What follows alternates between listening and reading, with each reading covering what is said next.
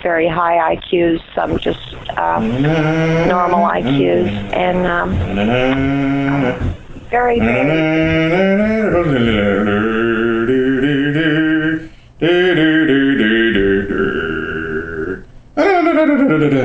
Hello everyone, and welcome to the Twitch streaming reading of Batman Forever. I'm your host, Lawrence. Got a cozy fire, got some neighbors who are... they're banging around a lot, so we might be hearing that as the night goes on, but that's fine. Also, a few disclaimers before we kick everything off. I'm getting sick, and I feel like shit right now. I got a headache, and my body's trying to go to sleep, but I'm fighting that back as best I can. I chugged a Red Bull, so I'm going to be a weird mix of like energetic and tired. Also got some tea to kind of take the edge off, but that's basically it. Also, I haven't read this before, so I'm probably going to be stumbling on sentences or doing lines over when I don't know who's talking. But it's hard to bring in a work of art like this, and nothing I do could ever take this down from the podium that it is currently on as a work of art. So let's get started. A caped figure stepped into the narrow entranceway to the vault. That's just a preview. We don't need previews. We're better than that, because we know what we're in for. And then here's how this work begins. This beautiful tome begins with the word then ... So you know you're in for some good shit. All right, chapter 1.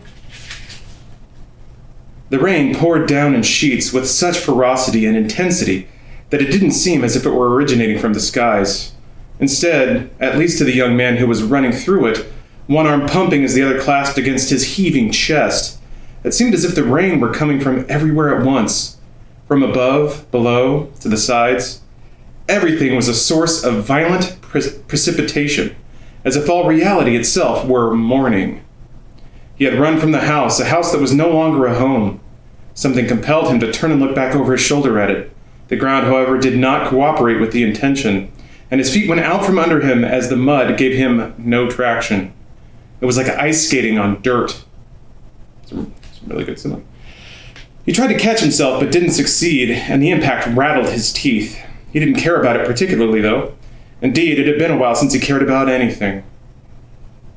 His suit pants were thick with mud. There was mud under his fingernails, mud in his hair, in his mouth. His feet felt heavy and leaden, filling up with filthy water. For just a moment, like a small winged creature, a thought flitted through his mind. Dad's going to kill me. Then he remembered once more how moot that concern was. And for the 100th time, it seemed, in that day alone, the floodgates in his eyes threatened to burst. But he kept it in, as he'd managed to do thus far, and had every intention of continuing to do so. Previously, it had been a matter of willpower. This time, he was so consumed by misery that he had to bite down on his lip to repress it. But he did so, and kept on doing until the last vestiges of the urge to sob had subsided. He was unaware of the blood trickling down his face from the bite, giving him an appearance similar to that of a vampire from an old horror film. There was a distant stinging in his mouth, but he ignored that. Pain was something he'd been training himself to disregard. Physical pain, at least. And within moments, the rain washed the blood away from his face, although the mud had become a bit thicker. He hauled himself up, turned, and looked back and up at his house. That's all it was now. A house. Not a home. Home, after all. Home, after all, is where the heart is. But the young man's heart was elsewhere. It was scattered in small, bloody ruins on the filth-ridden ground of a place recently dubbed Crime Alley, after its most recent atrocity. His heart lay intermixed with the blood of two people, pouring from them darker, much darker than he'd imagined blood to be. There had been a warmth coming off of it, for it had been a very chill evening. Life had gushed from them with a deep, abiding warmth, the heat rising, wafting away 2 lives and 3 souls, leaving behind 2 corpses and 1 living creature that only wished he were dead, and a leering, chortling monster of a man glowering down at the boy, saying something that made no sense. "Tell me, kid, you ever dance with the devil in the pale moonlight?" The boy had frozen. Not out of fear for himself, that was long gone. No, frozen as he'd sensed the blood of the people cooling in the evening, frozen as his soul, it seemed, had left him. Then had come the sirens and the lights. The lights now flickered at him from on high. Lights from the police cars were washed away in his awareness by the illumination from the house. The windows flickered like so many glass eyes blinking down at him from the cliffside above, like the eyes of God looking down at him, but not kindly, not divinely, not sympathetic to the miserable child, but instead with a sort of cold, distant interest of the type that a scientist might possess. Made him feel like a creature in an experiment, a lab rat flown from the lab. The rain was coming down harder, which he would not have thought remotely possible. It was getting tougher for him to see. He rubbed his eyes and only succeeded in smearing more dirt on his face. From the nose up, his face was a solid dark mask of mud, with two small white orbs peering out through slitted eyelids. He held up his arm to try and ward off the rain, but it was like trying to hold back the Atlantic Ocean with a mop. His father had told him sternly and repeatedly to stay away from the area where he presently trod. It was at the outer edges of the property. The ground was uncertain. Even under the best of weather conditions, the young man could fall and hurt himself, and he'd be so far away from the house that help would not easily find him. "You could break your leg," his father had said then, with a smile, and added, "And of course, if that happened, we'd have to take you out and shoot you." His father had never been one for jokes. Oh, he fancied that he had a sense of humor. Everyone thinks they do, particularly those who don't. Still, the remark had been amusing enough that the young man had actually laughed. And because of the rareness of such an occasion, the boy had taken care to attend his father's words. But his father had no more words. And the young man had no more father. He has no parents, he does. Somehow, words of advice as to how to take care of one's self lose their impact when the advisor isn't able to keep himself from being killed. It seemed to undercut the entire premise. What, indeed, was the point? What was the point of any of it? In the distance, vaguely over the roar of thunder, the young man thought he heard something. A voice, an anguished voice, calling his name over and over again, but it was far away, and perhaps even his imagination. Of course, it might be him, the family servant, who seemed to have outlived the family. But the young man couldn't stand the thought of seeing him right now. He couldn't stand seeing that gentle, sympathetic face offering a shoulder to cry on, because he would be damned if he'd cry. What difference did it make? He was damned anyway. He had no clear idea of what he was going to do or where he was going to go. He only knew that there were too many ghosts in the mansion, that if he had to deal with one more mourner or high muck-a-muck... Yeah, that's what that's okay. Or captain of industry or president of some massive conglomerate. One more sad word or pat on the back or stiff upper lip, son. One more quick glance in his direction. One more bit of guilt. One more. No more. There was nothing he wanted to deal with, nothing he wanted to face, nothing he wanted to do, except get away, to escape, to hide. Hide from the mourners and the ghosts of his parents. Hide from the things he'd learned. Hide from himself. The embankment that he scampered down was sharply angled. About 100 yards off was a precipice which, if he tumbled over it, would send him plunging into the roaring water below. His parents had loved the view from the mansion on high. His mother, something of a romantic, had likened it to living in an Emily Bronte novel. Okay, sure. Yeah. Okay. But the warning for her son to keep away from precisely the area he was now wandering about in had been just as strident as the admonitions of the young man's father. Just as strident, and at this moment just as ignored. He just said the same thing like 3 times in a row. That's fine. The young man skirted the edge, still at a safe distance. Whatever was shouting might be coming the direction of the mansion was now drowned by the roiling surf far away and far below. That's when came a crack of thunder that seemed to explode directly over his head. The young man let out a yelp and jumped, and once more his feet went out from under him. But this time he was at a sharper angle than he'd been previously. This time he didn't just fall to the ground, he skidded, trying to slow himself down as he tumbled, the world spinning out around him. He was completely disoriented. He had no clear idea how fast or how far he'd gone. He knew that only not too far ahead the edge of the embankment was waiting for him. Half of him welcomed the notion, but the other half, that which powered his will to live, his need to survive, refused to accept that it was all to end in a heels-overhead plummet into icy waters. For a split second, the two sides of him warred, and ultimately it was his determination to live that won out.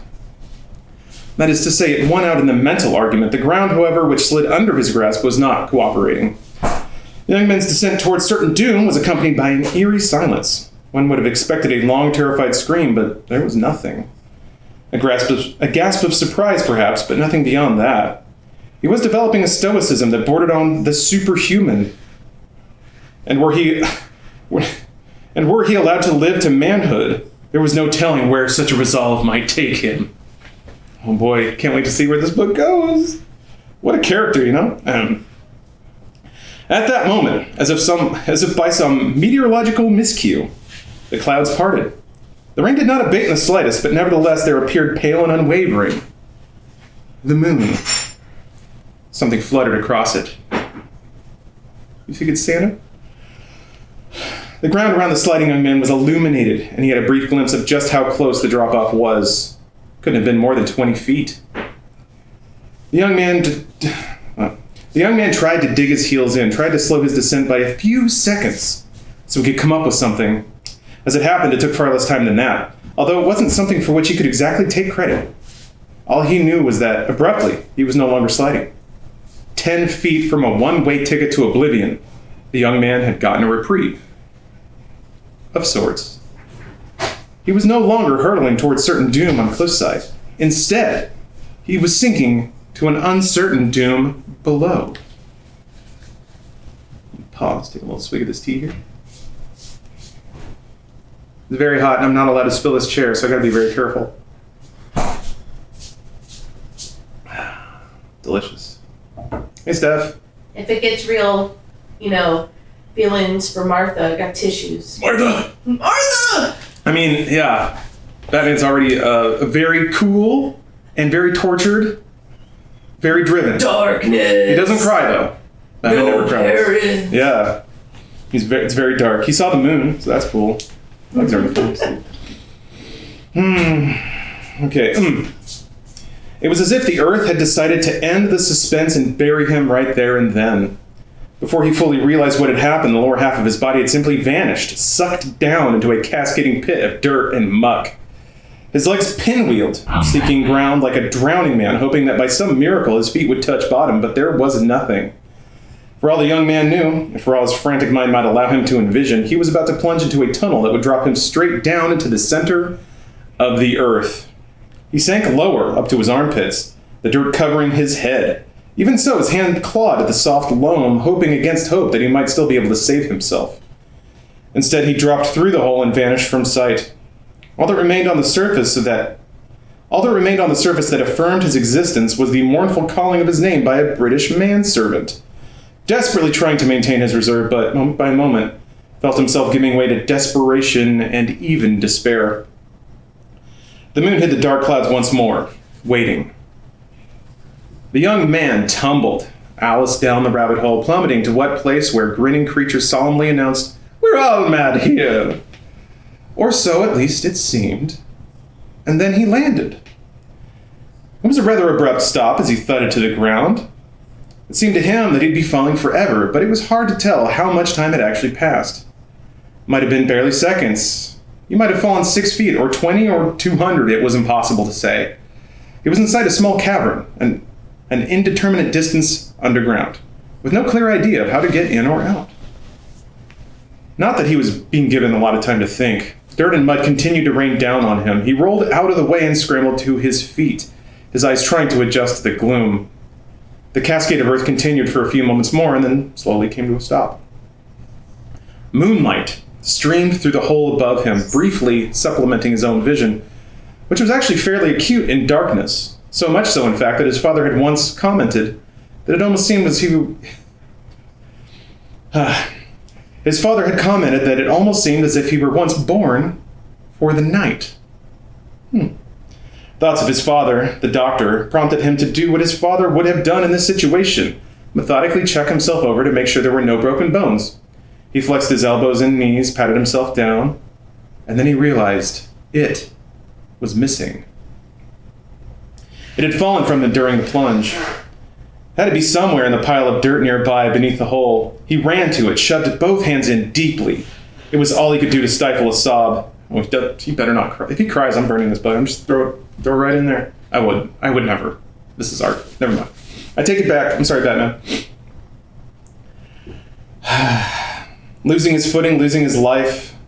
These were the things with which he could cope. But losing it, losing that which was his last connection to his parents, was a calamity that threatened to overwhelm him. He shoved deeper and deeper into the dirt. Hot tears. He's crying. Hot tears mixed with the mud that caked his face. Then finally, his questing fingers seized on a small, solid object, and he pulled it to himself. With a heartfelt gasp of joy, he lay there like that for a moment, sprawled on the dirt, clutching the object that had meant so much to him. Then he rolled over onto his back and looked up. The ceiling was moving. Not down toward him precisely, but more side to side, as if it were stirring somehow, alerted to his presence. He squinted upward with his amazing eyes, trying to make out precisely what could cause such a phenomenon. That was my insert, by the way, just to make sure. Don't want anyone to think I'm plagiarizing here. And then he started to distinguish small hanging forms like bananas. But that made no sense. Whatever kind of bizarre cave he'd landed in, the concept of tropical fruit growing there seemed fairly unlikely. At that moment, high above, the moon emerged from behind the clouds once more. Faint streams of light poured through the hole that had been the young man's unexpected entryway. And now he was able to make out just precisely what was above him. Bats. Hundreds, thousands of them, hanging, dangling from every crevice, their wings flexing slightly, their eyes glittering. The young man froze, afraid that the slightest motion might set them off. But even as that concern implanted itself into his mind, he realized that it made no sense. He had plunged squarely into their midst through the most disruptive of means, but that alone should have been more than enough to set them off, send them hurtling through the air, filling the cave all around him with the beating of their wings and their high-pitched squealing. But there was nothing. Beyond the slight stirring of their leathery wings, there was no movement. Slowly, ever so slowly, the young man eased himself away from them. At one end of the cavern, there was an opening outward. He heard a distant dripping and, no, more than a dripping, a rushing of water. There was some sort of underground stream nearby, which probably fed directly out to the ocean. He made his way towards the hole and peered down. He couldn't quite make it out fully, but he had been... Wait, hold on. Yeah, excuse me. I'm just so amazed by his eyes, his beautiful dark eyes. He couldn't quite make it out fully, but he had an impression of massive scope, a vast cavern below him, and sure enough, far below him, a stream. But he quickly sensed that there was no easy way down. The wall was too sheer.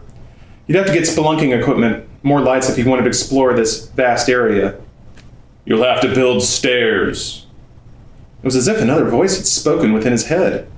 A voice that sounded deeper like his own, but colder, deeper, dispassionate whisper. Okay. The bats began to stir. It was as if they had heard it too. Stream's wide enough. You could put a boat there. There it was again. The voice that chilled him. It sounded so alien, yet so familiar. There was a gentle scraping from below him, as if something was coming up towards him. He tried to peer down at it, and no, he wasn't imagining it. There was something there. Something large, the size of a human. But he knew immediately it was anything but. It was climbing up the sheer rock wall towards him, small clicking noises coming from the scrape of its claws against the stony surface. Automatically, he backed away from it. Behind him, above him, all around, the bats were becoming more and more agitated. It was as if they made no motion until now because they were waiting for something. For something. And whatever that thing was, whatever it was, had now arrived. He retreated further until he stumbled against a mound of dirt, and he froze as the thing pursuing him climbed up and out into the small cavern with him. He could make out nothing of it, for it seemed clothed in darkness, as if it were pulling shadows from everywhere within the cavern and wrapping them around itself. It stood there for a moment, as if contemplating the young man, and at that moment the young man wanted nothing but to be as far away from this place as possible, to run from it, fly from it, forget that he ever saw it. "That's not the way it'll be," came the voice once more. He couldn't tell whether the obscured form shambling towards him was the source, or whether it was from within his own head. "Let me out," said the young man, as the thing came nearer, nearer still. It seemed to be limping slightly, as if walking was an alien practice. "Let me in," came the voice, and the creature lifted its head to gaze at him. Its eyes were burning red, its ears tall, and it was covered with dark, matted fur. It spread its wings, and they just seemed to keep going and going, encompassing the whole of the cavern, leaving no place to run. The rest of the young man's thoughts were a torrent, and it would not be until years later that he would be able to pick out any of the individual notions tumbling through his mind. A bizarre cascade of images, past, present, and future, all leading towards something greater than himself, something less sane than himself. There was fire in the creature's eyes, fire in its heart, and a massive bat image that was enveloped in flame, and it surrounded the young man. Finally, after everything he'd been through, the young man did emit a genuine, wholehearted, unstinting shriek of pure, unadulterated terror. "I'm in hell!" "You're home. Same thing." The creature drew the struggling young man to him as the moonlight grew steadily. Everywhere now the bats were shrieking, as if roaring approval or joining in a song of celebration. And then the young man's struggles ceased, and suddenly the world made sense again. Bats flew through the light above.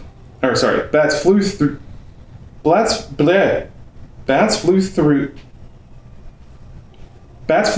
the light from above, their shadows cavorting against the walls like some sort of flapping signal to the future. Hundreds, thousands of screeching voices came together in unison, and with the cries of the leathery creatures providing an ungodly orchestral tone, the young man danced with the devil in the pale moonlight. Chapter 2. Oh damn, I'm getting chills. That's what novels are good for. There's so much texture you don't get watching the film, you know? A lot of characterization that gets lost. How many chapters are in the book? Let's see. I think like a lot of people, 27 chapters, and the last one's only like 2 pages. "Hey, Eddie." Edward Nigma looked at the hulking lummox and his snickering cronies who stood nearby. The 8th grade lad blew air impertinently from between his lips. It was library study hall, and he was working on his 5th crossword puzzle in the last 15 minutes. Edward had thick brown hair that he was constantly pushing out of his eyes, an expressive face that didn't seem to be made of flesh so much as rubber. Behind his eyes there was a fiery intelligence that did not suffer fools gladly. "Got something on your mind, Raymond? A thought, maybe? And you're afraid it'll die of boredom? Got a riddle for you." "A riddle, Raymond? Yeah, that's right. You're always doing puzzles and stuff. A riddle." Edward glanced around, but there was no teacher anywhere in sight. Typical for this dump. He put the puzzle down and sighed. "Okay, what's the riddle? What has 4 wheels and flies?"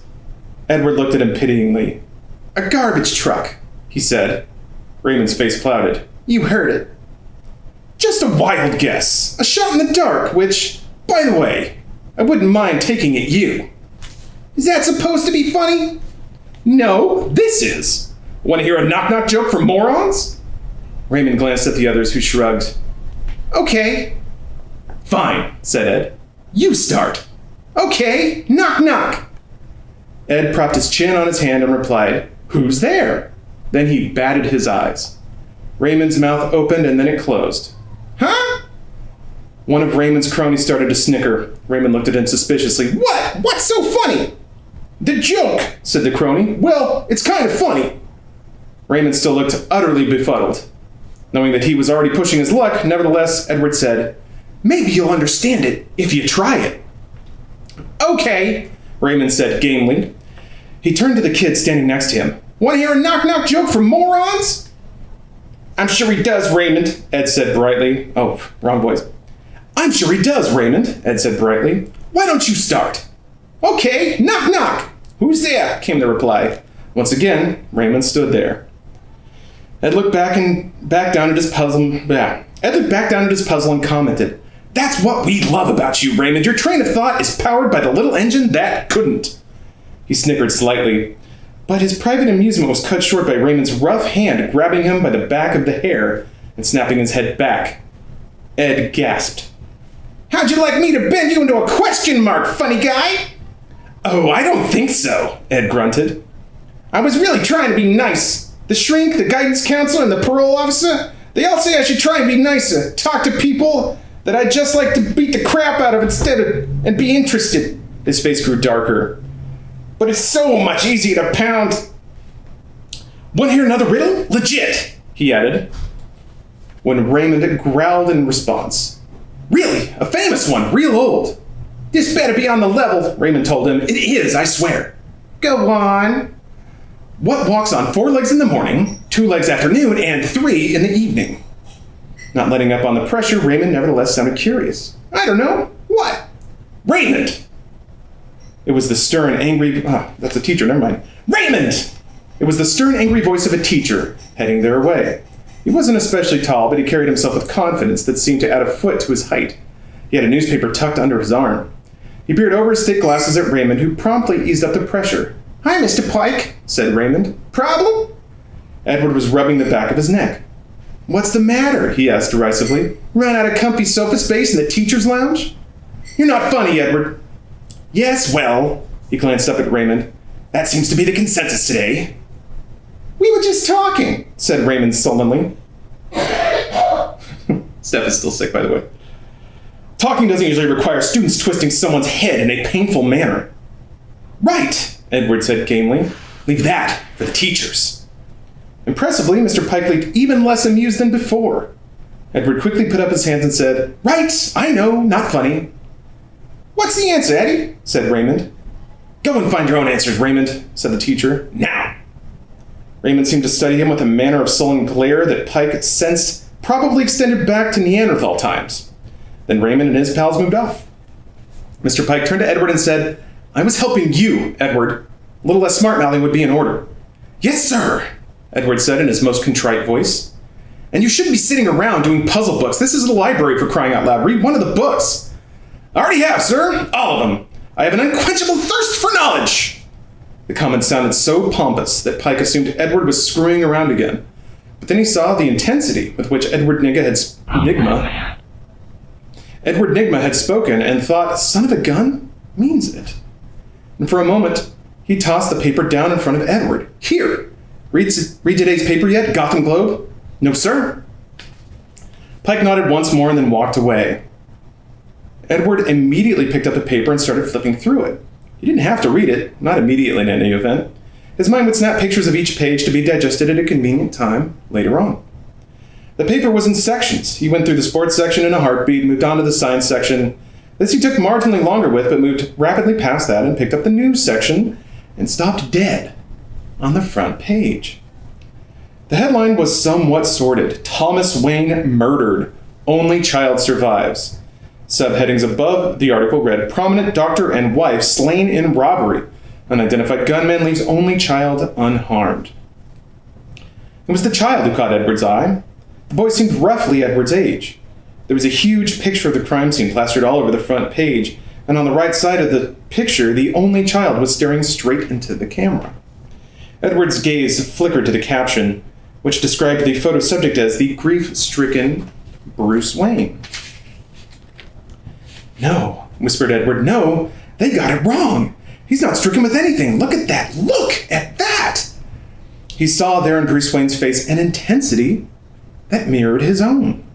An anger, a frustration at the hand that fate had dealt him. There were no tears on Bruce's face. Instead, there was smoldering intelligence. The intelligence that Edward intuitively sensed was on par with his own.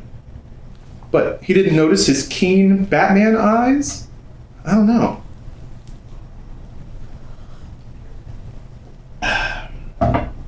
He's not that smart, is he? There was something in Bruce's eyes, something in that gaze. There was Bruce in a moment of raw emotion, his parents just having been cruelly taken from him.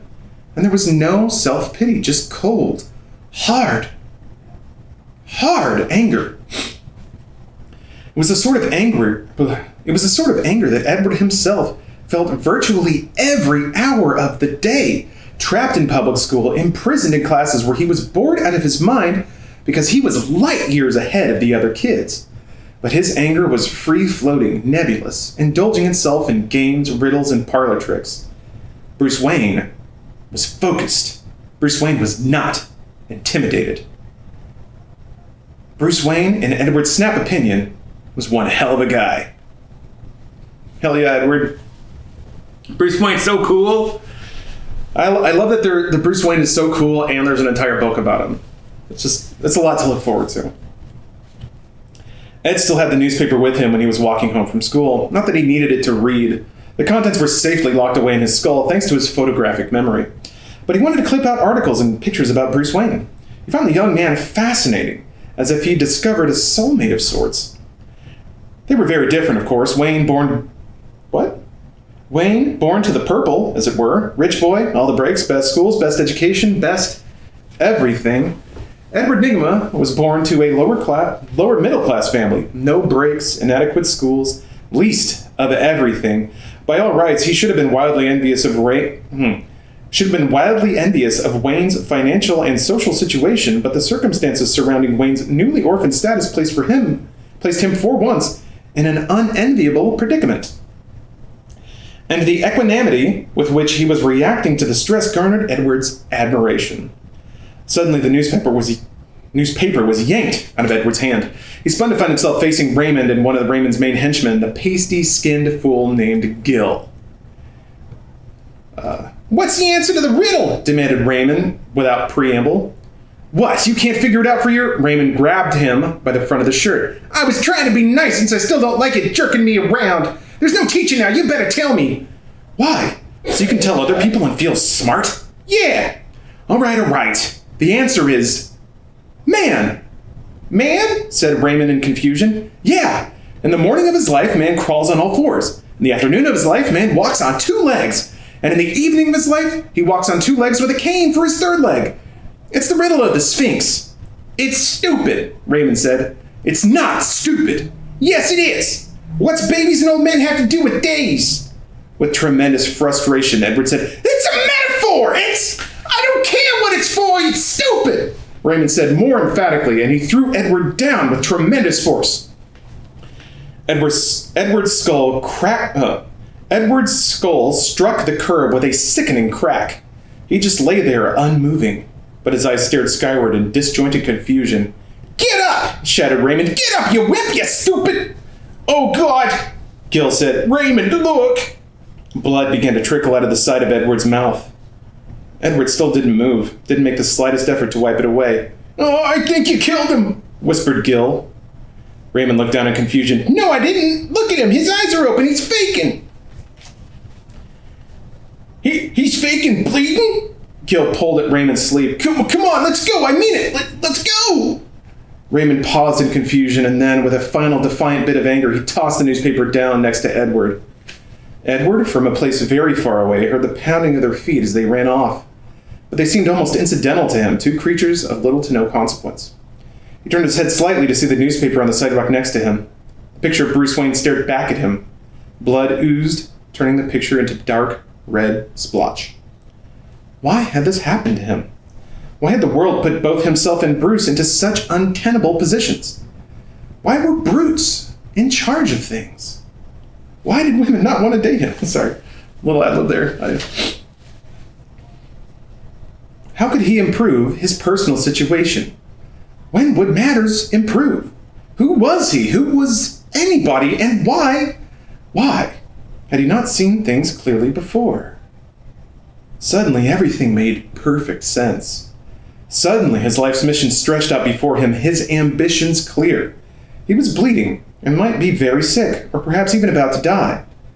But none of that altered the fact that everything made perfect sense. Questions filled his mind, and he had all the answers. Oh, Edward. Oh, Edward. Chapter 3. Harvey Dent, district attorney to Gotham City, stood on the flat roof looking out over the array of similar buildings that spread out before him like an ocean made of tar paper. It was a low-rent section of Gotham, a housing project funded by the Wayne Foundation some years back, and the night air cut through Dent's overcoat. He pulled it more tightly around him. The moon had risen, and he looked at his long shadow cast against the nearby roof door, his coat flapping around his calves. Not too far from home, the North Shore Expressway was rather devoid of cars. Not surprising considering it was the middle of the night. Dent was fairly tall, square-shouldered and solidly built. His face was craggy, his black hair shortly cropped and graying slightly at the temples. His thin lips were pursed and he licked them briskly as the cold air dried them out. He found his thoughts wandering to the first occasion he'd had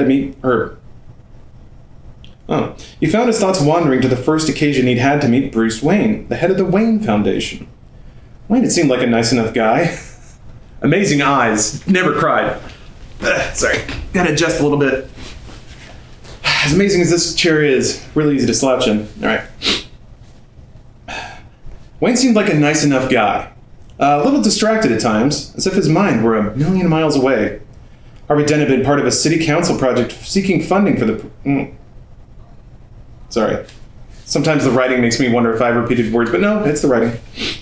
Dent had been part of a city council project seeking funding for the project, and Dent, along with several other politicos, had lunch with Wayne to discuss it. Wayne had arrived 45 minutes late and hadn't even apologized, apparently uncaring or simply unaware of his tardiness. Dent had done much of the talking, and as he'd done so, had been fascinated by Wayne's steady gaze. It seemed as if Wayne had been looking straight through him, to a point at the far end of the room. We don't want to live in... Hold on a second. I gotta figure out what Harvey Dent's voice is pre-Two-Face. We don't want to... Oh, yeah, that's pretty good. We don't want people to have to live in fear of crime, fear of their lives, Dent had said. It had been that comment that seemed to rivet Wayne's attention, for Wayne's scrutiny had swung back to Dent at that... Oh, I'm sorry, by the way. That's a spoiler. Sorry, guys. Just forget I said that. For Wayne's scrutiny had swung back to Dent at that moment, focusing on him. Oh, they misspelled that. Focusing? There's two. All right. And Dent felt dissecting him. You really care about the people, don't you? Wayne said. No two ways about it, replied Dent. Tell me more, Wayne had said, as if truly paying attention for the first time. Not that that was necessarily the turning point of the conversation. For all Dent knew, Wayne had intended to contribute to the project all along. What Dent had not been expecting was the amount of Wayne's contribution. 12 donors had garnered the group about half the money required to accomplish the project. To Dent's astonishment, Wayne had single-handedly kicked in the other half. Now, though, as Dent stood on the roof, he wondered if his promise had been all that sincere. Crime hadn't seemed to take all that much of a downturn. In fact, if anything else, crime had become, well, stranger. Indeed, that was part of the reason he was here tonight. He looked out again across the rooftops. He could easily understand why his caller wanted to meet here. Surprise was impossible. No way on this flat terrain could any cops be hiding or any sort of trap sprung. It would be coming a mile away. Dent's shadow moved, but Dent didn't. Harvey caught it out of the corner of his eye, and his head snapped around to catch the slight silhouette moving out of Dent's shadow. The figure stood to its full height, the scalloped cape flaring out, the dark eyes invisible behind the mask and pointed-eared cowl. They stood there for a long moment, taking the measure of one another. I could gasp Batman if it would make you feel more impressive. He got no response. He cocked his head slightly and continued. I suppose telling a vigilante such as you that you're under arrest would be a waste of time. When the caped figure spoke, it was in a low voice, just above a whisper. Dent doubted that it was his normal speaking voice. It was impossible to determine whether he did it for disguise or for effect. That's actually a pretty good line. That's correct, was all he said. Dent started towards him. Batman made no attempt to step backwards. Harvey took a few steps and then stopped. As an officer of the court, I must advise you to report to the nearest police station and submit yourself to arrest. Batman studied him for a moment. If you're referring to that business with the Penguin, his gang can tell you everything you need to know. Well, they've disappeared, replied Dent. We're looking for them, but... As if Dent hadn't spoken, Batman continued. They're holed up in a warehouse at 73rd and Grand. There's a secret room through a revolving wall on the northwest side. There was a slight glinter from his nearly invisible eyes. His beautiful, darkness-piercing eyes. I'm presuming you know I'm presuming you can get the truth out of them. If you knew where they are, why didn't you go get them? Are you advocating vigilantism? There was the briefest flash of a smile, and then his face grew serious again. I wanted you to be able to take credit for the arrest, and I wanted to show you that I'm capable of working with the authorities. Gordon knows this already. You don't seem to. Dent stared at him, puzzled. Why do you care what I think? He didn't reply immediately. And then he said, the local polls place you fairly low in public opinion. You're not planning to run for DA again, are you? He had a habit of phrasing things as questions, but they came out as flat statements. I'm strongly considering not doing so, yes, said Dent. I have a feeling as if I haven't been able to keep the promises I made to the people of this city. Plus, I have a fiancé. We're thinking about starting a family. With all that, yes, I've been thinking about returning to private practice. Sometimes you dream about doing something, but once you're out there doing it, it doesn't seem to accomplish your goals. I know, said Batman, in a tone of voice that immediately caught Dent's attention. But it was as if the dark figure had inadvertently let something slip. Something closer to him than he'd like to have admit. It's a weird phrase. Immediately, the shadow seemed to enfold him, even though he didn't move an inch. He paused and then said, I think you're selling yourself short. You could be the best DA the city has ever seen. I can be of help to you. My investigations can give you leads, point you in the right direction. We have the same goal, you and I. We're just two sides of it. Two sides, echoed Dent. Let me get this straight. I'm thinking about getting out of this rat race and you want me to stick my neck out further? Yes, Batman confirmed. But I won't let anyone chop it off. You'll protect me, you're saying, from any dire consequences of your investigations? As much as is humanly possible. Dent sighed. I'll check out this lead, if it pans out, and if it results in the arrest of the gang, and if they can be convinced to give us an account that vindicates you, and if I don't come to my senses, then maybe we can come to some sort of accord. But that's a lot of ifs, maybes, what have yous, to stake your mask to. It's good enough for now, said Batman. And then, without even seeming to move his feet, he drifted backwards and melted into the shadows. Hey! Shouted Harvey Dent. Why are you working so hard to convince me to stay in office, eh? Because together we can be more effective in putting crooks behind bars, floated back a voice from the darkness. And because I care. And then there was a brief rustling that could have been a cape. Or perhaps it was massive wings. And he was gone. And then it says now. So we're done with the prologue. The movie begins. Guys, did you know Batman cares? That's why. That's why he's doing this. It's not stupid. It's art. How dare you? All right, now. Wait, it says chapter 1. Wait, what? We're just starting? Oh, they were Roman numerals before. Oops. Okay. I didn't get how awesome this book was. Chapter 1. Damn. Actually, I can't do that. That's not mine. None of this is mine. I mean, fireplace. Jacket. That's pretty much it. Chapter 1. Dr. Chase Meridian firmly believed that all stories about how dangerous, make that capital D dangerous, Gotham City were just that, stories. This wasn't the Wild West, after all, a place where rules were bent, broken, and tossed out of the window, where anyone could do whatever they wanted and all the citizens were on their own. As Dr. Meridian walked briskly down the street during a busy lunch hour, she felt the pulse of humanity around her. It was a cool October day, and the clouds were rolling in. There had been a light drizzle on and off, and one would think that such weather would somehow make the city feel washed clean. No, it just made the dirt shiny.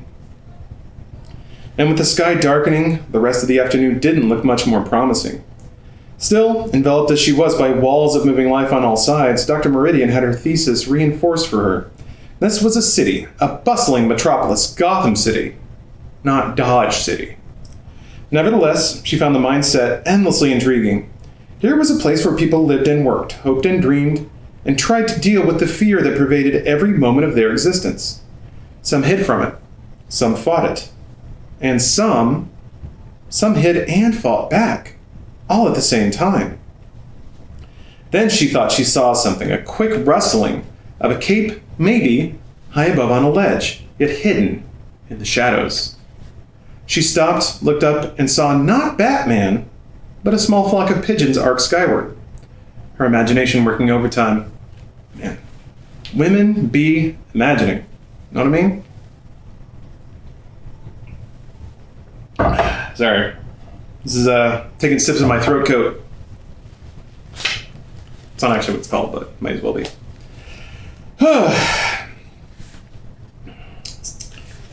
What Dr. Meridian had forgotten in her brief distraction was that in the crowded bustling of the city, people take on the aspect of sharks.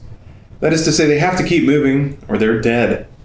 The moment she stopped caring, the moment she stopped moving, the good doctor became an immediate target.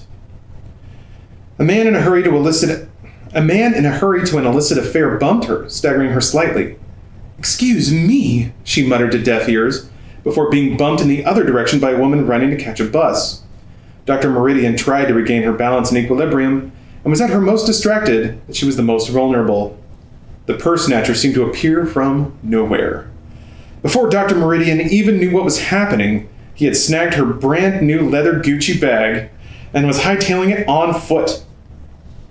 His long, unwashed hair streamed out behind him, his dirty watch cap pulled low over his face. Clutching the bag tightly under his arm as if he were charging down the field for a touchdown, the thief barreled down the sidewalk.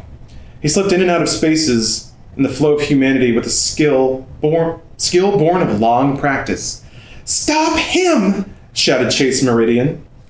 People looked around in confusion, not sure who was shouting, where the shout was coming from, or whom the plea for intervention would be applied to. The thief was so slick that even as a flustered pedestrian became aware of his presence, he was already gone.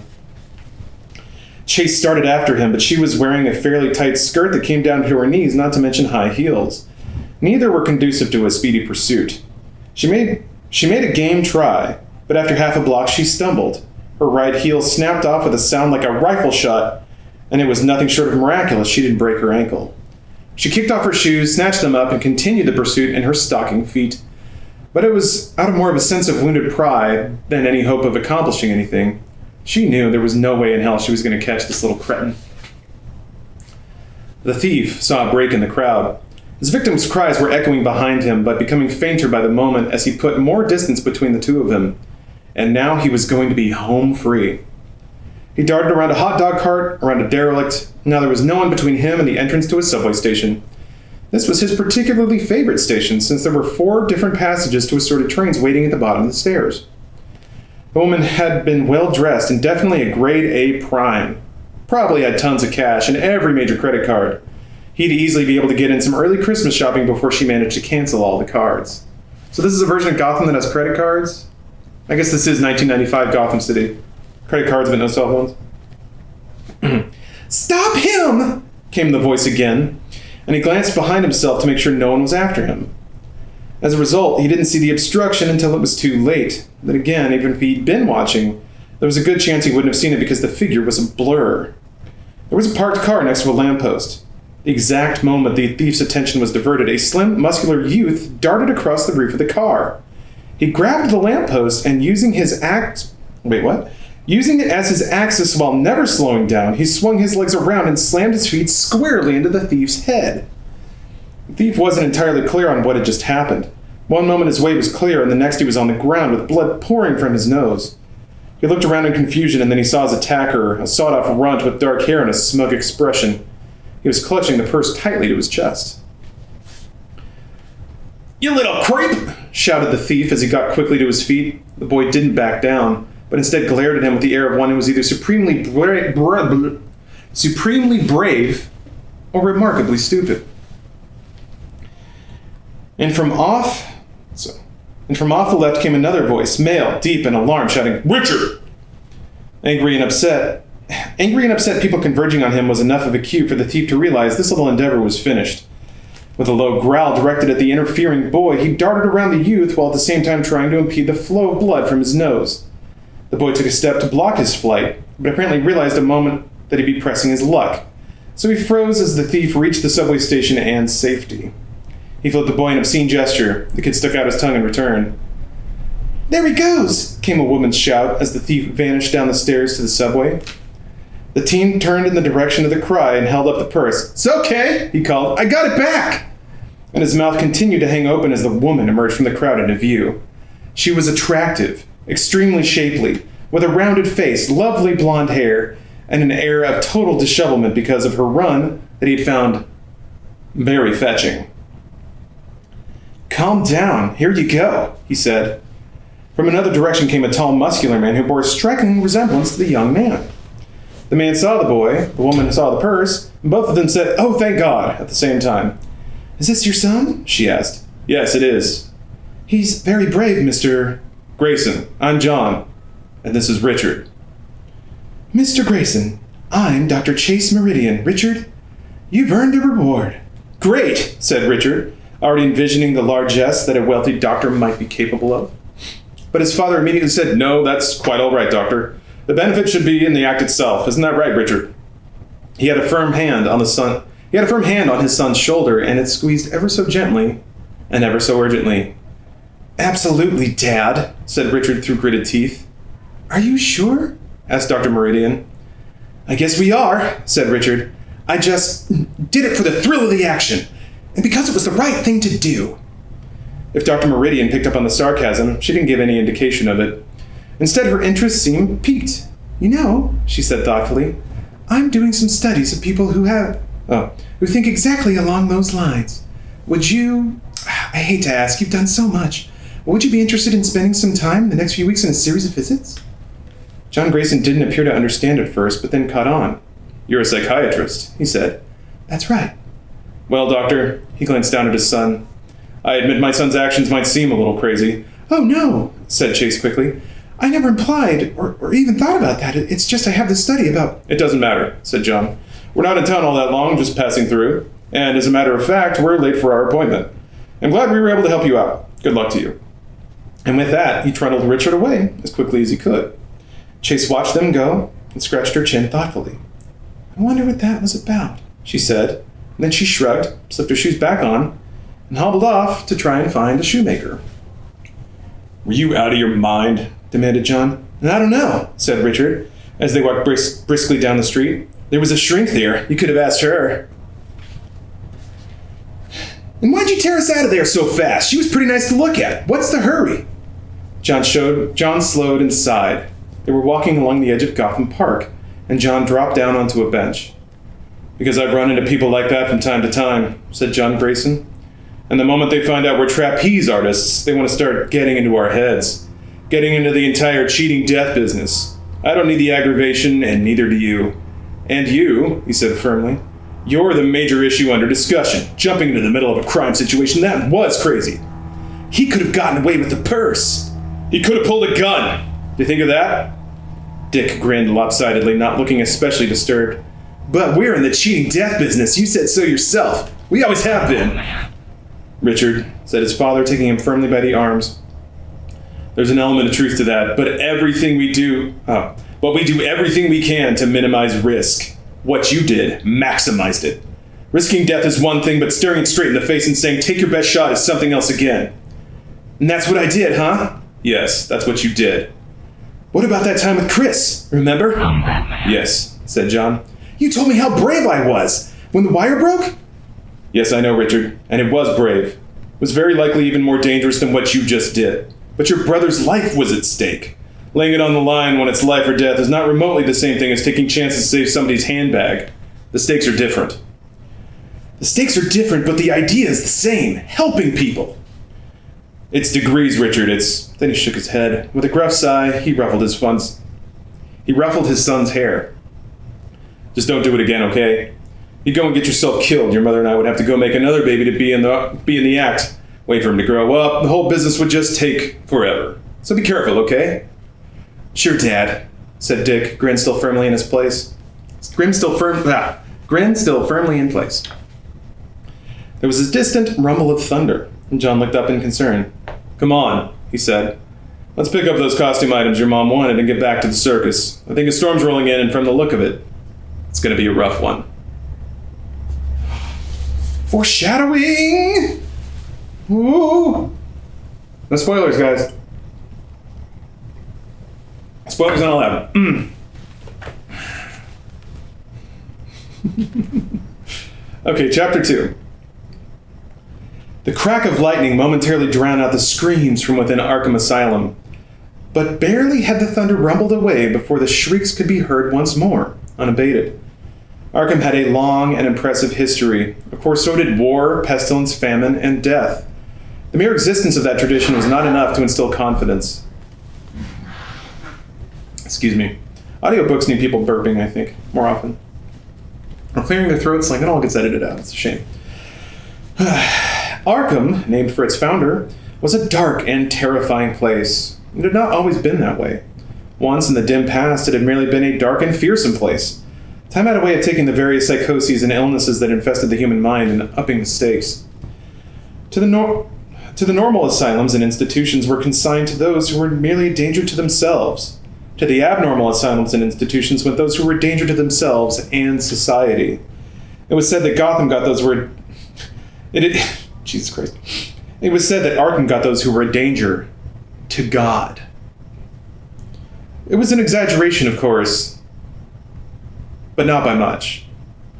Arkham sat behind a massive fence with the asylum's name etched in great twisted metal letters over its gate. The building itself didn't sit on the hill so much as squat there, like a great spider positioned waiting for its prey. The storm that had been threatening the area for some days had finally arrived, and it seemed as if it had settled directly over the Gothically styled building. This wasn't unusual. Arkham always appeared to be a sort of lightning rod for every disruption and abomination that nature could possibly conceive of hurtling at humanity. The building was filled with people who were desperate, on the edge, over the edge. And that's just the staff. The orderly's name was Richter, and Richter was in deep, deep trouble. He slowly pushed along a cleanup cart, looking nervously right and left. His bald head was thick with sweat. His legs felt rubbery, and he was leaning on the cart as much to stand as to push the cart along. Despite the thunder and lightning, the screams and the flickering lights, the overall stench of disinfectant and fear, despite all that, Richter's mind was nevertheless on anything but his job. He was dwelling on the people to whom he owed money. A lot of money. More money than he would ever see this month or even this year. If only the damned horse had paid off. It should have. Why should Richter be held responsible for the stupid horse's leg breaking in the middle of the race? It wasn't fair.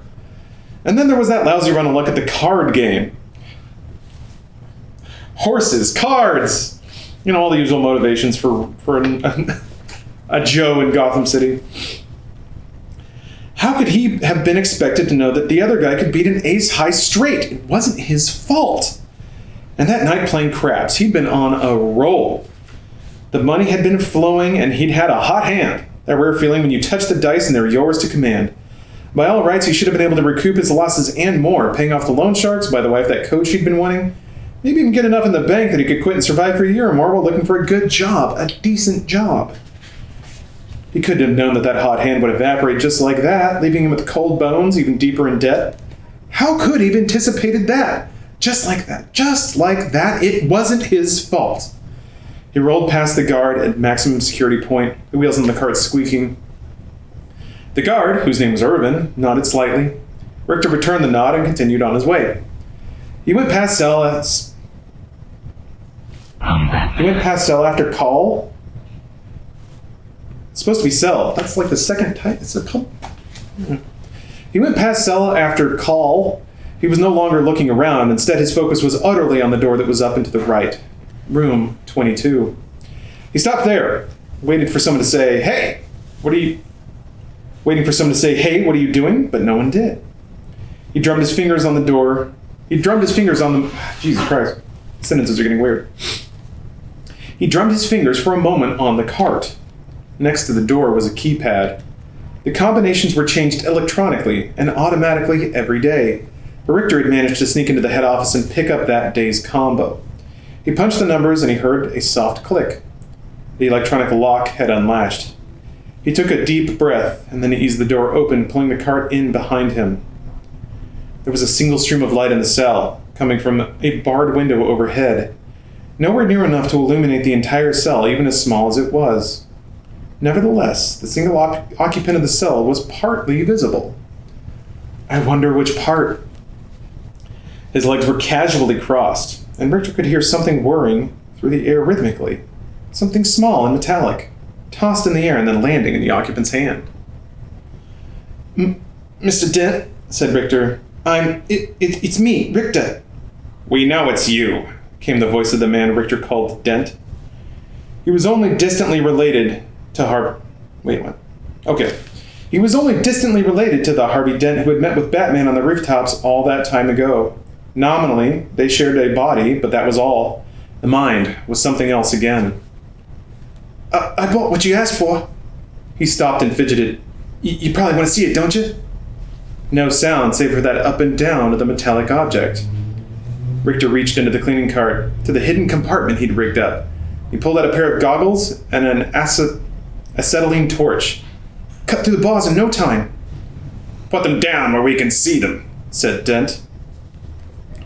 Richter stepped forward and did so. Then he paused and said, You remember our deal? We remember it. The money. The money you promised me? $500,000 if I helped you escape? You do have the money. There was a 2-second silence. You read the newspaper stories like everyone else, came Dent's voice. You know we have 2 million stashed away. $500,000 is yours, unless, of course. Unless what? There was a 2-second pause. And then something was thrust into the light. What do you guys think it is? What do you guys think it is? Because it could be anything. Who knows? You guys get 2 seconds to tell me. His dick? That's pretty good. Okay, he's got a big metal dick, alright. A gun? No, it's a coin! Alright. It was a coin. It was a special commemorative coin, issued to celebrate the 100th anniversary of Lady Gotham. Why are we going into details on the coin? Oh, whatever. A statue situated in Gotham Harbor. Lady Gotham was depicted in profile on both sides. The coin gleamed in the shaft of light, and then, with remarkable dexterity, he turned the coin to reveal the other side. Richter saw that, whereas Lady Gotham had been pristine on one side, on the other, her side had been disfigured, or her head had been disfigured, slashes made through it. Would you be interested in double or nothing? Came Dent's calm voice. A flip of the coin decides. Richter's immediate impulse was to say no. No, not just say it. Shout it, scream it. Scream, are you insane? I'm risking my career, my freedom, violating trust, breaking the law. And you're asking if I want a chance winding up, having nothing to show for it except some empty cell, a mountain of debts, some guy who would rip my insides out? Got a flip page here. Just for kicks, much less for the amount of money I owe them? All of that, very correct. Very understandable response rattled around in his head. But during that time, the twinkle of the coin sparkled in his eyes. $1 million. It's crazy. But $1 million. You've been hanging around in this nut house too long. The gambling instincts pounded through him, thudded in his temples until it was all he could hear. $500,000 would put him in the clear, sure. But $1 million? He'd be set for life. Forever. Batman, forever. Not only could he clear his debts, but then he and the wife could blow town. I thought it said go to blow town.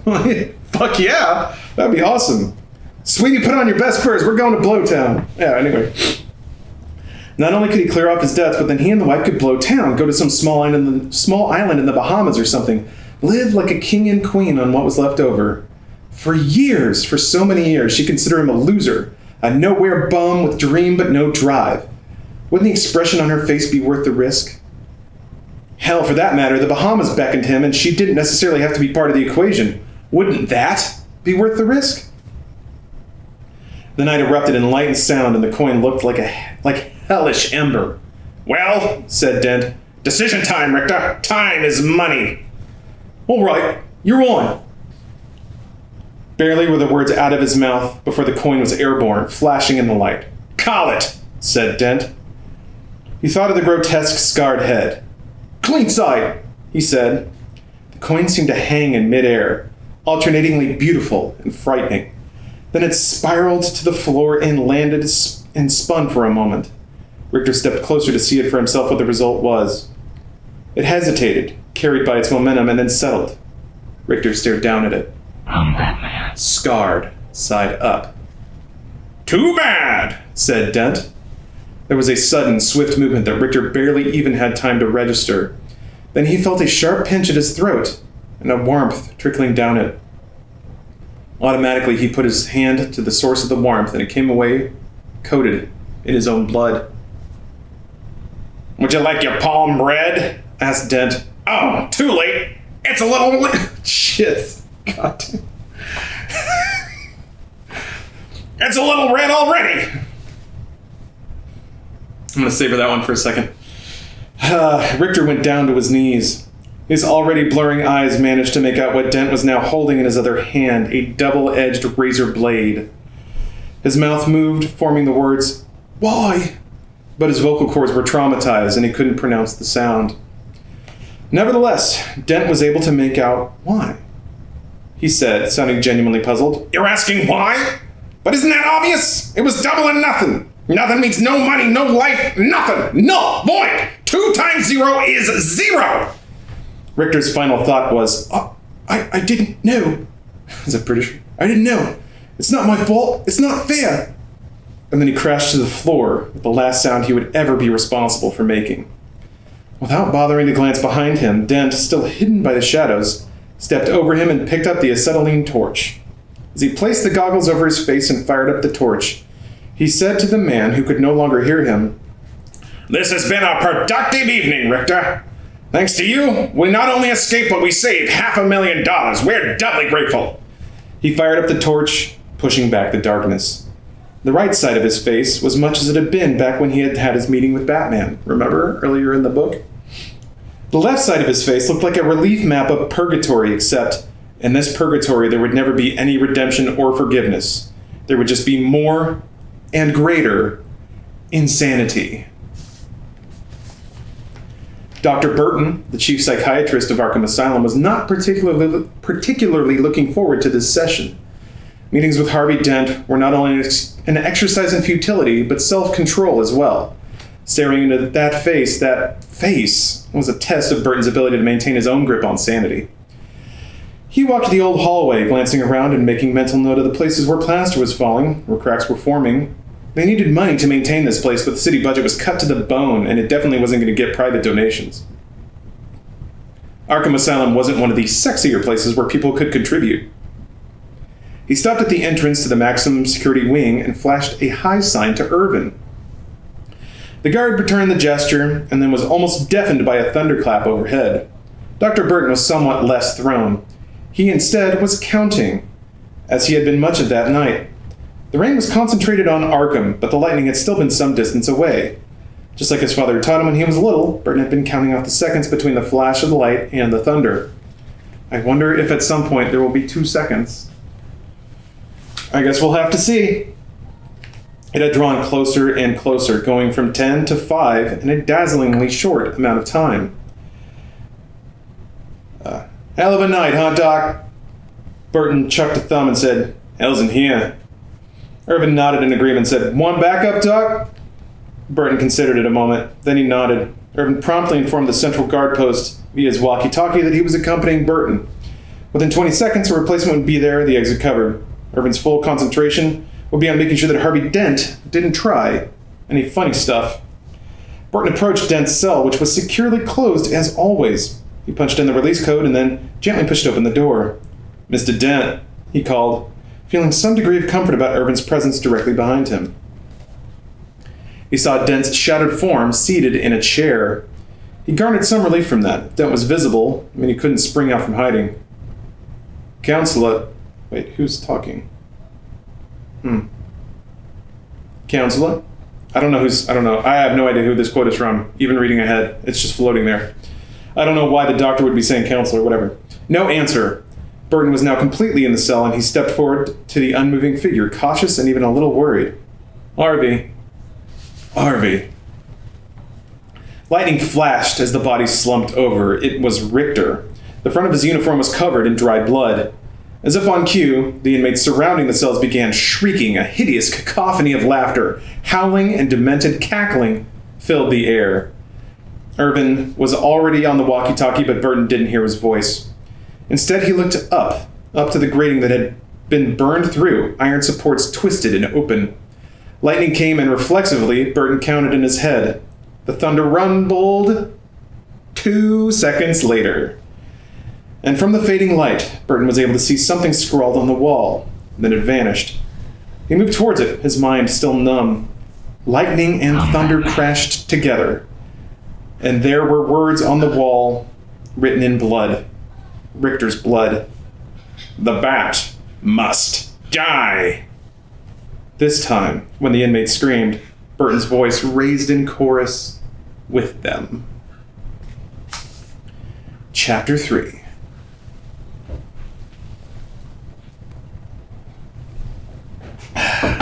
Damn. Shake it out a little bit. Yeah, things are getting intense, huh, guys? Who would have thought Two-Face would escape? And what's with this Edward character? Haven't heard from him in a little bit. But what's in the mug? Oh, it's throat relief tea with a little bit of whiskey because I'm getting sick, which is not the best time to be reading a book. But you know what? Fuck it. That's what Batman would say, with his beautiful eyes and his I'm never gonna cry tough guy attitude. Okay, chapter 3. More and more, Bruce Wayne had been harder to see during the day. His business associates and employees knew that seeing him in the morning was problematic. Early afternoon, the odds rose to about 50-50, and by late afternoon, one was far more assured of catching his ear. Consequently, there had been a subtle shift of hours at the Wayne Foundation. There was no company policy or official memo, but slowly but surely, it became acceptable to arrive late and stay late. Wasn't that bad a deal, really? It was a nice way to avoid rush hour traffic. Although when it came to beating traffic, it was hard to top the resources at Bruce Wayne's disposal. The granite and glass towers of the Gotham City skyline shimmered in the autumn sun, hanging low in the western sky.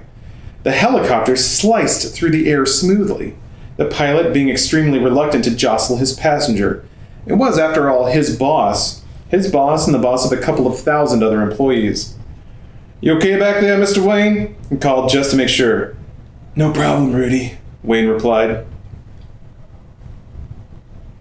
"Yeah, you know what, I like it." His voice was pleasant. I guess that's pleasant? "No problem, Rudy." "No problem, Rudy." That's pretty good. Okay. His voice was pleasant, and indeed his entire demeanor.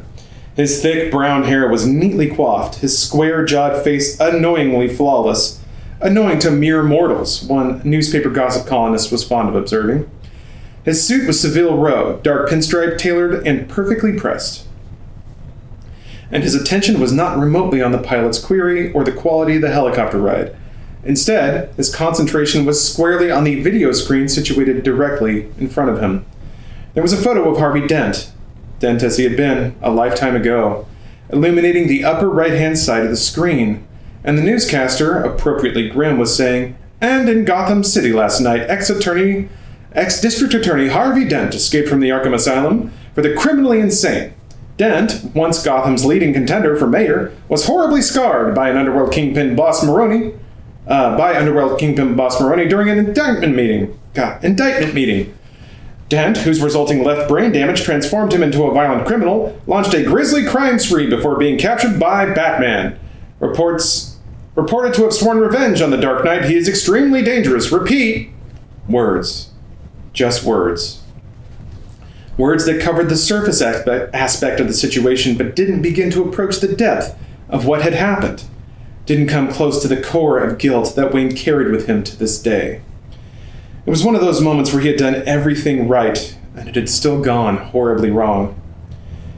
There he'd been at the indictment, seated some rows back, in disguise. Since he didn't want the high-profile Bruce Wayne to be a presence at criminal proceedings, he always preferred to err on the side of overcaution. The collaring of Maroni had been the latest success in the private little arrangement between Batman and Harvey Dent. The improvement in Batman's ability to operate had been fairly immediate. Commissioner Gordon had been a longtime supporter of the Batman and his questionable activities. But the mayor and the city council were far more political animals, and were concerned about how the Dark Knight's shadow cast itself over Gotham. It had been Harvey Dent who had swung the balance of public opinion, not to mention behind closed doors and smoke-filled room opinion, toward Batman. Dent had been the first to go on record that Batman apparently had been framed by Oswald Chesterfield Cobblepot, dubbed the Penguin, by the same media that had crucified Batman until Dent spoke out on his behalf. And Batman, in turn, had saved Dent when the DA came up against the demented villain known as Poison Ivy. That hasn't happened yet. That's next book. With all that history, there had developed a bond and trust between the two. And so, on the bigger trials, Bruce felt a need to be present, even if Harvey was unaware of it. It felt right. Somehow. 1,000 times since then, Bruce Wayne's mind replayed that moment. It had seemed to stretch out into infinity. Boss Maroni stepping out of the witness box, a substantially changed man from when he'd first stepped into it. He had been swaggering and confident when Harvey Dent first started questioning him. Harvey's courtly, gentlemanly demeanor could be very disarming if one wasn't prepared, and the overly assured Maroni was as far from prepared as one could get. His lawyers had warned him, but he hadn't listened. But as Dent had slowly and methodically torn him to shreds, watching Maroni had been like watching a deflating balloon become smaller and shriveled and pathetic. By the time Dent had finished with him, it had seemed like there was nothing left. There had been the desperate act of an infuriated man. It was as if Maroni had had a premonition of how things might, in some unimaginable reality, go. And he had decided, before setting foot into the courtroom, that if it did go down in flames, there would be some final furious act of defiance. No one was going to get away with embarrassing and humiliating Boss Maroni. "Hey, Dent, cross-examine this!" he shouted, standing in the witness box. His hand dipped down into his pocket and he yanked out a small vial. His throw had been smooth and flawless. If Harvey had just stepped back, or ducked, or anything, then the vial would have wound up as glass shards, its contents bubbling away viciously but harmlessly on the courtroom floor. It would have been a simple charge of attempted assault tacked onto the lengthy criminal indictments already facing him, and that would have been that. But he stood bolt still, surprised. A deer in the headlights of the vial's contents splashed over the left side of his face. There were certain sounds that Bruce Wayne would always carry with him, sounds like his parents' screams, Jesus, or the tinkling of his mother's broken pearl necklace falling to the ground, the flapping of wings and the screech of bats, although somehow the memories of the circumstances themselves were somewhat blurred. The crack of Catwoman's whip. A couple of other sounds. And now this. The hideous, unspeakable moment, as he would never forget the sound of the acid bubbling and burning and eating away at Harvey's face. Harvey's scream was almost secondary, as had been the panicked cries of the other people in the courtroom. He'd heard screams before, and certainly enough sounds of a confused and shouting mob, but he'd never, before or since, heard the sound of flesh just being eaten away. That night he'd come to the hospital as Batman. It seemed to him that Harvey was beyond pain. Instead, Harvey was looking up at him with his one good eye, and there was something there, a look of hate and betrayal, anger. Batman knew that look all too well. It was the look on his face every night when he slid the mask down that covered his features. Every night, I growl and grimace at what? Look at this pillow, though. This is a cute pillow. It looks like a little Ritz cracker. Anyway, gotta readjust here. Yeah, Batman's extremely edgy. I had to adjust to take some of the edge off. Oof.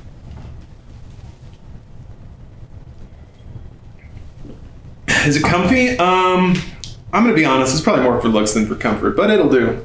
It's nice enough to lounge on for a little bit.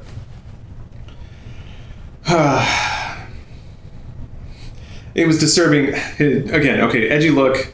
He's got better cheddars. Don't say that. Now I really want those. I love better cheddars. I could probably demolish an entire box of better cheddars. I'm getting distracted. What about bat-shaped chicken nuggets? I don't know what I'm thinking. I don't know where I'm going with this. Nice protection, was all Harvey said, and then turned away. He said nothing more. The next time Batman would see him would be weeks later, after Harvey's devastating crime spree with his new nom de guerre of Two-Face. Two-Face. There was Batman, Dent's former ally, now his pursuer and eventually captor. "We made it that much easier for you to operate in this town," Two-Face had growled. "And now you leave us double-crossed. We will not forget that, not ever. Not ever!" Bruce Wayne was jostled from his thoughts by a slight dip in the helicopter's angle. He looked out the right window and saw the glowing sign that topped the towering headquarters of Wayne Enterprises. "There's home," he muttered. "Home?" said the pilot. "With a mansion like you got, Mr. Wayne, you think an office building is home?" "Actually, I guess not, Rudy," said Wayne after a moment's thought. "I'm not surprised. Actually, with all the houses you got across the world, offices and stuff, I guess it's hard to imagine where you'd actually consider home."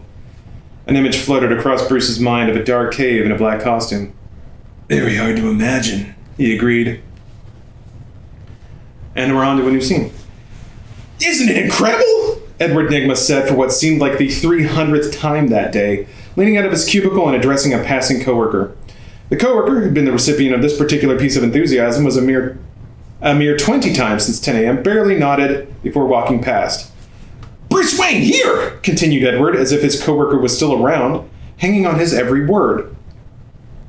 He retreated back into his cubicle, which was a clutter of computer parts and scattered paper, and whatever space was left over was occupied by puzzles, Rubik's Cubes, assorted games, dozens of puzzle books published by an outfit who had... Dozens of puzzle books published by an outfit who had a green-suited sort of mascot called the Guesser on all their publications. The Guesser was always poised with his finger pointed at the reader, demanding, "Have you got what it takes?" Edward Nygma always had what it took. The problem was, he was the only one who knew it. But that was going to be changing very, very soon. And the man who was going to be changing it was headed his way. Edward would certainly know him when he saw him. He'd spent enough time anticipating the moment, after all. For on the opposite wall of his cubicle was something that could only be considered a shrine to Bruce Wayne. There was an assortment of photographs, articles, magazine covers. He had been fairly scrupulous throughout the years. He'd even included, down to the right, the first article, the very first. It was old and stiff, and there were still bloodstains on the face of the young man staring into the camera. Nygma had it all planned out. Finally, he was going to be meeting Bruce Wayne face to face, and he had every moment of the encounter scripted. He knew what he would say, and more important, he knew exactly what Bruce would say. He'd rehearsed it to perfection in his mind for weeks upon months, and there was no way that there could be any possible deviation. He simply knew Bruce Wayne far too well to have miscalculated. Someone else was walking past just now, and was doing so very quickly, but it wasn't fast enough. Edward was on his feet immediately, calling, "Mr. Stickley!" Fred Stickley, who wore his state of harassment with as much familiarity as other people who wore backwards baseball caps, stopped in his tracks. Without looking, he said, "Yes, Edward?" And then a new page. "When are you planning to bring up my project to Mr. Wayne?" he asked. His adult face still had that same youthful impishness that had gotten him into major trouble as a kid, but there was an additional bit of barely controlled zeal that had been present ever since he'd come out of the coma that he'd been in for 3 weeks after he'd cracked his head on the curbside. The coma he'd come to think of as cocoon time, his chrysalis period. before emerging into the world with a clear and unfettered vision. His greatest frustration was that there were so many people out there that didn't share that vision. He was constantly trying to rein himself in wherever and whenever he encountered someone like that. With Stickley, he had to rein himself in quite a lot. Stickley, for his part, felt absolutely no need to. "Mr. Nigma," he snapped, "what part of no were you unable to grasp?" Nigma paused a moment, gathering his thoughts, and then began. You don't understand." But Stickley was already shoving a finger into Nigma's face. "No, you don't understand. I, your department head, have scotched this project. That is my prerogative." Then he gained control of himself and slowly lowered his hand, not wanting to work himself up into a lather on the day of Wayne's scheduled visit. He tried to sound pleasant. "Edward, listen. You do outstanding work on the projects you've been given, but the stuff you've developed on your own, it's over the top? Pushing the envelope out there?" Stickley had been going to simply say crazy, but instead he nodded amenably. "All those." Nigma grabbed him by the shoulders, his voice almost shaking with intensity. "But don't you see? That's the point!" Hold on. "You think when they pointed at Breadbowl and said, 'Hey, there's wild thought penicillin,' how many people have said that's over the top? But how many others had the foresight, the intelligence, and I might add," he adjusted Stickley's necktie, "the stunning fashion sense to see the possibilities?" Stickley's patience was running out fast. "Edward, let me make this as clear and concise as I can. This mind creation of yours, the answer is no. No, okay? I can't make it any clearer than that. I can't put a fine enough point on it. I can't think of a word with fewer syllables to put it across. The answer is no." Nigma's mouth drew into a smile that didn't touch his eyes. "Well," he said in a soft and unpleasant whisper, "why don't we let Mr. Wayne decide that for himself?" "Because he hired me to make these decisions," Stickley said, his voice louder than he would have liked. "You will not ask Mr. Wayne about this. No, that's insufficient. You will not speak to Mr. Wayne at all. Do you understand? Do you?" As Stickley's rage had built, Edward had grown calmer and calmer. Unnaturally so, in fact. He said one word over enunciating every syllable. "Perfectly." Stickley nodded just once, which was all he trusted himself to do, and then he moved off towards his office. Edward, meantime, turned and looked out of the large window at the end of the hallway. Foreshadowing window. He saw a helicopter approaching the building descending towards the roof. How's that possible? How can you look out a window and see a helicopter descending towards the roof of the building you're on? Unless it's like really far away? He doesn't have Batman eyes either, so I don't get it. He knew precisely who was in the copter, and he knew with equal certainty that the events of the next couple of hours were destined. It's why he hadn't bothered to argue with Stickley over the project. He knew that very soon Stickley's opinions, and very possibly Stickley himself, would be moot. Bruce Wayne would be descending from on high, and he would see Edward's brilliance firsthand. He would point to Edward and raise him up to his social circles and heap rewards and friendship upon him. Not even a platoon of Stickleys could keep it from happening. Of that simple fact, Edward had no doubt at all. Bruce Wayne's office was filled with ornately carved woodwork and simple yet elegantly styled furniture. I like how they don't know what that is, but they just have to say it because Bruce Wayne has cool shit. His furniture was good and expensive, but, not like too expensive, but it was really comfortable and looked good. The great doors swung inward and the room was filled with noise and conversation, all of it overlapping. One of whom was Jon Favreau, as I recall. Bruce Wayne entered, followed by his secretary, Margaret, his CEO, Lucius Fox, and a bevy of aides that seemed to have sprung up like mushrooms. In a slightly distracted frame of mind, Bruce found himself looking at some of these people and trying to remember who they were and what kind of function they served, other than to barrage him with stories and questions. In fact, it was entirely possible they served no other function. Margaret, reading off a clipboard, said, "The president called."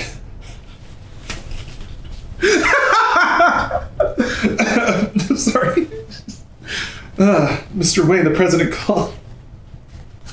You said you guys had a great arm wrestling match and he's sorry that he lost. Sorry. The president called. You left your tennis racket at the White House. You left your tennis racket at the White House. He wanted me to assure you the arms band will stay on the bill. In that order. That's the order of the things the president said. Hold on. As she spoke, she crossed quickly to the phone bank. She plugged an earphone into her ear, gaining new information even as she finished telling Wayne about the arms band. Then, without missing a beat, she continued, "The Japanese Prime Minister again, on two, holding." There was a moment of breath taken as Fox jumped in. 5 minutes to your inspecting the electronics division, sir. Just automatically tried my shittiest Morgan Freeman. I like how that... Wait, was Lucius Fox even a voiced character in Batman Forever? I don't know. Whatever. The agents converged. One says, we need these authorizations yesterday, while another informed him with increasing urgency while looking at a watch. Tokyo's closing, sir. The LexCorp stock. References? You guys, it's all coming together. Yeah, Jesus Online 3. Napoleon Bonaparte calling, sir. You should take this. But they had spoken simultaneously. It seemed impossible that even with full concentration, Wayne could have been following the conversation. To make matters trickier, he had taken a stack of contracts from one of the aides and was signing them quickly, mowing through them like a thresher through wheat. Apparently oblivious from any distractions, Margaret piped up, "Gossip Gertie from Good Morning Gotham again, holding. Must know who you're taking to the charity circus." Bruce waved off the contract, holding aide with an unhurried, "The rest can wait," and turned to the other and informed him, "Tokyo's not closing for 58 seconds. As if that supposedly huge time margin gave him an eternity of maneuverability. He knows exactly. 58 seconds. That's see here. That's 29 Two-Faces. I'm a regular Edward Nigma over here doing that quick math. Meanwhile, two more aides had staggered in with a large wooden crate. They had finished prying it open and wordlessly held up the contents to Wayne. It was an oil painting of a man in full body armor backed by a battlefield spent by war. Fox took one look at it and shuddered inwardly, but it wasn't his money on the line. He turned to Wayne and said, "The painting you saw in the catalog, sir. The purchase price is $2 million. Bruce stepped back to get a better view of it and almost bumped into an aide who said brightly, "The Circus Benefit Committee would like you to make a speech, sir." Wayne moved to the side so as not to trample the aide and found himself bumping up against the phone bank. Margaret was looking up at him imploringly, and he sighed. He pointed at the phones. "Who's who?" "Prime Minister Kikuchi on 2, Gossip Gertie from Good Morning Gotham on 1. He picked up the receiver and said, "Aye, gorgeous." But then a moment of silence passed. His cheeks flushed, just as slightly as he said, "Oh, Prime Minister." Margaret looked at the phone lines in an accusatory fashion. They glowed at her unabashed. In the meantime, Bruce had pushed his way past the momentary embarrassment. "Oh God. O genki desu ka? Senjutsu wa Jido kikin enodifu arigatou gozaimashita." Then he laughed as the Prime Minister wished him well with whoever Gorgeous turned out to be. "See you on the golf course. See you on the golf course. Sayonara." "Please, sir, the stocks," implored one of the aides as if his life hung in the balance. Bruce started to address him, but then pushed a moment to say to Margaret, "Cancel my dinner tonight, Margaret. Roses. Apologies to Miss Gotham." "You mean Miss January?" "Right." Then he turned and pointed virtually at random to the assorted aides and said, "No speeches. Buy. Sell." He paused a moment, hoping that he hadn't snapped orders that would send him spiraling into bankruptcy, and then turned to Fox and said, "Let's start that inspection." But before he could take a step in the direction of the door, the clamoring for his time rose again like the Red Sea converging on the Egyptians. Wow! What a phrase. Ooh. Okay. "Mr. Wayne, one more contract! The takeover bids! The circus!" Bruce raised his hands and called out, "Stop!" Dead silence. It was like the old child's game of 1, 2, 3 red light. They all froze in mid-motion, even mid-sentence. "Let's just all take a deep breath, okay?" As one, they nodded. "Good," he said. And then they all waited for him to decide which immediately pressing problem should be addressed first. He instead turned and walked out of the office. "I gotta give myself a raise," he muttered to himself. The comment was not heard, of course, buried in the concerted chattering and bellowing of his aides as they followed him out begging for just a moment of his time. I got a little dicey. All right. Jeez. Yeah, it's going around. It's going round. So we're up to chapter 4 now, but I'm going to take a quick break. I got to make a little more tea, keep these old pipes turning. We're on page 54 out of 250, so we're 1/5 done, 20% done. Where did you get this book? This was sent to the Funhouse offices by Katie Bacon, I'm pretty sure. And I took it because this was for me. I also have a book for Triple X, so bear that in mind. Oh shoot, I've been live for 2 hours. Fuck, man. 2 hours. Okay, so I guess plan is tonight. I've been kind of trying to pace this out. I'm going to get about halfway through the book. That's my goal. So, yeah, maybe another 70 pages or so. Can you read Triple X? That's the plan after this, unless I get in trouble. So, yeah, I'm going to make some more tea. I'll be right back. Thank you guys for watching. I'm having a lot of fun. Hope you guys are too. And I'll see you guys soon. No, this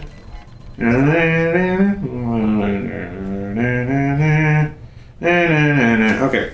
Chapter 4. So far, oh yes, we are crashing into the chance encounter between Batman and Edward Nygma, which I'm sure will go well. And Edward Nygma's amazing brain invention will get approved and go on into full production. Just so everybody knows, took a bit of a break there. I'll probably go for another hour or so, unless I just lose track of time. And I think maybe the way we'll do this is I'll just announce with a lot more warning what chapters I'm going to do. Just do it in blocks as we go. And I can kind of see chat right now, but I can't quite see chat. So if you guys have any suggestions about what would make this a better experience for you or anything about it at all, let me know. Whisper me on Twitch, Twitter DMs. Those are pretty good ways. Or just yell at me next time I'm streaming. That works too. Anything that makes it, I'm here for you. I'm here to do weird shit and hopefully, I don't know where I'm going with this. All right, chapter 4. Wayne was moved to think of Hansel and Gretel, leaving behind a trail of breadcrumbs so they wouldn't get lost. As he toured the electronics division of Wayne Enterprises, he was able to take comfort in the fact that he'd never have to resort to such measures. He'd always have a line of aides and assistants and assistant aides trailing behind him. Walking slightly ahead of him was Stickley, the manager. A good man, solid worker, if not always inspired and even a bit of a fuss budget. Isn't it fuss bucket? I don't think fuss budget is a word. Whatever. Then again, that's the sort of person who could get the job done. Your inspections are a departmental highlight. Bruce laughed lightly. Really? You all need to get out more, he said in a slightly self-deprecating manner. That, of course, was his prerogative. When you're the boss and powerful, you can take yourself down a peg every now and then. Always confident that an employee would laugh and say, very amusing, Mr. Wayne. All the aides laughed, and Stickley said, very amusing, Mr. Wayne. Wayne slowed and stopped next to a mechanized pedestal that was slowly turning. Atop it was the metal model of a sleek new airplane. He looked at Stickley questioningly. We should be further along than this, shouldn't we? He asked. Stickley's head bobbed up and down. The design appears flawless on paper, sir, but we can't achieve an anti-gravity field. The model plane should float, but it doesn't. He lifted the plane and started walking with it, turning it over in his hands. Began making minute adjustments. Mildly puzzled, he said, funny. Should work. He paused in the nest. Anyone try kicking it? Everyone laughed. Being the boss had its moments. In his cubicle, Edward Nygma was busy twisting one of the Rubik's Cubes. Sorry. He was murmuring to himself, we'll probably be dining at Wayne Manor together. He envisioned Bruce sitting across from him and began to launch into a narrative. Bruce, could you pass the gravy boat? What's that? I forgot. You have people who do that, don't you? He laughed, and then in a pleased surprise. Yes, a party in my honor? Oh, I should have rented a tuxedo. What? He couldn't believe it. One of yours, Bruce? He gave it a moment's thought and then shrugged. Why not? We are the same size. Then he heard something. It was a group heading this way, chatting, and someone would say something, and then they'd all laugh. Oh my God, it's him, he whispered. Without hesitation, he darted out into the hallway just as the group was approaching from the other direction. Stickley saw Enigma coming and put a quick hand on Wayne's elbow. Stickley fired Edward an angry glance, but kept his voice pleasant and said, "Well, Mr. Wayne, on to R&D?" No chance. Wayne turned to Stickley, but suddenly his attention was completely pulled to Edward, who had thrust himself squarely in their path. Edward saw the consternation in Stickley's eyes. Good. Excellent, in fact. Now Stickley was going to see something. Wait, that's still too hot. Dang it. Edward seized Wayne's hand in a vice-like grip and started pumping it firmly. Okay, now I actually do need a sip after that. Whenever I hear about firm pumps, you boys gotta wet the whistle a little bit. Oh, yeah, that helps. Okay. Mr. Bruce Wayne in the... Oh, sorry. Mr. Bruce Wayne in the flesh, said Edward, still not quite believing that the moment was happening. He was like a raw, open wound, his emotions laid bare. Ew. Well, anyway. Stickley looked as if he were going to have a cerebral hemorrhage. Bruce smiled easily and said, "No, that's me. And you are?" At first, Edward didn't realize what Bruce was talking about, and then he ran through his mind what he had just said to Wayne. God, what a sentence. Okay. He winced in chagrin. A classic screw-up. Wait, did he? I don't understand. I'm confused. A classic screw-up like that hadn't been part of the plan, but he pressed forward. After all, in the grand scheme of things, in the fabulous, sweeping, intertwining destinies of Bruce Wayne and Edward Nygma, such a slip would not even be a rare footnote. Nygma, Edward Nygma, you hired me, personally, just like I tell everyone. Sorry. He saw Bruce's politely puzzled expression and amended. Well, we've never actually met, but your name was on the hire slip. I have it framed. He still hadn't let go of Bruce's hand. Bruce said gamely, "I'm gonna need that hand back, Ed." What? Oh, yes, of course, I'm sorry. It's just that... He took a deep breath and plunged in. "You're my idol, and some people have been trying to keep us apart." Bruce looked at Stickley, who had gone dead white. Still, this fervent fellow clearly had something in particular to discuss. "Go on," Edward silently urged. "This is where you ask me what's on my mind. Go on, go." "So, Mr. Nygma, what's on your mind?" Bingo. "Precisely!" declared Edward, launching into a spiel that he had been preparing for 2 months every day, every night. "What's on all our minds? Brain waves. The future of Wayne Enterprises is brain waves." Brain waves, Edward? Why? Tell me more. Although, of course, Bruce Wayne would have already grasped the importance of the sentence. Indeed, he might have already figured out just where Edward was going with it. Still, Edward was willing to wait for that inevitable demand of, "Tell me more." He waited. Patiently. Wayne was staring at him, and then back to Stickley. "Bruce, you're missing your cue," thought Edward, smile frozen firmly in place. "If you wait too long, Stickley's going to simper and..." "I really do apologize, Mr. Wayne. I personally terminated his project this morning." This wouldn't do. It simply wouldn't. So Bruce missed a cue, a single line. Again, no big deal in the grand scheme of things. Grasping Wayne by the elbow, Edward pulled him over to his cubicle. He gestured towards the device that covered his desktop, looking for all the world as if it had been designed by Rube Goldberg. What does that mean? I don't know what that means. I mean, I know what Rube Goldberg machines are, but that doesn't describe... Yeah, whatever. There was a small TV monitor, jury-rigged, J-U-R-Y, okay, to transceivers, diodes, and tangled wires.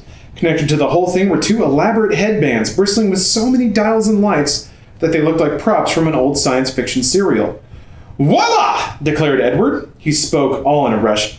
"My invention beams any TV signal directly into the human brain. By stimulating neurons, manipulating brainwaves, if you will, this device creates a fully holographic image that puts the audience inside the show. My remote encephalographic simulator box will give John Q. Public a realm where he is king. He said that. He had said the foregoing in one breath. And, oh, I breathed. Ooh, sorry about that. And taking another, he continued ingratiatingly. I think the author is trying to use big words when he's talking about Edward Nygma. I think that's the author trying to be clever. Not that someone like you would need it, someone so intelligent, witty, charming, but for the lonely, the paranoid, the psychotic, opined Stickley. Edward fired Stickley a venomous glance and turned to Wayne. I just need a bit of additional funding for human trials. Let me show you. You've caught my interest, Ed. Let's fire that sucker up and see what she can do. Bruce's mouth began to move, and Edward held his breath, waiting for it. Suddenly, it seemed as if Bruce's attention had been drawn away. He blinked, then refocused on Edward. Listen, Ed. Let me see your technical schematics on this. Edward jumped to a line from later in the rehearsed dialogue. I want you to know we'll be full partners in this, Bruce. Look at us, two of a kind. My God. So, just as an aside, some of the text is italics because it's what Enigma is thinking Bruce is saying in his head. So, that's what this is. My God, Edward, you're right. Come join me on the tour. Then we'll go out, grab some dinner in. Bruce's glance darted away once more, and then he said, Call my assistant Margaret. She'll set something up. Edward felt his world coming unglued. Anyone could be told to call Bruce's secretary. Anyone. Some bum on the street, some fool, some toady, anyone. Not a soulmate, not a compadre. And not, for crying out loud, not Edward Nygma. He was not remotely able to keep the agony from his voice as he said, Oh, call your secretary? Is that it? Yes, we'll get together. But as Bruce started to move away, and Edward caught the satisfied, even vindictive gleam in Stickley's face. Oh, Bruce started... sorry, there was no but there. And he became suddenly painfully aware that if Bruce Wayne walked away without Edward Nygma by his side, then that would be it. It would be finished. All those weeks, months indeed, a lifetime of planning, and it was crumbling under him just like that. He grabbed Bruce's arm and shouted, No! Don't leave me! My invention! I need you! Bruce was thunderstruck as he was pulled partway into Edward's office. And then he caught sight of the shrine. Edward's head bobbed eagerly, like one of those little baseball player statues with a spring head. Like a head bobble, yeah. Now, finally, Bruce would be able to understand the depth of Nygma's devotion to his idol. He would see how important he was to Nygma, how he stood for so much that Edward wanted to emulate. And Wayne's gaze zeroed in on the picture of himself as a young man. The eyes of Wayne the Elder locked with Wayne the Younger. Junior. It should be Junior. Elder, Junior, whatever. And when he slowly turned his scrutiny back to Edward Nygma, Edward could feel the temperature in the cubicle drop to sub-zero. Tampering with people's brain waves is mind manipulation. It raises too many question marks. It was as if Wayne's arm had turned to granite. When Wayne gently dislodged Edward's fingers from around his arm, Nygma made no effort to hold on. Raising his voice, Wayne called out, Factory looks great, folks! Keep up the good work! He stepped away from the slack-jawed Nygma. All the time that he'd been talking with Edward, he had still been making minor adjustments to the plane model. It was as if one section of his brain was perfectly capable of operating separately from the rest of it. He set the plane back on the pedestal, gave it the slightest kick with his toe, and the pedestal started to glow. The model plane rose, floating into the air. What a guy. What a guy! This guy fixed an anti-grav plane. Gosh, what a dude. I'd kiss him. I'd give him a little smooch. I'd do it. Without another word, Bruce Wayne headed back toward his ivory tower as Stickley clapped his hands briskly and said, All right, everyone, back to work. As he moved forward, he stopped next to Nygma and muttered, We'll discuss this later. Edward Nygma was paying almost no attention. Instead, he was staring after the retreating form of Bruce Wayne. You were supposed to understand, he he said. "You were supposed to understand." And then in a voice very low and very dangerous, he said, "I'll make you understand." He stepped back into his cubicle and never noticed what Bruce Wayne had suddenly caught sight of in the midst of Edward's presentation. It was a signal projected against a low-hanging cloud. A signal that was the emblem of a bat.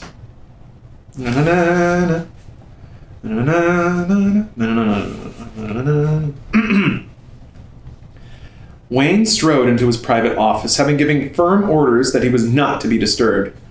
This was a tough order to enforce, since there was a tendency for various aides or employees to knock tentatively or call, "Mr. Wayne, this will just take a moment." But this time he said it in a tone of voice that indicated he wasn't kidding around, and his staff believed him. The tour of the electronics department had been so close to disastrous thanks to that one demented employee that everyone figured Mr. Wayne was probably in one hellaciously lousy mood. Now might indeed be a good time to give him as wide a berth as possible. Still, just to play safe, Bruce said briskly, "Lock." An electronic lock slammed into place. A bazooka would have been required to get through. The lock was so good that a bazooka couldn't even blow it up. All right. That's how you know how good of a lock it is, I guess. A bazooka. Can't even get it. He plopped down into the leather chair and spoke again. "Capsule." And the chair dropped out of sight. The floor under him had slid back to reveal a hidden transport tunnel. Directly below him was a transport capsule, and the leather chair clicked down smoothly into place. The transport tube ran into a shaft he'd had installed that was nominally for a private elevator. Yeah, it's supposed to be normally? Nominally? He'd used the elevator on rare occasions. He used the transport tube, however, far more frequently, and it went a lot further than the bottom of the building. The capsule rolled forward and then angled sharply downward as it eased into the shaft. All right, if we're talking about easing into shafts, I gotta take another sip.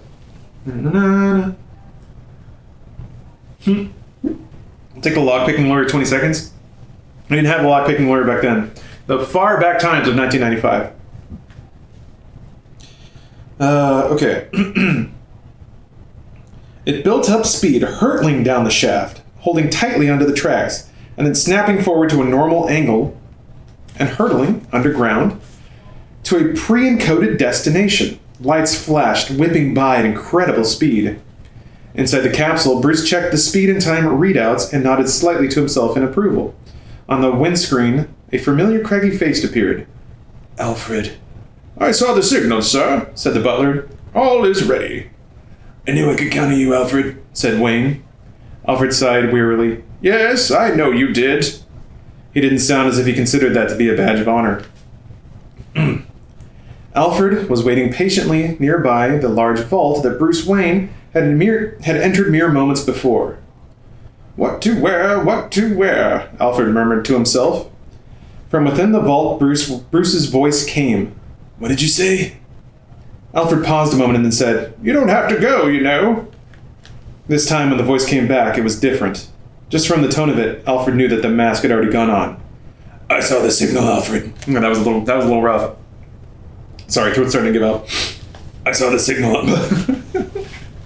Whatever, we'll call him one. You could pretend you didn't." "Impossible." "Why impossible?" Bruce Wayne had emerged from the vault, his long black cape sweeping around him, his gauntleted arms folded across his sculpted chest, his eyes glimmered out from beneath the cowl. "I've never been much for pretending," said the Batman. Alfred made no response, feeling that the irony of the situation spoke for itself. Batman moved quickly to the long, powerful black car. The long, firm, erect black car. When he'd first begun his career, he'd simply referred to it as the car, but the press had begun hanging all sorts of nicknames onto his weaponry. The car, for example, had been named the Batmobile. It was a term that Batman himself utterly despised and which Alfred naturally embraced immediately. To get back at him, Bruce started referring to the underground hideaway, a place that Alfred personally found a dank and dreary environment, by the cozy nickname of the Batcave. Bruce had retooled the Batmobile considerably in recent months. Not only had he redesigned the chassis to make it more aerodynamic, but he had built in several new computer overrides and fail-safes. As the Batmobile's engine roared to life, Alfred stepped closer and said, "I suppose I couldn't convince you to take along a sandwich." In the low, whispered voice that indicated he had fully slipped into his persona of the Batman, he replied, "I'll get drive-through." He then paused and then said to the car, "Go." The cowling slid into place over the cockpit of the car. With a glow that seemed to emanate from somewhere in the bowels of hell, the Batmobile rolled forward. Hell's capitalized, by the way, so you know it's the proper noun. It moved quickly through a series of underground arches, picking up speed. The onboard surveillance systems that confirmed that there were no other vehicles in the area... The onboard surveillance systems confirmed there were no other vehicles in the area, which made sense. Wayne Manor was somewhat isolated, and casual visitors were a rarity. Moments later, the Batmobile whipped through a holograph of trees that masked the entrance of the Batcave. It stretched out onto the forest road, fallen leaves and dead branches whipping around as the powerful vehicle blew past. And at the turntable that served as the Batmobile's parking place and exit, Alfred stood long after the echo of the car's screeching tires had faded, alone in the cave. He thought about how it had been in the beginning, how he had kept waiting, hoping, and praying that the fixation would go away, and when it didn't, and when it became clear that if he tried to oppose the young Master Wayne's crime-fighting plans, Wayne would just go ahead with them anyway. Alfred had become his reluctant accomplice. He'd been torn ever since Batman's early years. On the one hand, success meant vindication of a project and desire that had consumed Wayne's life. On the other hand, if he failed, and presuming he survived the failure, then there were so many other healthier, physically and mentally, avenues that he could pursue. So many chances for a happier life. Except, could he be happy then? Was this dismal cavern truly the only place where Bruce Wayne could find peace? What sort of bleak fate was that? Living in a cave underground, spiritually, emotionally, buried alive. Shit's deep, yo. Chapter 4 complete. The McDonald's commercial. I mean, it was at the beginning of the movie, too. The book has very cleverly rearranged the events of the film. I guess he's being called away to deal with Two-Face? Because when he sees the bat... That happens at the beginning, but then when he sees the bat signal while talking to Enigma, that's because Dr. Chase Meridian I'm spoiling it again. I shouldn't do that. Sorry. Yeah, this is the beginning of the movie. Okay. Chapter 5. The guard's name was Tully. Once he'd been a cop. He'd walked the streets of Gotham City for 27 years, spent his life as a beat cop, been shot twice, including that one time that put him on a respirator for a week, won 3 meritorious service medals and a commendation. He'd never married, never had kids, and devoted his entire life to the force.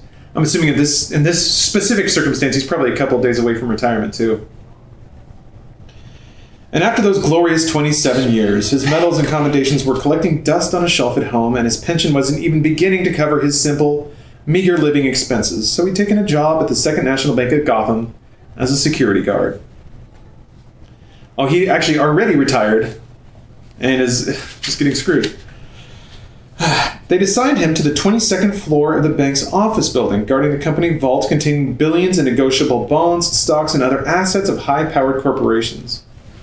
I love it when an author doesn't know anything besides what they've seen. I mean, I'm sorry, author. I'm sorry, but when it's like stocks, bonds, and other expensive corporate stuff. Gold bars, stacks of them. I'm sure everything will be fine this evening for him. Tully was trying not to look at them, for fear was bubbling furiously inside of him, and he hated the way it made him feel.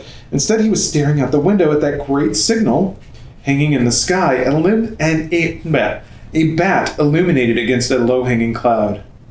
And then the signal was blocked out by the twirling disk of a gleaming silver coin. It passed the signal by and then descended. A hand speared out and snagged it easily. A man stepped into view. He was standing in profile, looking off to the right. He was rakishly handsome, at least on his good side.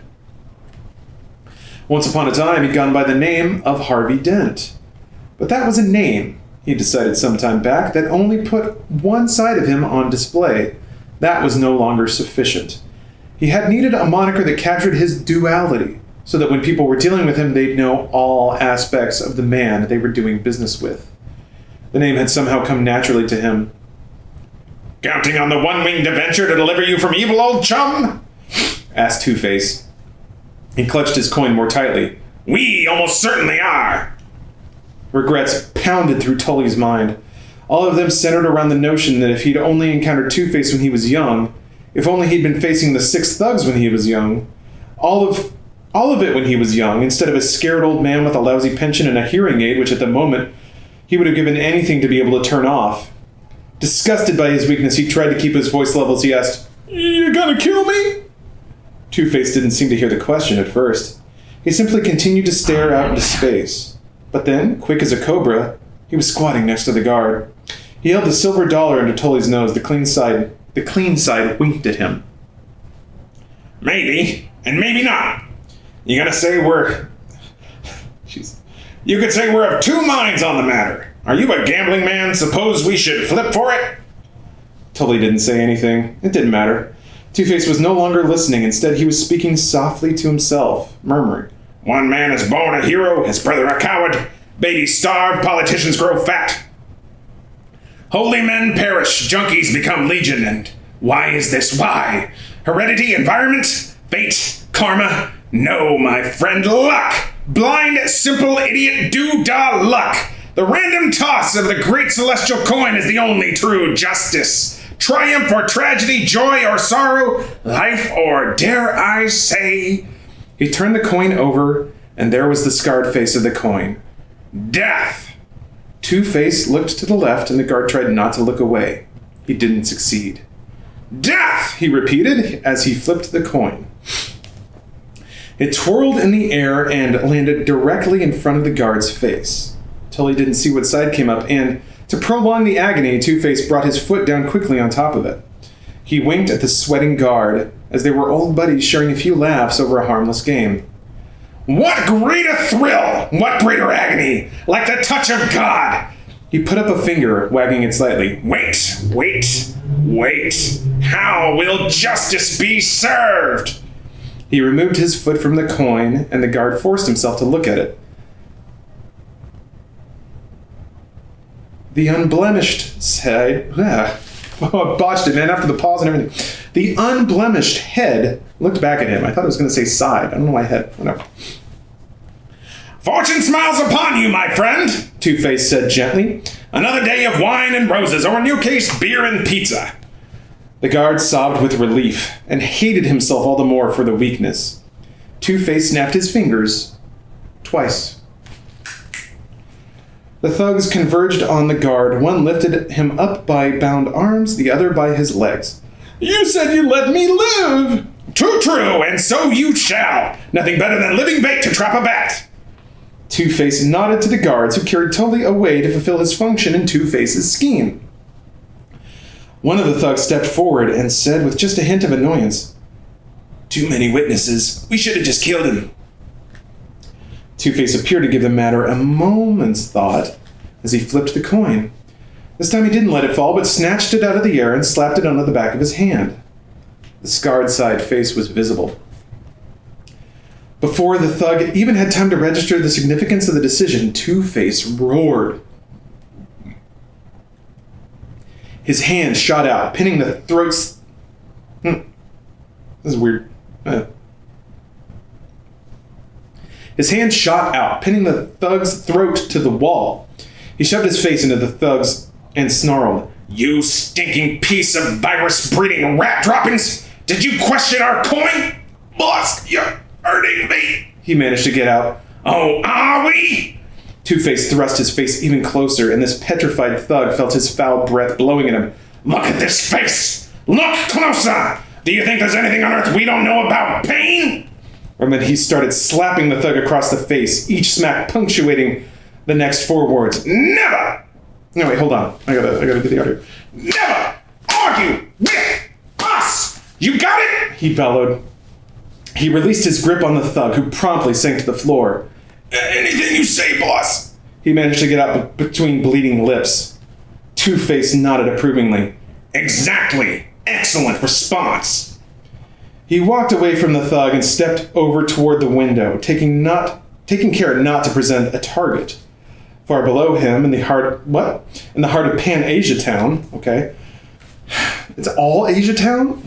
Pan-Asia Town. You couldn't even be specific? Jeez. You coward. At least pick one. He could see SWAT teams and police wagons, the spotlights that had been set up, everyone scurrying around, as if any of their activities had the slightest meaning or importance to him. All of it was irrelevant. Only one thing had anything to do with anything, and anything to do with him. "You're all little bugs," he murmured. "We are waiting for the big bug." Alright, new character. There's a thing about books where they open with a quote that's unattributed. I just want to let you know. We're on Dr. Chase Meridian now, just so you guys can follow. "How do we know he'll be here?" No, that's not right. She's more sultry. "How do we know he'll be here?" asked Chase Meridian. Commissioner James Gordon, wishing like hell his bad heart hadn't forced him to give up smoking, chewed on a breadstick as he surveyed the heavens. The bat signal continued unblinking. He'll be here." "You don't know for sure," pressed Dr. Meridian. "He could be out of town or sick. He could be dead. The man behind the mask might have suffered a nice, simple embolism and be lying on a slab somewhere with a tag on his toe. Being bigger than life doesn't guarantee a spectacular or heroic death. Look at Lawrence of Arabia." Why is she saying this? Doctor, there are hostages up there. Jesus Christ. Yeah, I don't get out to movies. I don't get out to movies much, replied Gordon. He swelled his gaze towards her. "Is there some point to this, Doctor?" "I'm wondering why you have such unflappable confidence in him. Is it the cape? The mask? That emblem?" "I don't appreciate the condescension, Doctor." "My apologies," she said. "You want to know why I have confidence in him?" "Yes."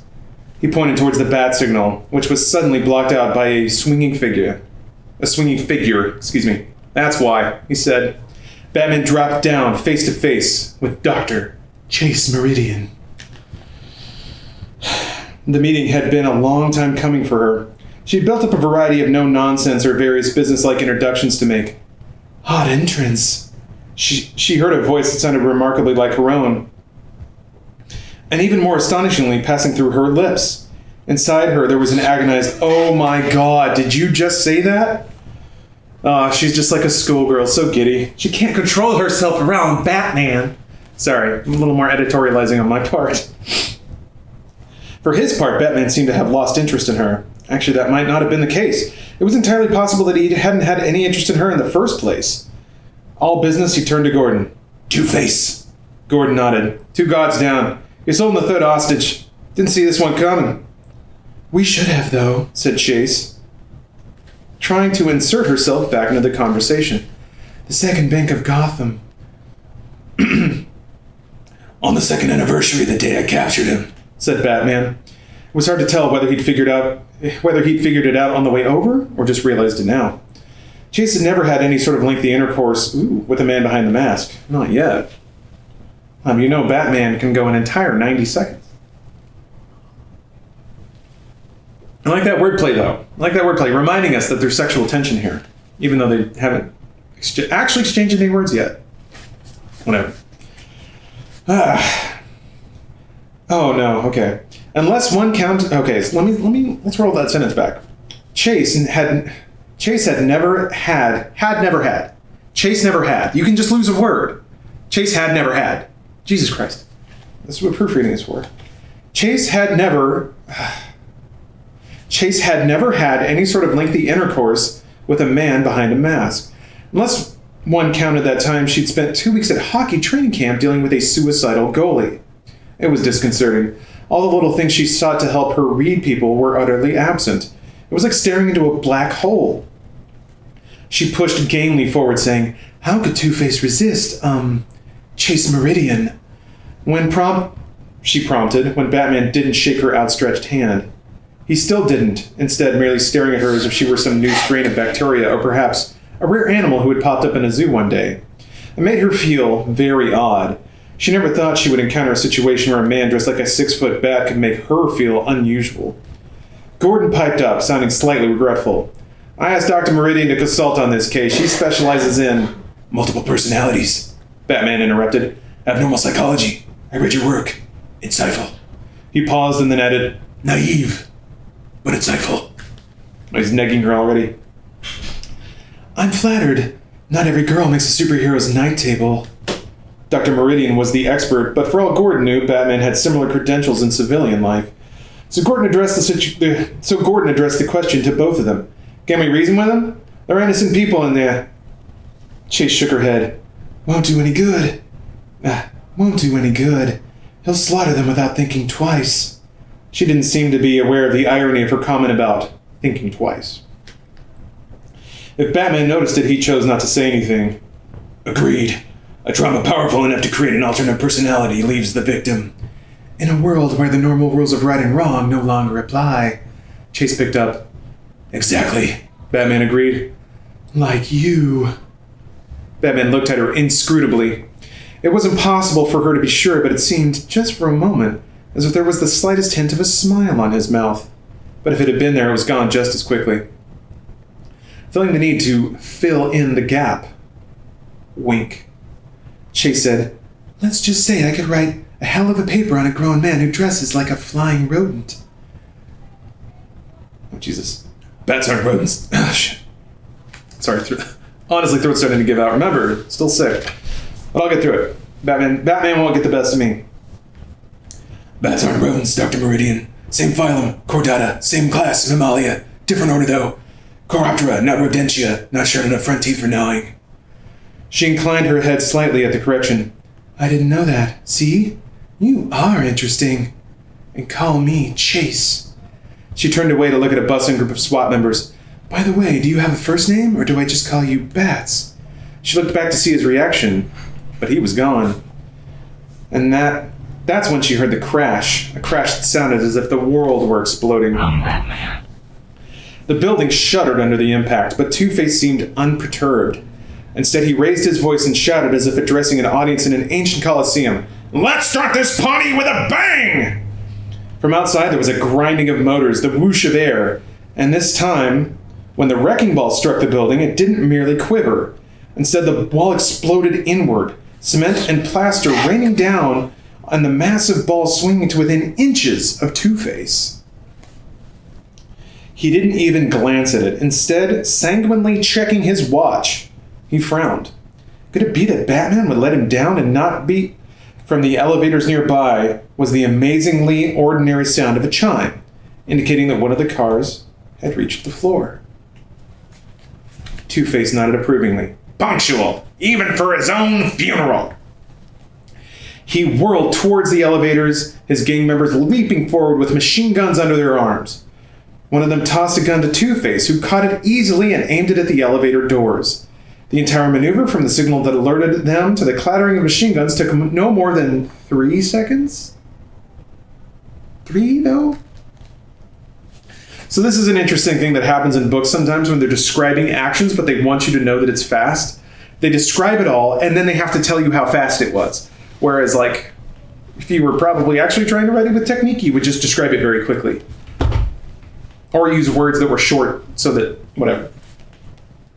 Two-Face chided himself, even in he... Oh, here we go. Okay, never mind. He's going to make up for it. Two-Face chided himself, even and he and his men opened fire. He would have far preferred it if they had trimmed it to 2 seconds. Okay, all right. You know what? I take it back. I snapped a judgment there, and I shouldn't have done that. They knew what they were doing. They knew all along. Is that I love you, or for Steph, or for us? It's for everybody. So this, I should have said at the top, actually. These are Stephanie's decorations. Stephanie kind of goes all out with holidays that she enjoys. Valentine's Day being chief among them, then Halloween and Christmas are kind of where we go. So that's, yes, the I love you is for everyone to get in the Valentine's Day mood.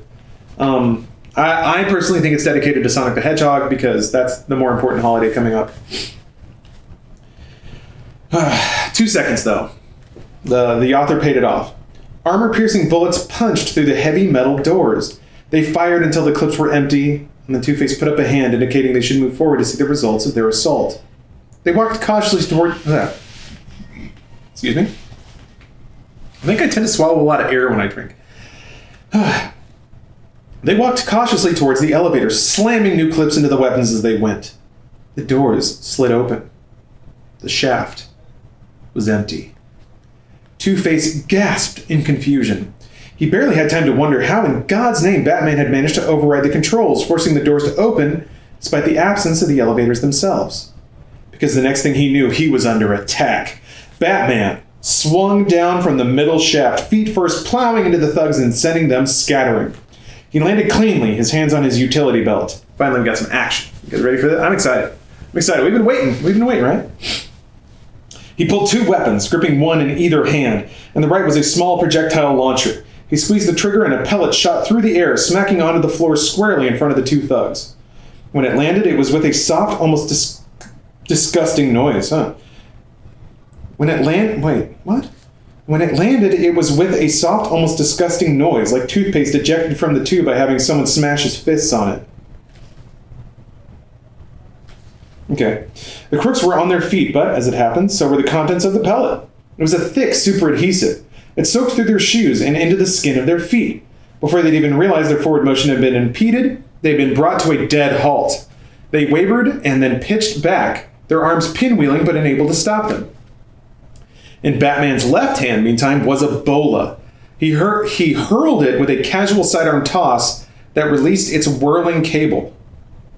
It snaked out and wrapped itself around the upper torso of the third thug, who went down struggling and struck his head so forcefully that he knocked himself out cold. And I guess he's going to wake up in 3 weeks with Riddler intellect? Who knows? A fourth thug was charging. Batman slugged him once in the stomach, doubling him over, and then twice more in the head. Immediately, the thug lapsed into unconsciousness, even as a fifth charged. Gripping him firmly by the shoulders, Batman spun him around so that his flying legs crashed into the onrushing thugs, sending him sprawling. A defiant howl of rage alerted Batman as another thug charged down the hall. He had two lethal spiked-covered gloves and was barreling towards Batman, waving them viciously. The spikes might not have had tremendous impact on Batman's armor, but on the other hand, one good shot to his chin might take off the lower half of his face. Batman stood his grounds, fist poised, feinting, angling for position. The gloves fell and came at him, lunging toward him and bolstering his own confidence with his banshee-like screams. He thrust his deadly appendages at Batman, who ducked under the charge. Overbalanced as he was, the thug wasn't able to halt his forward motion.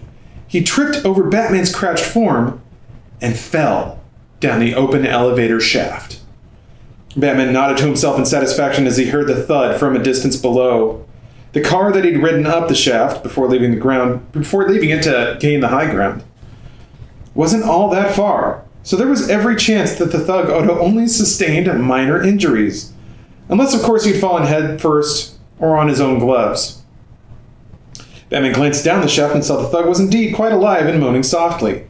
Nevertheless, a faint chill struck Batman as he thought of the relative callousness with which he'd handled the guy. What if? He turned just in time to see Two-Face disappearing down a hallway. Without hesitation, he gave chase. Perhaps Batman is darker than we think. He could have let that guy die.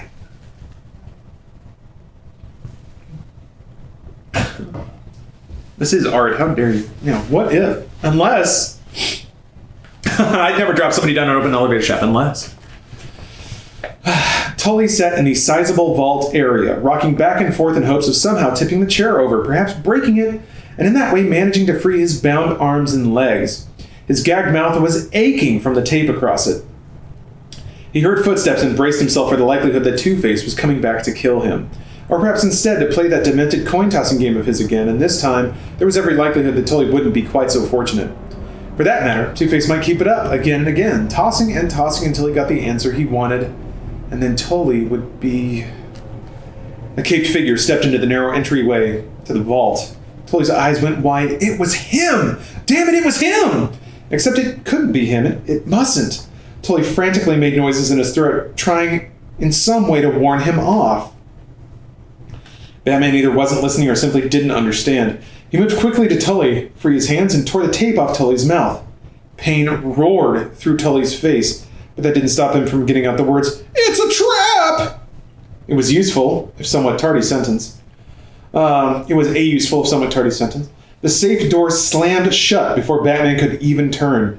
Before the resounding clang of the heavy metal barrier had even begun to fade, Two-Face's voice issued from a speaker hidden somewhere inside the vault. "Good evening, Mr. Bax," he said in a grave imitation of an old television series. "Your mission, should you choose to accept it or not, is simple. Die!" Batman and Tully were hurled to the floor, as the safe jerked forward, starting to move. There was the sound of chains outside dragging across the floor. "We have a problem," said Batman. By the time Gordon's people had gotten to the huge crane that had operated the wrecking ball, they had found it was an empty cab. The monstrous machine had done its work, and the operators, more of Two-Face's people no doubt, had fled. Gordon banged a car hood in frustration, feeling helpless. Then he heard something. It was the unmistakable sound of whirling helicopter blades. He looked up towards the 22nd floor and moved from helpless to utter shock. A Black Hawk helicopter had moved into position, a giant winch dangling beneath it, although a giant winch would be pretty cool. It seemed to be drawing something through the huge hole that the wrecking ball had pounded in the side of the building. After a moment, Gordon was able to make out what it was. It was the safe from within the bank, dangling hundreds of feet above the ground and being drawn up slowly into the helicopter's cargo hold. "That two-faced son of a bitch," muttered Gordon. "I just hope to God that Batman and the hostage is safe."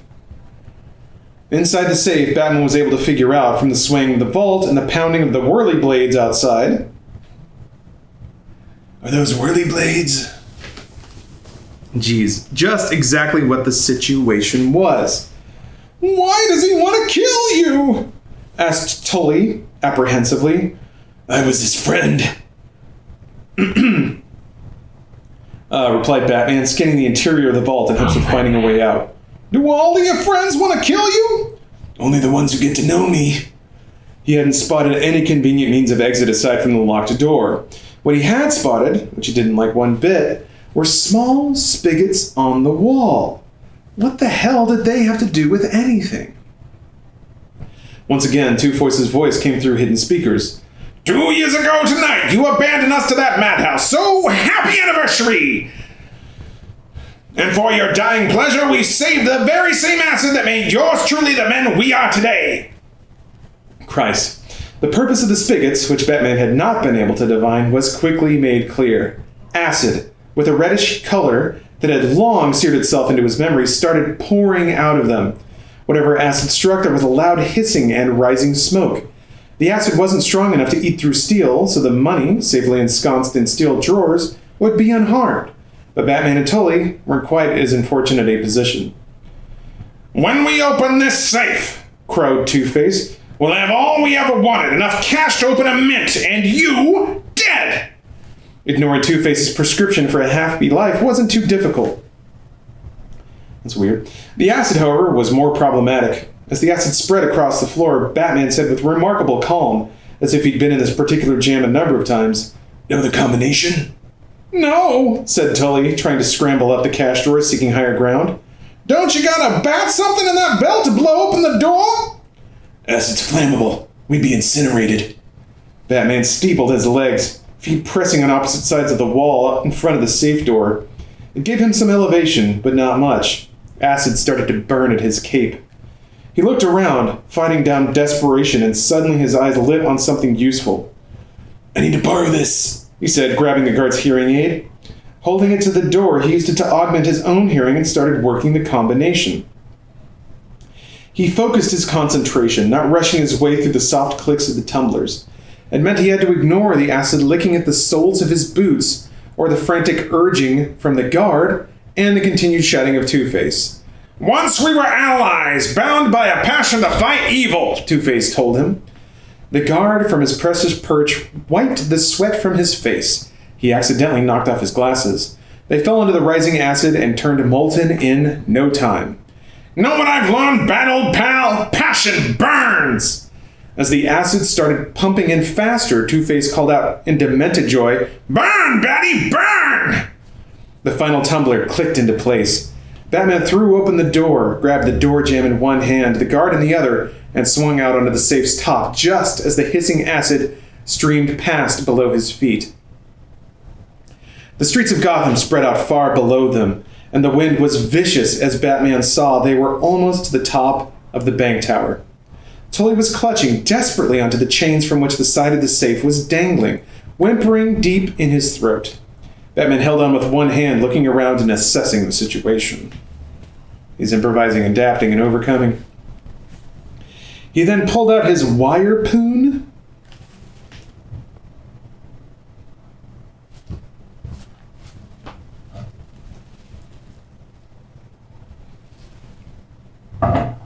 Alright. He then pulled out his wire poon and fired it into the bank wall. The hook embedded solidly, and Batman quickly attached the trailing end of the cable to the safe with the other hook, snapping it into place. Theoretically, the tensile strength of this cable was sufficient to dangle the Batmobile off the side of the Gotham Bridge, but he'd never have to test it in that manner, and furthermore, he wasn't exactly sure how heavy the safe was. He suspected the cable was sufficient. I like how he's doing all this on a bet. Dude, if he's wrong, actually, he's going to send an open vault of acid down into Gotham. It's like I don't know, maybe something like a plane, like dumping fuel on a playground or something. Good lord. He knows what he's doing. Batman knows what he's doing. How would the safe outweigh the Batmobile? I mean, a safe's pretty heavy, right? I don't know. Yeah. I mean, it's big enough for 2 people plus a lot of acid. Whatever. He had to because he didn't have very many other options. Okay, fair. I keep questioning the book, and the book pulls through.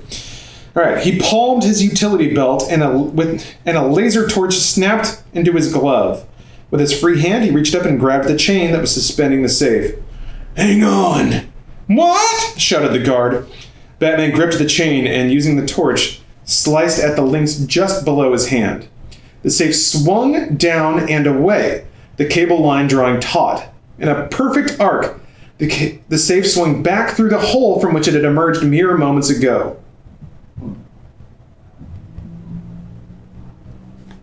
It slid across the floor, skidding with the sound of screeching metal, and slammed into the far wall. Tully sat there for a moment, stunned and confused. And then he had the good grace and intelligence to pass out. Batman, in the meantime, was clambering up the chain towards the open cargo hatch. The yank upwards had been so quick, so violent, that it had knocked the blowtorch out of his hand. But losing a weapon wasn't going to deter him. He was going to rein in Harvey Dent, and nothing was going to stop him. From within the cockpit, Two-Face stared down in pure fury. If his gaze could burn as fiercely as the acid had, Batman would have been a blackened corpse before getting halfway up. He pulled out his twin Colt 45s and muttered, "Gonna punch some nice holes in him." What? "Gonna punch some nice holes in him the Fishkins went through." But then he hesitated. This was a decision point, and he was honor-bound to do right by the moment. He holstered one of his guns, pulled out his coin, and quickly flipped it. It came up clean. Reluctantly but briskly, he holstered the other gun. "On second thought, bullets are far too crude. The Bat wants to play? Fine, we'll play." The pilot started to ask what it was that Two-Face wanted him to do, when Two-Face grabbed the controls away from him, yanked back on the throttle, and sent the chopper shooting straight up into the night sky like a rocket. Batman held on, never losing confidence or his nerve. He decided that he was far less of a target with all this maneuvering going on. He allowed the swinging back and forth to continue as he pulled himself up hand over hand. The helicopter angled towards Gotham Harbor, where a giant sign read, "Welcome to Gotham City." Two-Face gunned the chopper's engines and angled towards the sign. He ignored the pilot's cries of terror that he was coming in too low. Two-Face sent the helicopter roaring downward, the lower half and trailing chain smashing through the sign, ripping it to shreds. It had been a terrible risk. If any part of the chopper had gotten hung up on the sign, the vehicle could easily have been sent spiraling down towards the choppy water of the harbor. But instead, under Two-Face's steady hand, the Black Hawk moved up towards the dark Gotham sky. As if he'd totally forgotten about piloting the chopper, Two-Face moved away from the controls so that he could see better out the side. The pilot quickly grabbed control of the chopper as Two-Face made his way over to the cargo hatch. He peered down at the chain and saw exactly what he thought he'd see. Nothing. And thus ends the tale of Batman. Thank you for... Not yet. I think we'll get through this scene, and then I might have to call it quits. But yeah, we gotta finish the action. Goodbye to that pointy-eared, steroid-eating, rubber-suited, cross-dressing night rat. Then a shadow suddenly cast itself over him. The only source of light was through the windshield, and with a berserk yell, Two-Face spun. Sure enough, covering the plexiglass windshield. Why be specific about the make of the windshield? Whatever. Covering the plexiglass windshield was a familiar black cape. Two-Face yanked out his guns and started firing bullets whenever... Wait, so the coin doesn't matter anymore? Never mind. I should stop questioning a book. I gotta just go. Two-Face yanked out his guns and started firing. Bullets went everywhere, through the windshield, through the cape, and unfortunately, through the pilot. Blood spattered the inside of the windshield. Two-Face didn't care. All that mattered to him was that the cape was gone, but he had no certainty that Batman had gone with it. The pilot slumped forward on the stick, sending the chopper into a dive. Two-Face was hurled forward. He smashed into the windshield, which was already riddled with bullet holes. It cracked further under the impact, and Two-Face scrambled back so that he wouldn't crash completely through it and be hurled down into the icy water below. He grabbed the pilot's corpse, wrested it from its position, and tossed it aside. I love the ease at which people can move bodies around in action movies or books. Good books. Sorry, works of art. Ooh. Then he clambered into the vacated seat and regained control of the spiraling chopper. That was when a fist smashed through a side window, tagging Two-Face squarely in the jaw. His head snapped back, crashing into the cushioned wall behind him with enough impact to send stars exploding between his eyes. Crouched on one of the struts outside of the speeding helicopter, Batman hung on with single-minded determination. "Harvey, you need to get help. Give it up." A sneer crossed the distorted portion of his face. "We need help? Looked in the mirror recently?" Suddenly, he brought his feet up, slamming them squarely into Batman's fist. "Mano a mano, Batto!" called Two-Face, as Batman lost his grip, sliding and having to grab onto the lower half of the strut. Batman took a breath, and then hauled himself back up, ripping apart the last remains of the side door that were acting as a barrier to him. He grabbed Two-Face's foot, flipped him to the floor. There we go. Flipped him to the floor and started dragging him out of the helicopter. Two-Face struggled back furiously. "Dark Knight, huh? Dead Knight sounds more to my liking," Two-Face snarled contemptuously. "Surrender," was Batman's only response. Two-Face didn't even acknowledge the word as his hand fought for purchase against Batman, trying to push him away or strangle him or something. 2 years in Arkham Asylum planning your demise. There's only one way out of this waltz. One of us dies. "I won't kill you, Harvey." But Batman's actions were contradicting his words. His fingers found Two-Face's throat and clamped down, adrenaline pumping, instinct pushing him. There he was, looking deeply into the face of the promise he made that he hadn't been able to keep. The face that had once trusted him, even come to consider him a friend and an ally. The face of the man he had let down. That face was laughing at him. "Batman doesn't kill? What's with that homicidal gleam in your eyes, that lethal curl of your lip? Ah, too good to be true. A bat with a taste for blood, we're just the same." Turning the screws, he said, "You're a killer, too." For the briefest of moments, Batman's concentration was thrown. A second later, so was Batman, as Two-Face shoved him away, and he vanished from sight beneath the chopper. Harvey yanked himself back into the chopper and looked at the course in front of him. There was the Lady Gotham statue, tall and proud, recently refurbished, standing proudly in the harbor. Two-Face smiled as it all came together. "Hello, my lovely. Ready for your facelift?" He reached under the seat and pulled a large iron brace that he used to lock the controls in place. I think in the movie it was a club, like they had a stupid club joke. Fixing the helicopter on its deadly course. "Let the world be made anew in our split image." Clutching onto the underside support strap, Batman hauled himself up once more towards the open side of the helicopter. He paused there for a moment, bracing himself so that he would be able to move quickly.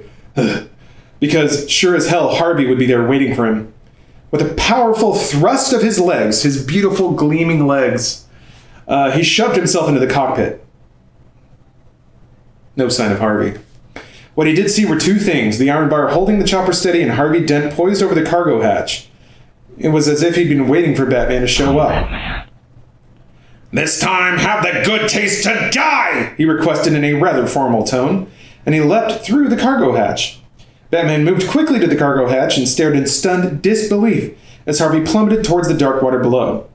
There was a sudden flurry of expanding color, caught in Lady Gotham's lighthouse beam. A parachute opened over Two-Face. In an additional bit of whimsy, it unfolded into a giant yin and yang. That's nice. It's about the little touches, the details. A shadow loomed directly in front of the helicopter. Lady Gotham was staring in at him. Batman grabbed his utility belt and pulled out his laser torch in hopes of slicing through the iron bar and by some miracle managing to change the helicopter's course. He had exactly 1 second to realize that his laser torch was gone, dropped down the side of the bank building where he'd severed the chain. And then there was no more time as the helicopter smashed into the left side of Lady Gotham's face. Batman was hurled through the cargo hatch as the black hole erupted in a massive fireball. Wait, that doesn't make any sense. If the helicopter runs into something, he's going to get shot forward, not back. Oh, I'm questioning the book again. I shouldn't do that. As the Black Hawk erupted in a massive fireball, consuming part of the statue's visage and transforming it in a matter of seconds into a damaged, ugly parody of itself. I guess it got exploded backwards? I don't know. Batman wasn't conscious to see it. Instead, he was falling, eyes closed, body limp, perhaps dead. Could this be the end of our hero? That was, if he hadn't already been dead for quite some time. I'm gonna let that one hang there for a second. That's a masterstroke. Hold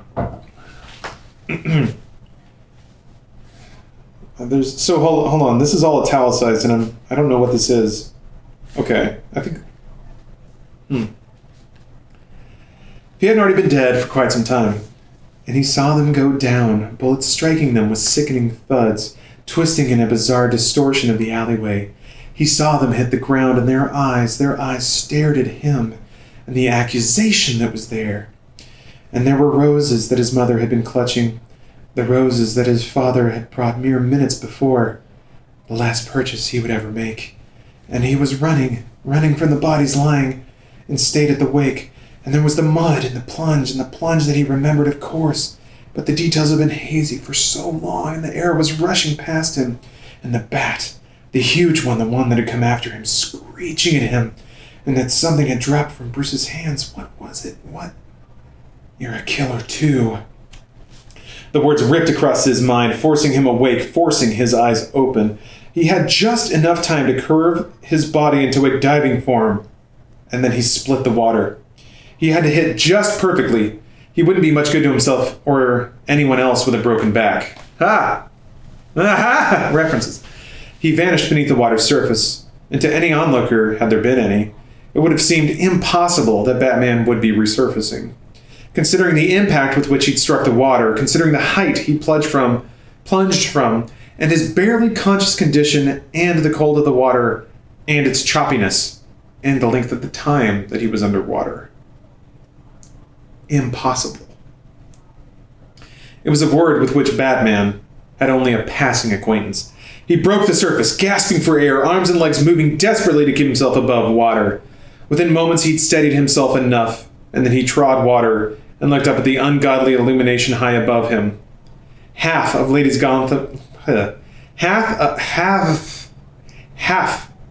Gotham's once beautiful face was still flaming, a blazing mockery of all of Batman's efforts.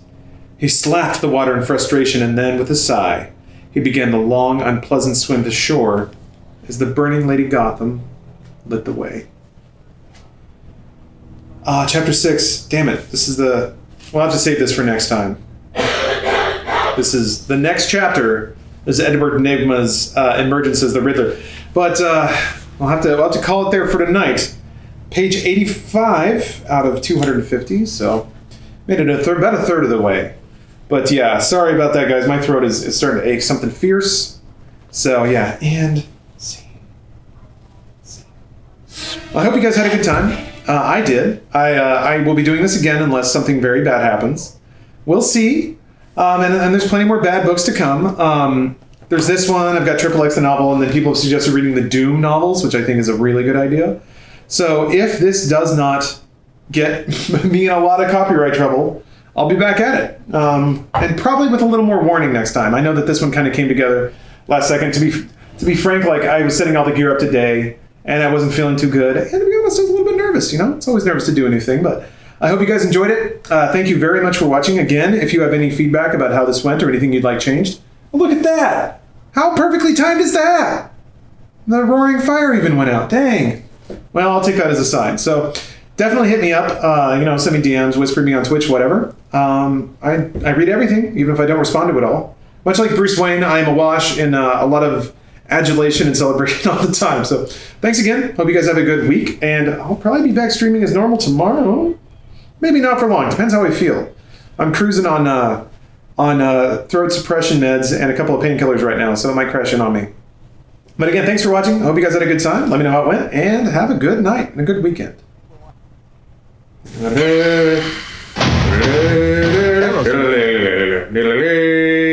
Hey everyone. It's time for Batman Forever, the novel, Part 2.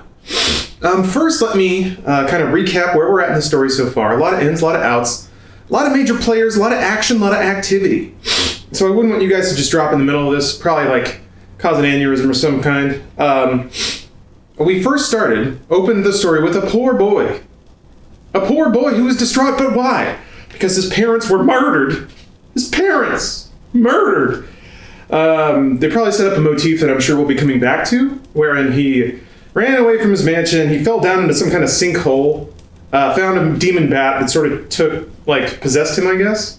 So we're going with the tick that Bruce Wayne is crazy, but in a good way, whereas everyone else is crazy in a bad way.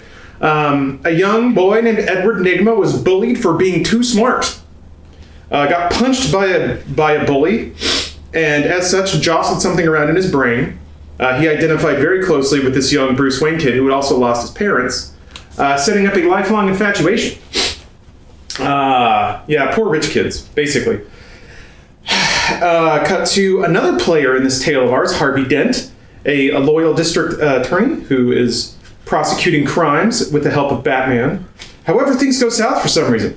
Enter Dr. Chase Meridian, sexy and smart, walking the streets of Gotham, but sadly fell victim to petty crime. A cut purse, because those are in Gotham in, I guess, 1995. Stole her purse, but then a brash youth saved her purse with some gymnastic moves. Who is this guy? And how will he factor into the story?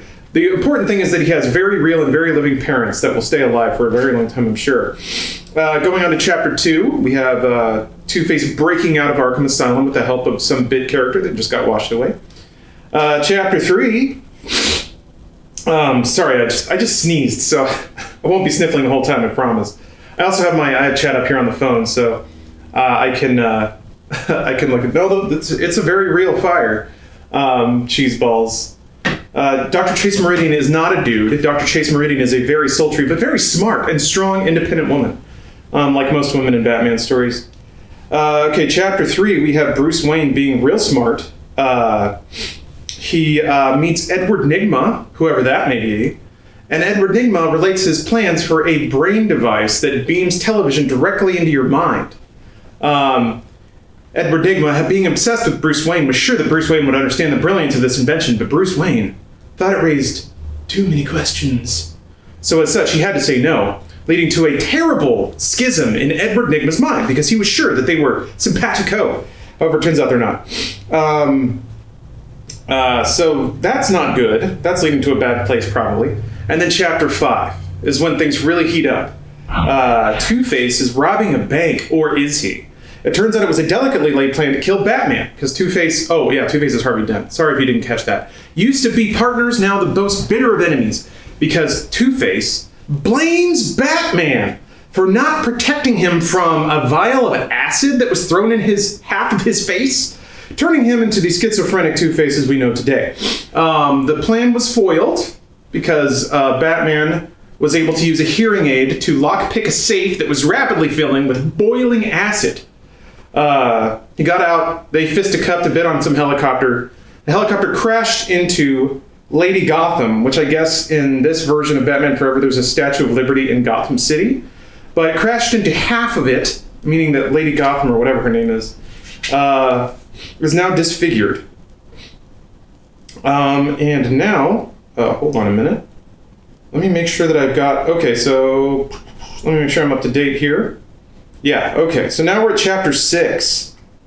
The stage has been set.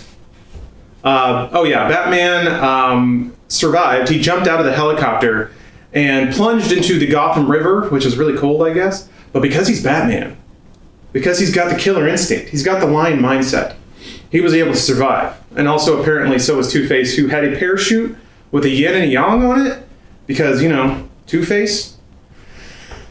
So now we open in chapter 6. Remember, Edward Nygma is jilted at this point. Mind shattered. Yeah, he's got those special eyes. That's right. He can see really well in the dark, and he never cries. That's been established. Never. Because Bruce Wayne's tough and special and also extremely rich. So now we're opening on chapter 6. Also, just FYI, I got this piece of feedback about the last stream.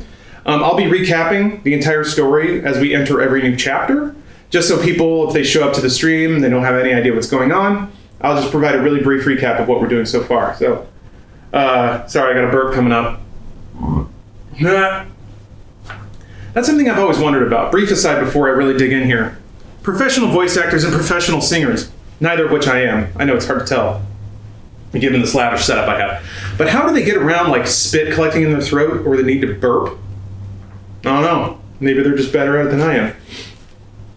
Yeah, Two-Face also flips coins, and he loves things that happen in twos. He and his henchmen shot at Batman, but it took 3 seconds, and Two-Face was very upset about that.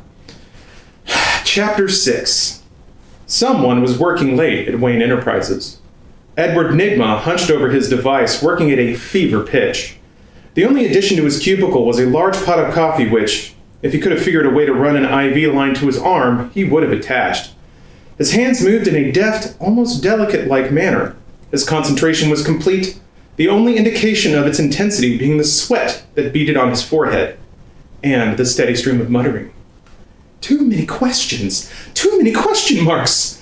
I'll show you, Bruce Wayne. Then, an officious voice, sounding like a cross between a foghorn and a Rottweiler, snapped from the entrance to his cubicle. What the hell is going on here? Edward looked up at Stickley, his eyes not even fully focused on him. I told you, your project is terminated, Stickley went on. Nygma gave no response, but that was okay with Stickley. He wasn't looking for it. Instead, he smiled nastily. For that matter, I'm canceling you, Nygma. You deliberately disobeyed me. That was insubordination. But not only that, you roughed up Bruce Wayne and subjected him to your fixations. That was just plain stupid. He leaned against the edge of the cubicle, interlaced his fingers. His tone changed, and he sounded almost conciliatory. It's pretty obvious what you were doing, Nygma. You tried a little power play. Thought you'd make an end run around the boss, and that's understandable. It's even okay. Goes with the territory of corporations, but there's an old saying you didn't think about, and the old saying is, when you go up against the boss, you'd better win. You didn't win, Edward. You lost. He waited for some reaction, but all he saw was the fevered intensity of Edward Nygma's gaze centered on him. It was as if everything else in Nygma's world at that moment had fallen away, with the single exception of Stickley. It was not a location that Stickley found particularly desirable. He turned away gruffly and said, I'm calling security. He got 2 feet before Edward brought the coffee pot crashing down on his head. Stickley went down without a sound. Caffeine will kill you! Edward informed the unconscious body. Then he hesitated, wondering what the hell he should do now. He acted totally on impulse. Brain impulse. Brain impulse? Where else do impulses come from? Brain impulse. Thought impulse. Yeah, that's what that means. Whatever. He looked from Stickley to the machinery and back again. A wide grin split his face. When you least expect it, you're elected, he said. When Stickley awoke, he wasn't sure where he was at first. He tried to piece together what had happened, tracing for himself the sequence of events that had resulted in his discovery that he was strapped to a rolling swivel chair. He felt a dull ache in his head and further pain in his neck when he tried to look around. Then he became aware that something was balanced on his head. He nodded back and forth, trying to shake it off. It felt like a hat, or wires trailing from whatever it was. Wires to a machine. And now enough of his confusion fell away so that he was able to perceive Edward Nygma wearing a similar rig on his own head, making what appeared to be some kind of final adjustments. Nygma must have somehow sensed that Stickley had come too, because he didn't even bother to turn over to his boss or ex-boss as he said, "This won't hurt a bit." Then he gave the matter a moment's more thought and added, "At least, I don't think it will." Nygma did turn to him then and flashed a brief, if slightly pained grin, as he reached over toward his toggle on the power source. Mustering his ire, Stickley bellowed, "Nygma, you press that button and what? I'm fired?" He flipped a switch. The TV screen flared to life and a green glow emanated from it. And hovering there in the glow was a holographic representation of Stickley reeling in a prize bass. Then the figures began to waver and tremble. "Losing resolution," muttered Edward to himself. "More power!" He threw a second switch and immediately warning lights flared to life. But the lead time between the warning and the opportunity to shut it down was way, way too short. A white beam lanced out from the TV into Stickley's headband. The systems, both in the circuitry and in Stickley's own neural pathways, overloaded, and the feedback smashed into the machine and terminated on Edward's own headband. If Stickley had been at all aware of this, If Stickley had been at all aware at this point of what was happening, he would have taken some small measure of rejoicing in the fact that Nygma was screaming as loudly as he was. But he was not aware of what was happening. Indeed, one look at his glazed, slack expression made it quite clear that he was not aware of anything at all.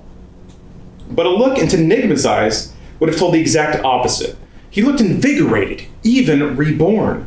The normal glimmer of twisted genius had been accelerated by somewhere around a factor of 100. That's a lot. That's a lot of factors. Let me take a little sip of water here. What the best position for reading is? I mean, this isn't so bad. Hey, Andrew. Good to see you. By the way, your reflexes like pulling your hand away from a hot object doesn't go through your brain. It would be too slow. Yeah? I guess it doesn't go through conscious thought. Yeah, how about this? I'm going to zipper a little bit lower, like every chapter. We'll start with this. There we go. Yeah, Eric, it's a reading stream with cozy fireplace, but something very dark is about to happen, I feel like. It was as if his brain had been blown in an infinite number of directions all at once, and was now hurriedly reassembling itself. And from that reassembly came different impulses, different thoughts, a scattergun of personalities and notions. People that Nygma and or Stickley had met, or hated, or loved, or had made any impression on him at all. All of them bubbling to the surface, struggling for their moment, fighting for dominance. Sounding much like the host of a game show Edward had enjoyed in his youth. Sounding much like the host of a game show Edward had enjoyed in his youth, he barked, "Nygma, come on down! You're the next contestant on Brain Drain! I'll take what's inside thick skull number 1! What do we got for him, Johnny?" Then for a moment, the MC eased back, and Edward's own personality, what there was of it at any rate, came roaring back to the surface, speaking so quickly that it would have been impossible for anyone overhearing to understand a single thing he was saying. All right, I guess I'm going to have to try to speak this quickly, even though I haven't read it before. Stickley, I've had a breakthrough and a breakdown, maybe nevertheless I'm smarter. I'm a genius, no, several geniuses, a gaggle, a swarm, of a flock of freaking frauds! Then switching to what he imagined to be an approximation of Freud's voice, he continued, "And I am experiencing a fluctuation of the cerebrum." His mind flared once more, and suddenly he was the shorter cook at a greasy spoon Stickley occasionally stopped by for breakfast on the way to work. "Yo, Charlie, give me an order extra brain for extra hold the neurons." Too many question marks. Wayne's assessment and caution asserted itself. Thinking of Wayne grounded him just slightly, and he looked at the slack-jawed Stickley.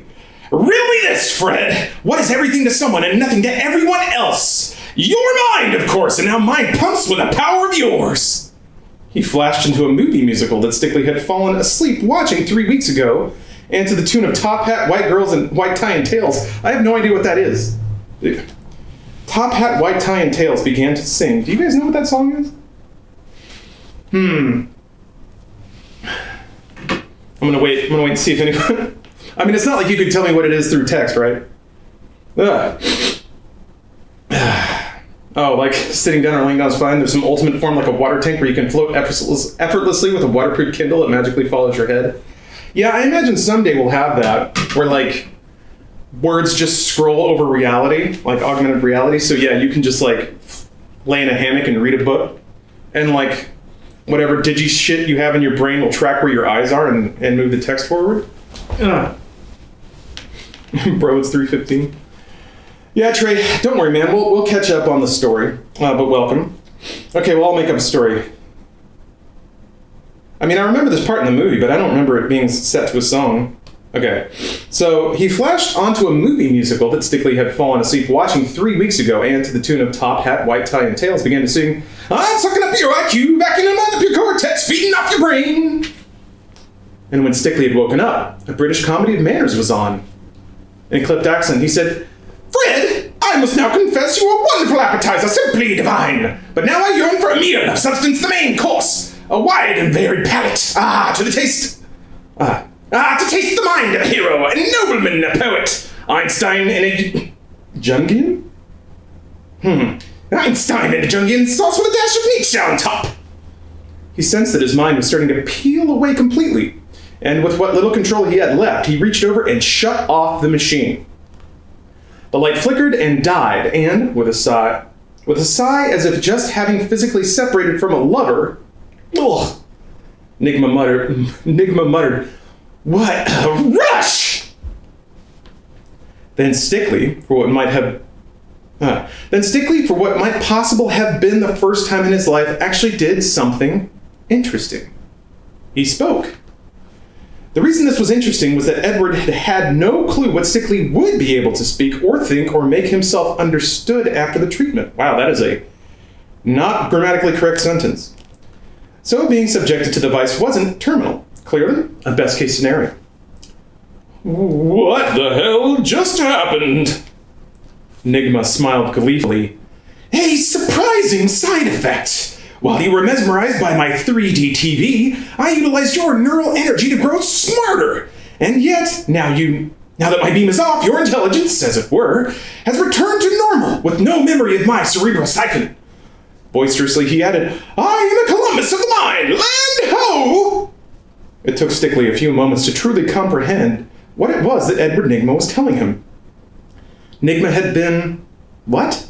Puttering around in his brain? Sucking away neural energy? It was... Jesus Christ. It was like some sort of mind rape. Holy fuck, man. It's a Batman book. 1995 was a different time. I guess that's kind of accurate? Jeez. Making no attempt to restrain his fury, Stickley roared, Bruce Wayne was right, you demented, bizarre, unethical toad! It is mind manipulation! I'm reporting you to the FCC, the Human Experimentation Board, the AMA, the police, the federal government! You're going to court, to jail, and then to a mental institution for the rest of your twisted little life. But first and foremost, Nigma, you are fired! Did you hear me? Fired! Cackling with the demented glee he'd once seen in a comedian displaying a movie? Himself? Nigma shot back, I don't think so! He lashed out with a foot, kicking the chair to which Stickley was tied. The chair rolled back across the slick floor at high speed, Stickley yelling obscenities and totally unaware of his jeopardy, until he smashed through the large round window at the end of the corridor. Stickley shrieked and stopped short. The chair was teetering on the edge, glass plummeting down and away. Only one thing was keeping him from tumbling off the precipice, and that was the long wire attached to his headband. Edward Nigma charged up to him, terror and concern on his face. Clearly, he had not meant for this to happen, and the potential ramifications for the near fatality had... Then he leaned in close, gripping the wired headband, and Stickley barely had time to realize that Nigma was concerned not about him, but about his precious machine. With a twisted sneer of contempt, he said, "Fred, babe, you are fired, or should I say, terminated." He yanked the headband off Stickley, and his former boss's only means of support was gone. He barely had time to utter a screech before the chair tilted backwards and out, plummeting to the ground far below. Edward didn't even bother to hang around to see the landing. By the time Stickley hit, Nigma was already back at his cubicle. He was not, however, engaged in a flurry of activity as one might expect after having just committed his very first murder. Instead, he was busy staring intensely at the photos of Bruce Wayne all over the interior of his cubicle. Question marks, Mr. Wayne? My work raises too many questions? With mind-blinding fury, he started whipping the pictures down from the walls. 2 years! 3.5762% of my estimated lifespan. I'm botching that one.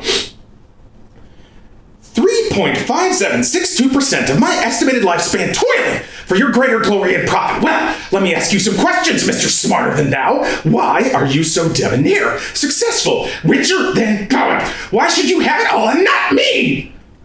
He looked around at the smashed and shattered remains of what he'd torn down, and then slowly his gaze turned to focus on a surveillance camera up on the wall.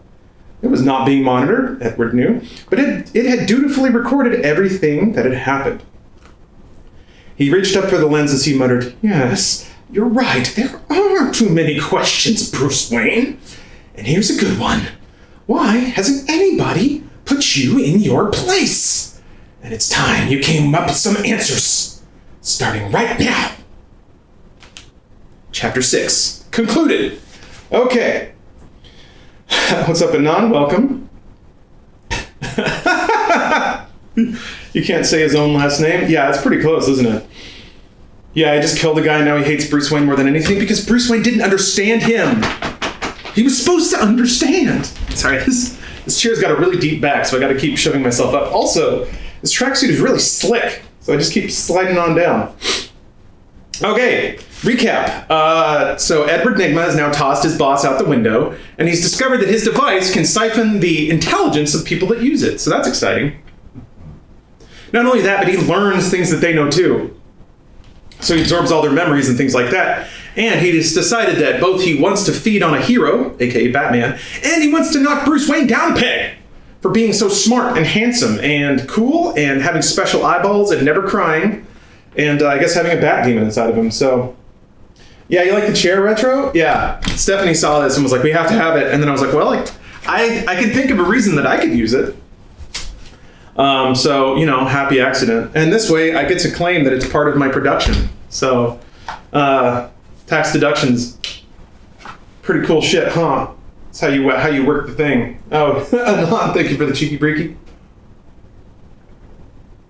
Yeah, Steph also decided it was time for me to have a bona fide Adidas tracksuit. So I'm pretty much only going to be wearing this for the rest of my life. Welcome, Acoustic Mayo. We are plugging through Batman Forever, I guess really abbreviated so far. Let's see here. Bruce Wayne lost his parents. I know, shocking. Harvey Dent became Two-Face and resents Batman for not protecting him from the acid attack that turned him into such. Edward Nigma is a brilliant child that got beaten up by a bully and then became a psychopath and just killed his boss for trying to terminate his brain project, which can siphon the intelligence of other people. And there we are, Chapter 7. Awesome. Looks like we're back to the perspective of Bruce Wayne. What people don't understand about the brilliance of this book is that it actually came up with the format of Game of Thrones long before Game of Thrones did. So J.R.R. Martin, you're kind of a hack. Turns out Batman Forever, the novel, actually did it first. So, gonna dress like a Despicable Me antagonist? Hey man, only if it works. Tom95, welcome. We're enjoying the novel of Batman Forever in a nice cozy fire. So we're on to Chapter 7 now. We're about a third of the way through. Batman's parents have already died, but I'm sure those are the only parents that will die in the story. So the sad part's already over. Don't worry about that. Chapter 7. The images were flying towards him, his parents lying in state, the leaves, the ground giving way beneath him, and the object small leather clutching tightly to him. And the giant bat, if it was a bat or something worse, something spit out from hell, lurching towards him, and it screeched at him in a voice that, for the first time, had discernible words. "You're a killer, too." Bruce Wayne lunged backwards and, in doing so, woke himself up. He blinked against the intruding sunlight, which was pouring through the windows thanks to Alfred's having just moved the curtains aside. "Dreams, sir?" Oh, that's a terrible Alfred voice. Hold on. "Dreams, sir?" Oh, that's pretty good. "Dreams, sir?" he asked, already knowing the answer. "No time for dreams," he said brusquely and falsely. "Status?" Alfred didn't even bother to point out that most mortals said something along the lines of "good morning" rather than "status." "The Bat computer has been scanning the emergency bins all night. No sign of Two-Face. He's disappeared." "And he'll be back. Did you get those file tapes ready for Arkham Asylum?" "In the player, sir, and ready." Bruce rose from the bed, bare-chested, and Alfred couldn't help but notice the bruises that decorated his torso. "What a marvelous shade of purple." He paused a moment, and when Bruce didn't respond, he spoke again and made no effort to keep the concern out of his voice. "Really, if you insist on trying to get..."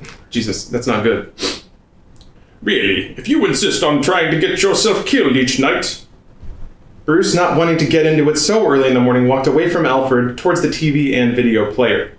He stepped over the ripped, dented, and punctured costume that laid on the floor. It wasn't that he was slovenly, it was that he'd literally forgotten all about it. An old costume was an old problem. He was already on to the next one. Alfred picked up the battered uniform and continued, "Would it be a terrible imposition to ask you to at least take better care of your equipment?" "Then you'd have nothing to complain about." "Hardly a word, sir." Bruce turned on the TV, and as he loaded the tape and said, "Speaking of equipment, I want to get back to work on the prototype." Alfred shuddered. "Sir, the last time you tried to run it through a test, the relay overloads and short-circuiting almost..." "I remember what happened last time, Alfred. I was wearing it, remember?" "I doubt I could ever forget." "It was just a bad test, Alfred," protested Bruce. "And it wasn't so bad." "Once the burn's healed," Alfred sniffed. "You're exaggerating. Besides, if I'd been wearing the prototype yesterday, things might have gone very differently." "Indeed they might have. For one thing, they might be scraping your incinerated remains off the side of the Second National Bank building." "Alfred." "With a spatula." "Right, all right." He flipped the TV and started up the videotape. There was the tortured face of Harvey Dent, staring in the camera and sneering at the off-camera doctor who was asking him questions. The date and time on the video track indicated that it was one of the last interviews, if not the last, before he'd made his break. He was methodically flipping his coin, reaching the same height with each toss. "Come on, Harvey," Bruce said urgently. What's on those twisted minds of yours? Where are you going to strike next?" Harvey, of course, didn't hear him. Instead, he was saying to the doctor, hold on. I gotta remember my Two-Face voice.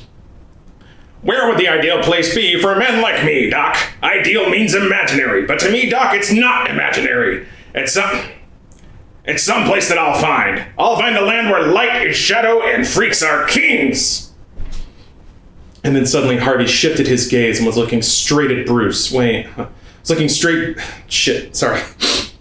And then suddenly Harvey shifted his gaze and was looking straight at Bruce Wayne as he said, "You're a killer too, Bruce." Bruce's head turned quickly to see Alfred's reaction, but Alfred was merely standing there, calm, passive, and holding the costume draped over one arm. Quickly, Bruce rewound the tape and ran it again and again. Two-Face was saying, "Where light is shadow and freaks are kings." This time, though, he didn't turn and look at Bruce. Instead, he just sat there, staring at the doctor. The doctor said from off-screen, "And where would that be, Harvey?" Dent studied him for a moment and then said, "You're so smart, you figure it out." Then he leaned back and lapsed into silence. And not all the doctor's probing could prompt another response out of him. But there were other times, other sessions on the tape, but a disconcerted Bruce Wayne decided now was not the time to hear them. Instead, he shut off the VCR and brought the TV online. Online? "Computer, activate television."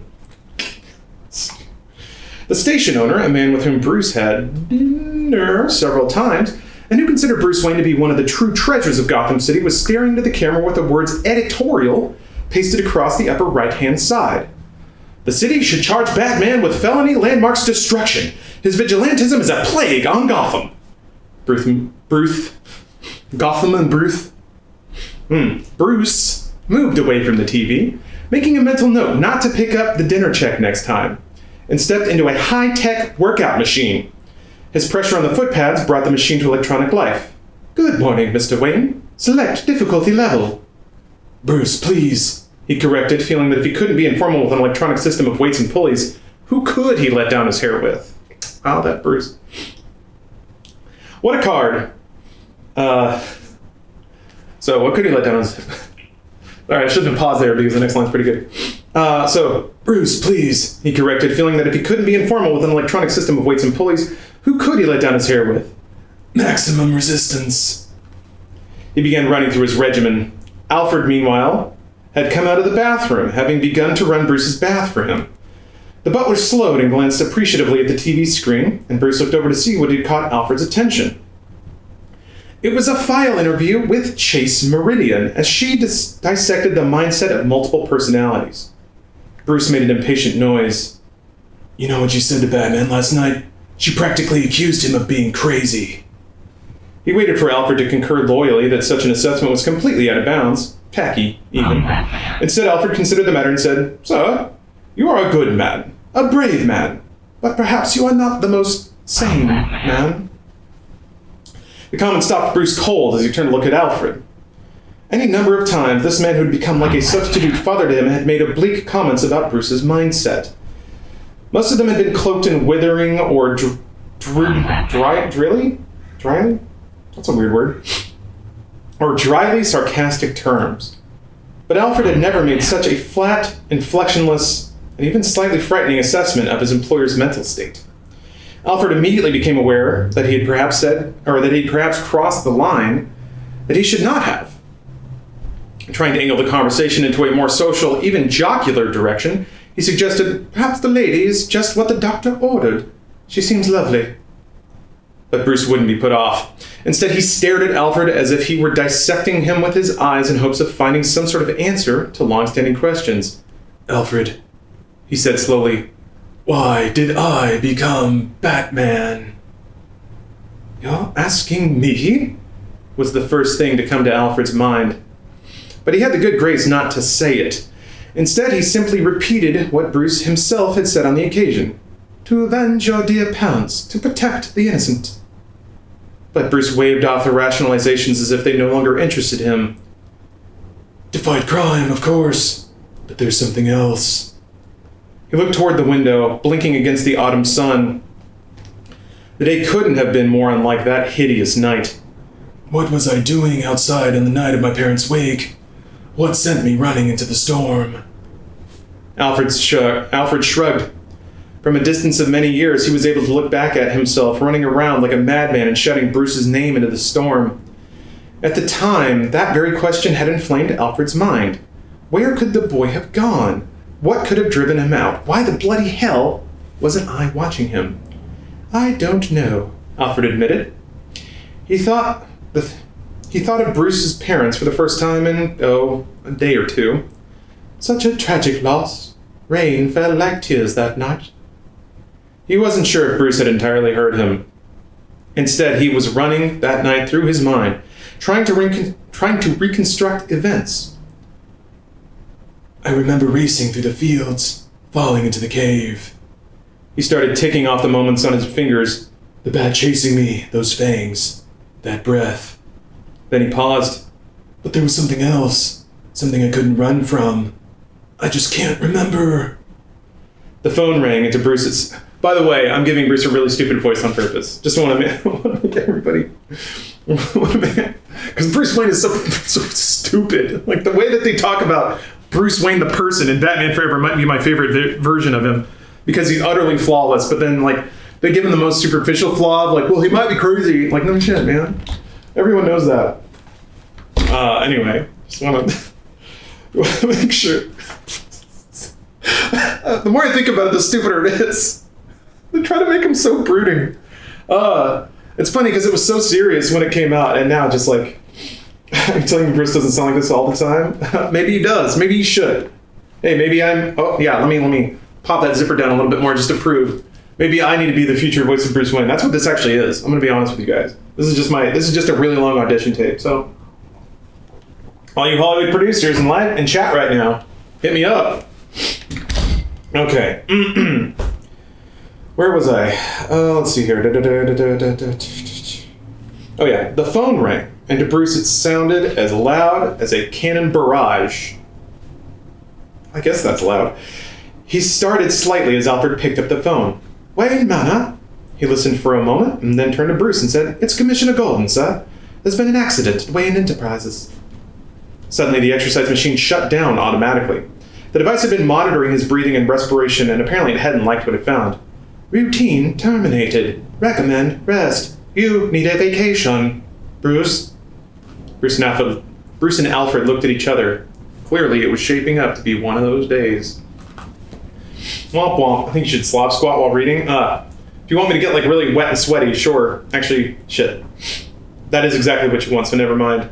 Request Alfred's voice to be changed to British Squidward or Squilliam?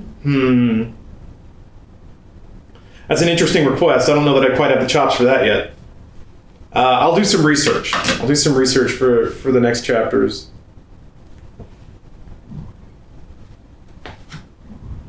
Oh. Gotta get the devil out. All right. I got a little gap here. It's not a new chapter, though. So, just want to make sure you guys know that. But we're still switching perspective. Edward Nygma leaned against the outside of his cubicle, sobbing profusely onto the shoulder of the head of personnel. She was patting him awkwardly, not quite sure what to make of this display of grief. Why? Oh, why? He moaned inconsolably. I can't believe it. 2 years working in the same office, shoulder to shoulder, cheek to cheek. He then stopped crying for just long enough to clarify. We're talking face, by the way. He then went right back to his histrionics. And then this. This, as it happened, was a note with a few tear stains on it that Nygma was thrusting into the confused woman's hands. I found it in my cubicle. You'll find the handwriting and sentence structure matches his exactly. And then in a more perfectly rational voice before breaking down once more. I couldn't possibly continue here. The memories. I'll get my things. He ducked quickly into his cubicle where he'd already boxed up his invention. The woman in personnel used the opportunity to slip away without a single spoken line, which was fine by Edward. He, likewise, was going to be using the opportunity to slip away. He heard voices. One of them was Bruce Wayne's. Another was older, gruff. It sounded extremely cop-like. There were a few other knickknacks still scattered around Edward's cubicle, but nothing important, and certainly nothing he couldn't live without. He took one final glance around as if to imprint on his mind a final image of what he was leaving behind. That way he could carry it with him mentally as he progressed towards a greater and far more glorious future. A future that would not be realized by being detained for more questioning. He knew he was at a delicate stage right now. He wasn't absolutely sure that he could contain the buzzing in his brain. He wanted to crow his achievements, boast about his prowess, perhaps even chatter about Stickley's gloriously ludicrous expression as his chair had toppled backwards to oblivion. That would not be good.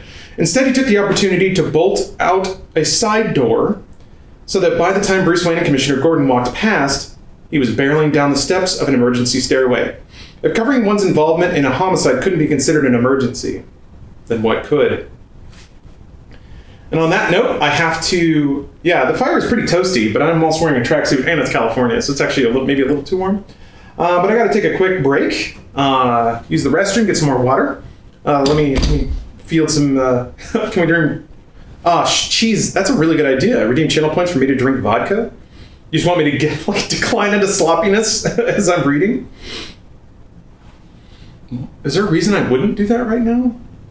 I gotta slim down, so...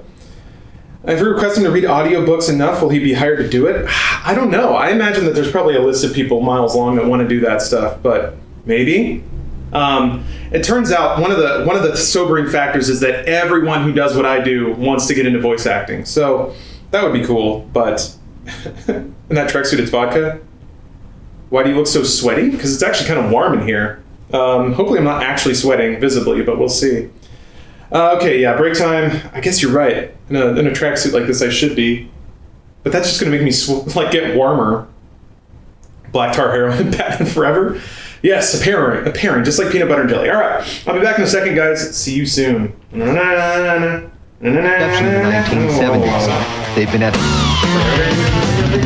Eggo waffles. That's the not part even of a the good breakfast that's not even the good theme to they let used for Batman Forever. I remembered it last night, but now it's gone again because the Danny Elfman version is just so good. Also, the animated series, there is a theme that they use for Forever that is different than all the other Batmans that they kept hitting again, but I guess it's time to watch the movie again. Oh, and this is technically vodka? Actually, well, yeah, no, it's technically vodka. I found out that, most hard seltzers use, fermented cane sugar. So that's still technically vodka, even though it's made out of sugar. Probably also just a lot cheaper that way. Anyway, I'll probably pop the top on that boy later. That's basically I feel like that's the most appropriate as a big ass non-Slav white boy wearing an Adidas tracksuit sipping on a Bud Light seltzer. I don't know, maybe that's insulting, culturally insensitive on some level, but you peer pressured me, cheeseball, don't worry about it. Don't worry about it. You drank too much last night, Andrew? Well, I'm sure it'll be fine. You're a bad friend? No, you're a good friend. I need a gold chain. Yeah, I bought Batman slippers, but I forgot to order them in time, so they're on the way. Part 3 will be even more decked out, so I gotta keep one-upping myself, Keep unzipping that sweater. You're gonna get banned? Yeah, I don't know how low it can go, but we'll see. So as we just saw, the aftermath of Edward Nygma, or heard, I guess. The aftermath of Edward Nygma's murder. He fabricated a suicide note and then slipped out the back door with his brain, his brain invention. Super Duke. I'm reading a book, Batman Forever. Just to catch you up real quick, catch everyone up in case there's new people that arrived. Batman's parents were murdered. Edward Nygma is very brilliant, but got punched in the head as a kid, so now he's crazy. He killed his boss for trying to shut down his brain invention, which can suck people's intelligence away. Also, Two-Face is in the mix, who blames Batman for not protecting him from an acid attack in court, and has now become crazy. So that happens a lot in Batman universe, it seems. People suffer some kind of malady, and as a result, they go absolutely insane. Okay, moving on. So now we're in Wayne Enterprises at the scene of the crime, where Edward Nygma threw his boss out of a window for trying to cancel his invention. His brain invention. Wayne and Gordon stood in front of the security console, studying the tape from the previous night. Stickley was clearly visible, writing a note, which they could safely assume was the suicide note that had been turned into the head of personnel. Upon finishing, Stickley laid the note down carefully. Then he took a chair, gripped it firmly, and using it as a battering ram, charged towards the large window at the end of the corridor. He smashed through it, clutching the chair, and vanished from sight. "That all jibes," said Gordon. "What we found on the ground, well, there wasn't really much to tell of anything. Both your man and the chair shattered the..." He paused. "Sorry, Bruce. I didn't mean to upset you." Bruce nodded in acknowledgement. "In any event, this looks pretty cut and dried. Definitely suicide. Thanks for the help, Bruce. We'll be in touch." Bruce shook hands briskly and then turned away from Gordon. He walked through the electronics division, stopping to whisper a few words to shaken employees, telling them to take a couple days if they so desired. With pay, of course, because Bruce is just that kind of guy. He paused momentarily at Edward Nygma's cubicle, thinking about the intensity he'd seen in the man's eyes the other day. Nygma's ideas might have been a bit odd, but that sort of passion, if properly channeled, could accomplish miracles. That was something Bruce Wayne certainly knew better than anyone else. Perhaps after this fiasco, it was time to take Nygma aside under less pressured circumstances. Start again. But the cubicle was almost empty. Nygma's personal items and that odd-looking device of his were gone. Bruce stared at the vacant cubicle for a time, and then he headed to his office. Moments later, Margaret was following him in, scribbling notes furiously. "Make sure..." This is Bruce talking. "Make sure Stickley's family is taken care of. Full benefits." "He wasn't on our corporate life insurance policy." "He is now," Bruce said, and repeated, "full benefits." She nodded. There was no point in arguing, and besides, she had no intention of trying to act the heavy in this instance. Taking the opportunity to attend to unfinished business, she flipped to a different page in her notebook and said, "Gossip Gertie and the society columnists have called for a record 32 times. I think if they don't know soon who you plan to take to the charity circus, the world was surely going to end." Oh, I butchered that, sorry. I'll try again. Some of the lines in this book are not written very smoothly, but I'll blame it on my tongue instead. "Gossip Gertie and the society columnists have called a record 32 times. I think if they don't know soon who you plan to take to the charity circus, the world is surely going to end." Bruce was about to answer when he noticed something on his desk. It was an envelope. "What's this?" She was genuinely puzzled. "I don't know. I didn't see anyone." He flipped it over and scrutinized it. "No postmark, no stamp." He pulled it open and read off. "If you look at the numbers on my face, you won't find 13 any place." Margaret wasn't sure what she had been expecting inside the envelope, but it certainly hadn't been that. "Say what?" He turned the paper over, but there was no signature. He looked back at the message. "It's a riddle. Numbers on my face, 1 through 12. No 13. He shrugged at the obviousness of it. "A clock." She scratched her head. "Who would send you this?" He turned to her and said, "Maggie, that's the riddle." Nice. Awkward Lobster, you got there early. Well done. Why are you plugging stamps.com? I'm not sponsored. Damn it. Yeah, this chapter's bouncing all over the place. All right, we're moving somewhere else again. The run-down tenement building was notable only for its unique decoration. It had once been directly across the street from an outfit called Criss Cross Cleaners, and consequently, a large ad for the dry cleaners consisting of an immense crossword puzzle adorned the exterior. The wall painting was the only reminder that the cleaner had ever been in business there. The paint was peeling, and to make matters worse, graffiti artists had filled in a few of the empty puzzle spots with letters that spelt out obscenities. Those dang old ruffians. It's Sonntag.pro, cheeseballs. Come on now. Although I do need an Adidas referral code, don't I? All of this was irrelevant to at least one of the building's tenants, a man who had never viewed the place as anything other than a brief rest stop on his determined drive along the superhighway to success. The problem was that the tenant had always assumed that Bruce Wayne would present him with the opportunity needed to get that final extra mile, but it was patently clear to Edward Nygma that Bruce Wayne was too self-absorbed, self-important, and selfish to give a damn about Edward Nygma and his plans. Indeed, as he worked in his cluttered apartment, putting the finishing touch on his second riddle, he had finally begun to grasp what had happened. Years ago, when he had looked into the eyes of young Bruce Wayne, he'd seen a peer, but when the adult Bruce Wayne had come face to face with Edward Nygma, Wayne had only seen a rival. That was it, of course. It was painfully, even agonizingly obvious. "Guess what, Bruce Wayne?" he muttered. "Now I'm the guy with all the answers." He turned and looked lovingly at his modified brain scan equipment. The box. It sparkled and sputtered slightly, running self-tests and diagnostics. It was almost ready.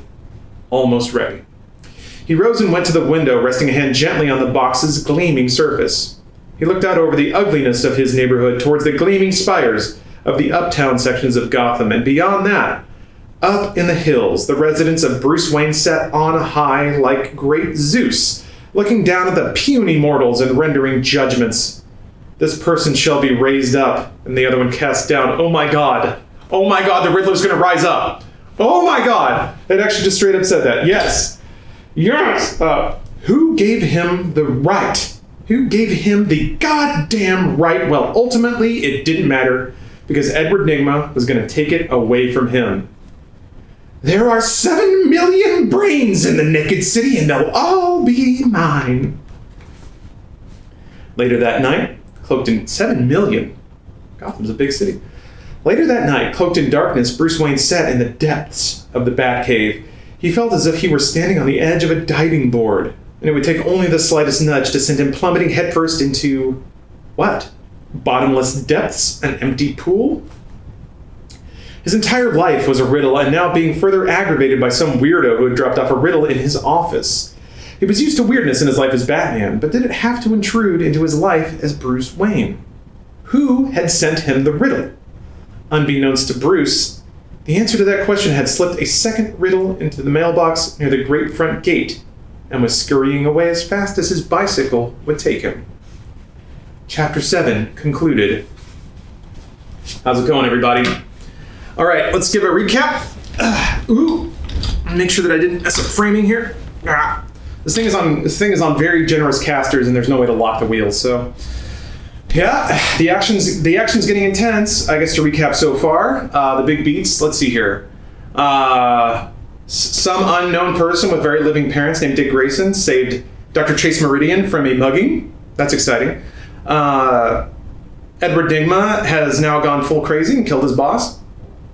He has a new invention that's going to sap the minds of everyone in Gotham. Two-Face broke out of Arkham Asylum due to a nameless person who had gambling debts, I guess. Now he's on the lam. Batman and Two-Face had an encounter that scarred the, I guess, Lady Liberty Gotham statue or something like that. It was a failed trap to kill Batman. Two-Face, I guess, has enough money and resources to have a gang. You know, it's Batman, whatever.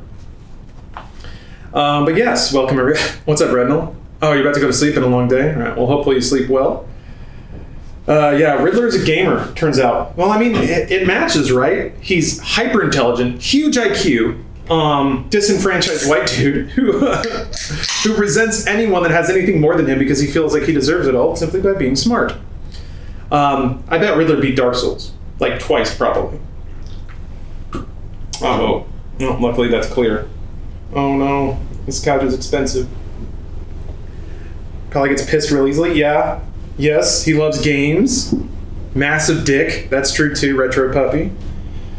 Shit. You know, let's just pretend that that's not going to sting. God bless Hard Seltzer for being cleared. Also, whatever. Trump supporter. Shit. What's his gamer score? It's probably the biggest. Probably the biggest.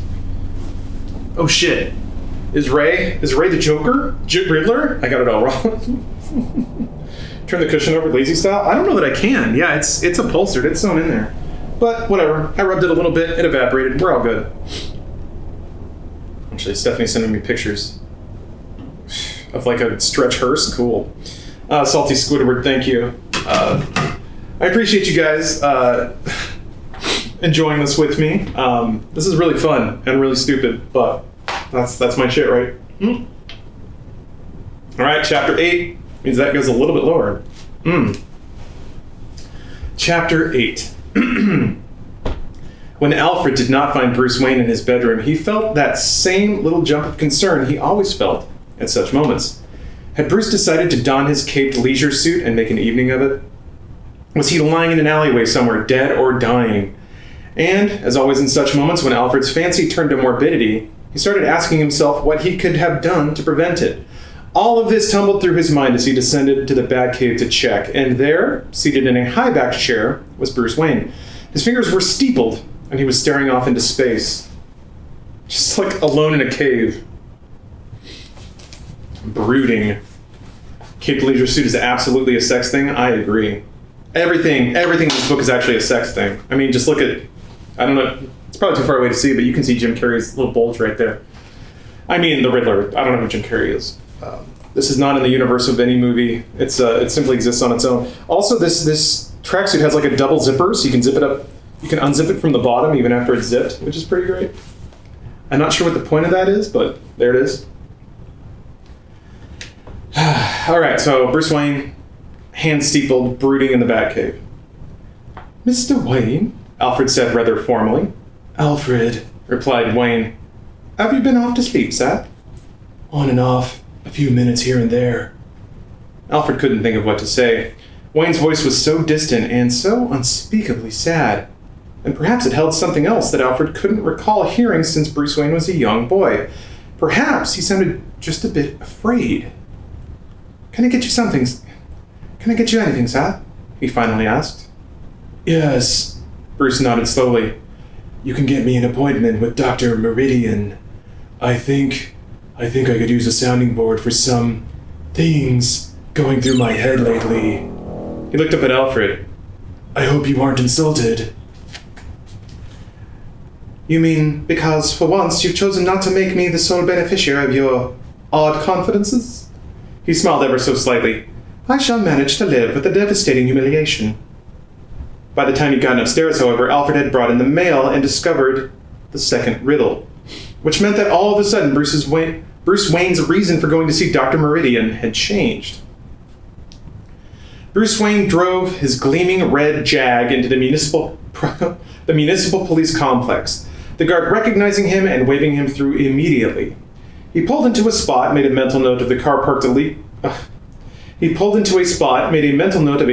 illegally in a handicap spot, and then made his way upstairs. Jesus, Bruce, get a rest, man. Dr. Meridian was a fairly new arrival to Gotham City, and Gordon had rather graciously afforded her office space at the police complex. In return, she made herself available several days a week to consult with Gordon and other police officers on various investigations. Her private practice was just starting up, but knowing what a major supporter of the police the Wayne Foundation had always been, she agreed to make time for him. Bruce walked briskly down the hallway, needing to ask directions to her office only 3 times and getting lost only twice. I thought he was brilliant. Shouldn't he be able to echolocate using his special eyes or something? I don't know. But as he approached the office, he heard grunts and the sounds of combat from within. Quickly, he tried the doorknob, but it was locked tight. He heard Dr. Meridian cry out, and there was the sound of a vicious punch getting landed. He put two and two together and got Two-Face. Without hesitation or regard to his secret identity, Bruce Wayne kicked open the door. The lock and doorknob flew off, clattering to the floor, and the door banged inward. Bruce leapt in, fists cocked. And then realized he'd slipped up. Chase's hair was a bit matted and hanging down. Her fists were taped up and poised in front of the punching bag that she had been wailing into until Bruce had charged into her office. Bruce froze where he was, as did she. Turns out she's tough. She's tough, all right? This is not your typical comic book female. She can punch things. And I'm sure that will factor in the rest of the story. She won't get captured or anything. She'll fight back. The air should have been rife with embarrassment. It should be A-I-R-E, just FYI. Actually, wait, no, that's not a thing anymore. Never mind. Sorry, author of Batman Forever. The air should have been rife with embarrassment or shock, or someone shouting, "Get out!" or "Oh my God, I'm so sorry," or something. Instead, there was a long moment of tension that didn't seem to arise from stress, but something else entirely.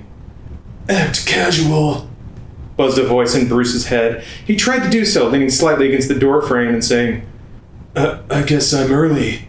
I have an appointment. I'm Bruce Wayne. The billionaire. Oh, good. No, that's way too, deep.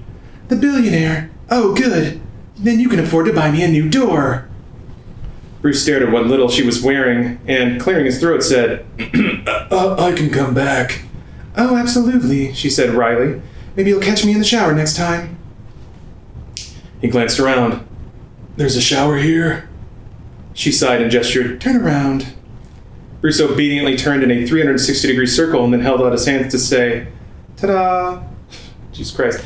She pursed her lips, clearly unamused, or at least trying to pretend she was unamused. There isn't a woman alive who can resist the charms of Bruce Wayne. Will the zipper on that beautiful tracksuit? No. Sorry, Erkin Prime. I can't zip all the way down. That would be a TOS violation, but... Is that wood in the fire? One of the fake ones? It's a, it's a fake log. It's a Duraflame. You're not actually supposed to burn real wood because shit accumulates in your chimney and it, can catch on fire and burn your house down. These are actually, my understanding is they're better and they burn cleaner. But you don't get that crackle and you don't get the smell. Actually, they do make crackling Duraflame logs. Whatever. I should get a crackling Duraflame log. Imagine reading with little crackles, little fiery crackles. I mean, I can hear the fire, but it's probably not coming through the mic. Anyway. Hold on a second. Let me... Wait, what? Oh, here we go. So, ta-da, I twirled around. Okay. She pursed her lips, clearly unamused, or at least trying to pretend she was unamused. This time, Bruce obeyed the spirit of the request in addition to the letter and turned his back. To make some use of the time, he worked on closing the door. Without the benefit of the lock, it seemed inclined to swing open, and he finally settled on propping it shut with a chair. From behind him, Chase said, Okay. He turned back to her, and except for the fact that she was busy untaping her hands, she could have been another woman entirely. She was wearing a dark brown wraparound skirt and cream-colored blouse. Bruce gestured with some chagrin to the door. "I'm sorry. I thought you were in trouble." She indicated the bag with a nod of her head. "It's therapeutic." And then she looked back to Wayne and actually smiled. She had the smile of someone who didn't smile quite enough.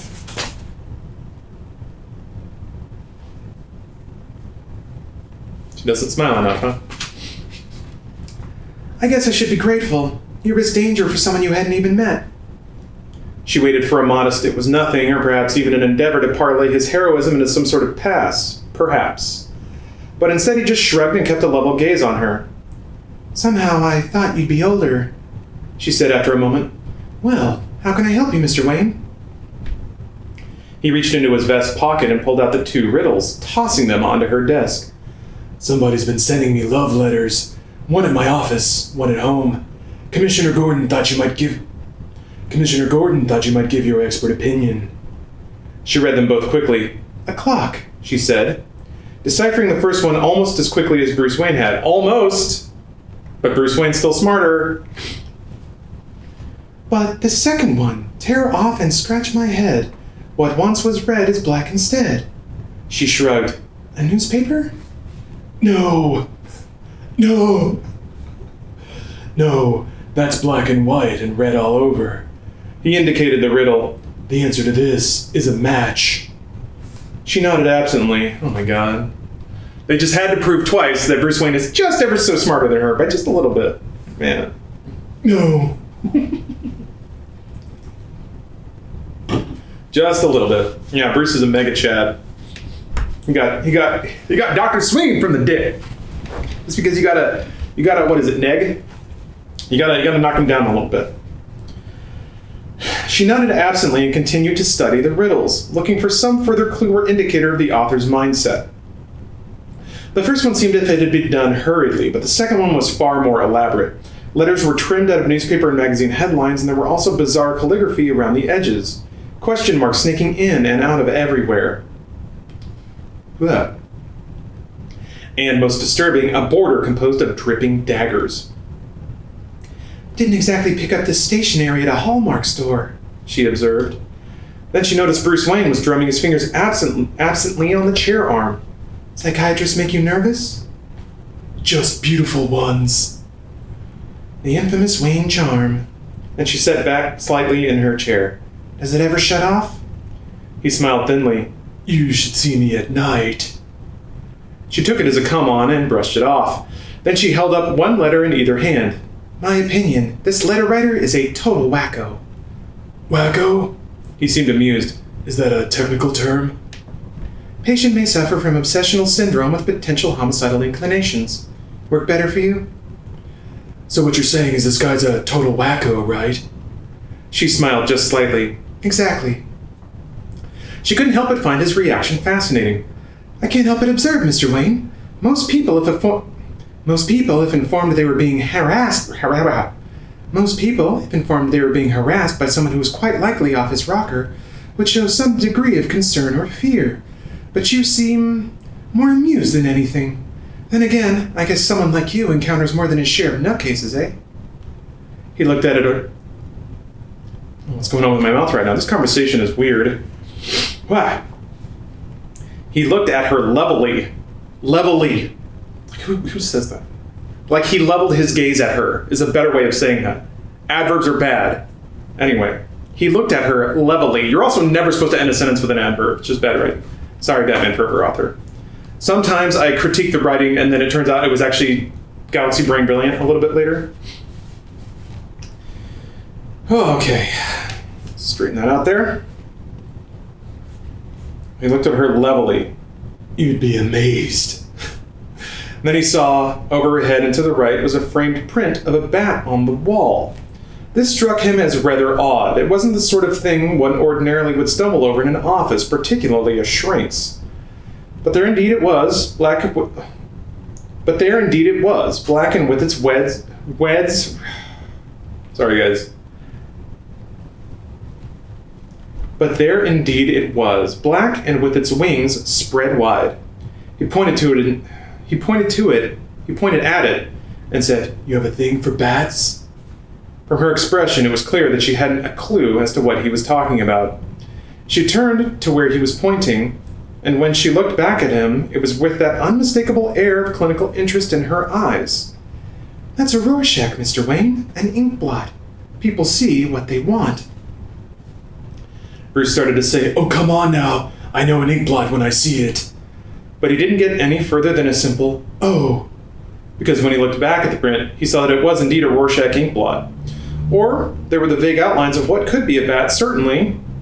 Or it could have also been a butterfly, or two faces in profile, or a bat. Damn it! It looked like a bat, ready to flap its way off the paper. Dr. Meridian watched Bruce Wayne's face carefully as he stared at the ink blot. There was something going on. Something in the conversation, some subtext that she was missing. She could sense it, almost taste it. With a raised eyebrow, she said, "I think the question would be, do you have a thing for bats?" she asked. Wait, you don't... The quote started with "she said" and then ended with "she asked." You don't have to attribute it twice. Anyway. It was an inquiry that he clearly had no interest in answering and every interest in avoiding. He reached over and tapped the papers. "So this Riddler, for want of a better name, is dangerous?" She pursed her lips in thought, letting the topic drift. "What do you know about obsession? Seriously, Mr. Wayne." "Seriously?" He hesitated. "A little." There it was again. That same tone of voice which she'd heard in his comment about seeing him at night. A tone that she'd first dismissed, but now was starting to notice at recurring key points in the conversation. She made a mental note to watch when such vocal shifts occurred again. "Obsessions are born of fear. Recall a moment of great terror. Say you associate that moment with..." She paused and then thought of the blot. "A bat. Over time, the bat's image penetrates the mind, invades every aspect of your daily life. Can you imagine something like that?" "It's a stretch, but I'll manage." Damn! There it was again, that same tone of voice practically sending off flares, screaming into the night, saying, "Look here, right here, more than meets the eye right over here." She gave no clue as to what was going through her mind. "The letter writer is obsessed with you. His only escape may be to purge the fixation, to kill me. You understand obsession a lot better than you let on." He nodded slightly as he picked up a small wicker totem doll from the table. "Still play with dolls, Doctor?" "She's a Malaysian dream warden. Some cultures believe she stands sentry while you sleep and guards your dreams. Silly to you, I'm sure." But Bruce's expression stopped her short. Somewhere within her, the little inner psychiatrist cried, "Bingo, Pater, you got him. There's something there. Just reel him in now. Start asking questions, probe, and find out what's bothering him." "You look so sad. Do you need one?" "Me?" He laughed easily. He was clearly practiced at masking his feelings. "No, why would I?" She made a thrust forward, a probing question. "You're not exactly what you seem, are you, Bruce Wayne? What is it you really came here for?" He wanted to answer her, that much she could easily see, but instead he coolly looked, again the adverbs. Instead he coolly looked at his watch and said, "Oops, time's up." "That's usually my line." "Look, I'd love to keep chatting." "Would you?" She looked at him so appraisingly that if he'd been an automobile, she'd be kicking his tires. "I'm not so sure." "You misunderstand, Doctor. That wasn't an open G, it might be nice in the indeterminate future type comment. And even if you didn't have the annoying psychiatrist habit of interrupting people with questions." "Now, when have I..." But she caught herself and smiled sheepishly. "I'm sorry. Go ahead." "I was simply going to say that I would love to keep chatting, but I'm going to have to get you out of those clothes." She felt lost. "Excuse me?" "And into a black dress." Once her confusion was utter bafflement, he said, "Tell me, Doctor, do you like the circus?" Oh, Bruce Wayne, charming all the ladies. That's chapter 8 down. Well, take a real smooth, right? Oh, that man. Shit's getting horny, or is it? The circus of destiny is arriving soon. where parents will survive. And yeah, hope nobody dies at the circus. I can't imagine why that would happen. There's really no reason to believe that anyone would pass away at this point in the narrative. Bruce Wayne's parents are already dead. What else could they do to the poor residents of Gotham? If you have arrived in the last, 20 minutes or so, let me give you a brief recap where we are so far. So, we've just hit the point in the movie, where Bruce and Dr. Chase have a meeting and sparks are flying. There's chemistry all over the place. I'm Batman. They had a meeting because Edward Nygma has now fully cracked. Too smart kid got punched in the head. Edward Nygma now has an obsession with riddles and also taking down Bruce Wayne, who he thought was his soulmate, but now sees him as a competitor. A competitor for smartest, coolest, most handsomest man in Gotham. Two-Face, still at large, broke out of Arkham Asylum. And Dr. Chase Meridian is a new psychiatrist in Gotham, who is now working with Batman and the police force to try and determine who's leaving all these riddles around. But there's a charity circus in town that Bruce Wayne is now going to attend. And wouldn't you know it, chapters ago, we saw a plucky young gymnast rescue Dr. Chase Meridian herself from a mugger. But I think it would be an awfully big coincidence if that character were to show up again. I guess we'll just have to keep reading and find out.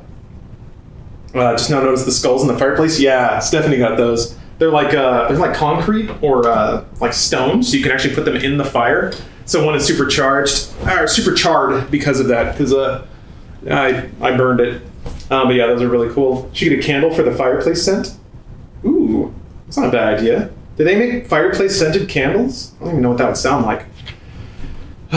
Charity for the circus. The circus is raising money for charity. Oh, I think the circus is raising money for a charity, but they didn't really specify.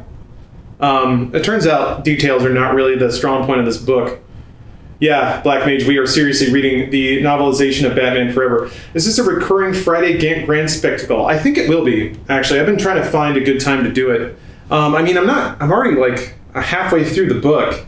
I'm going to go on this for maybe another 45 minutes or an hour or so. Another 30 pages, maybe another 2 chapters. Because my throat's starting to get a little sore. No comma. Thank you for the... That's a cool name. Thank you for the Prime sub.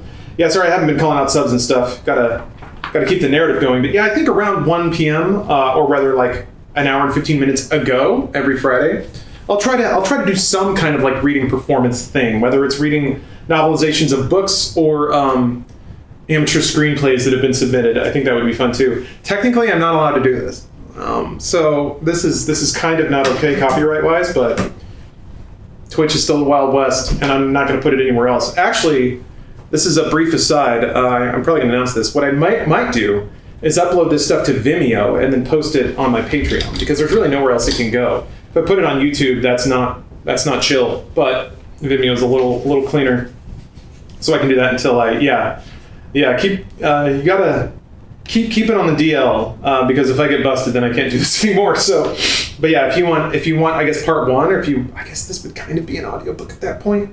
If you chip in $1 to the Patreon, you'll have access to it. How's that for a plug, baby? Yeah, I do have a Patreon. Actually, so there's a command. If you guys want to find it, it's just _Patreon. So yes, the forbidden stream. I also, boy, this is turning into a full-on sales pitch, but that's fine. I send a weekly newsletter out to all my Twitch subs. I've been posting that on Patreon too. So if you're a patron, you can read all those posts. They're just kind of short stories that I write about whatever, and then basically an informative thing about what I'm going to do the next week on the stream. So yeah, the newsletter command is, some people haven't been getting them because their email notifications are off. So if you check that, if you're a sub and you turn on email notifications, you should get it that way. But again, it's also, I'm putting them to Patreon. And then I'll upload these to Vimeo and post them there as private posts. The Secret Underground Society. For $1 a month, you too can join. All right, sales pitch over. What? Hold on, chapter 9. Wow, Dick Grayson is back. Who would have thought the plucky young gymnast that saved Dr. Chase Meridian from a purse snatching is back? Wow. I guess that's what they call foreshadowing. I didn't see that one coming, but here we are. Dick Grayson rummaged through his costume box. Although he was already dressed in the red and green tights that he and the rest of his family would be wearing tonight, He was still looking for some other accoutrement that would spiff up the old outfit a little. He was always trying to convince his folks to jazz up the look, and was forever modeling masks, flared boots, capes, whatever occurred to him. But he always had trouble convincing his father. John always argued for simplicity, and naturally Mom went along with him, because in the Batman universe, men are smart. Wherever John Grayson stood, Mary Grayson was right there with him. It was kind of comforting in a way, but it was also annoying as hell when you're a young anime boy. I'm headed to Bob Ross after this, and after that I will no longer be mental illness. Yep. This actually, I'm a doctor, and this is therapy, so enjoy. Also feet, but I guess I'm wearing socks, so I don't know how much that counts. The door to the trailer that he shared with his brother Chris slammed open. The sounds of the crowds and the organ music that were much louder as Chris entered quickly and grabbed Dick by his shoulder. What? It's a weird sentence. The sounds of the crowds and the organ music were that much louder as Chris entered quickly and grabbed Dick by his shoulder. And grabbed Dick. Just end the sentence there. For crying out loud, Dick, will you come on? We're going on in 5 minutes. Chris, how about if we add a... Chris didn't want to hear it. Instead, he pulled Dick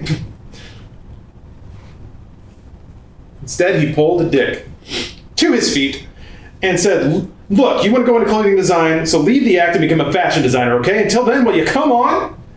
I'm the only one in the family with visions, Chris, he said as he allowed himself to be pushed out the door by his older brother. When the rest of you are so old and decrepit that you fall off swings and playgrounds, I'm going to be living in a mansion and driving the bitchingest car in town. Just wait and see. I should live so long, said Chris Grayson. And then, switch in perspective here. It wasn't a black dress. It was dark maroon, crushed velvet. Still, it had been more than sufficient when Bruce had picked up Chase at her rented townhouse. Bruce was in his tux, and the two of them were third row center at the Gotham Charity Circus, being held in the midst of the vast Gotham Hippodrome. From all over, gossip columnists were peering at Bruce's date. Chase noticed it, and Bruce noticed Chase noticing. They're trying to determine who you are and what our relationship is, he told her. Don't you find that intrusive? You get used to it. Besides, don't worry about it. What they don't know, they can easily make up. He regarded her thoughtfully. It wouldn't bother you if, a week from now, it's reported that you're pregnant with Space Alien's baby, would it? Depends. He wrinkled his nose and stuck out his tongue at her. Damn. Even when he makes a hideous face, he's gorgeous, she thought bleakly. That Bruce Wayne. Just want to break a piece of that off. It's my editorializing. It wasn't in the book. I want to make that clear. From the center ring, the ringmaster was calling, Ladies and gentlemen, 70 feet above the ground, performing feats of aerial skill without a net, the Flying Graysons. The name Grayson immediately rang a bell with Chase, and she looked up at the family of aerialists already embarking upon their trapeze act to the accompaniment of pounding drums. There were 4 of them. It shouldn't be too hard to pick out. She pointed. Some guy was making off with my purse the other day, and that boy, that one there. She pointed as Dick hurtled across the room, hurtled across the open air into the waiting vagina of his father. Into the waiting hands of his father, who was dangling upside down from his knees. He stopped him. His father was with him, Richard and John. Those were their names. Richard and John Grayson. The boy was incredibly brave, and now I understand why. Look at what he does for a living. Bruce nodded as Chase bit her lower lip thoughtfully. They ran off before I really had the chance to talk with them. I'm not sure why. A pity, too. It would have been fascinating to investigate the kind of psyche that would not only risk death on a regular basis, but subject one's own children to some sort of danger. Did they run off right after you told them you were a therapist? Or a psychiatrist, excuse me. For shame, Bruce. Yes. Why? Nothing. No reason. She jostled his arm. What are you implying? Me? Nothing. Nothing at all. Before she could ask him anything further, they suddenly found themselves with a spotlight shining directly on them, and the ringmaster was announcing, Tonight's charity benefit has raised $350 $275,000 for Gotham Children's Hospital. Let's thank our largest single donor, Bruce Wayne. Bruce shrugged to Chase in a "what are you going to do" manner and stood, taking a quick bow before quickly regaining his seat. "And now," continued the ringmaster, "Richard, the youngest Flying Grayson, will perform the awe-inspiring Death Drop." Chase watched raptly, as did Bruce. Raptly. This guy discovered what pronouns are, or sorry, adverbs, this far into the book. Does Batman and Robin have a novel? Because that would be neat. I assume so. I don't have it in my possession, though. Is that supposed to be Val Kilmer or a general Batman impression? Oh, it's my vision of how stupid Bruce Wayne is depicted in Batman Forever. They keep talking about how awesome he is, so I want to give him a dumbass voice to match. I guess there are shades of Val Kilmer's Bruce Wayne in there, because he didn't even do a different voice for Batman. He just kind of spoke low and smooth the whole movie, and it was kind of flat and boring. I mean, in that regard, he was a pretty decent Batman, but not a lot of dimension to his portrayal. That's kind of the case with most Batmen, it seems like. Which I'm kind of excited to see what Robert Pattinson does with it. Anyway. We're switching perspectives again. How old is this novel? This came out in 1995, so, 25 years old? Jesus Christ. Dick Grayson stood on the highest platform. Grabbing the trapeze bar, he swung out high into the air above the crowd. Sometimes it seemed to him that this was the only time when he was happy, when he was in flight, when he felt the wind rushing past him and he heard the gasps of the crowd over his stunts. And he would always look down at those poor earthbound creatures, each of whom was undoubtedly wondering how. Excuse me, Seltzer. How could he risk death day after day just to experience the momentary thrill of flight? To which the exceedingly cool and very radical Dick could only wonder, how could they not? As he then soared above the center of the arena, Dick released the trapeze. He fell, somersaulting in midair over and over again. The crowd was a blur around him, and then suddenly his downward plunge was halted by a pair of strong hands that he knew beyond question would always be there for him. "Fly, Robin, fly," his father intoned to him. They swung towards the platform, then back again towards the center as the acclamation from the crowd below swept over them. Mary was on the opposite platform and, with practiced skill, sent the other empty trapeze arcing towards them. John Grayson released his son as Dick twirled in midair and then snagged the other trapeze. It was a move that was so simple to him, so routine, that the applause it got was as odd as if a little girl had gotten a standing ovation for successfully skipping rope. Then again, he wasn't about to knock it. He landed on the platform next to his mother, and together they waved down to the crowd. On the opposite side, Chris waved too as he hauled his father in. Chris hadn't done anything on this particular maneuver, but heck, the hurrahs were for all of them, weren't they? Life doesn't get better than this, does it, Dad? Chris said, to which John could only reply, never. This is great, you guys. Man, what a nice time. A talented family working together, enjoying the bond that only a family can share. And I'm sure they have many years of performance and adulation ahead of them. So good. So good and so pure. As the ringmaster watched the proceedings, something suddenly caught his eye. It was a gloved hand, poking between some curtains off stage. A finger was waggling, trying to get the ringmaster's attention.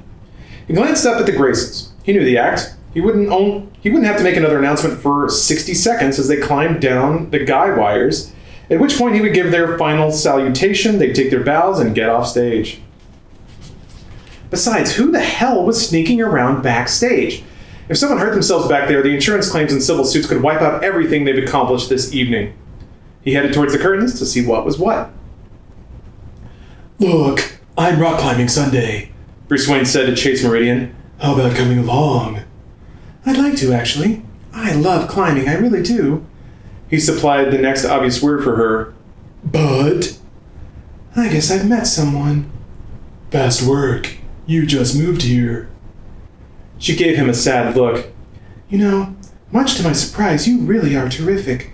But you could say he kind of dropped out of the sky and bang. I think he felt something too. Oh my God. Bruce? She seemed concerned. Not again. Not again? This one is fixated on Batman too? Bruce? She shook his arm. What was it anyway? The mask? The cape? The codpiece? Sure, that had to be it. Bruce? And this time her voice was firm, yanking him out of his reverie. Has anyone ever told you that you can act rather strangely? Not to my face, he said. So, you think he felt it too? Well, of course he did. What? He looked at her with a vast depth of sadness.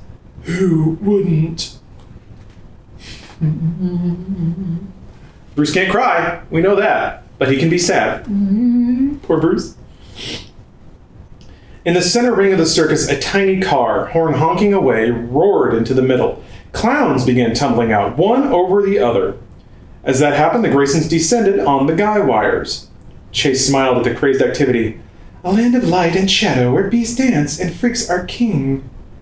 He was so startled by the comment, and recently so accustomed to confusion between what he'd perceived and what was reality, that he'd asked her to repeat it. She did, puzzled, word for word. It's a description of the circus, from a fairy tale my mother used to read called The Tale of the Twin. And that was all he needed to hear. He took her quickly by the hand and said, We've got to get out of here, now. Suddenly, the voice of the ringmaster pulled his full attention back to their center ring. Hold on a second. Let me make sure that... Okay. There's gonna be a bit of a turnabout. I gotta figure out how to do this. Ladies and gentlemen, please forget all good American wholesome fun, the ringmaster called out, his face obscured by a hanging Barker's mic. We are here to bring you absolute chaos and true justice, which, my darling ignorant friends, are no more or less than two sides of the same coin. Tonight, a new act for your amusement. We will call it Massacre Under the Big Top. The newly arrived clowns immediately shed their garments, yanking massive guns out of the oversized clown clothes. What? No, not at the circus. This is terrible. Some people in the crowd were still laughing uncertainly, until a couple of thugs fired random shots into the air. The unmistakable chatter of the machine guns was the confirmation for anyone who still needed it that the evening had taken a deadly turn. There was panic and screaming, and the ringmaster stepped out from behind the microphone. His hideous split face was now apparent for all to see. Let's hear. People, show some grace under pressure. A little decorum, please, cautioned Two-Face, and then added, shut up or die! The deadly ammunition, backed up by the armed thugs, had the desired effect. There was still the occasional whimpering, but largely the crowd was silent. Two-Face nodded approvingly. If we may direct your attention. A couple of thugs rolled a round object into the ring. They attached the sphere to ropes hanging from the rafters. Inside that harmless-looking orb, continued Two-Face, 200 sticks of TNT. In our hand, a radio detonator. Calmly, he pushed the button on the box. Hold on a minute. A page has been torn out of the book. We're missing page 115 and 116. Who the fuck did that? Why would somebody rip a page out of Batman Forever, the novel? Oh crap. Did somebody tear out the page where... Well, we don't know what's gonna happen. That is not what I think okay, I don't think we're gonna miss the moment. Yeah. This is sabotage, you guys. Who did that? Jeez, okay. I guess we'll just make it up. Oh gosh, okay. I'll have to figure out what plot beats happen. I mean, there may not be anything worth making up. We'll see. The bomb promptly beeped in response and continued to do so 1 beep per second. You have 2 minutes.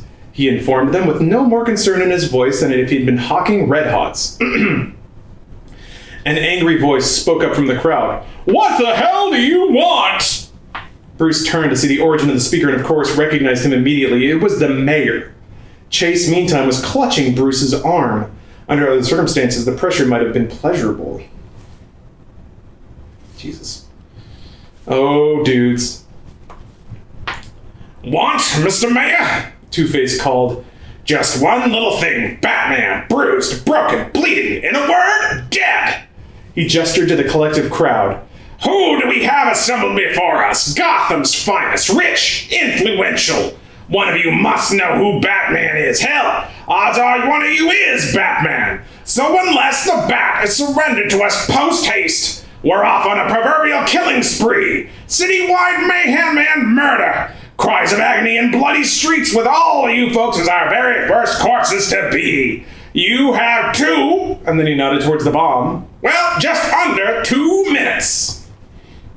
Bruce watched helplessly as the bomb, attached to wires, was hoisted high into the air toward the upper structural supports of the tent.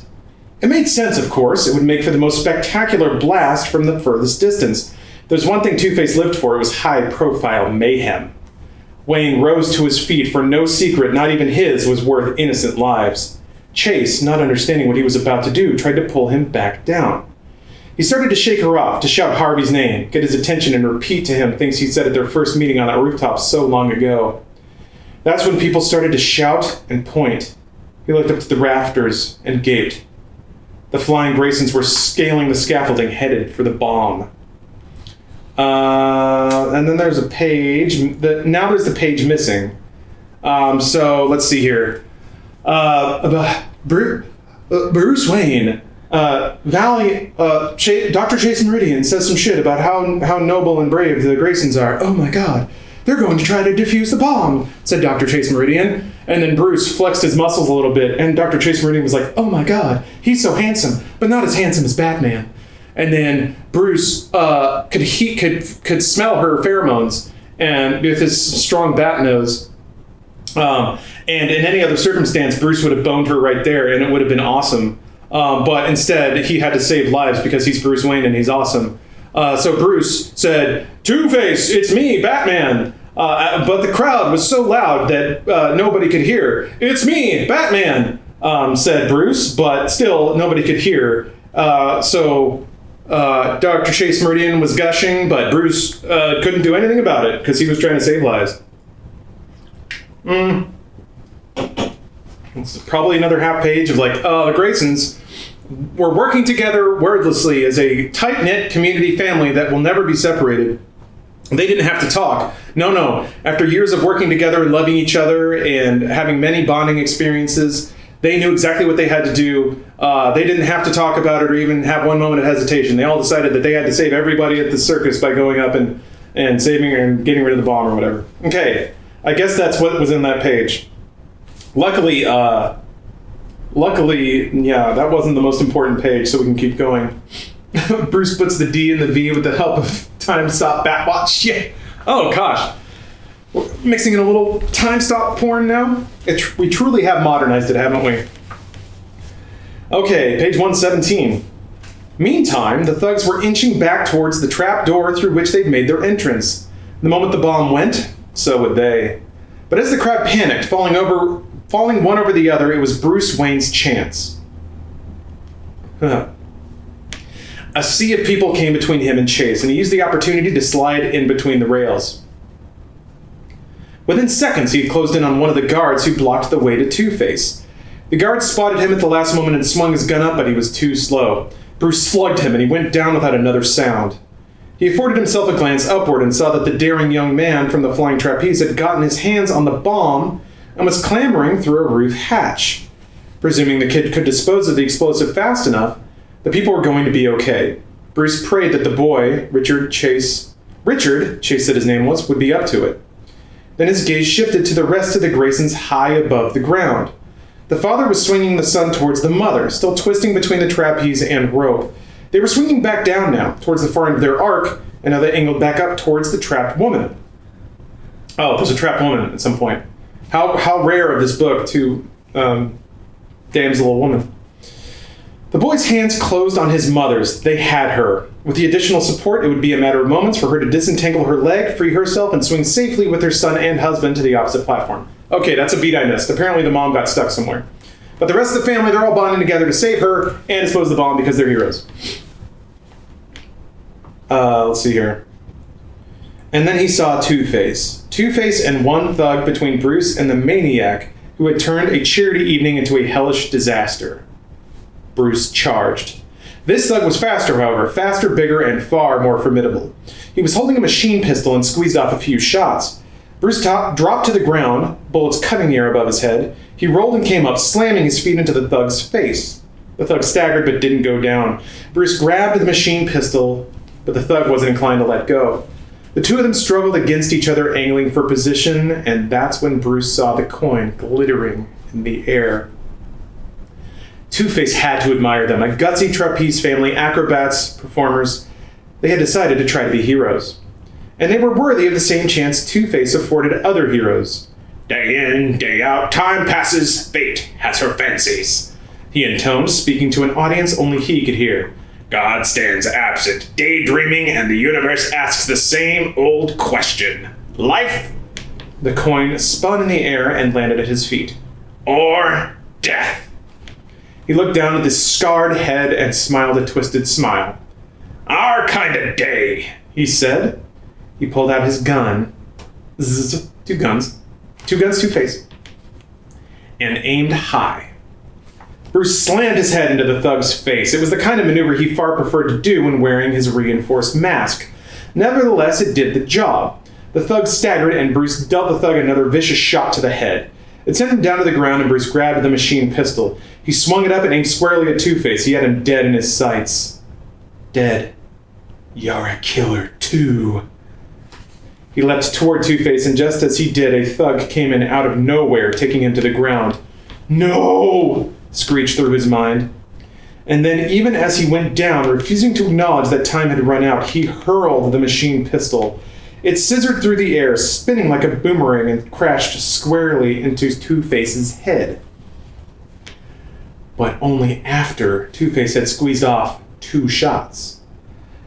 The first bullet sliced through one of the trapeze supports that were suspending John and Chris Grayson. The support snapped, and John Grayson skidded off, still clutching onto his son's legs. Chris was still holding on to Mary, and he screamed. His mind hadn't fully registered what happened. He only knew that he suddenly felt as if he were being torn in half.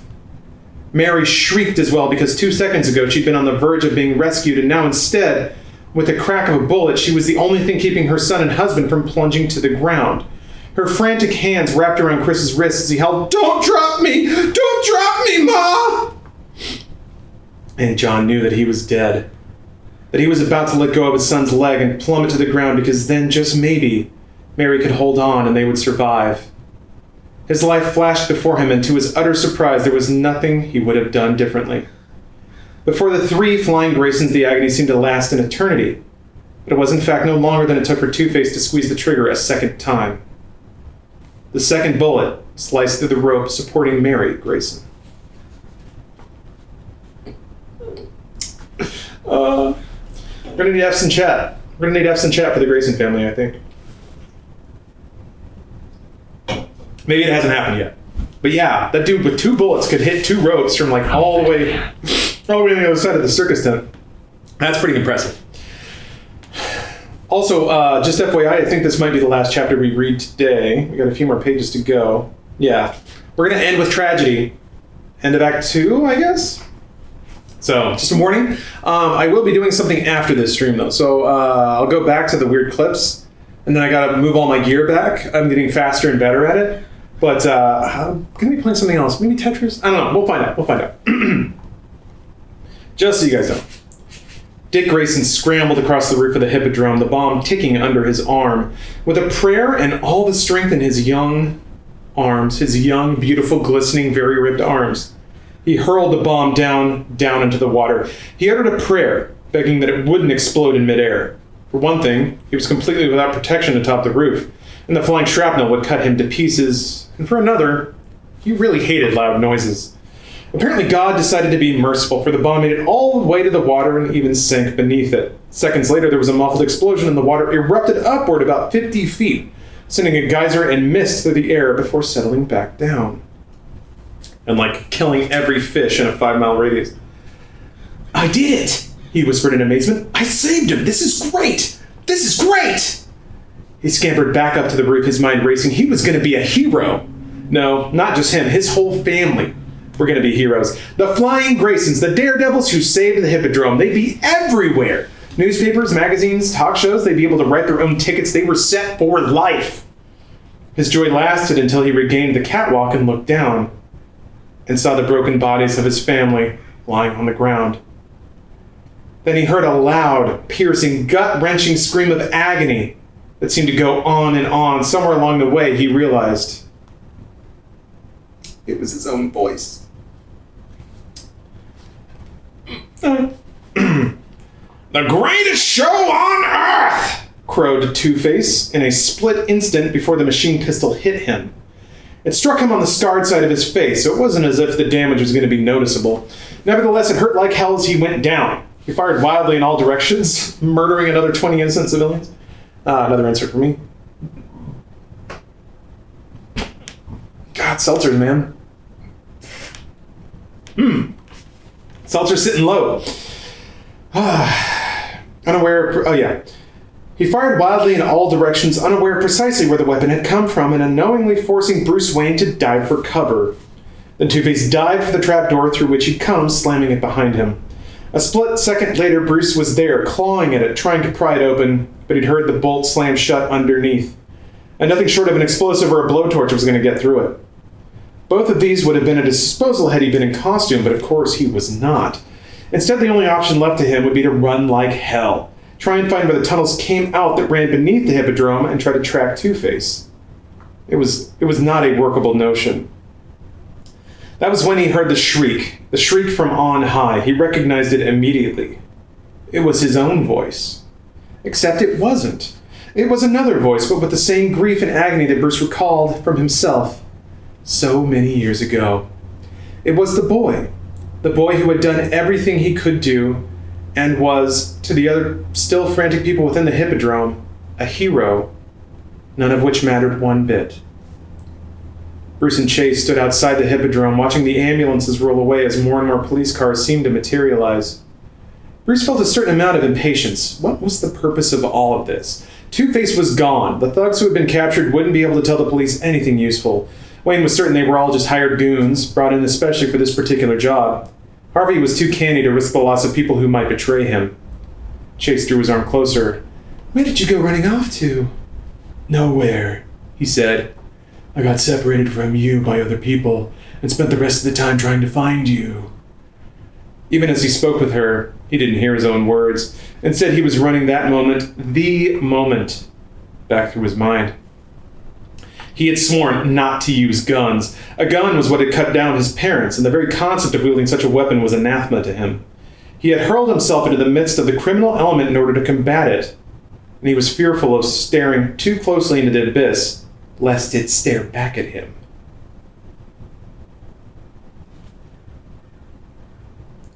To use a gun to shoot people was to draw it To use a gun to shoot at people was to draw it dangerously close to becoming that which he opposed. To draw it dangerously close to okay. Yet there he had been, holding the machine pistol in his hands, finger curled around the trigger. A quick squeeze and Two-Face would have been dead, and perhaps the Graysons would be alive. No, very definitely they would have been alive. You could have saved lives.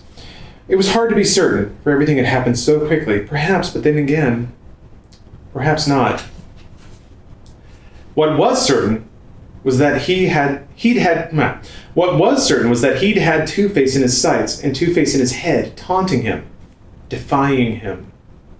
And Bruce's reflexes had kicked in. The revulsion over guns, the haunting sneers of Two-Face, it all compelled him to throw the gun instead of fire it. Gently, Chase said to Bruce, "Do you want to talk about it?" He looked down at her and shook his head. "There's nothing to talk about," he said. Then he saw Dick Grayson from a distance away. He had a blanket draped over him, covering his red and green leotard. His head was lowered, his face ashen. Incredible, said Chase. Incredible how things turn out. First that boy saves my pocketbook, and then he saves my life. And look at what happens. He deserves so much better. I wonder if he has any other family. No, Bruce told her. Gordon said no. It was just his parents and... He paused and then amended. Just him. It's just so unfair. So what happens now? Wait, hold on. What happens to him now? Asked Bruce. Now? Now he gets pumped into the system, I guess. He thought about the system. The overcrowded, underfinanced system. The hell it does, said Bruce Wayne. And thus ends chapter 9. And about half the book. So, a lot going on here. Yeah. If Bruce or Edward Nygma has a thing or two to say about the system, but we'll get there next time on Batman Forever. Thank you guys all for tuning in to this cozy book reading. I hope you enjoyed it.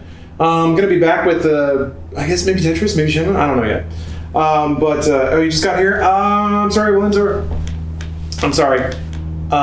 For your sake, though, I was thinking about this while I was on a bathroom break. I think I will post these to my Patreon. So if you guys go to my Patreon and like $1 a month, we'll get you access to everything. That's where I post the newsletters, and then I think I'll also post this because this isn't quite on level copyright-wise, but it's probably enough under the radar that it doesn't matter. So I can upload the stuff to Vimeo, and I'll just post it there as like Patreon posts. So if you missed out and you want to catch up, that's a good way to do it. Also, it'll stay as a Twitch VOD, so you can probably watch it that way. But both ways work. So, all right. Thank you guys for watching so far. What time is it? It's only 3. When are you planning to do the next part? Same time next Friday, I think. I'm gonna make this a weekly thing for a while and see how it goes. But I'm really enjoying it. It's super fun. Batman Forever is a work for sure. $1.25 well spent. Also, thank you, Katie Bacon, for donating this wonderful book. After this, I had the Triple X novel, and then I have some screenplays that have been submitted too that'll be fun to read through. So, that's gonna be this kind of thing for a while. I got to figure out what to wear next week. Also, I got to change out of this tracksuit. Man, standing next to this fire, I'm getting damp. Woo! But this tracksuit is very comfy. I just wish it were a few degrees colder. But yeah, thank you guys for watching. I'll be back with more gameplay in just a second. I got to break all this junk down and move my stuff back over there. So maybe 20-30 minute break, and then back with normal streaming stuff. So see you guys soon, and hope you guys are having a good Friday. All right, check back with you guys in a minute. Thanks for watching so far. Say Lego.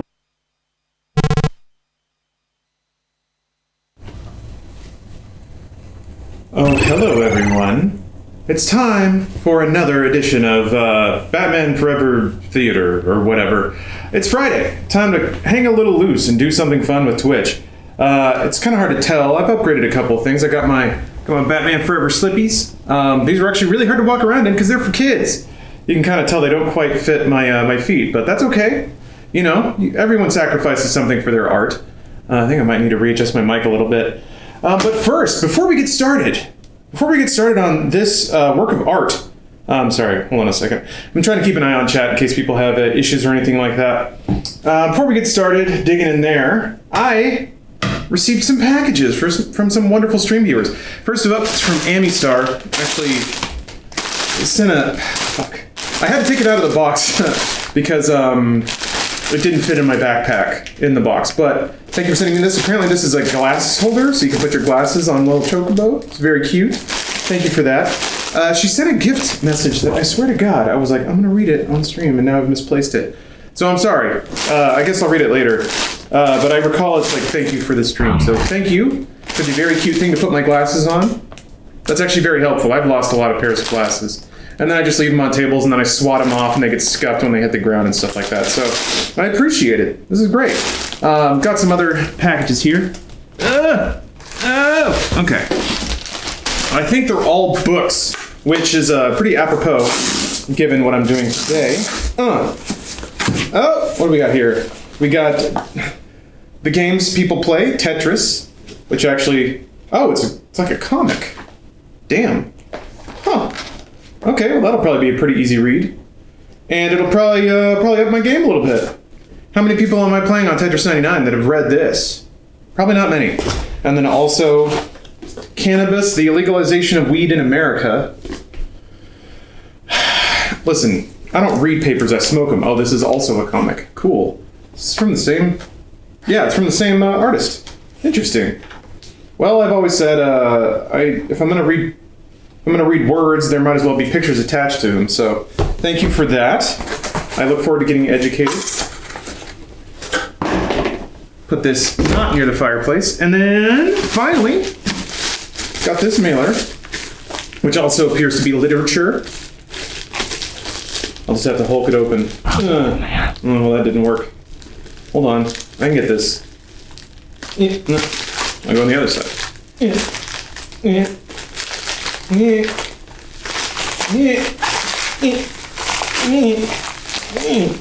All right, what do we got here? Nathan E. Harvey and the Blood Ran Black. The scar comparisons made for the pleasant evening of previously forgotten stories. What? Is that a sentence? Until the darkness descended, everyone laughed and carried on for the first time in days, and the small campsite resembled something of a home. Once things had finally grown quiet, John realized that he was the only one still awake and had, by default, been nominated for first watch. He sat alone beside the dimming fire and thought about how happy he'd grown with this small group of survivors. He wouldn't allow himself to dwell on the pleasant thoughts, though, and eventually deviated to those of dread at the realization that he would more than likely lose one or all members of his new family. He couldn't imagine the punishment he'd endure if anything were to happen, especially if it were something he could have prevented, or something he'd caused. All right. Sounds spooky. Neato. All right, I'll give it a read. Why not? Trying to get through my my backlog of books. Backlog of everything, really. Isn't that just living in 2020? I have another copy. All right, that's 2. Neat, I can read it twice.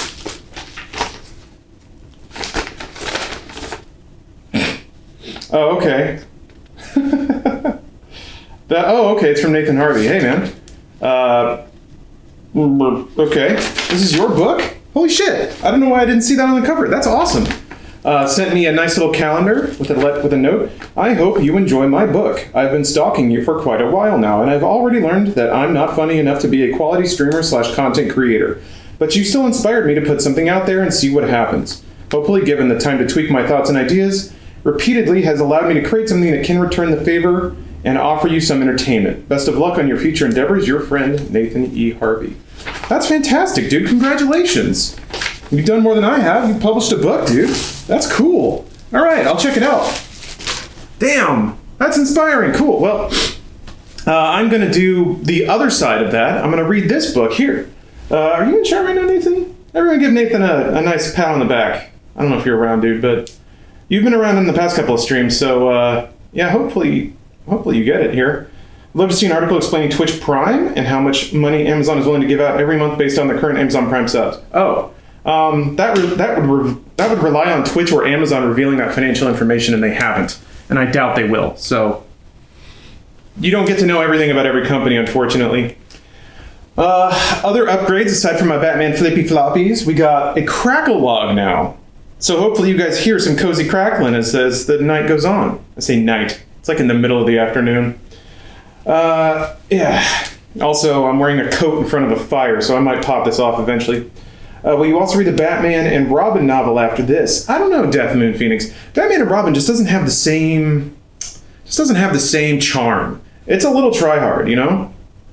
So I don't know that I'm super into that. But let's catch up on Batman Forever. So where are we at here? We're on chapter 10, right here. We can recap the story so far. One of the brilliant things about Batman Forever, the novel, is that it gives us insight into the story and characters that the movie didn't quite have time to do. Actually, hold up a sec. Let me... Jeez. Let me adjust my mic a little bit. There we go. Just so it's pointed more towards me. Yeah, so we can get that crisp audiobook quality. I realized that all the accoutrement here is nice for Twitch, but it actually makes for pretty piss poor audio conditions because I'm in a really echoey room and the mic's pretty far away from me. But I'm going to pass it through Audition and see if I can clean it up for posting it on the old Patreon there. All right, so the recap. Like I said, we got some insights. We got to see Bruce Wayne, Edward Nygma, and Harvey Dent in events before the movie starts. I know, it's intense. So we got to see Bruce Wayne, whose parents were murdered. Murdered! He ran out into the storm. There was a storm, because of course there was a storm. He fell into some mud pit. There was a bat down there. And now he's got a bat demon inside of him that makes him Batman. Edward Nygma was a brilliant young child who was bullied because he was too uppity, basically. Got punched by a bully, which made him a psychopath, I guess. But then also discovered that he spiritually identified with Bruce Wayne because they were both really smart and really, really cool. Harvey Dent, a brilliant young district attorney prosecutor who had acid thrown in his face by some, I don't know, henchman guy in court. Batman was there and he could have stopped it, but he didn't. So now Two-Face has sworn a life of blood vengeance against Batman. He will have his revenge. As our story opens, Two-Face breaks out of prison by taking advantage of some guard. Dr. Chase Meridian, sultry but smart, but not as smart as Batman. Gotta drive that home. Was almost purse snatched. And then a precocious youth with intense acrobatic skill stepped in the way and prevented that from happening. What a hero. Who has very living parents. Unless... No, we'll get there. Edward Nygma, now working for Wayne Enterprises, has invented a wonderful device that can beam television directly into people's brains. However, once his project was shut down because it was too risky, he lost his grip on reality. He thought he and Bruce Wayne would be besties, but Bruce Wayne, they had a chance encounter in which Bruce Wayne didn't have time to really understand the nuances of Edward Nygma's genius, which led to Edward Nygma having a bit of a mental schism. He used his brain virtual reality device on his boss, but then in the process found out that he can actually absorb the intelligence and thoughts of the people connected to this device, thus naming it the Brain Drain. He kicked his boss out of a tall window in Wayne Enterprises, doctored the footage to make it look like a suicide, and thus the Riddler was born. Because of his previous infatuation with Bruce Wayne, now he feels like the rich people shouldn't get to rule society, and it's his time. It's the smart people's time. So he's going to take Bruce Wayne down by outsmarting him. Oh, yes.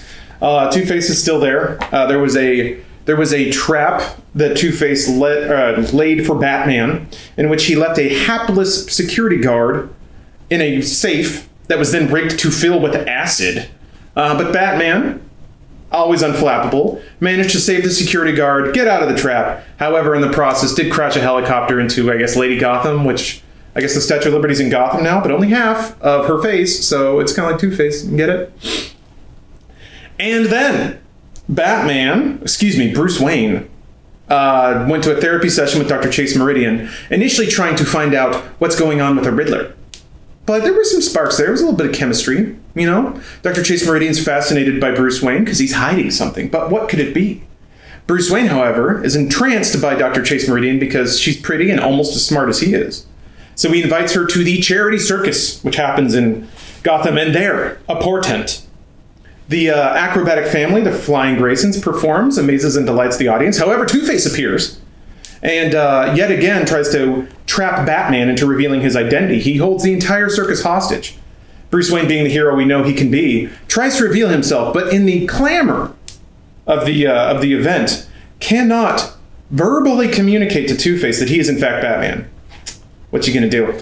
So, but ever the hero, our intrepid family, the Flying Graysons, finds a way to push the bomb out of the Hippodrome circus tent into the waters of Gotham, Chicago, whatever. It explodes, however, in the ensuing melee, Two-Face shoots the retaining wires holding up the rest of the Graysons family. Dick Grayson is up there pushing the bomb away. The rest of the Graysons plummet to their death. And shockingly, somehow, Dick Grayson is parentless. His parents were murdered by Two-Face. Bruce Wayne sees all this happen. Oh no, Bruce Wayne thinks. Another poor young boy has lost his family. And here we are on a collision course. Bruce Wayne, who is, I guess, also a psychopath, sees the elements happening in young Dick Grayson, and he swears to prevent Dick from falling into this psychopathic crime-fighting life. So, giggle fits. I was just catching everyone up on the plot of Batman Forever. We're about halfway through. We're on chapter 10 right now. And I'm going to pick up the story. So thank you all for watching. Let's get going. Chapter 10.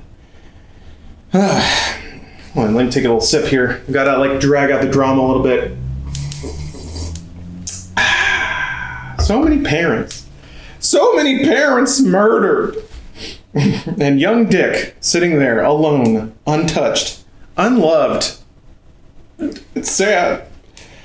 It was the next afternoon when the police cruiser pulled up in front of Wayne Manor. Dick Grayson, pack on his back, came riding up behind it on his motorcycle. Because Dick Grayson is cool. I'm going to do a bit of editorializing. I apologize in advance. It was a small, modest little vehicle, but his folks had scrimped and saved to get it for him, and it meant the world to him. Because his parents were dead. That was also me editorializing. Sorry, I'll tone it back.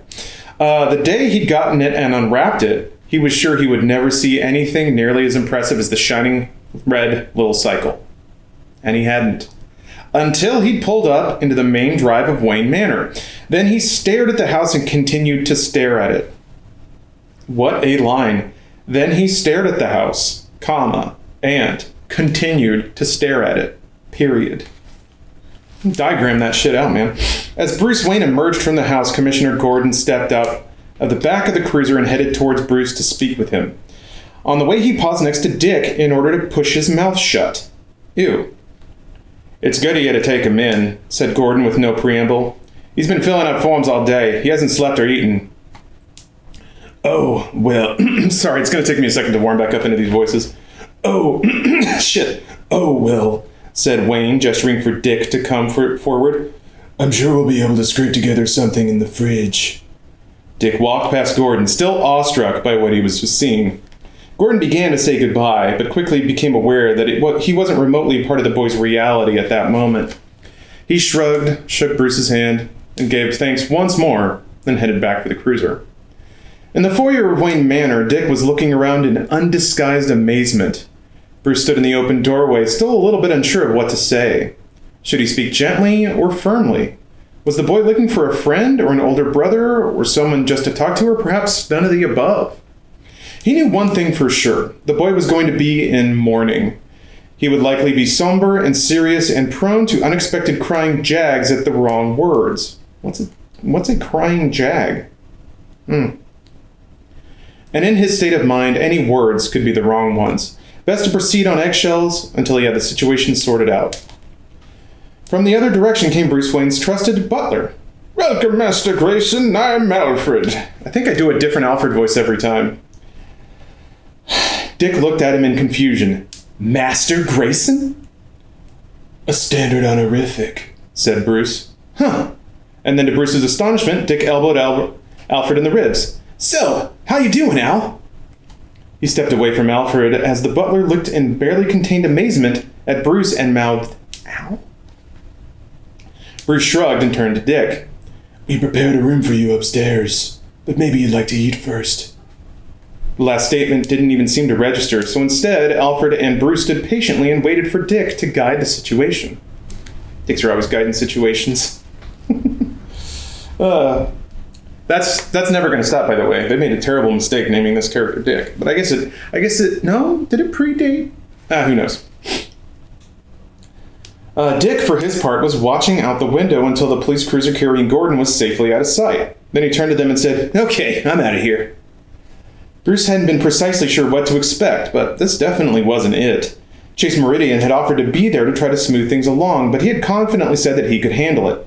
Now he was starting to regret that decision. Excuse me? Dick shifted the weight of his pack slightly on his back. I figured telling that cop I'd stay here saved me a truckload of social service interviews and goodwill, so no offense, but see ya. Thanks. Bruce made a subtle gesture to Alfred and then matched Dick's stride as they both headed outside. Where will you go? The surface is halfway to Metropolis by now. I'm going to get a fix on Two-Face, said Dick matter-of-factly. Then I'm going to kill him. Wayne endeavored to take the flat pronouncement in stride. Killing Two-Face won't take the pain away. In fact, it'll make it worse. Dick looked at him with open skepticism. Bruce could practically read his mind. You're a rich guy who lives in a mansion the side of Rhode Island with more money than most people have in a lifetime. What the hell do you know about pain? Look, spare me the sermons, okay? I don't need your advice. Or your charity. Bruce didn't seem to be paying attention. Instead, he was looking at Dick's motorcycle. Nice bike. He looked Bruce up and down skeptically. You big motorcycle fan, Bruce? He lowered his voice derisively. Hang around at a lot of biker bars? Oh, my slipper. I know a little about bikes, Bruce replied easily. As Dick began to mount the motorcycle, he waited for the protestations or angry orders from Wayne. Instead, Wayne stood a couple of feet away and said serenely, Well, good luck. He then turned away and then, struck by an afterthought, said, Oh, you might want to fill up in our garage. No gas stations for miles. Dick stared at him for a moment and then figured, what the hell, why not? He rolled the bike toward the garage, Bruce leading the way. Wayne wasn't even trying to make pointless small talk, and Dick felt even reluctantly grateful for that. Couldn't fault the guy for trying. It's just that he was trying to help someone who cared about only one thing in... The garage door rolled up to reveal 5 vintage automobiles, each serenely parked in an individual and customized parking space. A Rolls, a Bentley, a Spider, and 2 tuners. Oh man, was all he was able to get out. As if unaware of the boy's excitement, Wayne said, Pumps this way. Dick followed him, unable to tear his gaze away from the cars. Unable, that was, until he saw another array of vintage crafts lined up. Motorcycles. This time Dick made no pretense of disinterest or even high-handedness. He started pointing. That's a BMW 950, a Kawasaki Razor, and that's a Harley Mongoose. I think they only made 10. 7, actually. She's our pride and joy. He sighed sadly. Doesn't run, though. Probably the gearbox, Dick said with authority. They were touchy, and sometimes the fuel caps carbonize.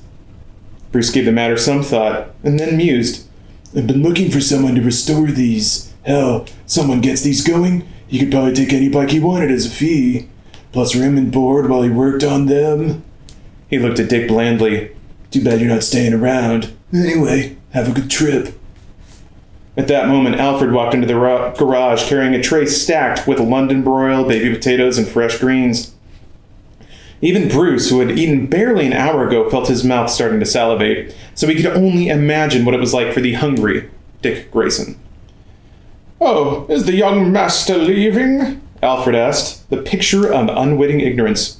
Pity. I'll just toss this away, then. Perhaps the dogs are hungry. He turned and headed back into the house. It was at that precise moment that Dick Grayson knew he was utterly overmatched. He wasn't sure precisely why Wayne was going to this much trouble to extend hospitality. It was almost as if he felt guilty over something. It sure couldn't have been because they had something in common, since they had, in fact, nothing in common. Or did they? Maybe they have something in common. Maybe they both have the parents killed. Still... Maybe, just a couple of days, Dick said, trying not to lick his lips as the aroma of the meat hung in the air around him. Get these babies purring. He started after Alfred calling, Yo, Al, hold up! I gotta get my slipper back on. What's up, Pringle? God. Sitting in this chair would make any human being look awkward as hell. It's really deep. It's on rollers and you can't lock them, so you just slip around all the time. Jesus. All right. The London broil, baby. Yep. Alicia, I'm kind of hungry too, but Batman is more important. Gotta get another chunk through with this book. And framing still good? Okay. You like the voices? Okay, cool. Yeah, I just want to... So just to be clear, I'm doing dumb voices on purpose because Batman Forever is trash. Want to make that clear. So the dumber the better as far as I'm concerned. In the Wayne Manor library, Bruce Wayne touched a vase of fresh roses while the rays of the setting sun filtered through the window. Next to the roses were photographs of Thomas and Martha Wayne, laughing into the camera, their arms draped around their young son, Bruce. He heard the 2 gunshots. The room became abruptly darker, and he turned to see 2 coffins, a room filled with mourners. It was as if all the events of several days were being compressed into one hideous day. He was standing next to a desk as people filed by, shaking their heads at his parents, clucking sympathetically at him. He stepped back, trying to get away from them, and his hands rested upon a leather-bound book atop the desk. He pulled his fingers away from the book, as if it had scalded him. The front door of the library blew open, a fierce and somehow evil wind whipping through the house. Bruce tried to lunge for the book to prevent it from being blown away. Instead, the cover blew open, pages flipping wildly back and forth as if his entire life, past, present, and future, were dancing past him. The window smashed open, exploding, glass shattering, and out of the darkness flew a huge, evil creature. The monster wrapped its massive leather wings around itself, and it spoke with Bruce Wayne's amazed, understanding voice. "A bat. I shall become a bat. Master Bruce?" Bruce was jolted awake. He looked around in confusion, for his dream surroundings had been identical to his genuine whereabouts, minus, of course, the coffins, the mourners, and the gargantuan bat. Although maybe the bat was actually there. Yeah, albeit in spirit. He was holding a rose. It's the rose! We know the rose. Yeah, he was holding a rose, which he had pulled from a vase of fresh ones. "It's exactly the same as with my parents, Alfred. It's happening again, except this time to that poor boy. The precise same scenario. A monster comes out of the night. There's a scream. 2 gunshots. He took a deep breath and said, "I killed them." Alfred, who was by and large unflappable, nevertheless was unable to help gaping at his employer. "What did you say?" Bruce looked up, confused at Alfred's reaction. "He killed them," he said, not comprehending why Alfred seemed so disconcerted by such a self-evident statement. "Two-Face, he slaughtered that boy's parents." "No, you said I killed them. Who, Mr. Wayne?" Before Bruce could answer, a light through the window illuminated their faces. Immediately, Bruce was on his feet. He turned to Alfred and said, "Take care of the kid," and was out the door before the butler could say anything further. Alfred could never remember a time... Alfred. I keep saying Alfred. Alfred could never remember a time when he'd been genuinely pleased to see that hyperactive flashlight burning in the sky, but he was hard-pressed to remember a time when he was less pleased to see it. In Dick Grayson's room, one that he had picked out after Alfred had offered him a plethora of choices, he was staring out the window at the gleaming bat signal in the night sky. He'd heard about Batman, of course. Even people on the road heard about genuine phenoms like Batman. So where the hell had the renowned crime fighter been when the Flying Graysons needed him? It's a good question. It's a good question, Dick. There was a knock at the door. Dick grunted a semi-syllable that passed for telling someone to come in. All right. Not a bad phrase, actually. Alfred took the noise as it was meant and stepped into the room. "Can I help you settle in, young sir?" "No, thanks. I won't be here long." Alfred's foot bumped up against Dick's motorcycle helmet. A typical teenage boy. Why put anything on a shelf or a cabinet when there was always a convenient floor on which to drop it? Should never drop a helmet, by the way. Compromises its structural integrity. Alfred picked it up. On the back of it, curiously, was a decal of a common red-breasted bird. "A robin?" he said. You guys. Dick shrugged as if it were nothing of consequence. "My brother's wire broke during a show. I swung out, caught him. Afterwards, my father called me his hero. Said I flew like a robin." He paused at the memory, which had always been so pleasant for him. No longer, though. Because his brother, whom he had saved, was gone. Because his father, who had praised him, was gone. Because his mother, whom he had loved, was gone. Some hero I turned out to be. It was rather remarkable for Alfred. He had seen that same air of frustration hanging over Bruce Wayne mere minutes before, hovering like a dark cloud. It gave him some hope for what Dick Grayson might become. It also gave him some fear. He settled for saying, "Ah, but your father was right, young man. You are a hero. I can tell. Broken wings mend in time. Perhaps one day Robin will fly again. Dick said nothing, made it rather apparent that, as far as he was concerned, the conversation was over. Alfred waited a moment more, and then turned and walked out of the room. As soon as he was gone, Dick cracked open his knapsack. He's got a knapsack? What the hell? What the hell? Okay. Lost my place. Okay. He pulled out a newspaper, opened it, and smoothed out the headline, which read, "Two-Face slays 3 at circus."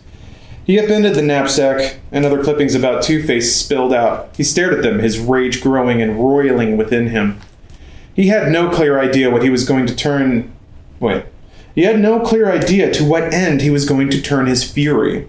He wasn't sure where he would look for Two-Face or how he could ever find him or precisely how he would destroy him when they finally did meet. But he knew they would. He knew it beyond any doubt. And the outcome was never in doubt either. Chapter 11.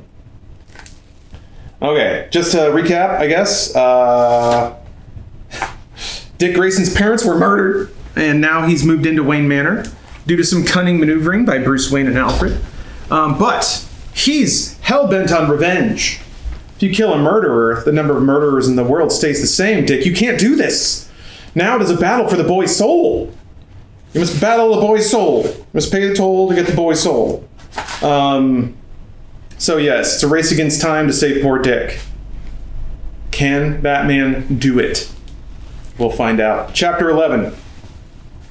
The Batmobile glided to a halt several blocks away from police headquarters. It sat there for a moment as if contemplating the darkness.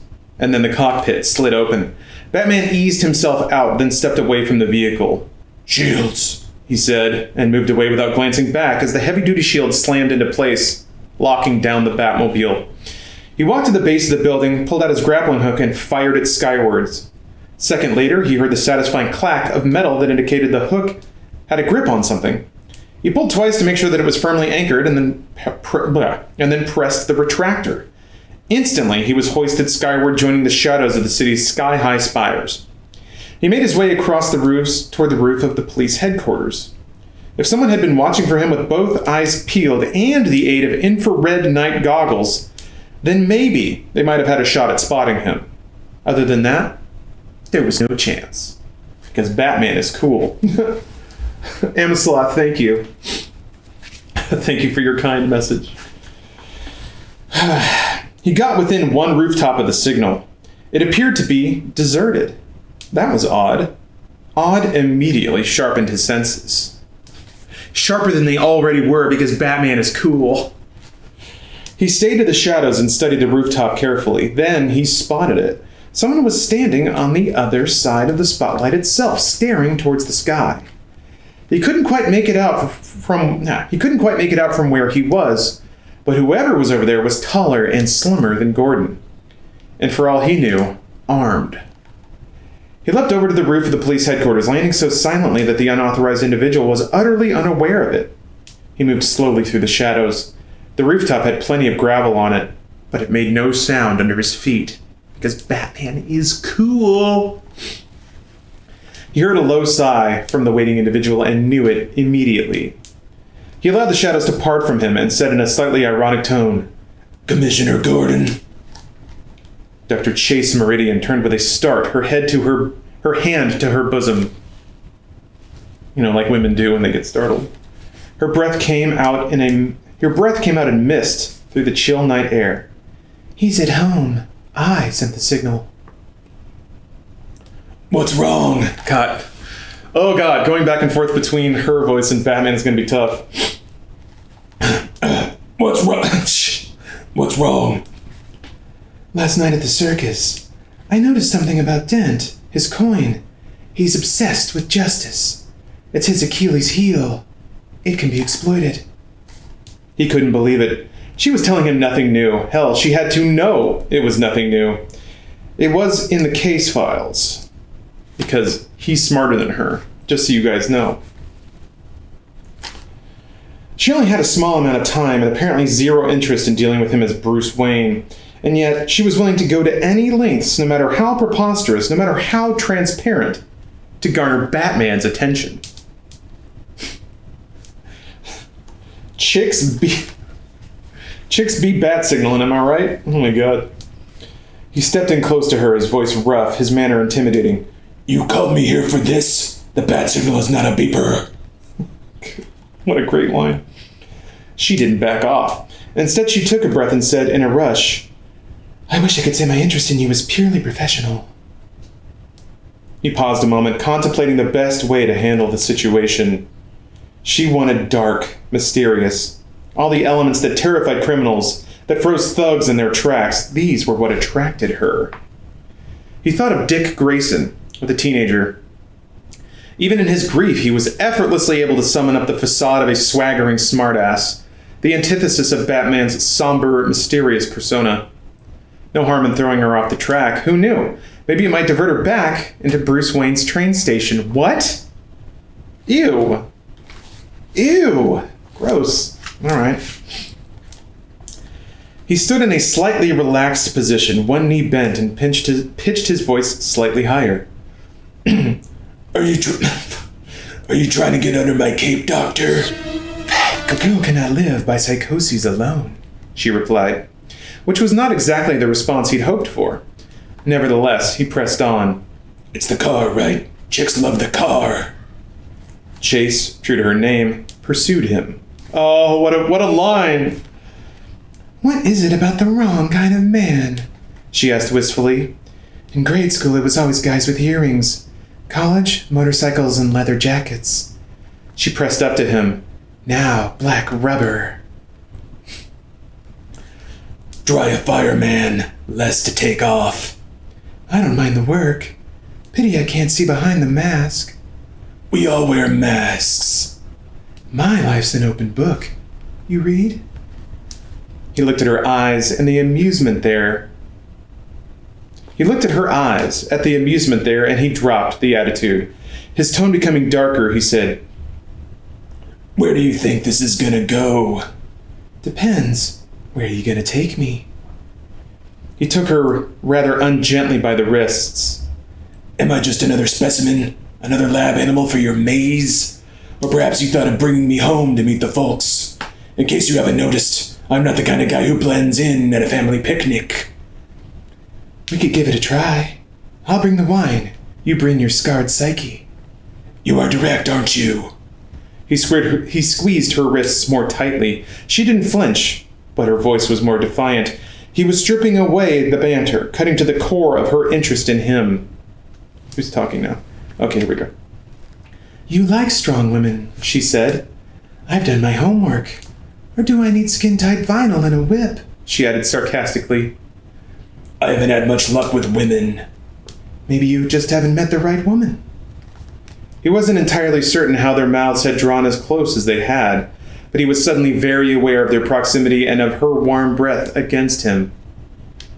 I saw the beacon. What's going on?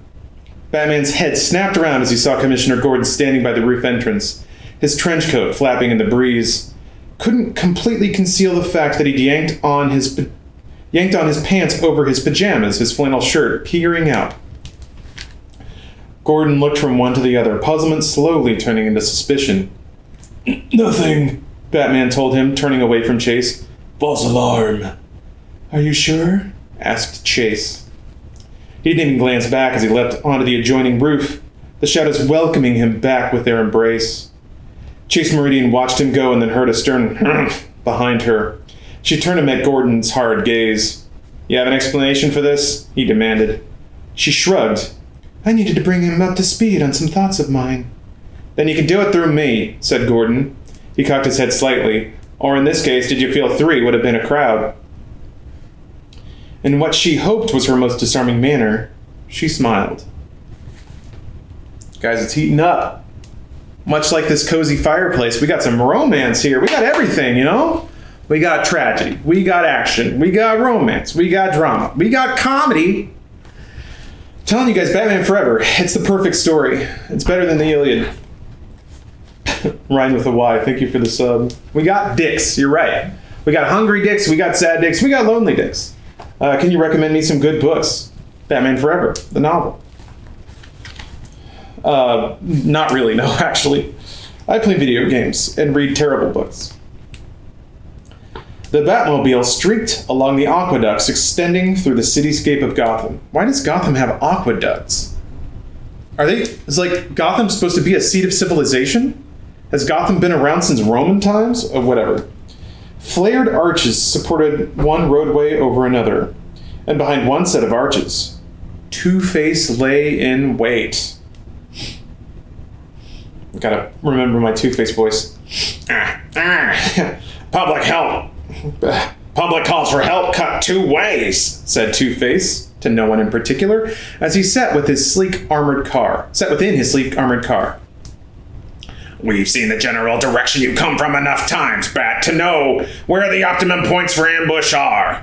And all we've had to do was wait Jesus Christ. And all we've had to do was wait for some fine night that your services were requested. Apparently this is the night, your night and ours, and we dance the final dance. On an underpass just below, the Batmobile shot past. Two-Face spoke into a microphone, alerting the other cars. Gentlemen, start your engines! And two cars roared from side entrances. Each was painted red and black. They moved so quickly that their undercarriages scraped along the asphalt, sending up sparks as the cars tore after the Batmobile. You know, this is interesting. I never knew why this scene was in the movie. Because it goes from, like, Batman being on the rooftop to just a car chase. And there's never, like... They never imply that, like, Two-Face knew that Batman was out because of the signal. This is why you read the books, guys, so you get more insight into the nuances of the films. There's just more time for it. Gotham is Chicago? Yeah. Maybe there have been aqueducts from the Great Lakes? Sure. I mean, I'm pretty sure they had plumbing ever since Chicago's been a city. But why not? Screw it. Yeah, see? Scrambled bacon? People don't think of this stuff. It's really important. All right. But now we got action. Again, romance, right to action. I don't wait, baby.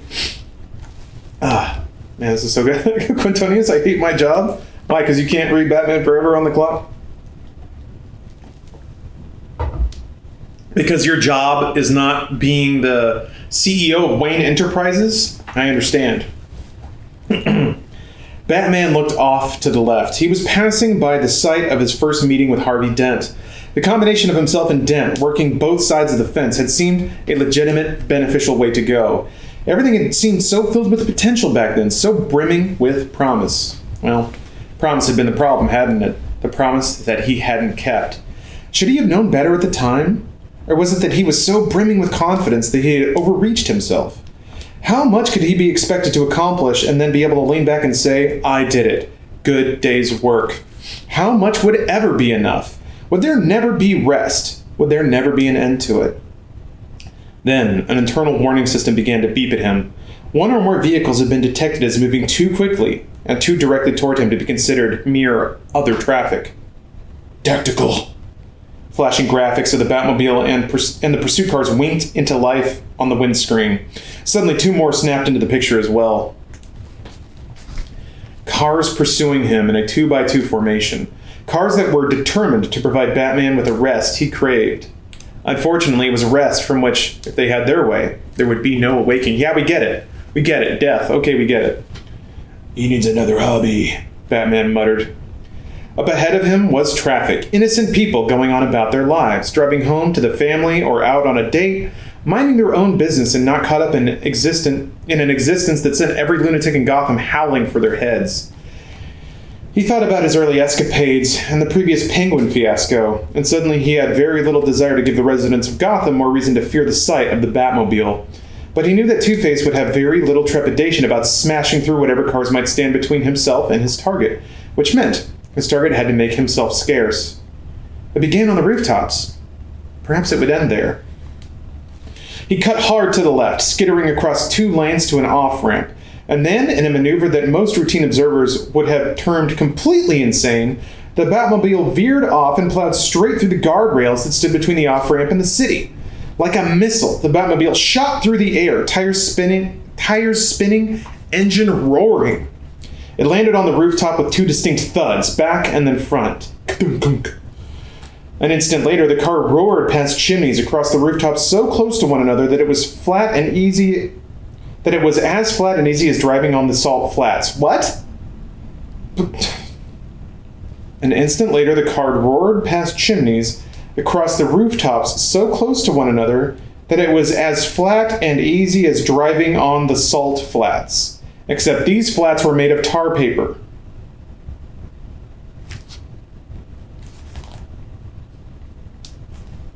Is that working for you guys? Do you know how flat it is now?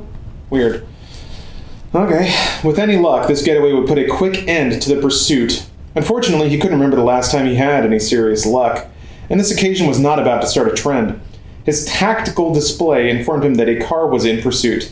The chances that it was Gotham City Black and White pulling him over to ticket him for reckless driving seemed fairly slim. Haha, Batman. Sure enough, a moment later, he heard the familiar clattering of bullets ricocheting off the Batmobile's armored hide. He wasn't particularly concerned about his own welfare. Nothing short of a surface-to-surface missile was going to put a dent in the Batmobile, although Batman wasn't willing to disallow the notion that Two-Face might have one stashed away for just such an occasion. But the flying bullets might blast through a window somewhere. He didn't need some sleeping 3-year-old getting a bullet in the brain that had bounced off the impregnable Batmobile. Holy shit. Holy crap, man, this book went there, okay. The situation was quickly in danger of becoming moot, however. After all the roofs that had stayed tightly one upon the other, he was finally approaching an area where there was a gap. It was a fairly significant one. He was coming up on it too quickly to slow down in time. He slammed his foot on the gas, kicked in the afterburner, and hurtled towards the abyss. He gunned more speed out of the vehicle, and the Batmobile hit the gap, soaring through the air. It looked like nothing so much as, naturally, a massive bat. It's a car. Oh, stealthish. I am reading Batman Forever the novel. This is a dramatic reading of... Oh, no! God, these guys do not stay on. These slippers are not for adults, but I'm putting them on anyway. But welcome. You've caught us about mid-stride, about halfway through the book here. Don't worry. At the end of the next chapter, I will provide a thorough recap of all the events thus far. I mean, you will not have to be lost in the action, because this is a nuanced tale. It's full of layers. Every character, it's just a whole calculus, really, emotional calculus going on here. All right, giant bat. Car looks bat. Where is that?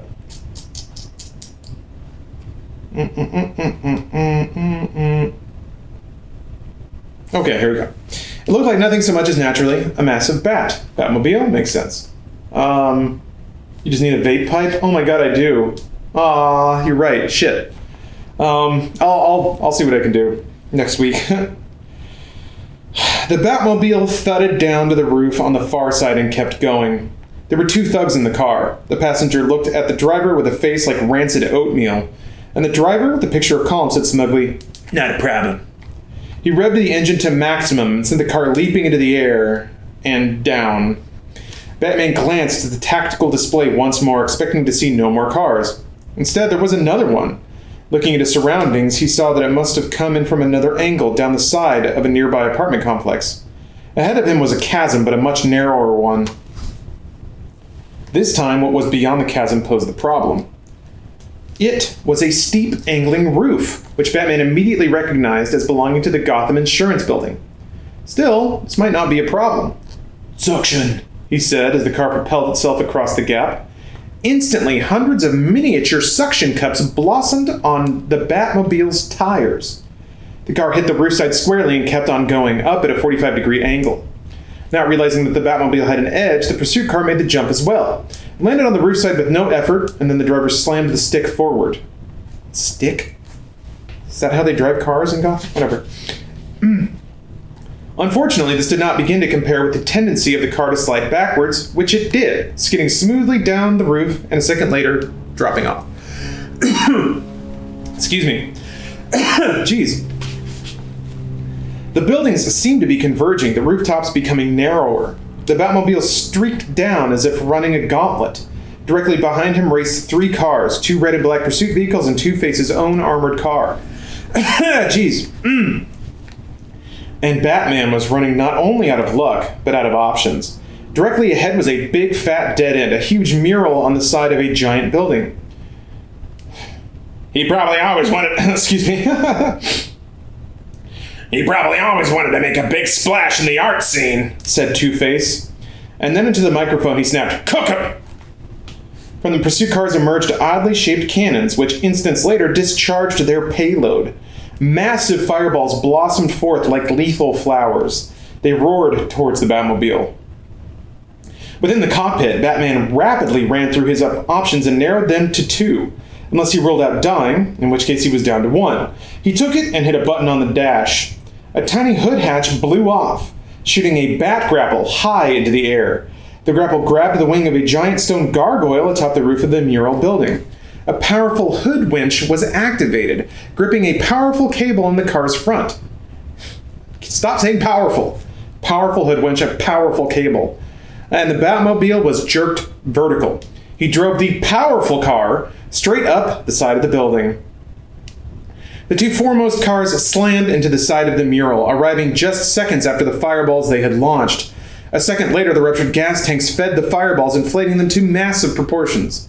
The drivers were thrown clear. Somehow, whatever. Nobody dies in Batmanverse.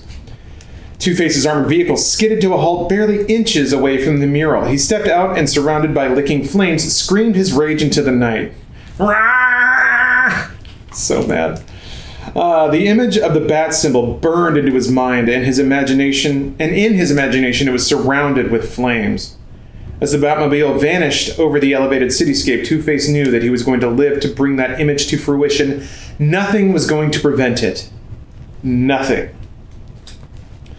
All right, chapter 12. So, quick recap here. The Riddler is crazy and on a quest to knock Bruce Wayne down a few pegs because he thinks that Bruce Wayne shouldn't be allowed to rule the world anymore.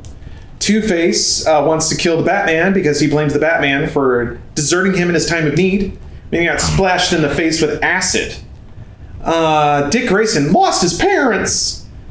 And now he's swearing revenge on Two-Face, and thus the cycle continues. Batman is a lonely boy, but he's strangely attracted to Chase Meridian that can get under his skin for some reason. So, like I said, very nuanced tale, very complicated here. Batman has just escaped the clutches of Two-Face yet again, and we're moving on to chapter 12. But first, I have to use the restroom and drink some water, so I'll be right back, guys. Actually, let me check in with you guys here real quick. How's it going out there? We do live in a society, it's true. Sean, thank you for gifting 5 subs. It's very kind of you. I know, Harvey Dent is crazy. Well, Two-Face is crazy. Harvey Dent is very normal. Just noticed you changed the sub sound? Yeah. Enjoy that, I guess. Get it, Dick, though? Like Dick Grayson? Nice. Looking sharp, thank you. Yeah, I got a little tired, but I'm working on it. I'll trim it out. Hey, Velocibaleko, good to see you. I'm having a great day. I'm pretty sure that's the I'm Batman from this. Phils, I'm glad you like it. Yeah, I'm starting to do this every Friday. So if you enjoy both the powerful reading, and then also I'm going to branch this out into other projects of like reading screenplays, doing reenactments, and things like that. But yes, Undead Penguin. I also wonder how this tragic tale will end. We'll have to find out though. We're I'm going to say about 60% through the story. Oh yes, this jacket is sick. It's getting a little warm though, but I enjoy it quite a bit. Redwin, what is this? This is me reading this book. We're in chapter 12. And if you were familiar with the seminal work Batman Forever, perhaps you will be loosely acquainted with where we are at. How many pages total? Let's see here. We got 245, and we're on 141. So anyone with high school level math can do the work there. Yes, this is high art. Where'd you get the jacket? In New Orleans. Just stopped into a clothing shop, and this was on the rack, and I was like, well, I need that. I'll find a reason to use it, and here we are. Okay, how many chapters are there? Let's see here. We're on chapter 12 right now, and there are 27 chapters total. But the chapters seem pretty fast near the end of it, so there you go. Big fan. You have fine taste in literature. Thank you. Yeah, I've got this. I've got the XXX novel, and then I've got a cyberpunk novel that I'm really excited to read. You don't remember the movie? Well, you're getting the best version of it right here. All right, break time, guys. Thank you so much for watching until this point. I know this is weird stuff for Twitch, but I appreciate you guys being willing to entertain my weird predilections, and I'll be right back. See you guys in a minute. Okay, welcome back. Moving on to chapter 12. Hopefully, sorry, I bolted a kind bar really quick, so I'm gonna have some nut flakes in my mouth. We've all been there, right? Get some nut residue bouncing around the old gob. Chapter 12. We just got done with Batman narrowly escaping the clutches of Two-Face, the villainous Two-Face.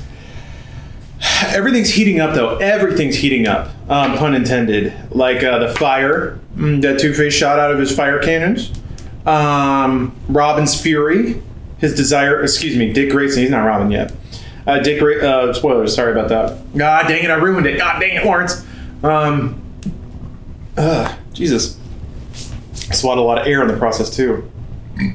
I'm guessing when people read audiobooks, they don't scarf down a kind bar in the middle of it. Oh god. Okay, we're about to get more characters. Where else are we at? Yeah, Two-Face still mad. Riddler also mad. Everyone's mad. Why is everyone so mad? Batman. Two-Face D's nuts. Nice. I see you over there. Alright, chapter 12. In the stone bowels of an ancient support arch near the Gotham Bridge, Two-Face stewed in his hideout. The decor of the place was suitably unique. It was split right down the middle. On the left half, the decor was extreme, cheerful, upbeat, with a look and style that seemed straight out of a 1950s sitcom. Simple mahogany furniture, pleasant orange shag carpeting, cheerful wallpaper with little flowers on it. On the right-hand side, it was a stroll down memory lane, if one's memories happened to be those of a porn star or sexual deviant. What a phrase. What a way to say that. Everything everywhere was black. Black leather stretched over black metal. Chains hung down, and there was a thick stench of something unpleasant burning.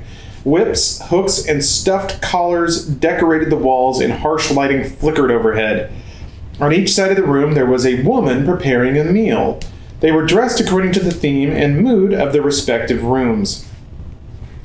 Two-Face wasn't paying them much mind. Instead, he was staring into space, murmuring, "The bat's stubborn refusal to expire is driving us insane." He stuck a cigarette in the left side of his mouth. A delicate hand offered flame from a silver lighter. It belonged to the woman from the cheerier side of the room. She was dressed in a lacy outfit that displayed her to her best advantage. What is that phrase? She was dressed in a lacy outfit that displayed her to her best advantage. What a phrase, oh my god. Next to her was a rolling cloth-covered table bearing a closed silver service and white hand-tapered candles. Hand-tapered candles, yeah. Two-Face then shoved a cigar into the right side of his mouth. A small blowtorch flared, lighting it up. The torch was wielded by another woman, her blonde hair spiky and moussed as compared to the around-the-shoulders gentle look of her counterpart. And whereas the other's outfit was, what a phrase. And whereas the other's outfit was airy lace, this one was clad in black leather and spike heels. She likewise had a rolling table with food, but it was a butcher block, with a pit of coals searing a twitching lobster. The former was sugar, the latter was spice. "I've prepared your favorite, mon cher," cooed Sugar, "quail eggs and aspic." Two-Face rose and stepped over to her cart, examining it and her approvingly. What the fuck? "Light to shine as your beauty does. Foie gras, excellent!" And with a disdainful sniff, Spice called over, "Liver, don't make me puke." What? Interest piqued, he stepped over to the other side, moving with Spice towards her rolling cart. His mood with her altered completely. Rather than flowery compliments, he said, "Trollop!" "Scold me again." "No!" She licked her lips. "Sadist!" He lifted a flagon from her rolling table, gulped back some liquid. This whole sequence is written very weirdly. Some of the liquor spilled into the fire pit and burst into flame. It was like happy hour in hell. Oh man, this author rules. The girls nodded towards each other, the little game following its usual course. They moved the two tables together, and Harvey sat at the head. And a voice from the dark said, I hope you made extra. Who's saying this? Hold on a second. Oh, okay, I know who's saying this. and a voice from the dark said, I hope you made extra. Two-Face was on his feet immediately, shoving the table away and pulling out his twin Colts. He aimed them squarely at the mysterious silhouette that had materialized in the darkness at the far end of the room. The figure made no effort to get out of the way, but in fact, he had the intruder squarely targeted. But the fact that he had the intruder squarely targeted only slightly mollified him. Who the hell? Just a friend. But you can call me. The figure stepped out into the light, slowly, so as not to spook the man who had 2 guns trained on him. Two-Face squinted in confusion. Up until now, he had had a lock-on being the oddest-looking guy in the room, but that was quickly being challenged. He was faced by a gangling individual clad in a lime green leotard covered with question marks, and a similarly patterned green jacket over it. He wore a green eye mask, a bizarre derby perched on his head, and he was leaning on a cane with a large question mark for a handle. The Riddler, he said after a suitably dramatic pause. Two-Face tossed the girls his guns and then stepped forward and grabbed the Riddler, slamming him hard into the wall. We call you dead, more alike. How would you find us? Talk! I think not, my twin pals, for then what would keep you from slaying me? Two-Face was in no mood for games, unless, of course, he was making the rules. You've got 60 seconds to spill how you tracked us here. After that, you'll beg for bullets. The Riddler giggled a high-pitched laugh. It was hard to tell whether it was from nervousness or simple glee over Two-Face's ire. Has anyone ever told you that you have a serious impulse control problem? All right, I'll talk. He added, sounding like Edward G. Robinson. Who is Edward G. Robinson? Is this a reference I'm supposed to... I gotta look this up. Hold on. Edward G. Robinson. Hold on a second. This is a hell of a reference to just drop out of nowhere.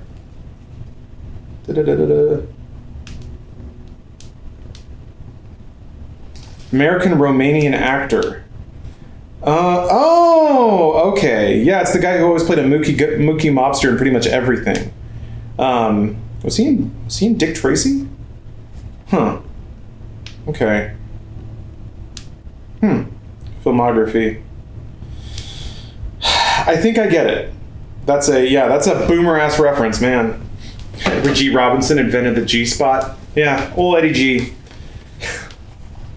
I love the implication that the G-spot didn't exist until a man found it and named it, which is probably actually true. You know, women didn't have orgasms until the 80s, until male scientists discovered them. It's true. Never happened. They weren't allowed. It didn't exist. He's the guy who invented Gamergate. Oh, Jesus Christ, where are we? Okay. Edward G. Robinson. Okay. Deftly, he slipped downward, leaving the frustrated Two-Face clutching his jacket. The Riddler walked in a circle, studying the lair. I simply love what you've done with this place. Heavy metal with just a touch of home and garden. It's so dark and gothic and disgustingly decadent. It's so bright and chipper and conservative. He looked to the left and then the right, saying respectively, It's so you, and yet so you. He sauntered back to Two-Face and touched the fabric on his bisected suit.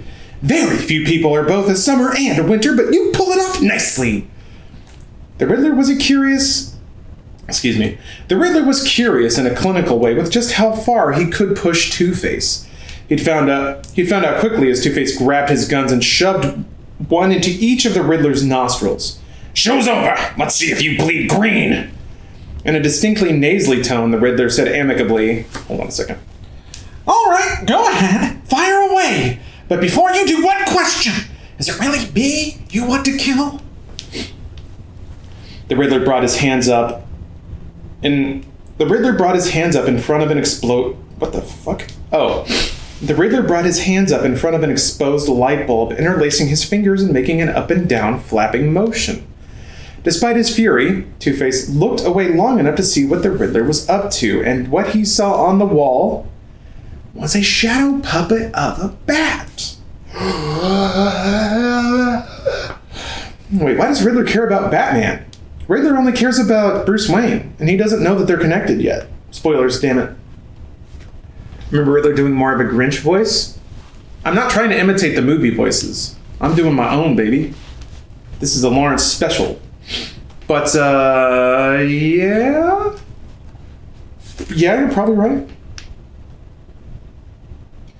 Okay.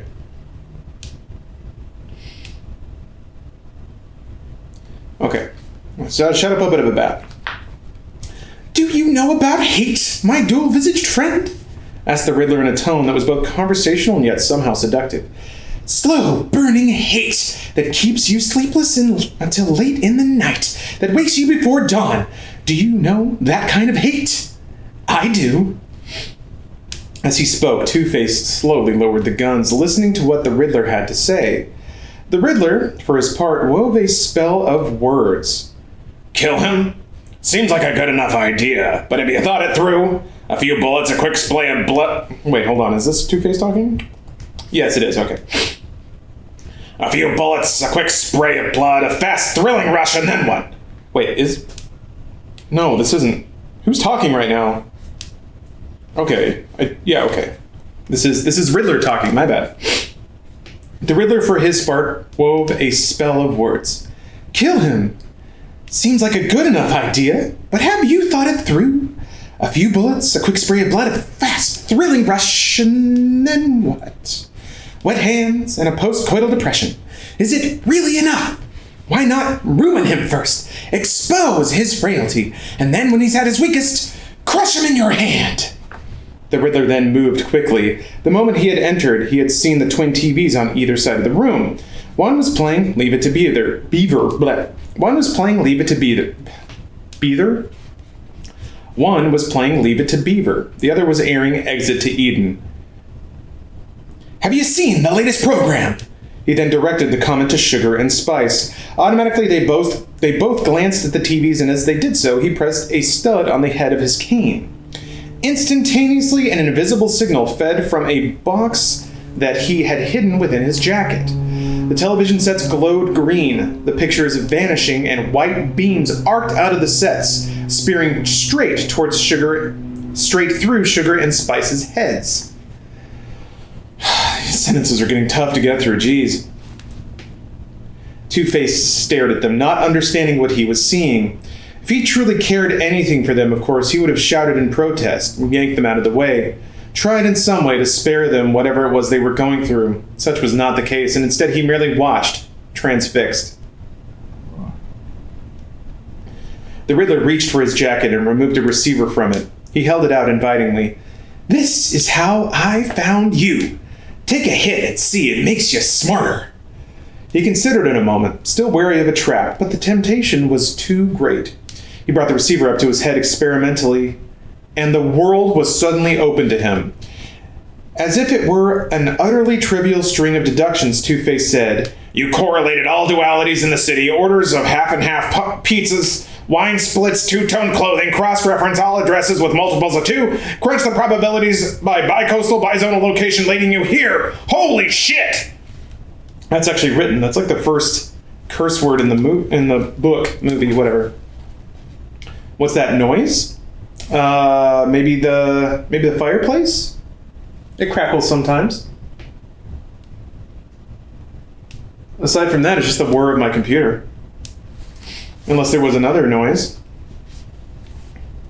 The Riddler winced at the coarseness of it and then shrugged it off. So not everyone can be a poet, he philosophized. Still, I respect the sentiment. He pointed at Sugar and Spice, who were still mesmerized, and then at Harvey. This is your brain on the box, he said to the former. This is your brain on their brain. Then he pulled the receiver away from Two-Face, who gasped at the separation. He put the receiver to his own brain, soaking in the rush of accelerated neural pathways, not to mention the sensual awareness of the women. Women can cook and be sensual. That is what Batman Forever says. Screams in PG-13. This is my brain on their brains after your brain. Does anyone else feel like a fried egg? Slowly, Two-Face's eyes refocused. He grabbed for the receiver, but the Riddler kept it easily out of reach. More! More, he said in a strangled voice. The Riddler waggled a finger at him. Oh, there's more. But only the first one's free. Here's the concept, counselor. Crime. My IQ, your AK-47. This is the bargain. You will help me gather production capital so I can produce enough of these. He held up the box, which was so far miniaturized from its original prototype to be almost unrecognizable. It was the shape of a stylized question mark with a glowing light in the bottom dot. Enough of these to build an empire that will eclipse Bruce Wayne's forever. And in return, I will help you solve the greatest riddle of all. Who is Batman? Then we'll find him and kill him. Two-Face eyed the Riddler, interest dawning. You are a very strange person, a distinction we do not level lightly. You barge in here unarmed, when it is clearly suicidal to do so. You speak to us as if we are old friends, which we are not. Still, an intriguing proposition. He pulled out his coin. Clean side, we take your offer. Then he placed the barrel of one of the guns against the Riddler's temple. Scarred side, we blow your goddamn head off. Again, with this PG-13, you guys gotta cut it out. The Riddler licked his lips, suddenly dry. This wasn't supposed to happen. He'd forgotten to take Two-Face's madness into account. He cursed bitterly to himself all the potential that was riding on this new identity, this new business venture, and it depended on the toss of a coin. As the coin arced through the air, he said what might very well have been his last words. Don't rule out the concept of 2 out of 3. Chapter 13. So now we understand. Now we understand the nuance of all these characters' motivations. And the pieces are set. Let the game begin. The Riddler has now struck a deal with Two-Face to seek startup capital so that he can get his brain drain device into all of Gotham and thus eclipse Wayne Enterprises, which is his actual goal. He wants to knock Bruce Wayne down a peg. Yes, nuance, exactly, White Rabbit. This is a very complicated tale. All right, we're up to chapter 13. Let me give a quick refresh to everybody who might be filing on in late. That's fine. Still plenty of seats. Let's see where we're at. Bruce Wayne's parents murdered. He's the Batman, but a little crazy. There is a psychologist in town that has an interest in Batman, but not Bruce Wayne. But Bruce Wayne likes her, Chase Meridian. What's to do? She's in love with his alter ego, but not him. Hopefully we can find resolution to this and they can find happiness together. Dick Grayson's parents were murdered, something that Bruce Wayne knows a thing or two about. So in an effort to mentor him, Dick Grayson has now moved into Wayne Manor. However, villainy is afoot. Edward Nygma, a abused, neglected genius, has paired up with Two-Face to get his brilliant invention into the hands of everyone in Gotham. Once he does that, he'll be able to read all of their minds, determine who is the Batman, and then give that information to Two-Face, who will then go and murder Batman because of his blood oath against him. Two-Face, feeling like Batman let him down and did not protect him when he had acid flung into his face, driving him crazy. So yes, the pieces now are set, and the conflict can begin. Chapter 13. In the Gotham Jewelry Exchange, Two-Face's thugs were hurriedly scooping out handfuls of gems from glass cases and shoving them into bags. Nearby, the Riddler and Two-Face stood over a pallet of black jeweler's felt, which was littered with bright, sparkling diamonds. The Riddler dropped a third riddle, then slipped on a magnifying monocle and lifted a gem to study it more closely. Two-Face grabbed the rest of the pallet and upended it, pouring the diamonds into a loot bag. The Riddler looked at the rather uneven distribution of wealth. 1 for me? 1 for me, 100 for you. But then he saw Two-Face's glare, and rather than risk another toss of that damn coin, simply shrugged. Sounds fair to me. As the bat signal flared in the sky, the party moved across town. In the Gotham casino, the guards were struggling with Two-Face's thugs, but they were sorely outnumbered. Two-Face strode over to them, surveying them thoughtfully, and then he gestured to the Riddler. Curious, the Riddler joined him while the rest of the thugs relieved the patrons of their jewels and cash. You wanted to get into crime? Said Two-Face. Time to seriously get into it. He held up his hand. Close your fist. Reach back. Then he swung suddenly, smashing one of the guards in the face. The guard went down, unconscious. Two-Face then turned to the Riddler, who looked a little pale. Get it? The Riddler nodded uncertainly and then stepped up to the next guard. He closed his fist, cocked it, then slammed it into the guard's face with all the power and destructive force of a bag of rice cakes. Okay, finally the author actually nailed a pretty good analogy. His two-toned partner looked at him in disgust. "Riddler, you punch like a girl. Put some heart into it." Ah, great. Feeling that a further demonstration was in order, he punched out the third guard, knocking him out cold. This time, the Riddler put everything he had into it and managed to rock the fourth guard back an entire inch. "My God," said Two-Face, shaking his head and walking away. The Riddler turned back to the relieved guard apologetically. "I'm actually not a violent person, so I need the practice." He raised his cane. "Batter up!" As Two-Face idly spun the roulette wheel, the Riddler kept darting in close to the guard, smashing him with the cane, then dancing away and back in again. Jeez. He moved elegantly, weaving back in and clubbing the helpless guard once more before cavorting away again. This is a weird scene. Yeah, it was very unwoke of Two-Face for sure. Yeah, and he didn't treat Sugar and Spice very well, did he? I don't know why they're hanging around. What is it about Batman and like Batman villains and having battered housewife partners? I don't know. It's kind of a weird trend. Maybe does that happen in well, I guess Superman, Lex Luthor usually has some kind of like, I don't know. Doesn't matter. All right, let's move on. Moments later, Two-Face's car was speeding away again. With Two-Face at the wheel, the Riddler had slid open a hidden panel on his cane. There was a small array of buttons displayed within. "You better be right about this," said Two-Face.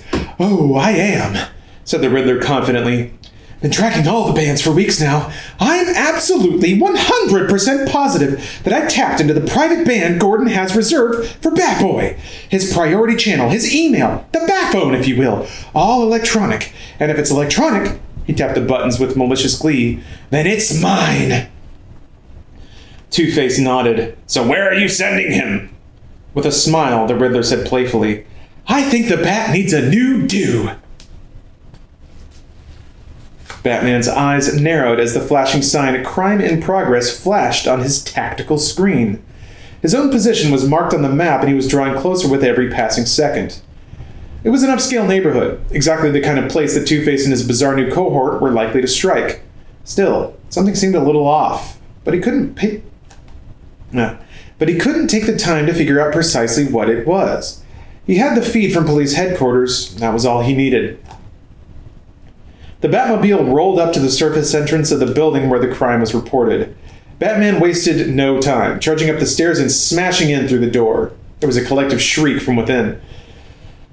Batman stood in the middle of the curl up and die, D-Y-E, that's actually a pretty great pun, in the middle of the curl up and die beauty salon, which was open late night since it was Friday. Okay. He looked around for the source of the disturbance. Unfortunately, the only one who fit that description was him. The women didn't seem particularly upset, though. After their initial astonishment, both beauticians and customers started babbling excitedly, crowding around Batman, laughing and flirting. Jesus. Whew. Behind his mask, Batman fumed. He wasn't certain which annoyed him more, that he had not gotten his hands on his target or the kind of field day that the media was going to have with this. Hold on. Someone's at the door. I'll be right back. Man, you guys freak out. It's only been a couple minutes. Jeez. I'm here. Everything's fine. And I had to eat a little something. My mouth was watering too much because I was getting hungry, which is actually making it kind of hard to read. I was choking on my own spit. Apparently there's a curl up and die in somebody else's hometown. That's awesome. I love strip mall stores that have goofy pun names. It's my favorite. Incidentally, Why the Good Place is just an awesome show. Oh, there goes the slipper. Well, okay. I'll just leave it off for now. So Batman crashed a beauty salon, and he made to look like a fool. Outrageous. Was Val Kilmer at the door? I'm not going to say. It's a mystery. With millions in diamonds, cash, and personal effects stolen, said the newscaster, Well, bizarrely, Batman chose to make an appearance in a crosstown beauty parlor.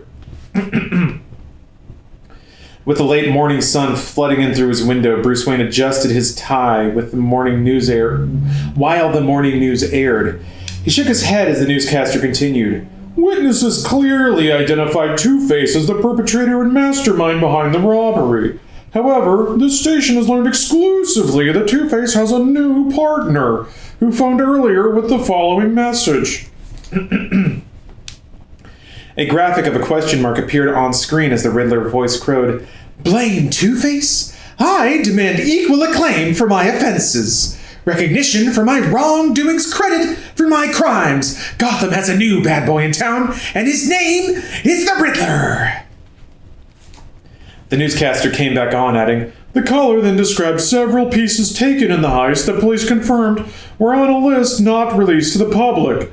At this stage, therefore, it would seem that Two-Face has now decided appropriately that two heads are better than one. Alfred entered Bruce's bedroom, carrying coffee and the morning mail. Bruce turned to him and said, I knew scrambling down. Jesus Christ. I knew scrambling the downlink to misdirect me to that beauty salon was too sophisticated for Harvey alone. Sorry, guys. Whatever I just ate is like sticking in my throat. Give me a little throat coat. Makes it hard to get that brooding Bruce Wayne voice back. I'll get there, though. Alfred shook his head. A madman calling himself the Riddler. Riddles delivered to Bruce Wayne. Apparently you and Batman have a common enemy, sir. He handed Bruce an envelope, the style of which he'd come to recognize. This one, however, had postmarks on it. Unfortunately, it was postmarked Romania and Sioux City, Iowa. He's getting more ambitious, said Bruce. Either that or he's just getting stranger and stranger. Alfred nodded deferentially. I bow to your expertise on that, sir. Bruce glanced suspiciously at the butler, whose face remained unreadable. He then tore open the envelope, only listening with half an ear as the newscaster continued. In other news, entrepreneur Edward Nygma has signed a lease for Claw Island. Nygma says he plans to break ground on an electronics plant. And there was Nygma, holding up sketches of what his fully refurbished Claw Island would look like. It was a bizarre blending of Art Deco styling with tall, sleek factory chimneys, all intertwined with twisted piping. Furthermore, it was elevated, mounted high above the water on a central pole, which presumably contained elevators. Bruce Wayne barely gave it a glance. Edward Nygma at that moment was the furthest thing from his mind. And also what happened, the closet. What? What? Wait, hold on. Let me read that again. Oh, you leaving scrambled bacon? I'll see you.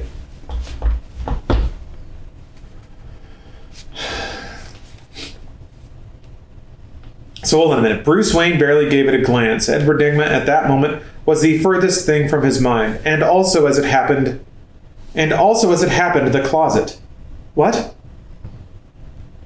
So Edward Nygma was the furthest thing from the closet?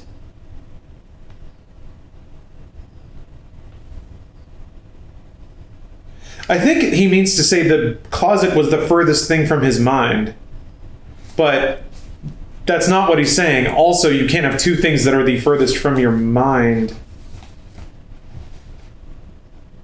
Oh, sorry, the closest. You're right. Alicia, you're right. It says the closest.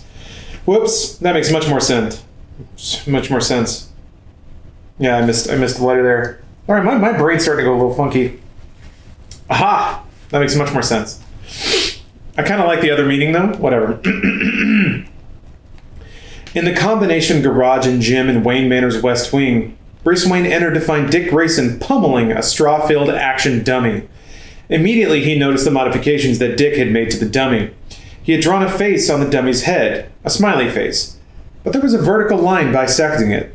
The left half of the face was smiling while the right half was sneering with a grossly distorted eye, mouth, and fangs. Dick paused, clearly waiting for Bruce to make some comment. This, of course, Bruce didn't do. Instead, he turned to Dick and said approvingly in reference to the motorcycle that the teen had been working on. Wait, what?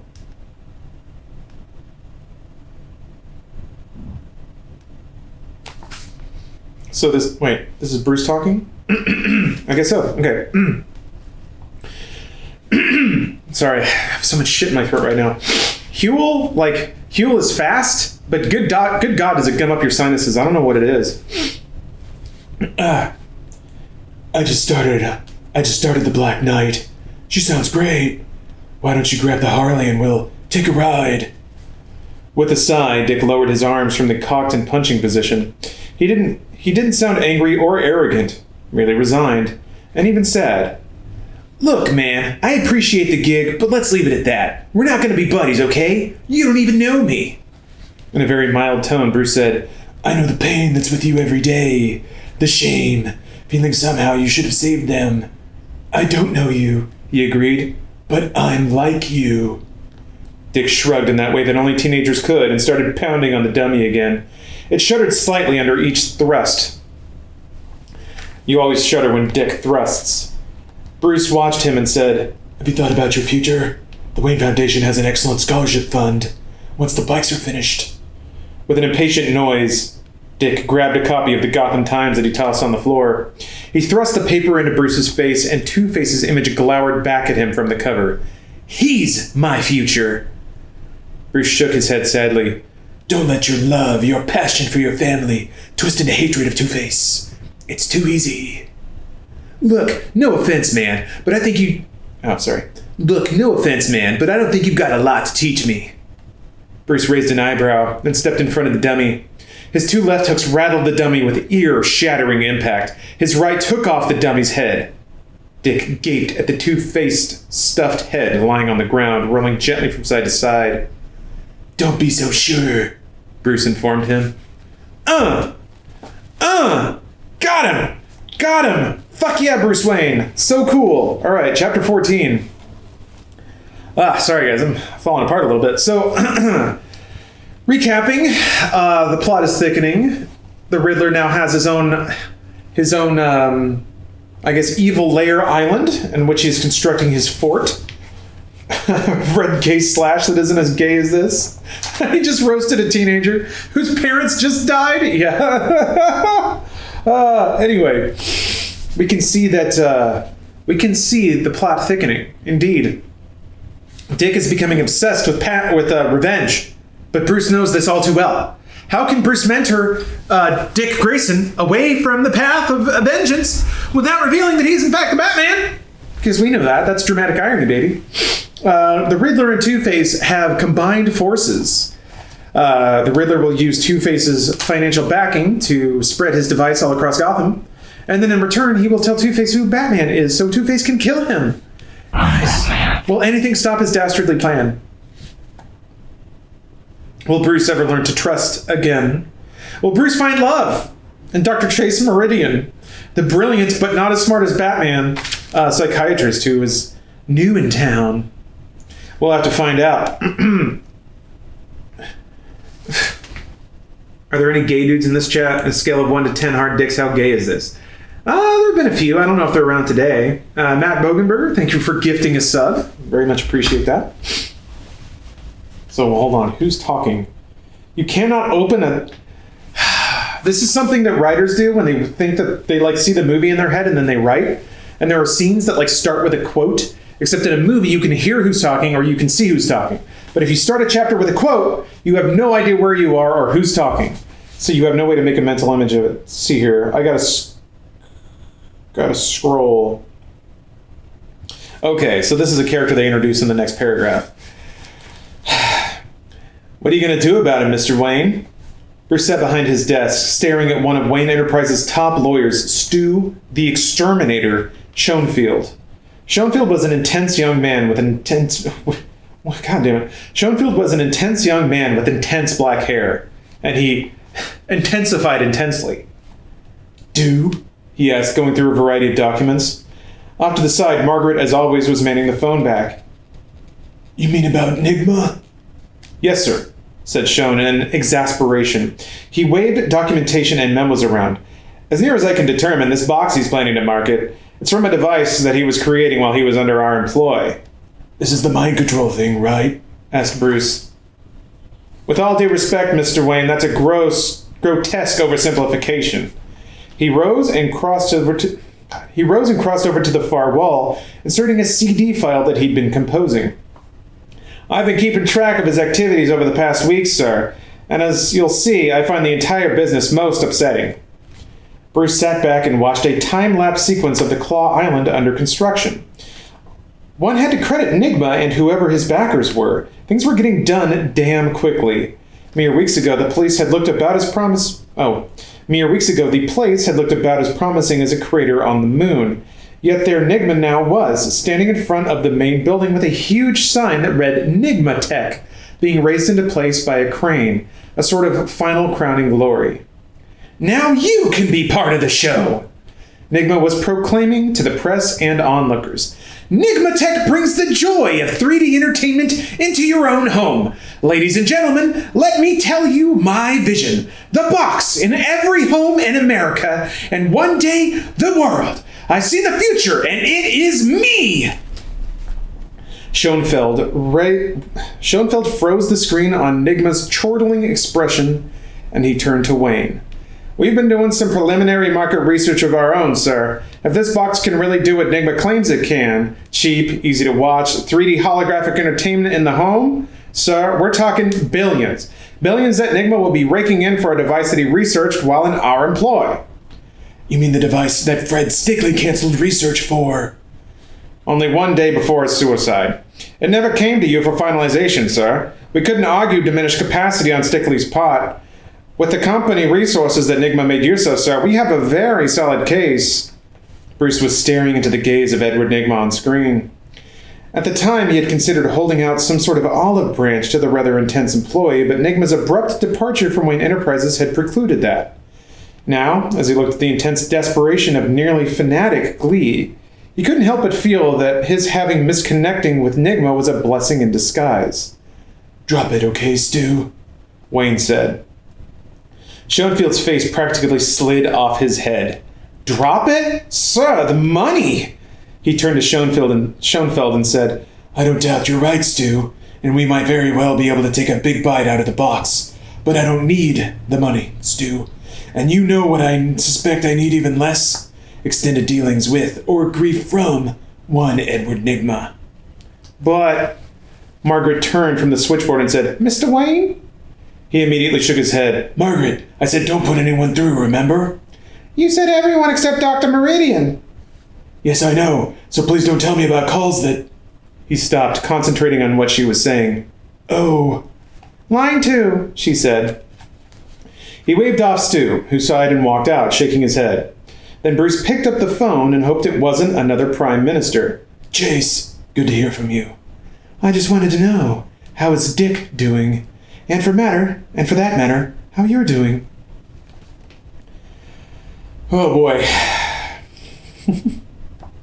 The male gaze. Nice. I appreciate the interpretation of this book as being extremely hyper gay. I agree with that. It gets much better if you think about it as outstandingly gay. God, it's too easy to keep sliding down in this. Are you heading off on Dead Penguin? All right. Thank you for watching. You're gonna miss all the excitement. It'll be back. It'll be on Twitch later. Dick, let's see here. Oh, this is italicized, so this is his running dialogue. I'll do it. This is in his head, though. Just want to make that clear. Dick? Oh, he spent the past weeks pounding dummies, punching bags, walls, anything he can until his knuckles start to bleed, and then he starts kicking it, and he's starting to poke around the mansion. Alfred said Dick was staring at him when he came out of the study the other day, as if he suspected something was going on. He might stumble over the hidden entrance to the Batcave. Oh, and the Riddler and Two-Face are all over, and by the way, reality and fantasy continue to blur for me as time goes by and pressures mount. Fine, he said. Everything's fine. We're getting along great. You're lying. I'm lying, he agreed. You think I get better with practice? He paused. I miss you. I'd really like our schedules to hook up. Unless, of course, things have become serious with you and the other fellow. The line was silent for a moment. Chase, He prompted.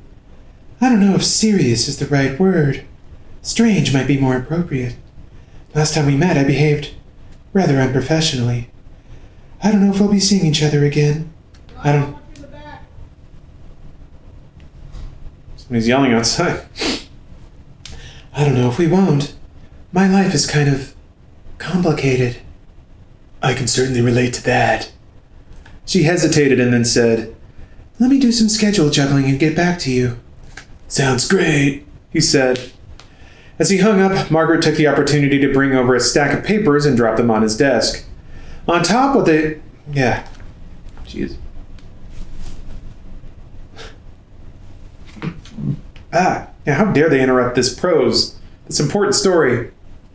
Why do I have so much air in me right now? I wonder if that's something like actual voice actors do. I always wonder about that. How do voice actors not choke on their own spit, and how do they not burp in the middle of takes? Or maybe they do. I don't know. On top was a leather-bound book covered with mud and dirt. He clutched the book to his chest, and the young man held it desperately as... What the... said Bruce. Margaret leaned forward to see what had caused such a reaction from her boss. All she saw was a stack of papers, and Bruce, upon looking again, saw that only as well. He rubbed his temples, smiled gamely, and waved Margaret off. And the screaming of the young man in torment echoed in his head. Guess I think Bruce is losing it. I think Bruce is losing it. Oh, they do? I'm buddies with a couple and asked them that exact question before? Okay. It just happens. Hell yeah, this is art. Hold on. Kruzenick? This is high art, my dude. One of my slippers fell off. If that's not art, I don't know what is. 10 miles southeast of Gotham, on Claw Island, Edward Nygma stood over the production process that had just begun to swing into high gear. It was fully automated, robot arms assembling the boxes, descending claws, and high-speed machines loading them into boxes to be shipped to waiting customers. In Nygma's control room, Two-Face was busy taking a hit on the neural stimulator. Nygma had it timed for a 90-second session, but Two-Face was so blissed out from it that it would feel like 90 minutes. Soon they would be out there, in droves, in tons. And people all over Gotham would be buying them, using them, staring at the dancing holographic images, and letting their neural waves be sucked in through the receiver transmitters in the box. And these, in turn, would be beamed through dazzling white light to the pulsing spider antenna jutting from the dome tip of Nygmatech that was already powered up and ready for business. And all into Edward Nygma, the Riddler. Ever since he could remember, dealing with the mundanities of the world had been a drain on his genius and ability, but finally, he was going to turn it around. He was going to drain them, get back what they had taken from him. He would sit on his great electronic throne, a giant diode delivering pulses of glowing neural energy into his brain. The great gestalt of the city's mind would be laid bare to him, and he would skim through it, take what he wanted, and leave the rest behind.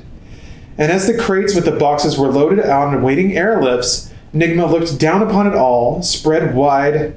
Oh no. Nygma... Fuck. Did they really do this? Nygma looked down upon it all, spread wide his arms, and shouted in glorious celebration. What do you guys think he shouts? I'm curious. I'm curious if anyone can guess what fucking goddamn quote they wrote into this book. This is gonna, Jesus. Let's see who can guess. God damn stupid phone. I actually don't like bevel-less phones. Riddle me this. Not a bad guess. But Excelsior, Daddy wants cummies. I'm the king of Gotham.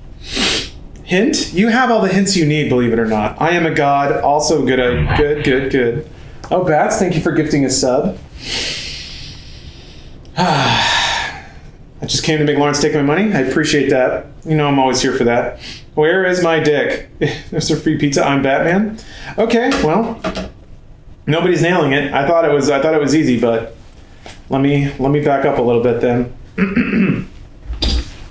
And as the crates with the boxes were loaded out to waiting airlifts, Nigma looked down upon it all, spread wide his arms, and shouted in glorious celebration, "Somebody stop me!" But no one did. That's really in the book! Really written. God damn it. There's even like a ton of S's too, just because. Oh yeah, you got it, Dr. Levin? Fucking Christ, man. Remember The Mask? I mean, that's kind of a boomer reference. It's not even the right movie, yeah. And it's like, the novel, I mean, aside from the picture on the back, the novel shouldn't acknowledge that Jim Carrey is the act god. Oh, this was a great idea. All right, chapter 15. And let's see here.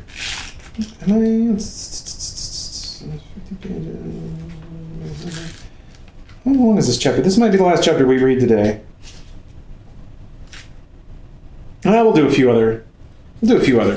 more. So chapter 15, mind if I ask you a few questions? Recap, for anyone who might have rolled in late. Batman parents murdered. Dick Grayson's parent murdered. Now Dick Grayson mad. Batman trying to prevent him from becoming a superhero, but Dick Grayson want revenge on Two-Face. Two-Face want revenge on Batman. Riddler want revenge on Bruce Wayne. Riddler has invented the box, which sucks people's memories and neural energy, so he can feed off of it. Once he gets neural pathways all throughout Gotham, he'll be able to figure out who the Batman is. That's why they teamed up. Two-Face provided the money for Edward Nygma to distribute the box all throughout Gotham. Once he sucks everybody's brains dry, he will then tell Two-Face who the Batman is. Two-Face will get his revenge. The Riddler will be bigger and more powerful than Bruce Wayne ever was, so he'll get his revenge. Jugger Wagon, thank you for the sub. And Dr. Chase Meridian at the center of it all in a love triangle between Bruce Wayne and Batman. Who knows? I wish we could watch Batman Forever after this. Yeah, that would be nice. Doing a watch along. Unfortunately, I don't think that's kosher yet. I know that, I think somebody brought it up. I think Twitch is trying to work out a deal where people on Twitch can stream videos from Amazon Prime. That'd be pretty sick. That I'm Batman stinger sounds sensual in this context? Of course it is, dude. This is a very gay, sensual book, which is why nobody's really getting after Chase Meridian. She's just kind of there. The Riddler is basically Mark Zuckerberg and he invented Facebook. Actually, yes. Wow, Batman Forever is very prophetic. They actually wrote "Somebody Stop Me" into the book. God. Do you think they high-fived when he delivered the screenplay and they read it? The novel, the copy, I don't know whatever, who cares. Chapter 15. In the depths of the Batcave, Bruce stood over the assorted riddles that he had received. Riddles sent to Bruce, and also, at the scenes of various crimes, to Batman. It was likely the first time in history of criminology that the same man was carboned with evidence? What? Carboned. That's what it says. It was likely the first time in the history of criminology that the same man was carboned with evidence. It's even in air quotes. I don't know what that means. Whatever. Could it be that this Riddler was aware that Batman and Bruce Wayne were the same? It seemed unlikely. He could see a puzzle maker like the Riddler transforming such a situation into a massive game, but his partner Two-Face? Two-Face wasn't exactly subtle. If Harvey Dent knew who Batman was, he'd have stormed the place with guns blazing weeks ago. No, the more he thought about it, the more he was certain that his secret was safe. Still, it made no sense. Alfred, in the meantime, was looking at a computer simulation of a screaming bat. Part of the programming tied in with the project that Bruce and Alfred had simply come to refer to as the prototype. I see you've apparently gotten the new radar modification running, said Alfred. He stood and straightened his jacket. I still doubt it will work. That's what you said about the Batmobile. He studied the forensic evidence the computer was giving him on the screen. He fingered the riddle, and as he said, "Same obscure paper stock, no print, definitely the same author." He looked back at the riddle again and read, "The 8 of us go forth, not back, to protect our king from a foe's attack. Pawns." I couldn't agree more, sir. We are all just pawns in these madmen. "No, Alfred, that's the answer to the riddle," Bruce said with a slight smile. "Just pawns." And then he started to tick off the other answers on his finger. "A clock, a match, pawns, all physical objects, man-made. Small in size, light in weight. Time, fire, battle strategy." He shook his head, the stream of consciousness not getting him anywhere. "What's the connection?" With all due respect, sir, I think that's why they call him the Riddler." Bruce sighed. "No success with the riddles, no success with the prototype." He reached into a drawer and pulled out a newly purchased box. With all of Edward Nygma's talk of brain manipulation, he was curious to see whether this so-called toy, which was selling briskly everywhere in Gotham, was more than it seemed. "Let's engage in some child's play, shall we?" He got out several tools and proceeded to dissect the box. He got about 30 seconds into the project, and then there was a hiss and a trail of smoke. He pulled his hands away quickly as the sides of the box fell open to reveal the inner circuitry had completely vaporized. 3 for 3? 3 for 3, sir, suggested Alfred. The phone that connected to the upstairs number rang next to Alfred. He picked it up and said, "Wayne residence." He paused and then, covering the receiver with his hand, said to Bruce, "Dr. Meridian, sir." Bruce stretched out a hand and Alfred handed him the phone. "Yes, Chase?" Guess what? I can squeeze you in tonight. Nice. "That sounds great." How about over here? A pleasant thought, visiting Chase at her home. "Good idea. It'll be fairly awkward discussing Dick with him around." No. I'm at 249 Robinson Road, apartment 2C. Let's say 7 p.m.? "Sounds good to me." Oh, and Bruce? "Yes?" He could almost see her smiling over the phone.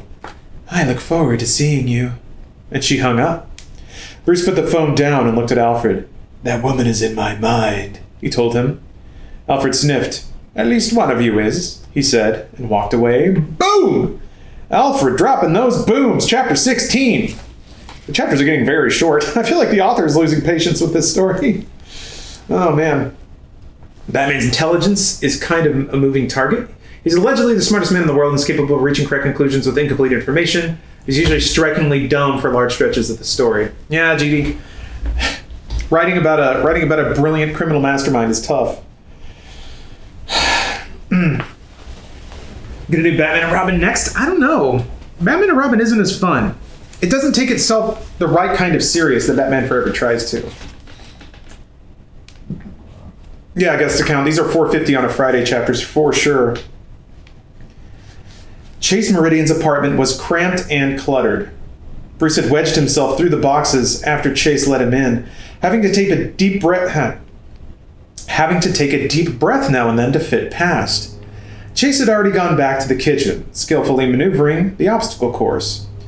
"It must be difficult to live out of half-empty boxes," he said. Looking into a pot of boiling macaroni, she replied, Now that's psychologically intriguing. Why don't you call them half-full boxes? "Because from an unpacking point of view, it's just more depressing that way." She considered that. Okay, I'll give you that one. I just try not to think about it at all. "I could have guessed that," he said. Find a spot and clear it off. I'll have food up in 5 minutes. I'll have spaghetti is my specialty. She said it was macaroni. She said, archly? Weird. "How did that get to be your specialty?" he asked. Because I can't cook anything else.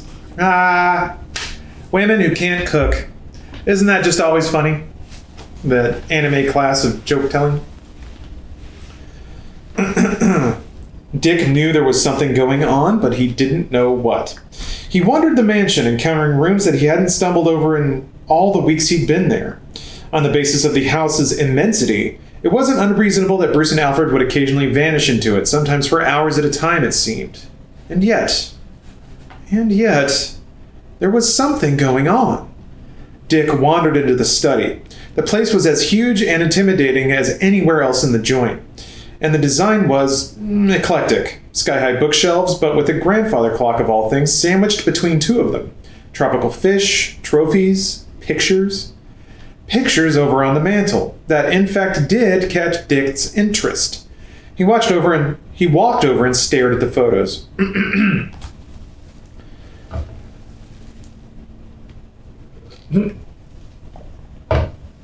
Deagle, I'm glad you enjoy it. Strong female character needs a flaw? I guess you're right. Yeah, she can't be too perfect, Victor. Otherwise, we might all fall in love with her. There was a kid who he guessed was Brucey as a boy, Brucey Wayne. Now, there was a strange case. At first, he'd been prepared to write Wayne off as just some do-gooder rich man, taking pity on the kid who'd been rude enough to become an orphan in his presence. An airhead, trying to pretend that he was Dick's pal without the faintest idea of what was going through the kid's mind. But his opinion had shifted.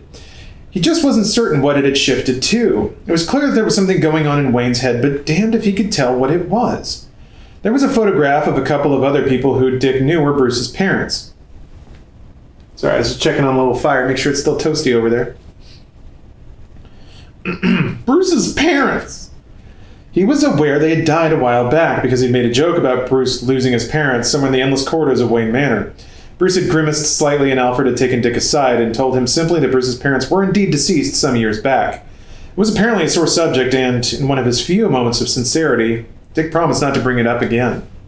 He looked around the study and confirmed what he'd suspected. There was no other exit from the place. This struck him as particularly odd because the other day he'd been looking around. Hold on a second. This struck him as particularly odd because the other day he'd been looking around the empty study. He'd walked out but hadn't gotten 20 feet when he'd heard a faint clanging of some sort from within the study. He turned back and stunned. He turned back and had been stunned to see Alfred emerge from the room. But he hadn't been there less than a minute ago. Alfred returned the puzzled stare, smiling gamely, saying, "Can I help you, sir?" Dick had shaken his head and walked away, scratching his head. Clanging. Suddenly his head snapped around and he stared once more at the grandfather clock. Stared in particular at the pendulum. The pendulum would have made that exact noise if knocked around. But why would it have been knocked around? Obviously only if something had been moving it. Clock moves. Alfred appears. Dick walked quickly over to the clock, looking it over. He pulled on it, but it seemed set into place. He opened the case, moved the pendulum. Yep, same sound. He closed it up, then looked at the clock face. "That's how I would do it," he murmured. He opened up the glass cover and started moving the clock hands, pushing them backwards since he reasoned clockwise was the normal motion. "What you got back here, Bruce?" he murmured. "A secret office? A vault with Wayne's billions? What's..." He pushed the hands backwards to midnight on a hunch, and then jumped back as the clock slid smoothly and noiselessly outward. Behind it was a black, darkened entrance into... what? "Thanks again for dinner," said Bruce as he helped Chase clear off the dishes. He couldn't get over how much she changed from incarnation to incarnation. This evening she'd been wearing tight jeans and an off-the-shoulder Angora sweater, bearing no resemblance whatsoever to the slip-clad bag puncher, the no-nonsense shrink, or even the glamorous woman who'd sat next to him at the circus. "Also, I appreciate your advice on Dick. Can I buy you a hospital wing or something?" She laughed lightly and moved towards the stove. "Instant coffee, okay?" He nodded. She glanced behind the coffee pot and snapped her fingers. "Oh, that's right, I forgot." "Forgot?" She pulled out a small gift-wrapped box and handed it to him. He turned it over curiously. "What's this?" All she did was smile in response enigmatically. So, with a shrug, Bruce opened it. Inside was a small wicker doll. A dream doll. "Call it clinical intuition," she said. "I thought your dreams might need changing." "That would be nice." She turned to face him. "Tell me, what do you find more frightening? Dreaming about things that have no basis in reality? Or dreaming about things that did happen?" "No contest. The second." He hesitated, staring at the window. He almost hoped for the bat signal to shine so that he'd have an excuse to call it an early evening, fabricate a meeting, something, so that he could bolt out the door. If he told her what was on his mind, if he shared part of himself, split himself off, would what was left over be half empty or half full? Before he could decide, because he knew that if he decided, he would decide against it, he said, My parents were murdered in front of me. I was just a kid. Chase nodded. She leaned back against the counter, her face carefully composed and neutral. I can't remember exactly what happened. I get flashes in my dreams. I'd gotten used to them, but now there's a new element, one I don't understand. A book. Leather. He paused, and Chase guessed to keep him talking. There's something else? He nodded. The dreams have started coming when I'm awake. She took all that in, considering her next words carefully. Bruce, you're describing repressed memories. Images of some forgotten pain trying to surface. The phone rang. Damn, she said. Almost nobody has this number, and the few people who do. Would be upset if you didn't answer. Go. I'm not going anywhere. She moved quickly into the living room. Her desk was a roll top, and the phone was jangling inside. She shoved up the roll top, and papers piled up inside cascaded to the floor. She grabbed at the phone as Bruce, in a sense of chivalry, went over to help pick the stuff up. This book is a repressed memory? Well, we're uncorking it all now. Where's the brandy? I should have some whiskey. I don't know. I've been trying to drink a little less, so you're right. I do need a grip and sip, don't I? Let's see. Yes, Mr. Greenberger. Yes, I know I gave you this number to be used in case of an emergency. No, I'm sorry. Aliens taking over your mind is not an emergency. Bruce wasn't listening. That was because the first two files he picked up off the floor were about Batman. As were the next 5. Articles, news photos, clippings. He glanced, and to his shock, the interior of the desk was lined with stuff, all of it regarding Batman. Every bit of printed material known to mankind about his costumed alter ego was adorning the desk of Dr. Chase Meridian. It gave him an uncomfortable flashback to Edward Nygma's wall of adoration to Bruce Wayne. Damn it! Damn it! Why couldn't he have the right people obsessed with the right aspects of his life? Nygma adored Wayne, Chase was hung up on Batman. Perhaps Edward and Chase should get together and move to a house in Cape Cod and leave Bruce alone with his empty house, his business, and his spiraling out of control delusions. There is no white light coming out of your television, Mr. Greenberger. I assure you. Yes. We'll discuss this tomorrow during session. She sighed, hung up, and looked at Bruce, trying to turn matters back to business. Is it possible there's an aspect of your parents' death you haven't faced? You were so young. But she saw that he wasn't listening, and then she turned and saw what he was staring at. Is that the other man, Doctor? Yes, stiffly. Please, Bruce, don't change the subject. I want to help. I'd say all this goes a little beyond taking your work home. All right, she sighed in frustration.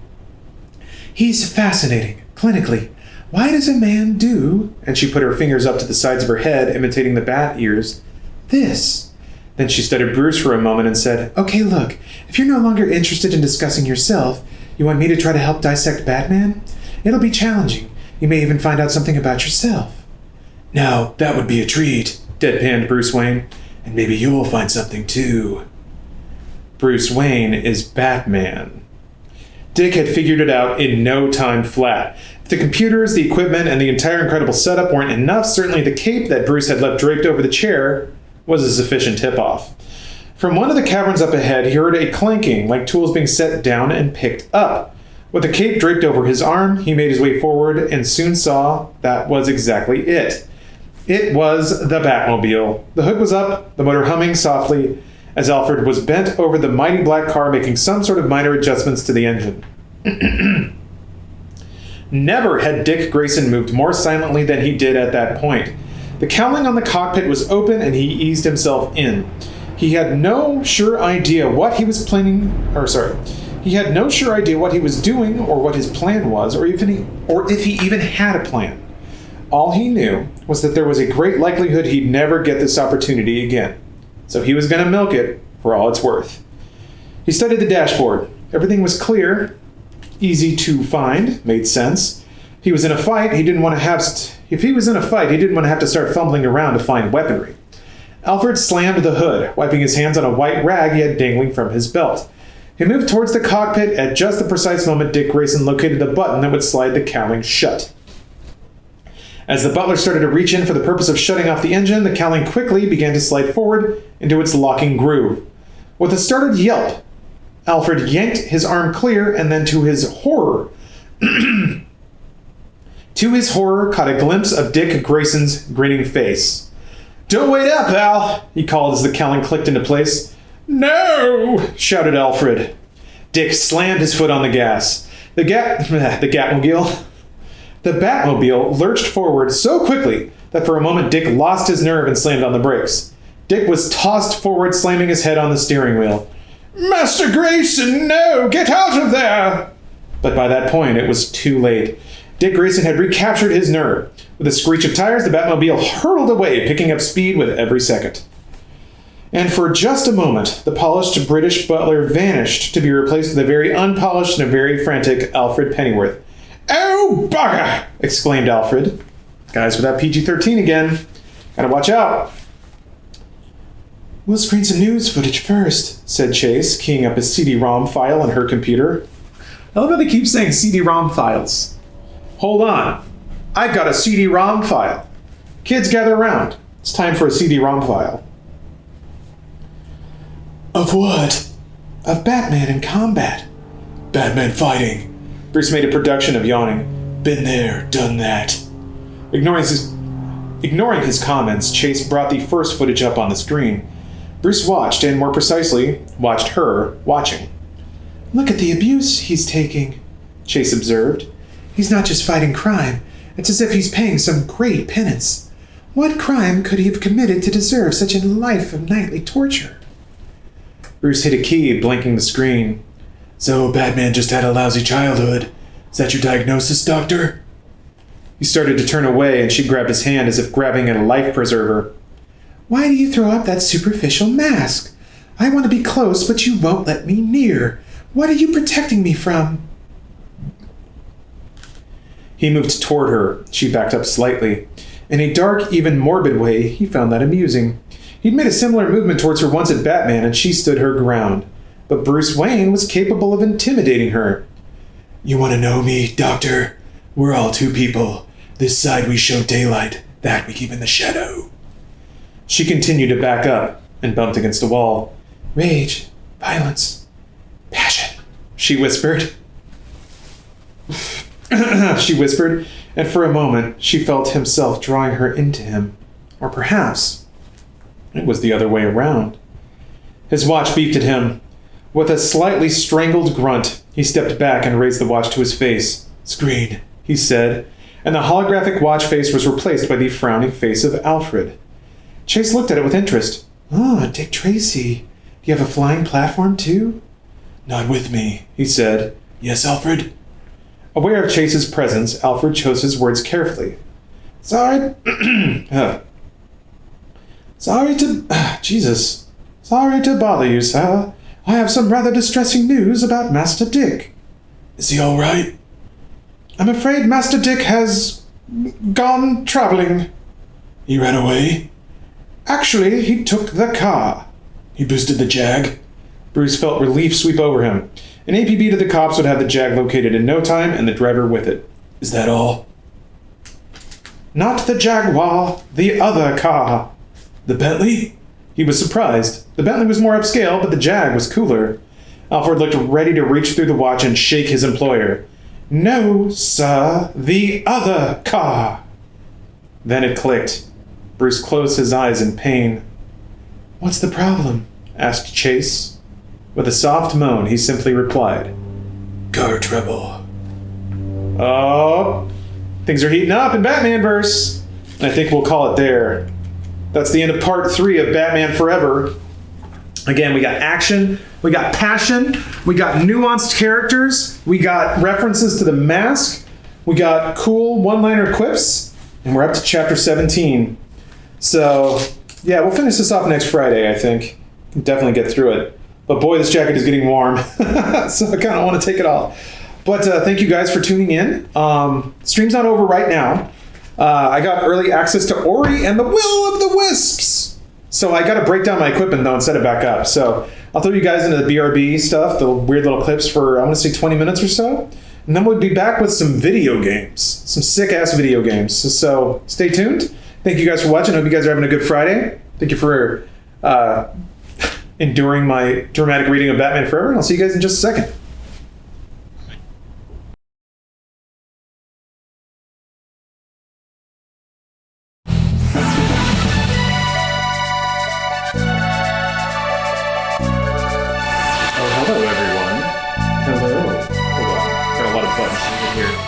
How's everyone doing?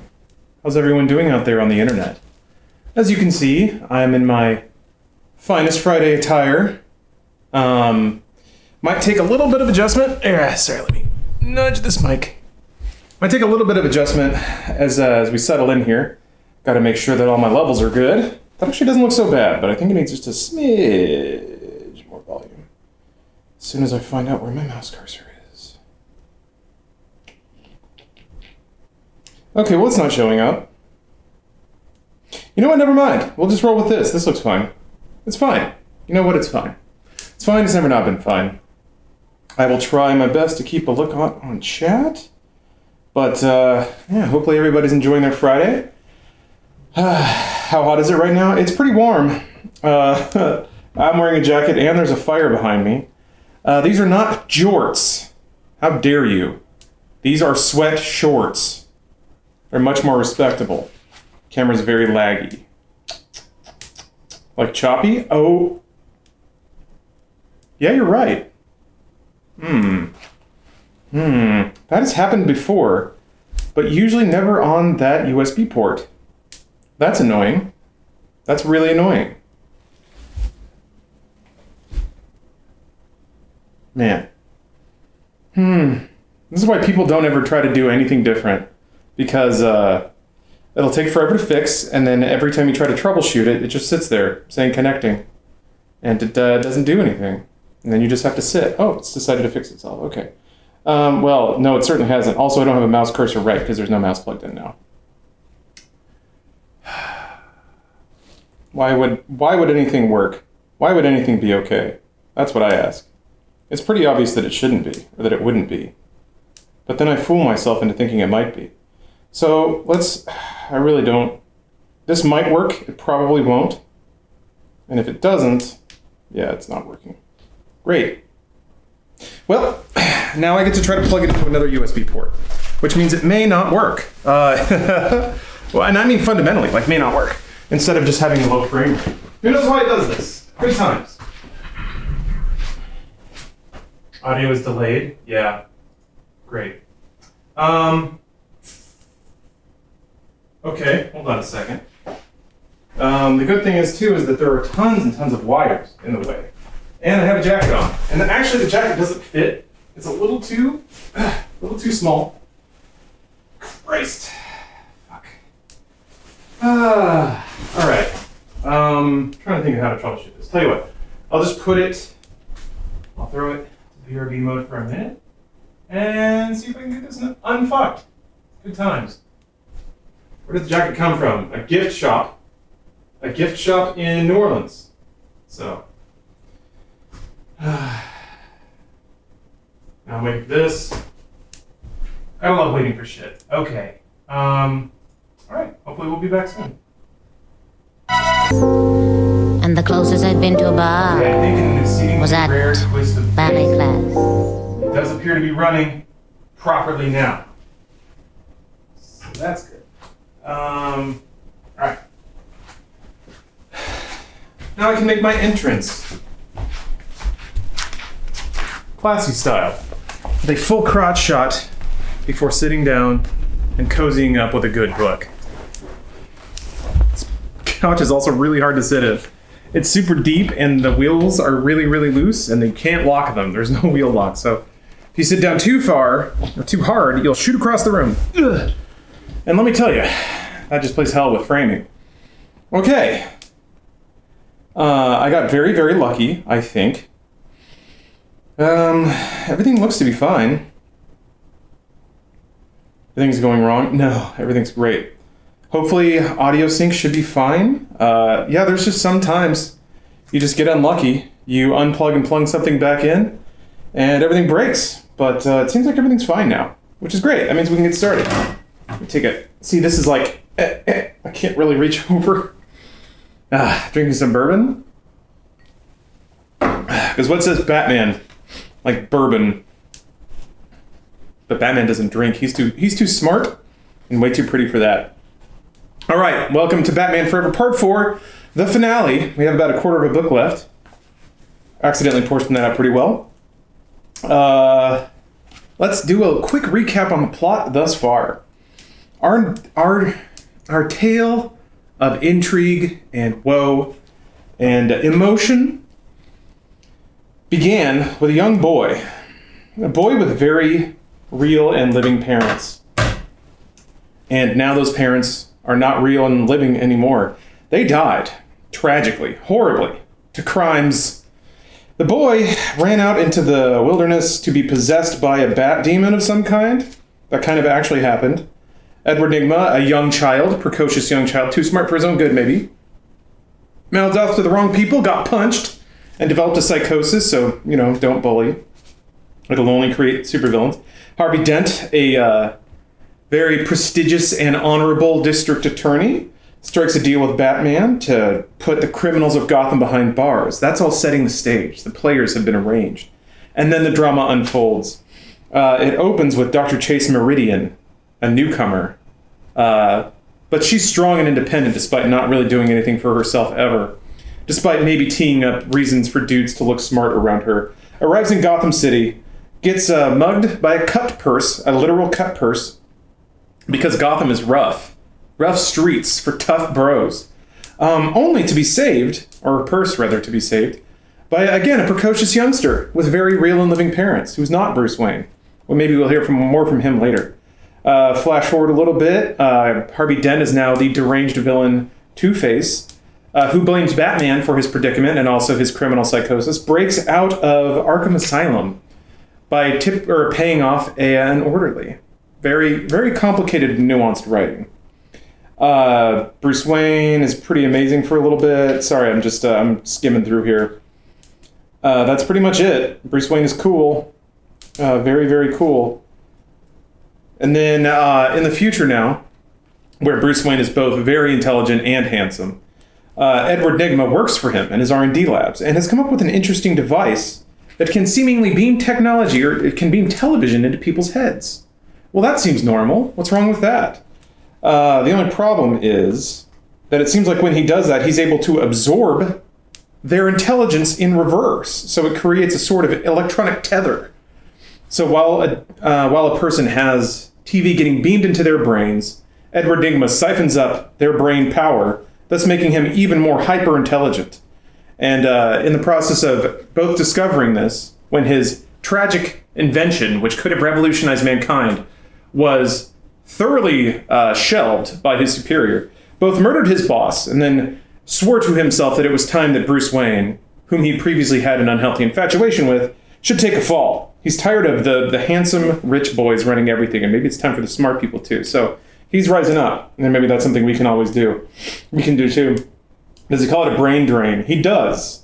But I don't think that's how he markets it, because that would kind of give it away, wouldn't it? Bruce Wayne keeps having weird psychotic episodes, remembering his parents. Let's see what we got here. Not a whole lot happens with Two-Face, if I'm not lying. Two-Face constructs an overly elaborate plot to kill Batman by tying up a bank hostage and putting him inside a vault that he has rigged with acid sprayers. So Batman goes in to save the hostage, gets slammed inside the vault. Two-Face then pulls the vault out of the building with a helicopter and starts filling the vault with acid, but Batman's too smart for that. He uses the guard's hearing aid to pick the lock on the safe, uses his grappling hook, which I guess has the tensile strength of like 45,000 tons, and swings the vault directly back into the building. Gets in a little fisticuffs with Two-Face, has a bit of a freak out because he's confronted with murder, or any concept of it, and then falls into the Gotham River and swims back home, not before causing a whole lot of collateral damage. But we forgot about something, didn't we? Didn't we forget about something? The precocious youth with very real and living parents. It turns out that is one Dick Grayson, a young gymnast who was performing in Gotham City at some kind of charity ball. Bruce Wayne and Chase Meridian attend arm in arm. Perhaps there's some romance budding here. But alas, romance cannot flower in the soil of tragedy. Two-Face arrives and holds the entire, I guess, circus hostage, demanding that Batman reveal his identity. Bruce Wayne, who is in the audience, tries to reveal his identity, but is shouted over in the din of chaos. Cannot help but watch as Two-Face slays Dick Grayson's parents. It's happening again. Again. Another youth cast out into the cold to try and make amends, or maybe knowing that he can teach something to the next generation. Bruce Wayne takes in Dick Grayson, who at first makes plans to just bolt because he's too cool and too rad to hang around like that. But goaded by food and perhaps seeking a father figure of a sort. We don't know. Dick Grayson decides to stick around. Let's see here. Oh yeah, there's a little flirty scene. Dr. Chase Meridian uses the bat signal to summon Batman. In the process of doing that, Two-Face figures out where he is. There's a weird like chase sequence that doesn't really go anywhere and doesn't mean anything. Oh yes, and then in a very pivotal moment, Edward Nygma, because of his super smartness, discovers where Two-Face's lair is. He sneaks in and strikes a delicate deal. If Two-Face fronts the cash to build Edward Nygma's enterprises to mass produce the brain drain. Then Edward Nygma, once a brain drain is in every home in Gotham, will be able to scan everyone's minds and deliver unto Two-Face the identity of the Batman. So it's a nefarious plot in which both people get what they want, and also a moment of masterful character writing, because we have the luxury of watching both these nuanced characters pursue their ambitions in ways that are interesting and multi-layered. My eyes just shifted. Interesting. Is it bad that you're strangely attracted to me right now? It's the power of Batman Forever, the novel, that's working for you. Oh yeah, there was also a line from The Mask in the book. Remember The Mask, Jim Carrey, who also played the Riddler. That's the connection. The Riddler was looking out over his mass production facility being constructed, and let's see here, the line again. And I'm not going to do the voice because I want to flat tire this as much as possible. As the crates with the boxes were loaded out to waiting airlifts, Nygma looked down upon it all, spread wide his arms, and shouted in glorious celebration, "Somebody stop me." But no one did. Moving on, there's a one-page chapter in which Bruce solves a riddle. That's pretty much it. And then Bruce and Chase Meridian have a tender moment together. A normal date, wherein Bruce Wayne wonders if Chase Meridian is actually really infatuated with Batman and not Bruce Wayne. What a terrible situation to be in, where the woman of your dreams, the apple of your eye, is more infatuated with your alter ego than you yourself.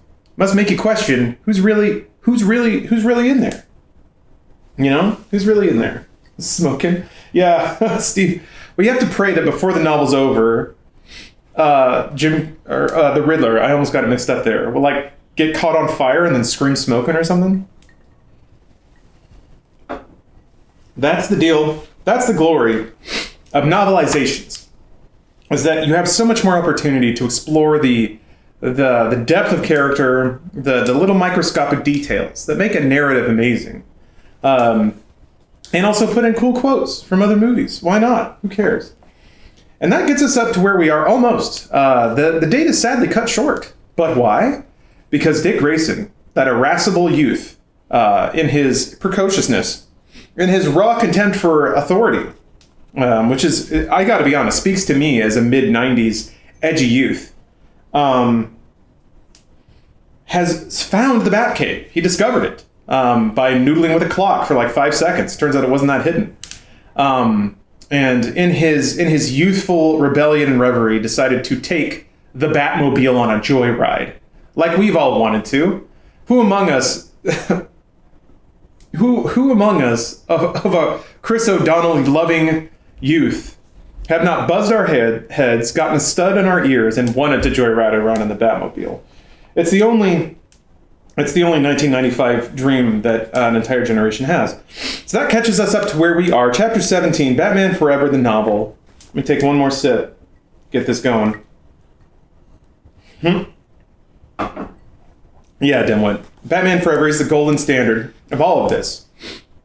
As someone who has read multiple novelizations of movies, mostly Star Wars, and then I guess Wing Commander doesn't count. That was in reverse. Anyway, I read the novelization of the game. I need to read more video game novelizations. Not Halo, just Doom. Actually, I need to read the Doom novels. Anyway, chapter 17. In an alley off Arkham Square, the young girl ran with several young thugs. Okay, there's already a spelling error. This is several young toughs. Oh, never mind. I thought it said Thus toughs. My bad. Sorry, I forgot that this is the edgy mid-90s Batman where there are literally street toughs roaming. Okay, excuse me. The young girl ran with several young toughs in pursuit. She cried out for help, but no one was willing to buck the odds to come to her assistance. One guy ran off to call the cops, but chances were that they would never get there. Is time. Okay, now that is actually a spelling error. That's supposed to be in time. Is time. She dashed down the alley, crying out, and the gang caught up with her. One of them knocked her to the ground, and she cried out in supplication to the god that she was certain wasn't listening. Sometimes this author, I feel like takes an extra long puff of his pipe and is like, I got it. I got a dynamite phrase. I got a... If this is the first novelization you've read, I've leaned more into editorializing as I read. And then blinding headlights framed them in the alleyway. They looked up in shock as the Batmobile rolled down the alley toward them. There were 6 of the young punks in all, and every single one of them was quaking. The Batmobile skidded to a halt, the right front fender bumping up inelegantly against the wall. Then the cowling slid back, and there was a deathly silence as a caped figure emerged from the cockpit. He leaped down from the cockpit as the punks shrank back, the cape fluttering around him. Everyone froze. Something seemed off. For one thing, Batman wasn't wearing a mask. He was just holding his cape in front of his face like Bela Lugosi. And for another thing, one of the gang kids leaned forward to the leader and whispered, I thought he'd be taller in person. Shut up, said the leader, slugging the other kid in the chest. He glared at the intruder and growled, Who the hell are you? Trying to sound ominous, Dick Grayson rumbled, I'm Batman. He took a step towards them, but the cape was too long, and he stepped on one of the scalloped edges, yanking it partway off his shoulders. It revealed his less than intimidating sweater and jeans. Damn, did I forget to dress again? They closed on him then, one of the gang members taking the lead while the others swung a length of chain. Dick Grayson faced death. Old news. Chains, you don't seem the type, said Dick. His hand shot up quickly and he grabbed the chain. He slammed his open palm into the face of its wielder, who went down with a cry. He then whipped the chain into the gut of the other punk who was coming at him. Swinging the chain in a parabola to drive the other's back, he crowed, The Dark Knight strikes again! Dick swung the chain upward, catching the low rung of a fire escape ladder just as another of the punks rushed him. He yanked himself into the air, swinging on the chain and slamming a kick into his face, knocking him flat. Another victory for the Dark Knight. So dark, nighty-night. Oh my god. He turned his face to the remaining punks and said confidently, Is your will up to date? It was enough to break whatever spirit they had left, and with a collective yell, they dashed off down the alleyway. He watched them go, drawing a cape around himself and grinning broadly. I could definitely get behind this superhero gig. He tossed a salute to the awestruck girl and started towards the car. Wait, she called. You forgot the part where you get to kiss the girl. He smiled, happy to oblige. And then he heard a series of shouts and screams that did not bode particularly well. Both he and the girl turned and saw several dozen bats coming their way. Unfortunately, they were the wooden type, being wielded by about 30 punks belonging to the same gang as the kids whom Dick had just put down for the count. Dick and the girl dashed towards the other end of the alley, which was barred by a chain-link fence. Dick wasted no time, and with his own natural strength and a healthy dose of adrenaline, he practically tossed the girl over the fence. Let's be generous and say that she's 140 pounds? Dick Grayson, an acrobat, threw 140 pounds of meat 15 feet into the air, who then landed softly on the other side. It was kind of hot, low-key. Good. Get into it. We need more sheer arousal at Batman Forever. What the hell, man? There's like threads coming out. I probably shouldn't pull on these. So I won't. Women aren't meat. Dick is stacked, fight me. Yeah, Dick Grayson is very cool. Run! He shouted. Call me! She shouted back to him as she rabbited. Which is a word, I guess. It wouldn't be until she was a mile away that she suddenly realized she hadn't exactly been in a position to give her fast-moving savior her phone number. Dick, meantime, went with the instinctive move. He sought safety in height. He leapt for the chain dangling from the fire escape. Within seconds, he was clambering up the rickety metal platform, making for the safety of a nearby rooftop. It was a fairly good plan up until the point where more of the gang came pouring over the rooftop. Dick couldn't believe it. Did everyone in the damn neighborhood belong to this gang? He spun and looked back down again. They had dragged down the ladder and were coming up for him. He did the only thing he could. He leapt off the balcony, snagging a clothesline as he went to break his descent somewhat. The fact that there were so many of them was the only thing that Dick had going for him, because it meant that they were tightly packed into the alleyway. Dick used the opportunity to land on their shoulders and start leapfrogging across them to try to get to the Batmobile and safety. To his credit, he almost made it, but one of them managed to grab his foot and pull him down into the midst of pull him down into the midst of the pounding mass of flesh that was operating with a single thought: tear the Batboy to pieces. Dick fought back valiantly, but he was hopelessly outnumbered. The darkness of the alleyway helped him marginally in that no one had seen his face clearly. Ultimately, it probably wasn't going to matter, because the chances were that by morning his face wasn't going to bear any resemblance to what it had been the day before. And that was when a dark, caped figure descended from on high. He zeroed in immediately on where Dick had gone down under the bruising fists. Within seconds, he had pulled several of the gang members off Dick, tossing them around as if they weighed nothing. "Smoke!" he called out. Responding instantly to the pre-encoded voice message of its creator, the Batmobile ejected smoke grenades out from its front launcher. Wasting no time, Batman slung his young charge under his arm and carried him to the Batmobile, shoving him in as the punks coughed and gagged, running into each other blindly in the midst of the fog. By the time it cleared, and by the time their chests had stopped burning, the Batmobile was long gone. That was actually not as cool as it was in the movie. I could have done with more, like, literal descriptions of the neons all over their guns and suits and stuff. Batmen. Dang it. There we go. Alright. The Batmobile hurtled down the deserted side street. Dick Grayson had just managed to blink the last of the gas out of his eyes, and he stared at Batman, who was concentrating on the road ahead. "Bastard!" whispered Dick, his rage bubbling over. Batman started to reply, but he didn't get the chance because Dick Grayson slugged him in the head. "Your fault!" The Batmobile lurched wildly as Batman, unable to defend himself, reeled from the blow. "You killed them!" howled Dick.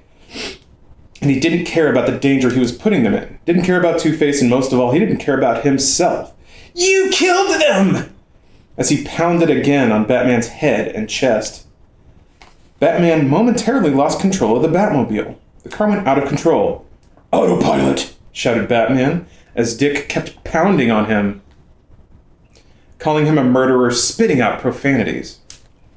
Unable to discern the instruction above the noise in the car, the computer voice requested, "Please repeat instruction." Too late. Batman slammed on the brakes, but the crash was unavoidable. The Batmobile skidded to the right and slammed into a fire hydrant. The hydrant went flying off and the water pipe burst open, sending water geysering high into the air. Dick continued to slam away at Batman, and at this point Batman did nothing to ward it off. The armor absorbed the impact, although not all the armor in the world could prevent the irate youth's words from cutting him to ribbons. He hit him and kept hitting him until the breath was ragged in his lungs, till his fists were ripped and bleeding. And he still kept going until his arms felt like lead weights and there was no more strength. And still he accused, "You killed them! You killed them! If you'd made Two-Face see who you are at the circus, they'd still be alive," said Batman flatly. Slowly, Dick's punches stopped, his arms going limp at his sides. It's all your fault," he whispered. And then finally, for all the loss and pain that he'd carried with him, for all the agony he'd kept wrapped within him, Dick Grayson started to sob, and then cry, his chest heaving and his body shaking.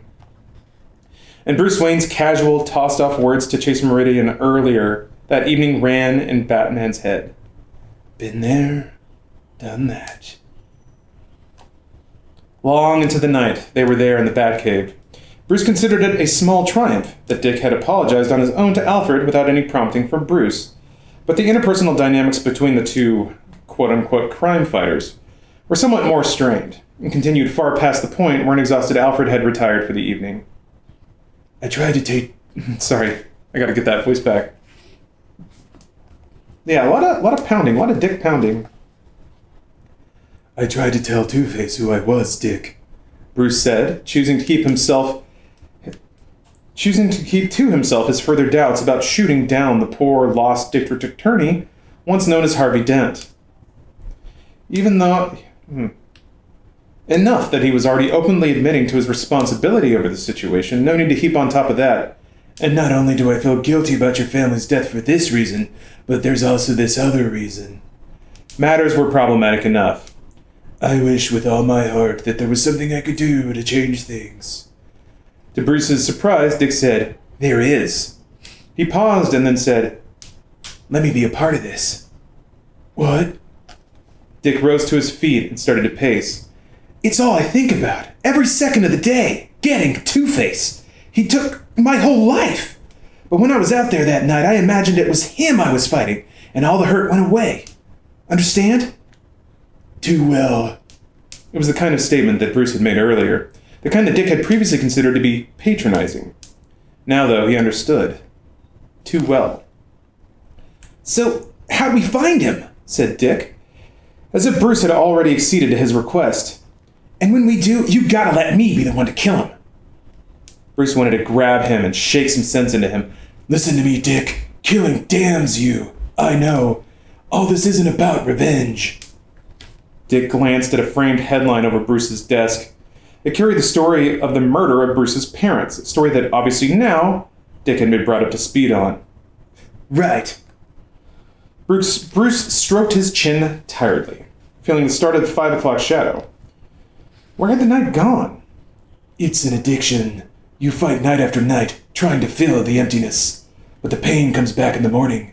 Somewhere along the way, it stops being a choice. Save the speeches about how great you want my life to be, okay, Bruce? You want to help me? Train me. Let me be your partner. No. Dick eyed Bruce with anger born of pain. You said we're the same. Well, you were right. I'm going to be a part of this, whether you want me to or not. He stormed out, and Bruce watched him go, feeling a lot older. Woof. Woof. So much. So many emotions. So much nuance, huh? Big wow. Big wow.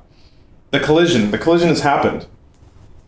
It's a very good Chris O'Donnell impression. Yeah. I'm not really trying to impersonate the characters from the movies as much. I'm certainly taking inspiration from them. I'm more doing my cheesed up read on what they want the characters to be. So, like, the Batman Forever of Robin is edgy youth, right? But not actually edgy because 95 was still a very safe time for superhero movies. So it's that, like, shitty early teen as reinterpreted by an adult edgy cool factor. That's kind of what I'm going for. And not that youth, yeah. Also not young. Played by a 35-year-old. Good stuff.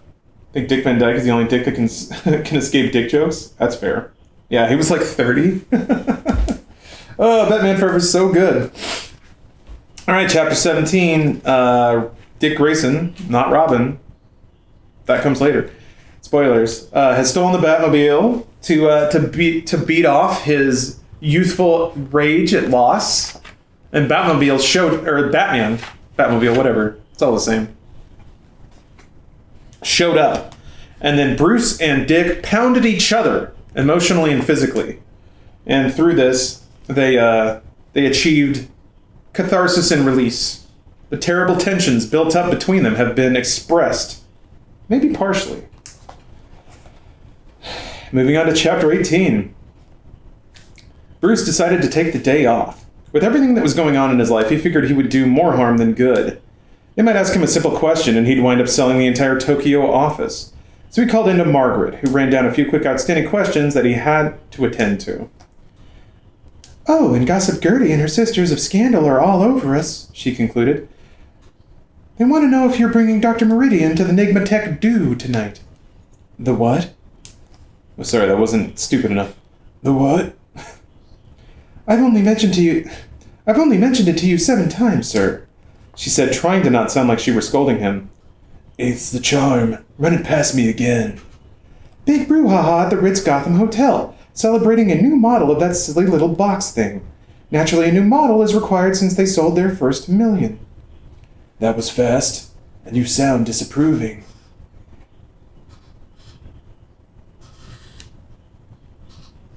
Sorry, there's weird sounds outside. "He was a creepy little man, Mr. Wayne," said Margaret, which was fairly strong language for her because Margaret was the most diplomatic person in his employ. "I don't like seeing creeps become successful. Makes you wonder if there's any justice in the world." "I don't wonder about such things." "If you ask me, I think he's nuts." "Well, Maggie, no offense, but I don't think I'll ask you." He thought a moment. "On the other hand, I know someone who I can ask. A close-up and personal opinion that might not hurt at that. Yeah. A close-up and personal opinion might not hurt at that. Maggie, call back the gossip ladies and tell them I will indeed be taking Dr. Meridian with me to the Nigma Tech soiree tonight." "All right, Mr. Wayne." "Then call Dr. Meridian and ask her to not make a liar out of me." Oh, Bruce Wayne, so suave. So suave and so smart. And he never cries. Never, ever. The red carpet had been rolled out that night at the Ritz Gotham Hotel. The Ritz was one of the older hotels in Gotham. In fact, directly across the street, another hotel was going up that threatened to dwarf the Ritz, once the showcase of Gotham. Why does that matter? Whatever. For now, though, the Ritz Gotham was still a hive of activity. A banner was draped across the front that read, "Nigma Tech, imagine the future." At the curb, finely dressed folks poured in from luxury cars. A battalion of valets scurried about. Bruce Wayne's Bentley, driven by Alfred and carrying Bruce, Dick, and Chase, pulled up to the curb. Bruce stepped out and assisted Chase. Dick vaulted over the back of the car. So cool. I don't remember Dick Grayson being there when this happened. Whatever. That's the point of the books, baby. Alternate timelines. Final Fantasy VII. The party was in the rooftop ballroom. The palace was packed with people sipping cocktails, munching hors d'oeuvres. That's a fragment. Whatever. A band was playing and couples were dancing on an elaborately decorated dance floor. Lining the walls were curtained show booths. Partygoers were being invited to step in and sample the new box. People were emerging from the booths, giggling as if they were drunk. Bruce, Chase, and Dick headed down a large staircase to the center of the ballroom. Gotham High Society, said Dick, unenthusiastic. I'm excited.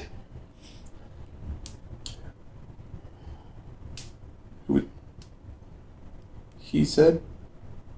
Boy, this book does have a problem with scribing quotes sometimes. I'm going to assume this is Bruce. You need to get out of Wayne Manor for a while. Too many distractions, he said significantly. Oh, right, whatever you say, but... And several times he stammered, almost saying Batman, until Chase finally turned to look at him, at which point he said casually, Bruce.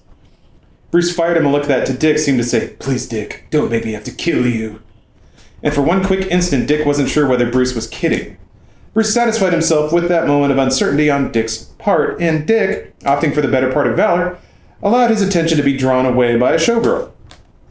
Bruce and Chase paused at a landing. He helped Chase off with her cloak. She was in a tight-fitting black dress with a string of pearls, and she looked ravishing. Let's see, About last night, Bruce started. I want you to know, it's very important to me we stay friends, She said, overlapping. Yes, definitely. Me too.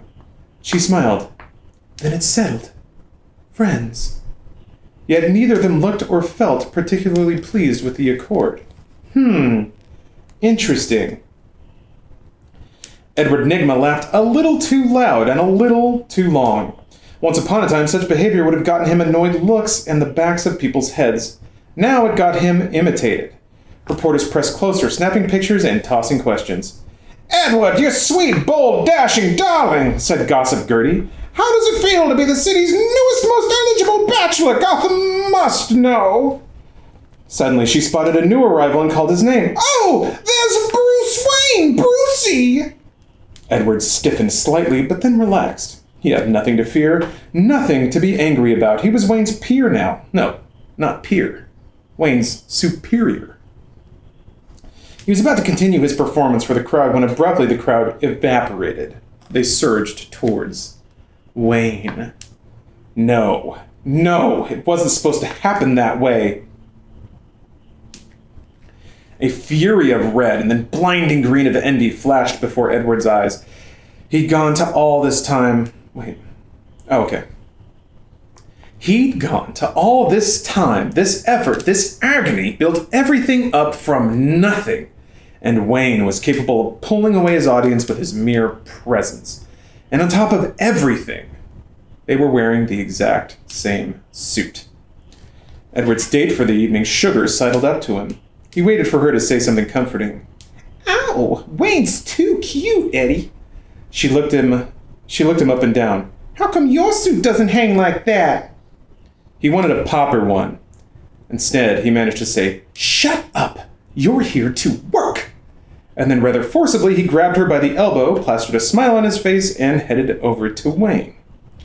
He heard the banshee-like tones of Gossip Gertie asking Wayne in a sprightly manner, "Nygmatech stock is outselling Wayne Enterprises 2-1.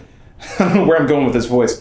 "Edward Nygma's charitable contributions threaten to dwarf yours. Are you yesterday's news, Bruce?" Before Wayne could get a word out, Edward had draped himself around Bruce's shoulders. "Yes, Bruce, old man! The press was just wondering what it feels like to be outsold, outclassed, outcoiffed, outcoutured, and generally outdone in every way." He waited eagerly for the desired reaction. He wanted Bruce to shout, or tell him off, or throw some sort of tantrum that would look absolutely scrumptious in tomorrow's headlines. But Bruce Wayne merely smiled. Could he really be that self-confident, that unconcerned? No. It had to be that he was doing it out of spite. That was it. Congratulations, Edward. Great party. Nice suit. Edward's fist clenched, flexing, wishing that he had his cane. But then he spotted her. "And what light through yonder window breaks? 'Tis the east, and you are?" "Chase," she said. "Ah!" His voice and hopes soared. "And what a grand pursuit you must be!" Endeavoring to return to small talk, Bruce turned to the stunning woman standing next to Edward. "Miss," he prompted. She ran a finger along the curve of his ear. "You can call me anything you want." "Bruce," said Edward, managing a voice that was both entre nous and at the same time playing to the press. "How humiliating my success must be for you. There you were, a real genius, and yet you couldn't recognize my own. Come, let me show you what could have been ours together." Visions of lawsuits danced in Bruce's head. Edward was admitting in front of witnesses that he'd worked on the box during his employ at Wayne Enterprises, but he told his lawyer he didn't need the money. Sure, there was the principle of the thing, and granted, he wouldn't mind wiping that smug look off Nygma's face, but he brushed off the notion, even as Nygma propelled Wayne and the rest of the group through the party. Now, more than ever, it would seem like envy or revenge rather than a justified suit. Bruce had an obligation to the image of Wayne Enterprises and its stockholders' concerns. Having the company's namesake look like a bad sport would help neither. Indeed.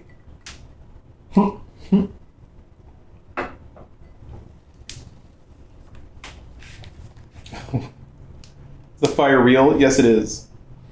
And yeah, it's like 70 degrees, but it's worth it for the ambiance. No, this thing always makes me sweaty, and wearing a jacket, I get a little damp, but these are the sacrifices we make. Oh. No, I saw your DMs, Marzard.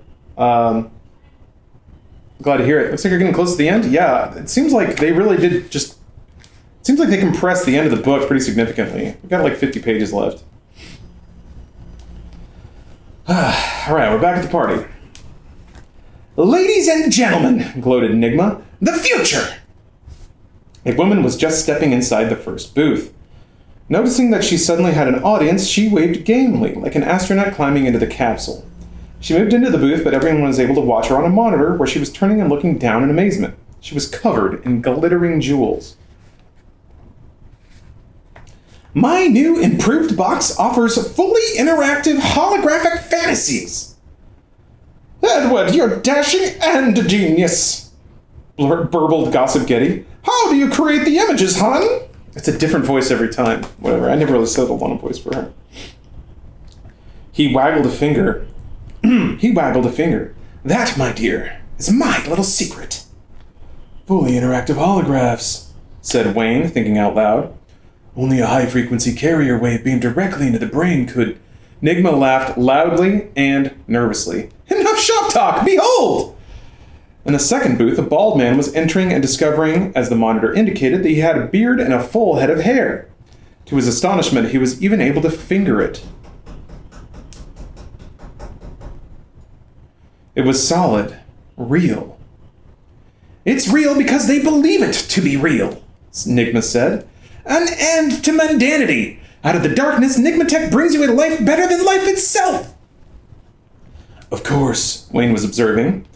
The box's zombie-like effects must be a result from an electroneural link with the viewer's brain. Nigma's entire body quivered with what looked like rage. Zombies? Worse than nonsense! He sputtered. Gossip Gertie was scowling disapprovingly at Wayne. That's what they said about the first TVs, she sniffed.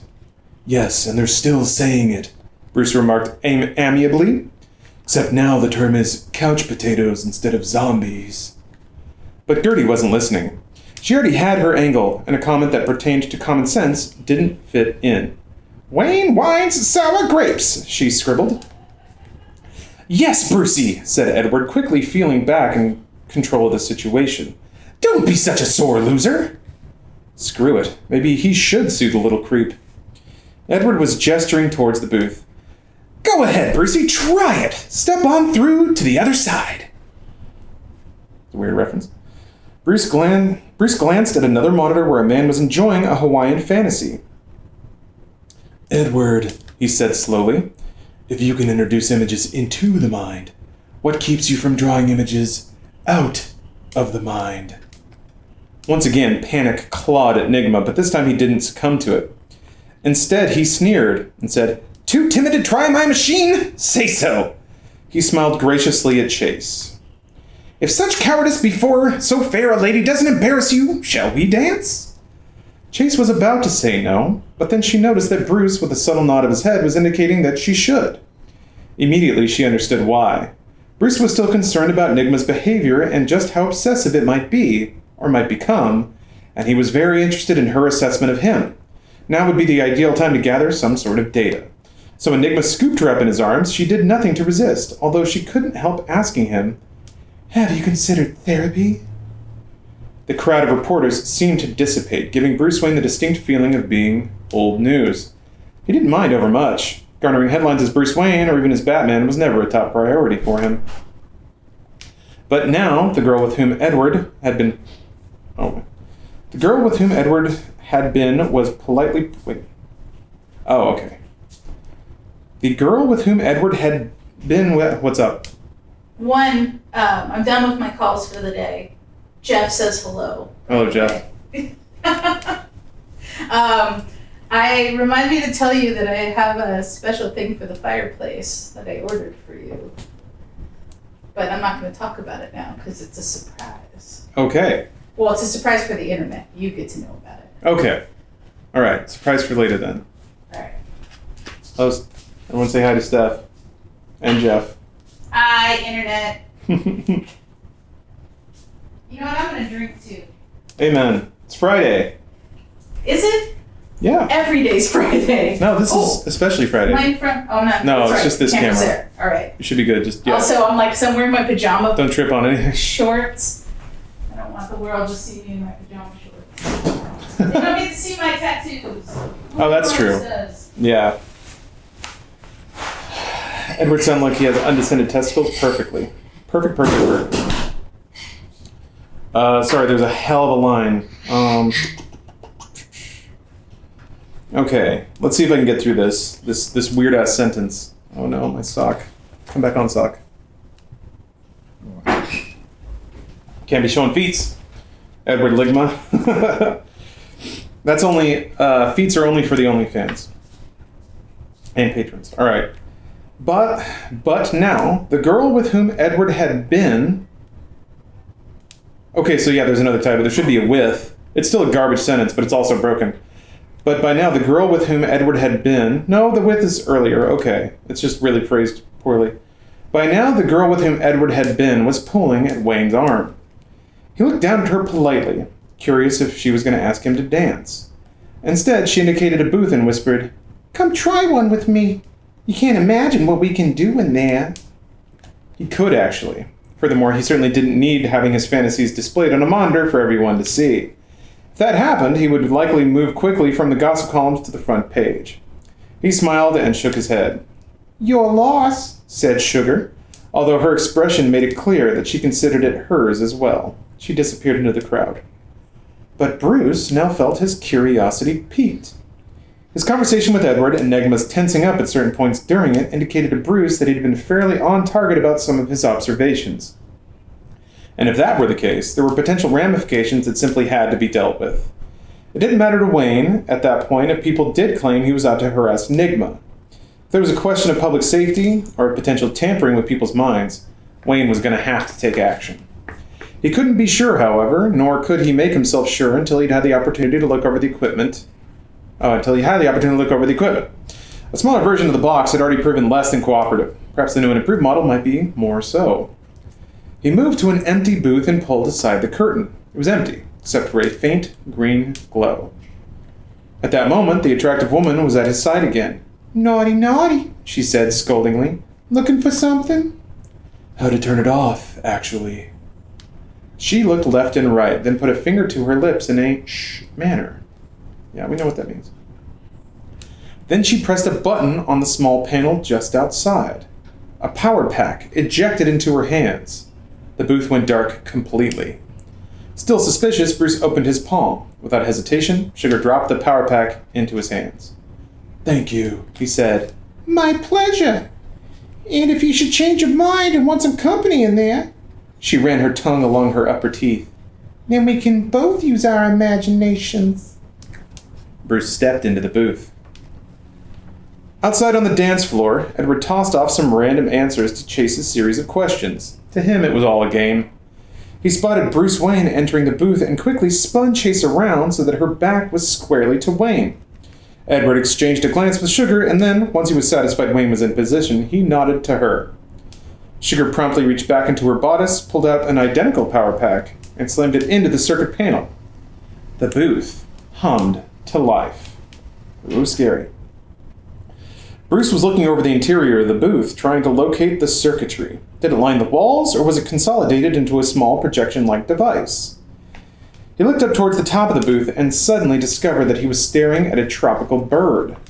The bird screeched down at him and lifted off, accompanied by a flock. Bruce spun and discovered that all around him was lush jungle.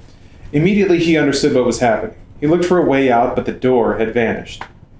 It was incredible. It wasn't just some sort of visual show. He felt the heat of the jungle, and the air wafted to him the scent of an ocean not far off. He could hear it now, the waves lapping gently against the shore. There was a slight rustling of the brushes, and he turned to see a sultry showgirl emerging. She smiled dazzlingly. "Hi, my name is Holly, and I'll be your holographic guide. I'm a computer-generated and totally interactive." She shook Bruce's hand and led him into the tropical wilds. And Bruce Wayne stood mesmerized in the booth, surrounded by a green glow with tiny white light focused on his eyes. In a control booth on Claw Island, yet another holophile was created, and to the hundreds that had already been assembled this busy night, this one was labeled Bruce Wayne. A miniature schematic of the human brain appeared on a screen, and the new and improved box began its guided tour through the graphic landscape of Bruce Wayne's mind. Dick Grayson looked contemptuously down at the array of booths, with people going in and out like cuckoos into the clocks. Cuckoos into clocks. Okay, I got it. He smoothed his hair and cast a smile towards the showgirl, who blew him a kiss and walked back downstairs. Fake reality? It'll never beat the real thing. He then saw all the booths go dark at once, and had only a second to wonder why before gunfire clattered across the room. And bile rose in his throat as he saw Two-Face swagger into the middle of the floor. His thugs were covering every direction. There was a black-clad masked woman at his side. Two-Face bellowed. Oh boy, this voice is rough. All right, folks, this is an old-fashioned low-tech stick-up. We're interested in the basics. Jewelry, cash, cellular phones. Hand them over nice and no one gets hurt. Then he paused and added in his gravelly, less pleasant voice, on second thought, put up a fight. Bruce Wayne staggered out of the booth, disoriented, operating completely on instinct. Ha! He's in fuck-em-up mode. Oh shit, here we go. Oh jeez. The tendency of the other guests had been to freeze the moment they'd heard bullets being fired. For Wayne, who was awesome and handsome and totally cool and never cries. It was the other way around. He moved immediately towards the service entrance and shoved the door open. He did Jesus Christ. He did it with considerable force, and even happened to get a small piece of luck. The thug assigned to cover the door had arrived just a couple of seconds late. Ordinarily, this would have not been a problem, but Bruce thrust the door open with such force that it smashed into the thug's face just as he was about to reach for the door. Two-Face's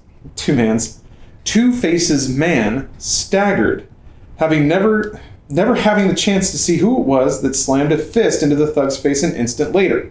All the thug knew was that everything suddenly went profoundly black. Bruce tore down the emergency stairs as quickly as he could. He was moving so fast that he seemed to blur. Anyone else trying to imitate it would have stumbled and taken a header down several flights, but Bruce was as sure-footed as a mountain climber. I love the way they try to describe how cool Bruce is. I'm always okay with it.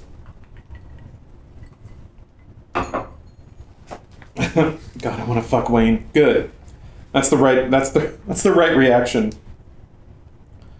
The moment he got outside, he located the Bentley and ducked into it. Alfred twisted in the seat and saw the expression on Wayne's face. Immediately he knew. I guess he couldn't hear the gunfire? I don't know. Emergency, Alfred, he said, but the butler was already pressing a hidden button that flipped open a secret panel in the back. A bat suit was hidden within. Dick Grayson bolted into the service kitchen. He'd heard the pounding of feet from both directions, the unmistakable clacking of bolts being shot home.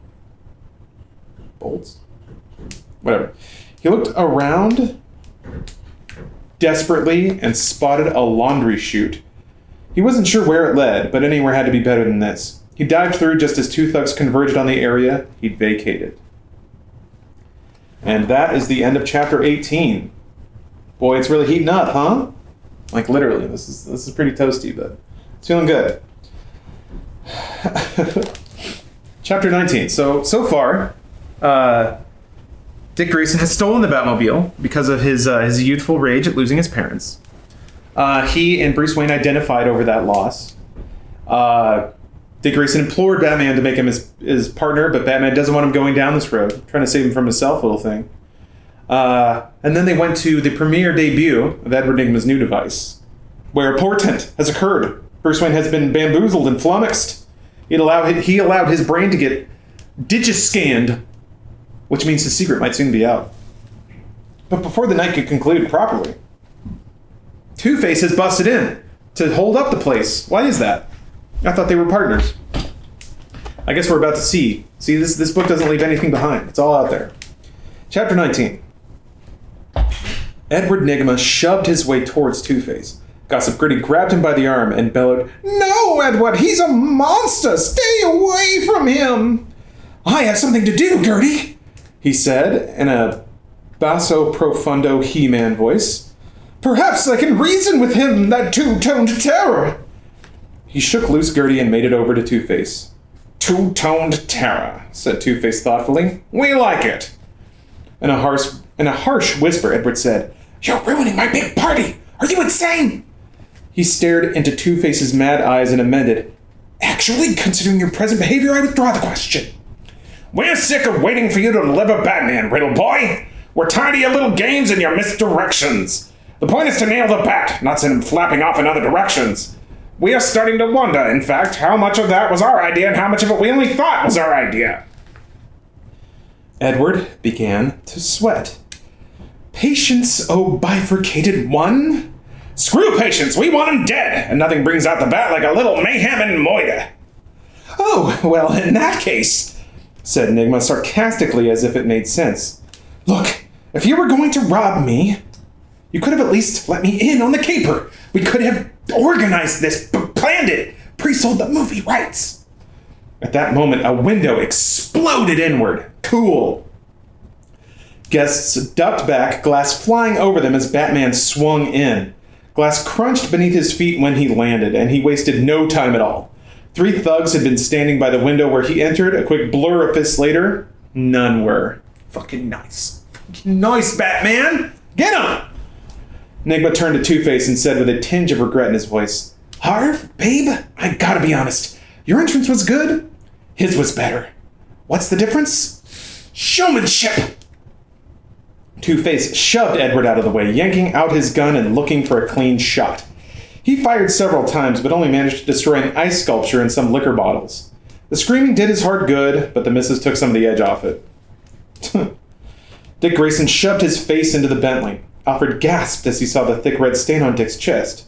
"Good Lord, you've been shot!" It's always a different voice for Alfred, too. Dick looked confused and then glanced down. "Ketchup stain, laundry chute. I'll tell you about it later. Give it to me." Alfred knew precisely what it was. It had seemed like a harmless enough indulgence when Dick had slipped the package to him surreptitiously before they'd started out for the party. What sort of problem could possibly arise that would necessitate its use, Alfred had figured. Well, he'd found out. He pulled the package out and handed it to Dick, muttering, "I'm sure to be fired for this. Perhaps I can find a position at Buckingham. Always liked the Queen." One thug charged Batman, but the crime fighter heaved him overhead, throwing him into a display of stacked boxes that crashed down all around him. Then he moved towards a thug who was trying to rip Chase's pearls from around her neck. "Excuse me," he growled and headbutted the thug, knocking him out cold. "My place, midnight," Chase whispered to him. Batman spun, racing across the tops of chair backs and engaged another group of thugs. He saw other guys starting to rally, pulling their courage together and trying to go up against Two-Face's thugs. However, none of them were wearing armor and had been trained for years in various forms of martial arts combat or battle strategy. While you were partying, Batman studied the blade. Holy fucking shit. Oh, FPS Sean, thank you for gifting subs and subbing yourself. Oh my god. Who's the author? I've tried to stay away from saying the author because I don't want to throw any shade. This was written so long ago. Is this bat porn? Yes. Yes, it's so good. Oh my god. Batman is so good at beating ass. He's so good at beating ass and being smart and being smarter than people and having and not crying and being tough. Yeah, you could Google it. I don't want to for myself. I don't want to direct any negative attention to any one person. Directing it ambiguously towards the book itself, I'm okay with that. Also, I would never talk shit to somebody who's getting paid.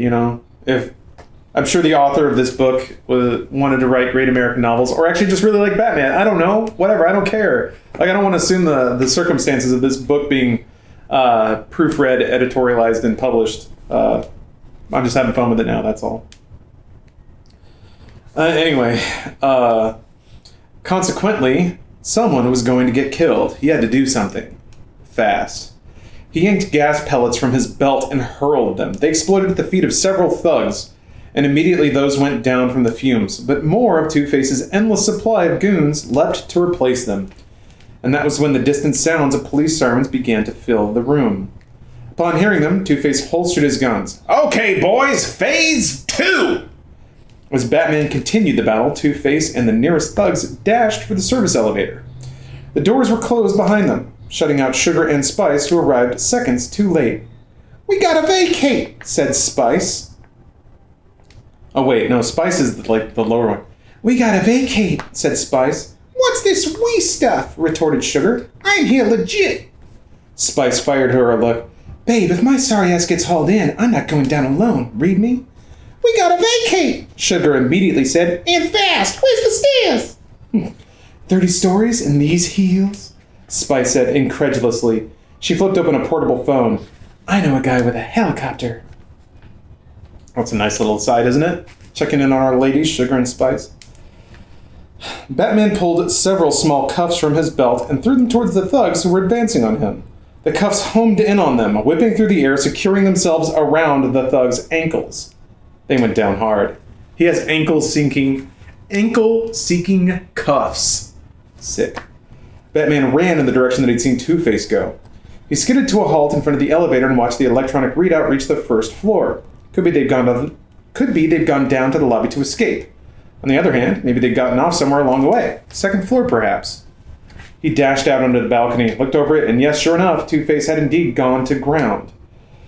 He and his thugs were just vanishing into an open manhole in the midst of the construction site across the street. "We've got a gopher," muttered Batman. He threw his arms wide. Glider rod snapped up, drawing his cape taut and into place.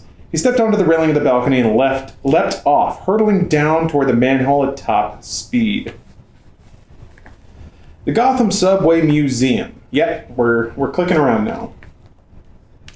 The Gotham Subway Museum was planned to be an ancillary part of the new hotel, which was built on top of a subway station that had fallen out of use thanks to cutbacks on service.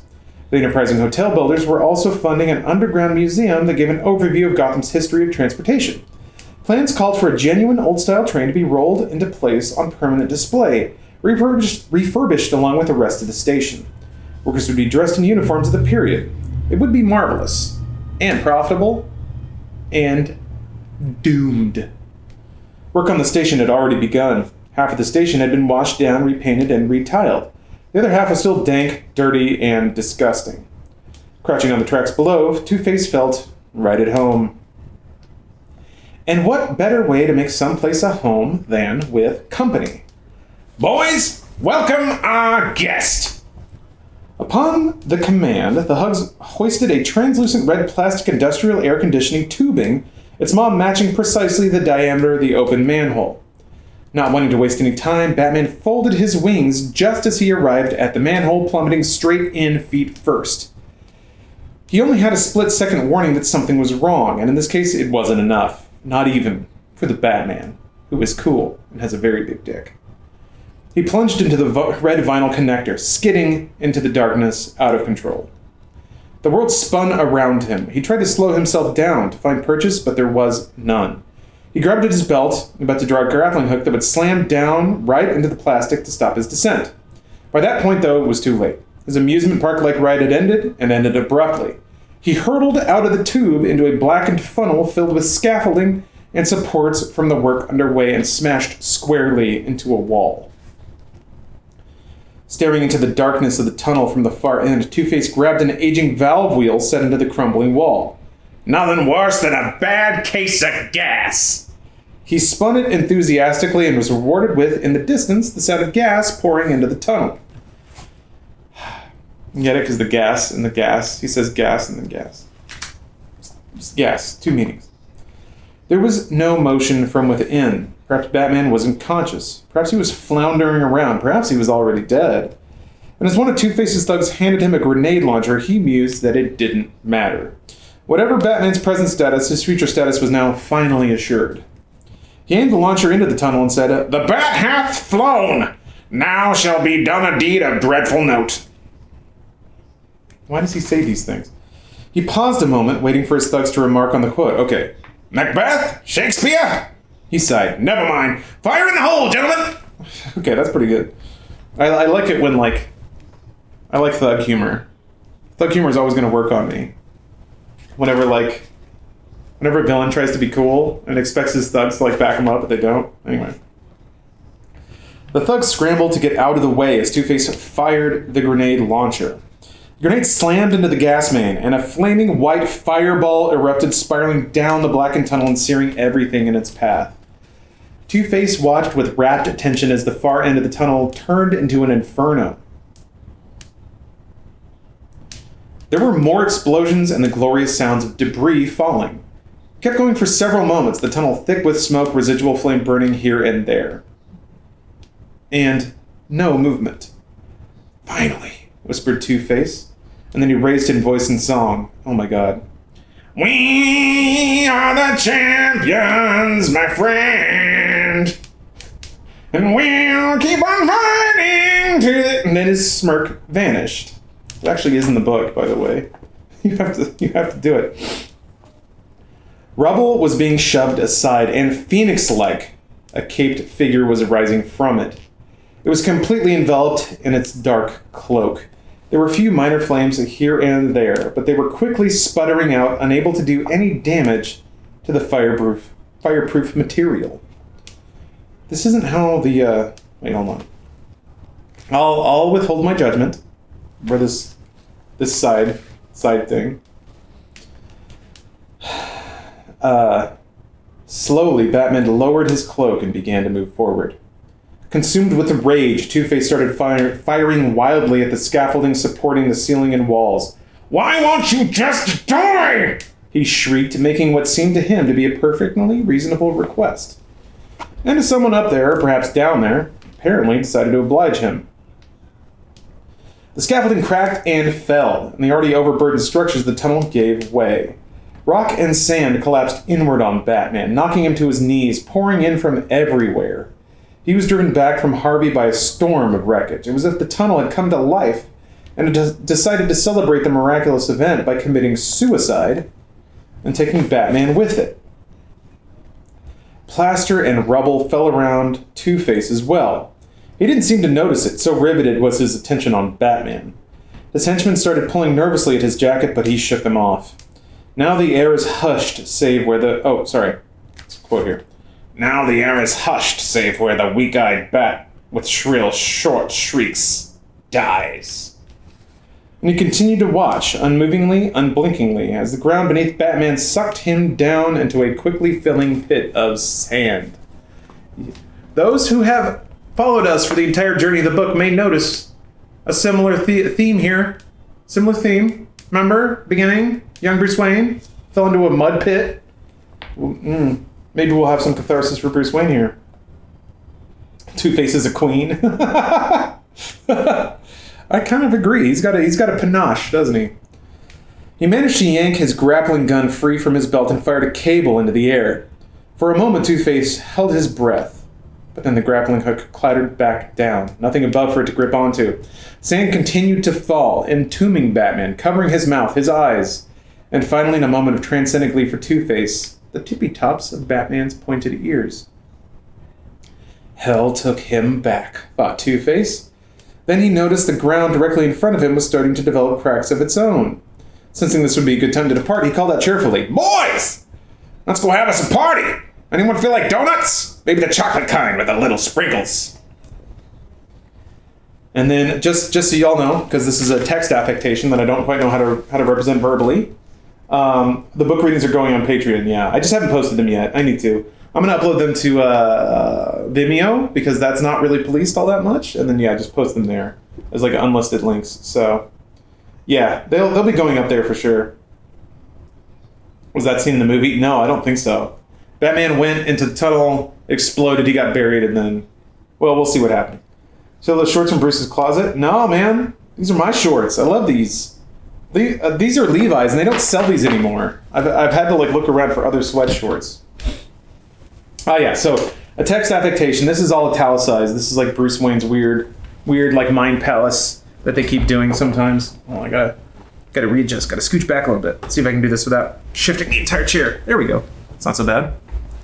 Whew, it's getting damp. And I'm out of bourbon. Oh, legs looking solid there. Yeah, my legs are my best feature, I think, because it's the part of my body that doesn't have any fat on it. So I got some muscle mass. It's just covered by a layer. It's just like buried, much like Batman right now. It's just under a layer of pudge, which, yeah, the bourbon's not helping with, but fuck it. But fuck it. Remember I said that. All right, text affectation, italics. This is all like surreal thoughts. Buried alive. The screeching filled his ears and the blackness filled his soul. From down below him, although he couldn't see them because he couldn't see anything, he sensed his parents' hands reaching up for him, desiccated, skeletal, clawing at his feet, pulling him down with them into the grave that he'd once stood in front of and sworn that he would dedicate his life to... To what? To fighting crime? He could do that through the Wayne Foundation. To vengeance? Why did killing grate against his soul then? Why not an eye for an eye? Eyes filled with sand. Tooth for a tooth. Mouth spitting out dirt. To bring them back? Nothing could. To make them rest easier? They were dead. To join them? Yes, of course. That was it. It wasn't about anything so noble as doing right and seeking justice. This whole thing was just a massive death wish, suicide on a spectacular scale. He'd worked for it. He deserved it. And now all he had to do was lean back and enjoy it. The only problem was that, although it made so much sense to his mind, his instincts, his damned instincts, his perfect, beautiful, rippling ab instincts, were still fighting, still battling. Screeches filled his ears, and they were his own, except that he couldn't speak. And he thrust a hand upward, his air running out, his life running out. Like sands trickling through an overturned glass, his hand clutched at something, and it was air. But air was notoriously difficult to find a handhold in. In his darkening mind, he could see that hourglass, see the last grains of sand running through it. A few more grains, and that would be it. Finished. Done. And thus ends the tale of Batman. Batman Forever, coming to theaters this summer, 1995. Actually, I'm actually going to take a break there. Batman's dead. No, we got what? 40 more pages? This is all just it's all Batman's eulogy at this point. Okay, yeah, quick break. I need to get more booze. That's pretty much it. So I'll be right back. Shouldn't take too long. And proper, the girl who's never been kissed. But I'm tired of being pure. Why so groovy? Got a lot of things. Hey, we're back. It's live, by the way, Steph. Okay. I'm gonna get out of here in a moment. Unpacking things. Yeah, there's not much left. We do? Ewadol? Hopefully I'm saying your name right. Definitely going to be playing something after this. I don't know what, though. But we're back at it. Only not much left. Not much left in Batman Forever, the novel. I thought it'd be. Oh, air purifier? Yeah. Yeah, who knows how many chemicals this thing's kicking into the room right now. So. Let's see here. Oh, yeah, okay. Bruce Wayne just died. Batman's dead. What? Yep, it happened. I refuse. I'm gonna leave. Oh, Steph can't handle it. Can't handle a real Batman story like Batman Forever. You know when you get down to the dregs of your last drink and then you take a... You're not just ready for the next one? Oof. Oh, no, it's not over. Sorry, I was joking. No, we got, about 40 pages left. Here's the problem, like, in the movie, this is the end of Act 2. However, there's like 40 pages left where a lot of things have to happen unless they start cutting things out. So, if I recall the movie, and I do always, there's like Edward Nygma and Two-Face break into the Bat Cave and blow it up. But then they have Bat boats just left hidden somewhere. And then they assault Nygma's compound with their boats. You think Batman dies again, or maybe it's Robin. No, it's Robin. Robin dies again. Batman lands, Robin swims ashore. We'll see if the Holy Rusted Metal thing's still there. When did you last watch Batman Forever? I think I saw the second half of it on cable when I was at a hotel, and I think that was like 9 months ago. So it's been a while. I'm actually pretty good. Sure, the book is all the pages. Well, it doesn't. Literally doesn't, because there is a page ripped out. There is a page ripped out of this book. I don't know who would have done that, but they did. So I had to do my best to interpret. Oh yeah, Robin gets captured. That's right. Yeah, I'm glad that you remember the delicate details of Batman Forever. All right, Batman's dead, or is he? Turns out I was lying. I was rusing you.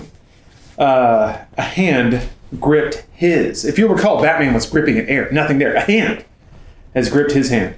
It was a strong, unwavering grip. The grip of someone who was not accustomed to letting go of whoever or whatever it was holding. It provided him with all the support he needed. Although the sand continued to slide under him, he was nevertheless able to dig in the toes of his boots, drive himself upward, up and out. His head broke the surface, sand pouring out of his mask and giving him back visibility. He was able to make out the hand that was holding his. It was green gloved, trembling slightly from the strain now, but still unyielding. He looked up. Dick was dressed in his flying Grayson costume. A black mask covered his features. His legs were hooked around some scaffolding that had fallen in such a way that it was wedged solidly. "Don't worry," said Dick through gritted teeth. "Just think of it as a day at the beach. A really bad day at the beach." Solid line, I guess. In the depths of the Batcave, Alfred was busy bandaging up Bruce as Dick paced. Bruce's reaction had been far less than what Dick considered the acceptable one, which would be at the very least a heartfelt thank you. "What the hell did you think you were doing?" "You have a real gratitude problem." Dick stopped, struck by the vision of himself at Batman's side. "You know what, Bruce? I need a name. Batboy? The Dark Earl? Nightwing? What's a good sidekick name?" Get it? References? "How about Dick Grayson, college student?" He stood, flexing his aching muscles. "This conversation is over." "Screw you, Bruce. I saved your life. You owe me. I'm joining up." "You're right. I do owe you. I owe it to you to get you to change your mind. Dick, I've been dragged into a pit long before tonight. How would I be fulfilling my obligation to you if I let you get dragged into it with me?" "And how can I fulfill my obligation to my parents and myself if you don't?" "You're totally out of control. You're gonna get yourself killed." "I'm gonna be your partner." Bruce laughed at the ludicrousness of it. He turned to Alfred, waiting for him to say something. Alfred simply shrugged.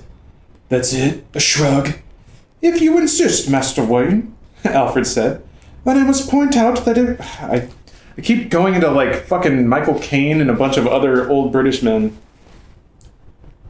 "Then I must point out that if it weren't for this lad, you'd most likely be deceased. And this lad would Wald. That actually misspelled, W-O-L-D. And this lad would be vowing even more vengeance, set to tear off on his own, and very likely wind up just as deceased. All I'm saying, sir, is that you might be stronger together than apart."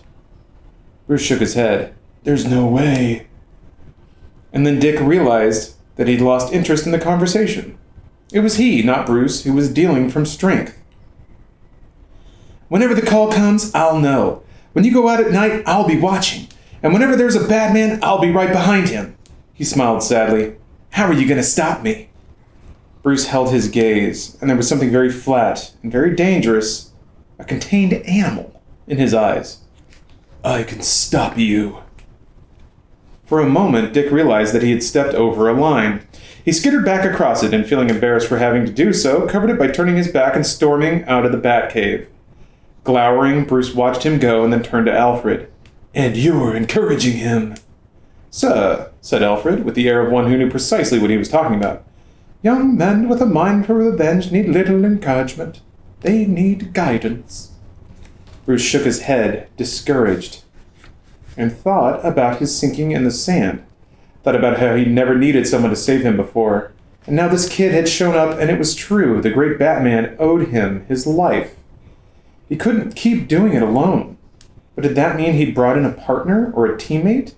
Or did that mean he should stop? He glanced over at a TV screen, which was playing the news. There was that wonderful station owner editorializing again, and there was the bat symbol with the red International Prohibit sign through it. Bruce reached for the volume. "Don't," suggested Alfred. He turned it up anyway to be graced by the comforting words. "Subway tunnel will take weeks to repair. Batman is a magnet for so-called supervillains. Only when Batman hangs up cape and cowl will Gotham be spared these evildoers' violent vendettas." Bruce Wayne started to laugh. Alfred looked at him worriedly as Bruce's laughter was drowned out by the rest of the editorial. Other way around. Alfred looked at him worriedly as Bruce's laughter drowned out the rest of the editorial. I was wondering how they do it," Bruce managed to gasp out. Slowly he'd regained control of himself. "That's what our society is all about, Alfred. We build up heroes, we create them. They spring from the media, movies or television, or full-blown from our brows. And once we've got our heroes in place, we look at them and we see how little we are in comparison, how meaningless our own lives are. And then we start to tear them down, bit by bit, dragging them down to our level, rather than raise ourselves up to the level we've established for them. We always destroy the heroes we create, Alfred. Always." So fucking deep, Bruce. Jesus. Back off a little bit, my man. Alfred, we live in a society. See, Joker and Batman are not that far removed from each other, are they? We're not so different, you and I, Batman. I want to play a very urbane Joker. It is me, the Joker. I tell jokes. The funniest of which is the one in which I kill Batman. Kind of lost the narrative there. Whatever. Bourbon's doing its job. Oh yeah, ugh, Dr. 11. Beastie Boys keep showing up in Abrams vs. Star Trek, and no one knows why. I don't know what Beyond was all about, man. Very quietly, Alfred said, "Even those we create for ourselves to inhabit?" Slowly, Bruce nodded. "It seems that way, doesn't it? Are they right, Alfred? Is it time for the Batman to retire?" As much as to himself as to Alfred, he addressed the question. "Why do I keep doing this?" Alfred reached over and put a hand on Bruce's shoulder. "Your parents are avenged. The Wayne Foundation contributes a fortune to anti-crime programs. Police handle much of the villainy. Why, indeed?" Chase talks about Batman as if he were a curse, not a choice. What frightened me the night of my parents' wake? The bat? Did I create all this? He gestured around the cave. Just because a little boy was scared of a monster in the dark? I thought I became Batman to fight crime, but maybe I became Batman to fight the fear. And instead, you became the fear. He stared at the screen, which was now running photographs of Two-Face. If I quit, would Two-Face end his crusade? Could I leave the shadows? To spare Dick? To have a life? Friends? Family? Dr. Meridian. Bruce looked up at Alfred, pain in his eyes. She loves Batman, not Bruce Wayne. Go tell her. Tell her how you feel. He rubbed the bridge of his nose. How do I tell her, Alfred?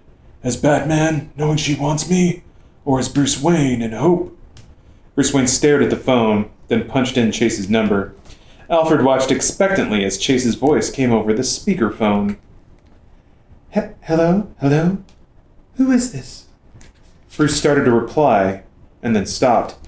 To Alfred's dismay, Bruce reached over and disconnected the phone. Who am I, Alfred? I don't think I know anymore. Oh. He's having a full tumble. Our boy Bruce is disassociating. Where are they? Said Gordon slowly. The others of Two-Face's thugs whom they had questioned had remained tight-lipped, refusing to give Gordon and the other cops standing nearby the slightest hint of Two-Face's whereabouts. This one, though, a burly one named Taylor, seemed to be sweating profusely. Look, you don't understand, said Taylor. I'd like to cooperate. I'd like to save my own butt. Don't think I wouldn't, but if I spill the deal about Two-Face and Riddler, I'm toast. I'm cooked. How? How are you cooked? I don't know, but that's what they said. They said if we have a squeal, we'll regret it. And they weren't kidding, I'm sure of it. A heavy-set detective named Bullock grunted. Bullock! Oh, the references. Give me a few minutes with him, Commish. Give me a few minutes with him, Commish. Gordon ignored him. We can protect you, Taylor. Taylor considered it a moment, then said, No jail. I'm not sure. No jail. And I go into the witness protection program. In exchange, I give you Two-Face and the Riddler. That's the deal. You don't like it, then that's the end of this conversation. I ask for a lawyer, he tells me to shut my yap, and that's it. This offer's got a shelf life of exactly 30 seconds.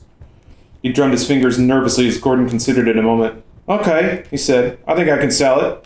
Guarantee it. Guaranteed, providing it pans out. Oh, it'll pan out, because I can tell you that you can find those... Suddenly, his eyes went wide. Taylor? He seemed to be looking inward, his entire body shaking. Then he started to scream, his head snapping back and forth as if something inside his head were trying to eat its way out. Immediately, Gordon summoned a doctor, but by the time he arrived, it was too late. Not that he would have been able to do much of anything if he'd been present at the beginning of the attack.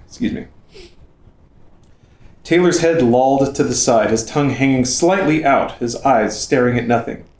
Every so often, a slight twitch indicated that he was still alive, but that was all. Word would quickly spread, and anyone who was even entertaining the notion of writing out Riddler and the Two-Face got the message loud and clear. And miles away, the Riddler removed the helmet that had connected his mind to the subcutaneous implant that all of their henchmen, in fact, carried with them unbeknownst to them. The one that had given Nigma full access to Taylor's entire thought process, not to mention the ability to blow out his neural pathways at a whim. He sighed. It's so difficult to find good help these days. So evil, chapter 20. Chapter 20. Look at all this book. Look what a journey we've been through. And yet, when things seem their lowest, perhaps we can find hope.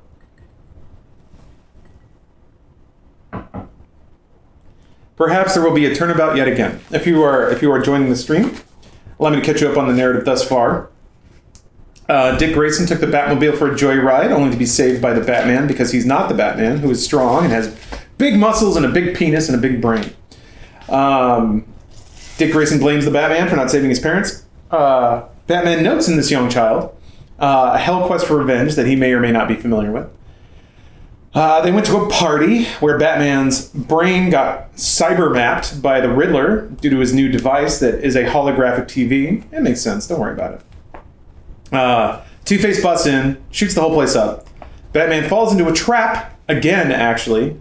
It happened twice now.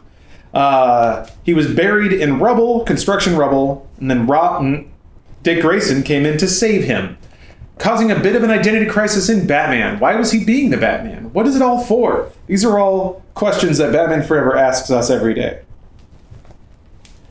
Now, I guess that's it. Not a whole lot else is happening, which is weird. They don't have many pages. They don't have many pages left to tie this together. There's a lot that needs to happen still in this book. If it's following, I think they might just cut out a lot of it. Chapter 20. And I think we might have a sexy interlude coming up. Nice to meet you. Unfortunately, that's not in here, but they did. They did, however, cram in a quote from The Mask that the Riddler says, even though it's not Jim Carrey in the book, it's just Edward Nigma because it's not acted, whatever. Pale moonlight. Remember? Pale? You ever dance with the devil? Pale moonlight shined through the windows of Chase Meridian's bedroom. She lay asleep, chest rising and falling evenly. A shadow crossed her face. Somehow it seemed to work its way into her mind, causing her to stir slightly. And then her eyes opened in narrow slits, dream and reality blending seamlessly. The French doors to her bedroom opened. A tall and, to some, frightening apparition stood framed against the window. She rose slowly from the bed, moonlight playing along her body clad in a diaphanous gown. She went to him, cape whipping around her, but... It's 2 a.m., she whispered. I'd given up on you. His mouth came close to hers, so close, and then their lips met, tasting each other's passion. They broke, and she laughed. The lower half of his face was hidden in shadow, his eyes glittering like polished flint behind his mask. I'm sorry, Chase said. It's just, I can't believe it. I've imagined this moment since I first saw you. Your hands, your face, your body. Touching each of them in turn, letting her hands rest on his emblem. And now I have you, and... She turned away from him, walking across the room into the living room. He followed her noiselessly. Guess a girl's gotta grow up sometime, she said as she moved to her desk. She pushed the roll top up, turned on the desk lamp. I've met someone. He's not you, but... She stopped and then, with a helpless shrug, said, I hope you can understand. All of the Batman memorabilia on the desk had been replaced by photos and articles about Bruce Wayne. This is still a big red flag, just FYI. Anyway. She cleared her throat. He came to me for advice. We didn't have a doctor-patient relationship. Not exactly, I guess. I suppose we were sort of in a gray area. I suppose you can understand about gray areas. She paused and then, her voice choking slightly, she said, I don't want to be in gray areas with him. I want to move into the light. Do you understand? He never uttered a word. He merely moved backwards and out. He stood in front of a window and seemed to recede out of it. Okay, weird. Chase went to the window and watched him swing away, cape flaring behind him. We don't get the Val Kilmer giant smile under the cowl. That's my favorite. Because it's like you can tell he's not smiling with his eyes at all, because that was probably the directing. Just a smile as big as you possibly can. Doesn't matter.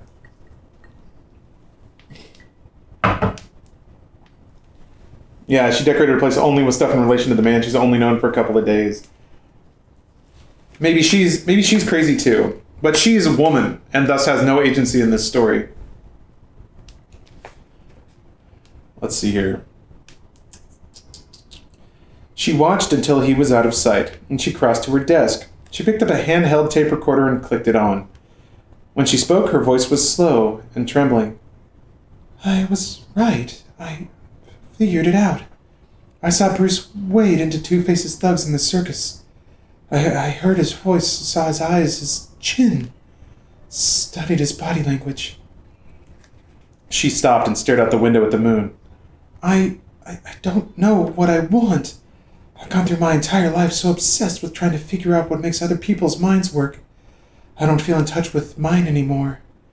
And whenever I spend time with Bruce, I'd see something there. So much inner strength, and at the same time, someone who needs so much himself. And when I started to figure it out, the first thing I thought was what an incredible opportunity this was to study him, to see behind the mask. He wasn't a person or a human being. He was just this thing with background, facts, and figures. And she realized her voice was choking up even more, and tears were starting to trickle from her eyes. Oh boy. And then the other day when he was there, and I was playing with my suspicions, teasing and pushing his mind, and I looked into his eyes again, and I didn't see him. I saw myself. And everything mean-spirited and self-centered. I'd been so horrible to him. He needed me. She slammed her fist against the desk, swept material off it onto the floor. He needed to be loved for himself. He needed me. He needed me, and I was playing goddamn head games with him. What kind of doctor am I? What kind of human being am I, for God's sake? Then the sobs came stronger, and she made no effort to stop it. It took her several moments to recover her voice, and when she did speak again, she was holding one of the photos of Bruce in her hand. This is really intense, you guys. If I told him I'd figured it out, and then I told him that I loved him, he might not have believed it. Hell. She drew an arm across her nose, sniffing. I wouldn't have believed it if I'd been him. Thank God. Thank God he came as Batman so I could speak to the mask instead of to Bruce. Maybe he'll believe. Maybe I've managed to undo the damage I've done up until now. Maybe. She paused and drew in a slow breath. Maybe now we can start talking to each other instead of at each other. Oh! What a catharsis. She clicked off the tape then, and held the recorder for a time. She popped it open, removed the tape, and then went over to the fireplace. It was gas-operated, so she turned the controls and watched the flame leap to life. She could have simply erased it, of course. But this girl is extra. She didn't really have to commit it to tape in the first place. But she wanted to get it off her chest. Just tell someone, even if it was herself. It was a cleansing experience, and fire was likewise cleansing. It signaled the end of what was heralded, the time to rebuild. She tossed the tape into the fire and watched it burn to ashes. From far, far away, crouched against a gargoyle with a moon at his back, Batman watched Chase Meridian's apartment until the light went out. Then, via his rope, he descended to the waiting Batmobile. What else would he descend with? Whatever. He climbed into the cockpit and touched the communications unit. Despite the lateness of the hour, Alfred answered it immediately. How did it go, sir? Under his cowl, he smiled. Exactly as I thought it would. Did it? Batman nodded. She knows. She probably figured it out. Well, sir, said Alfred politely, it would seem that the two of you are well matched. You might be right. Sir, said Alfred archly, as if offended, I do not deal in might-bees. I'll remember that, said Batman, and he gunned the Batmobile forward. Oh, sick. Is this a parody of Andy Kaufman reading a book on stage? No, this is just something I wanted to do. No, for that would be without any sort of setup or warning. I've told people about this, so. No, that would be more like if I had like a Comic-Con appearance, which is not happening. So, Yapet. This is honestly the intersection of me just experimenting more with performance because I've always liked that. So voices and reading and things like that. It's a light dabbling of that, plus just mixing it up, doing new things. Why not? No reason not to. Ooh, chapter 21. So chapter 20 was pretty much just she knows, and he knows, she knows. Right. They're both cool, or they both understood that they. I don't know where I'm going with that. Whatever. They can bang now.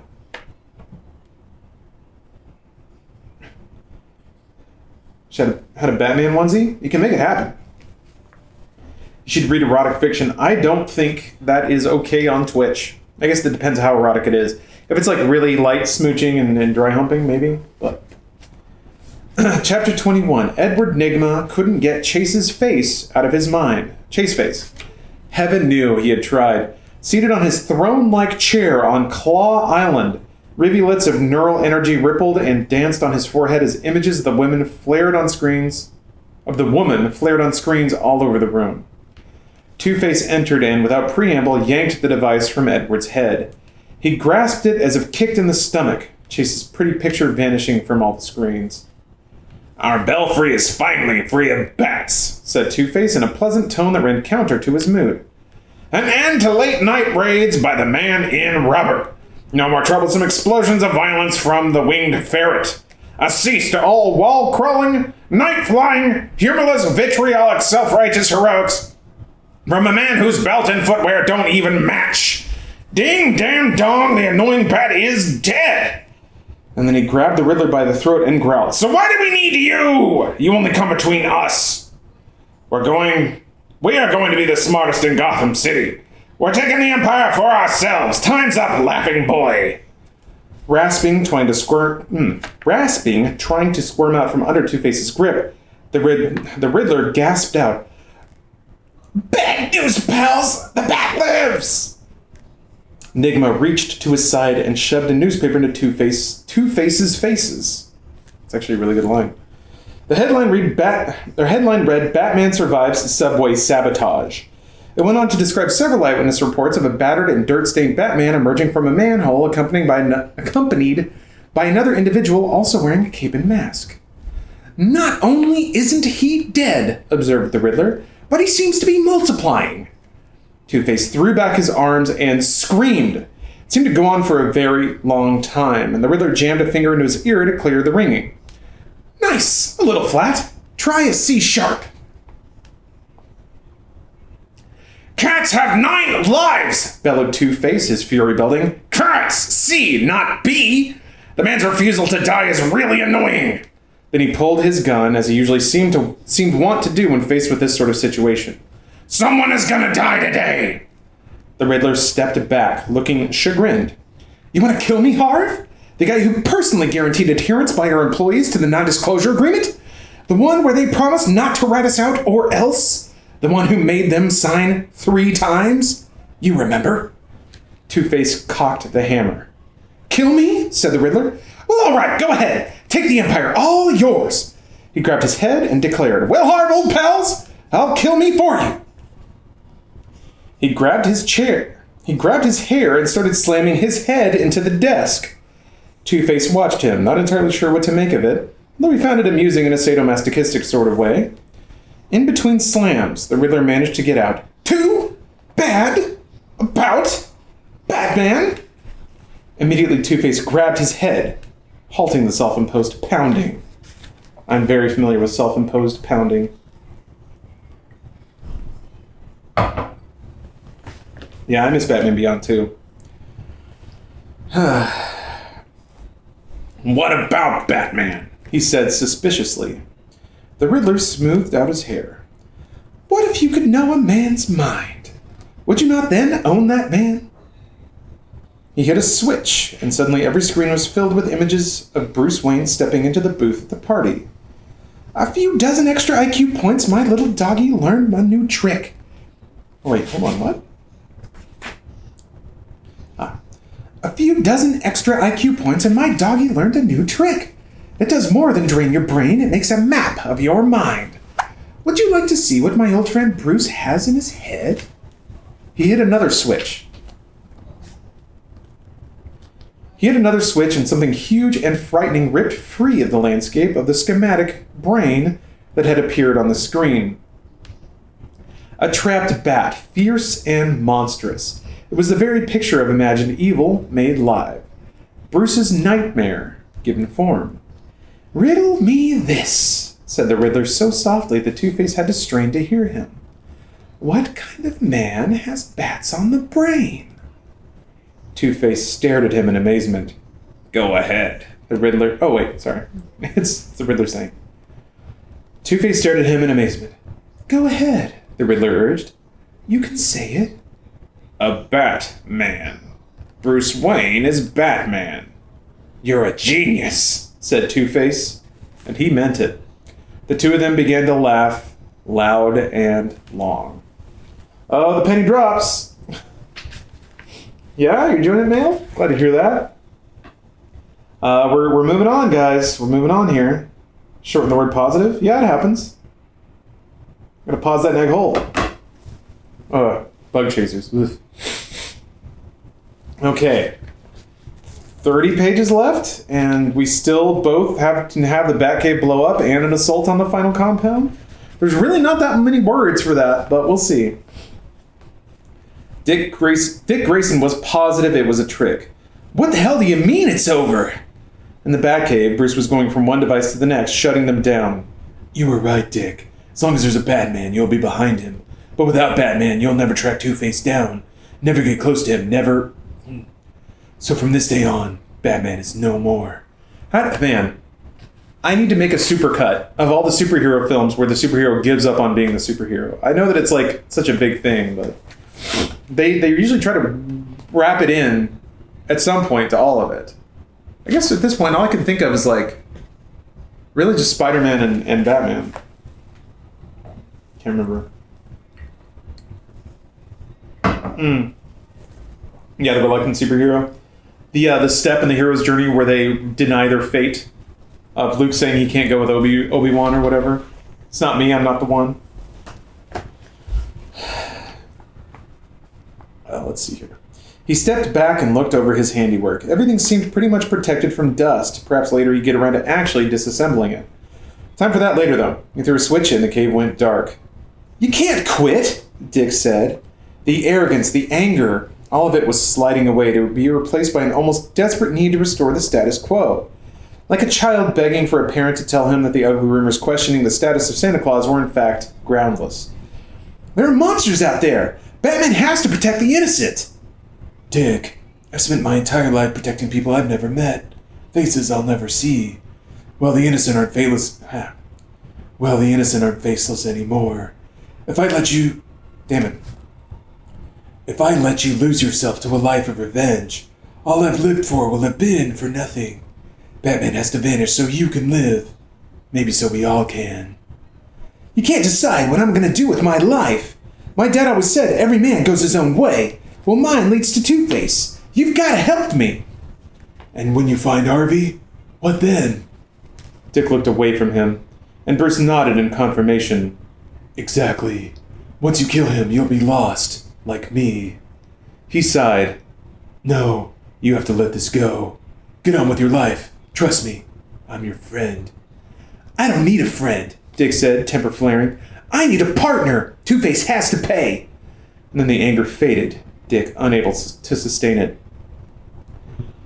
Finally, in a voice that sounded like the helpless teenager he simply said, "Please." Bruce sighed. "Chase is coming for dinner. Come upstairs. We'll talk." But Dick turned away. Bruce almost reached out for him, but when Dick flinched, he withdrew the hand. Instead, he headed up to the house, leaving Dick alone in the dark. Still cave. That's a weird thing to say. Anyway, alone in the dark is a phrase, but he apposited it with another adjective. Oh, I haven't seen any of the Iron Fist. Oh, thank you, Folger's Coffee. Yeah, this jacket's dope as hell.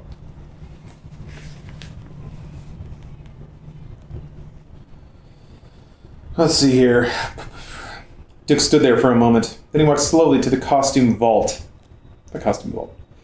He gazed at it for a time, then opened it up. With a hiss, it unsealed. He looked over the array of Batman costumes until he came to a standing figure separate from the rest. His Robin costume. His new one. He'd been working in tandem with Alfred on modifications. "The hell with you. I'll do it myself," he said. He peeled the costume off the mannequin so that he could pack it. Half an hour later, carrying with him everything that he cared about, Dick Grayson rode his motorcycle down the mountain road. Far above him, the lights of Wayne Manor twinkled in the night. Everything's falling apart, you guys. Everything's falling apart. Again, this is the end of Act 2, or at least it should be. When things are their lowest, and how can everyone ever come back? And yet we have 30 pages left. Anyway. Seated in front of the fireplace in the living room, Bruce and Chase nursed glasses of vintage champagne that Alfred had poured for them before discreetly exiting. "I asked you to come tonight because I need to tell you something," Bruce began. "I want to tell you something, too." They hesitated and then naturally started to speak at the same time. They stopped, laughed lightly. "You go first," said Bruce. "Right." She nodded gamely and then put the wine glass up on the table next to a vase of roses. "Okay, Bruce. All my life I've been attracted to a certain kind of man. The wrong kind of man. I mean, look at what I do for a living. Since I met you..." Her voice trailed off. "God, why am I so nervous?" She reached for the wine glass and bumped the vase. 2 of the roses fell on the floor.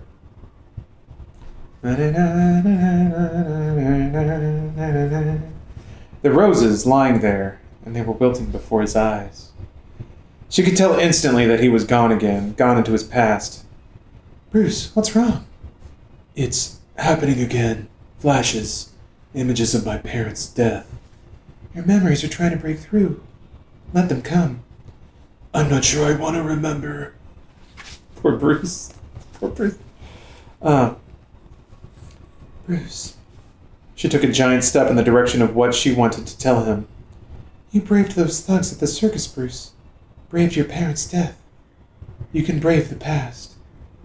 He gazed at her then, saw the understanding in her eyes, saw the direction that his life could take if only he had the nerve to head that way.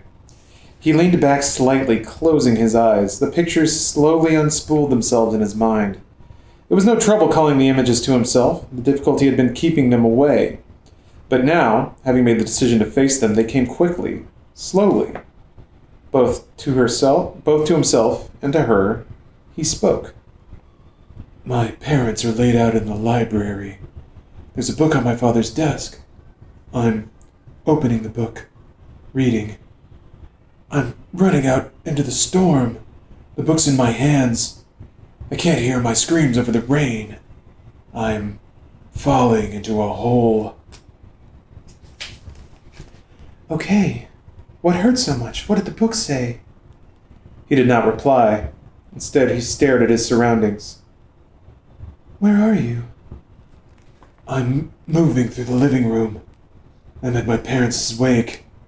Death is so still. I'm touching her coffin. Mom! And there, right there, of course. How did I ever forget? Right where he always kept it on his desk. My father's diary. Bruce, you're not that little boy anymore. And you're not alone. I'm here with you. Yes, you are. I see you standing next to the desk. What does the book say? The pages are blowing open. I can see the words. What does it say? She asked again. October 31st. The last entry. The night they died. Bruce insists on seeing a movie tonight. Bruce insists. I made them go out. I made them take me to the movie. To that theater. That alley. It was all my fault. I killed them. After I read it, I grabbed the book, ran into the storm. I couldn't outrun the pain. I tripped, fell into a sinkhole. Not the bat? What? The shift in tone made no sense to her. I thought it was the bat that scared me that night, that changed my life. But it wasn't. This is the monster I grew strong and fierce to defeat. The demon that I've spent my life fighting, my own guilt. The fear that I killed them. Oh my God, Bruce, you were a child. You weren't responsible. And it was at that moment that all hell broke loose. Oh my God.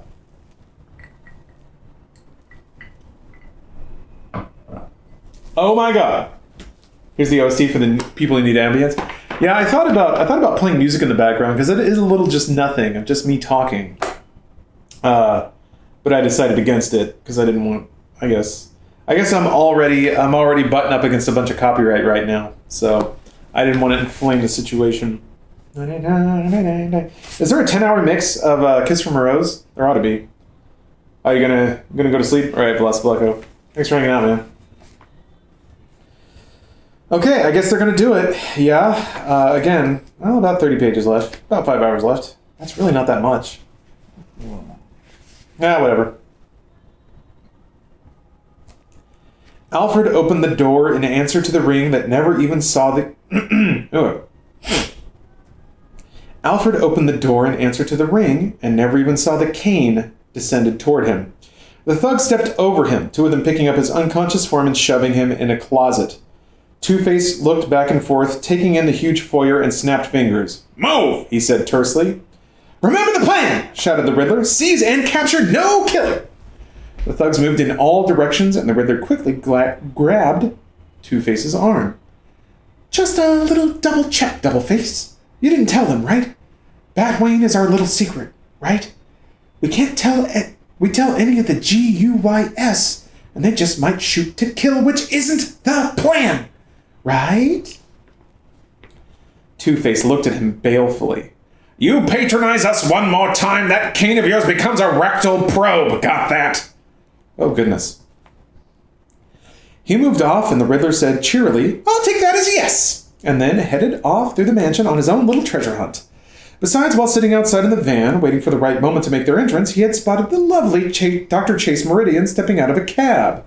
Apparently there were a little dining and dancing pleasure for apparently there for a little dining and dancing pleasure with Monsieur Wayne. And it's not even my birthday, the Riddler said joyfully.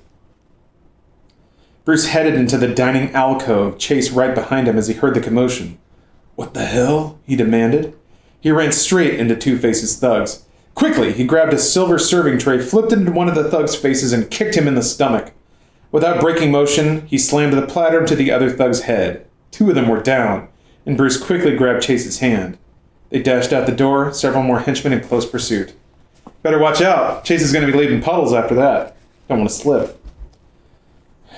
The Riddler moved slowly through the mansion, holding up his cane in this direction and that, checking the sounding signals being issued from the head.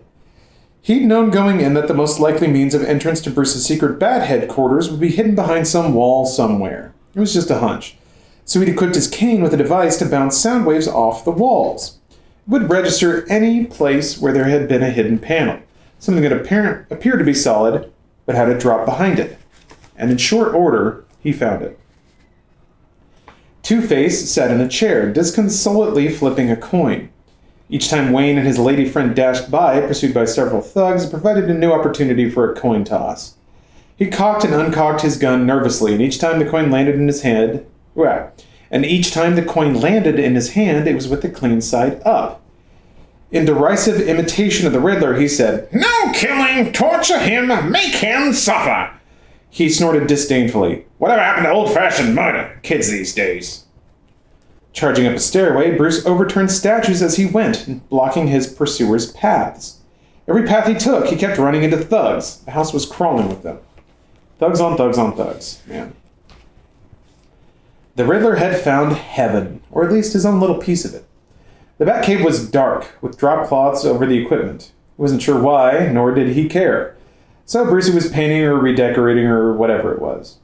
He started removing small green bombs from under his pouch, reveling in the irony of it. He and Bruce, both unappreciated, both given hard knocks, both certifiable geniuses, both taking on costumed identities. Every step of the way, they had mirrored each other, even if it had been a funhouse mirror.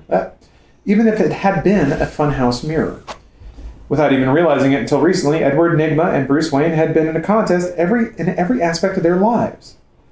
And now he understood that it was in fact Nygma, the Riddler, who was going to win. The green bombs he produced were in the shape of bats. With demented glee, he twisted each of their little heads, enjoying every single screech. He picked up the first one, its wings flapping furiously, and he hurled it into the air. You know, it's always risky introducing a trained animal into the wild. They often have trouble acclimating to the new environment. The bat struck the video wall, and a tremendous explosion rocked it. The next one blew the costume vault to hell and gone, and a third detonated in the crime lab. He'd spotted in the near distance the Batmobile on the turntable. He tossed the bat under his arm and it zeroed in on the car's cockpit. As he headed out of the cave, the Riddler shouted to any stray bats who might be listening, "Tell the fat lady she's on in 5!" And from the moment he was clear of it, the Batmobile exploded. From the outside, it was virtually impregnable. From the inside, it was less so. Within seconds, it became a huge, flaming slab of black metal. Within the closet into which he'd been tossed, Alfred, still woozy from the blow to his head, tried the doorknob. Locked. Undeterred, he then activated his wrist comm device. 911, he said, and the auto dialer went to work. Why do you need to auto dial if you just say the whole name? I don't know.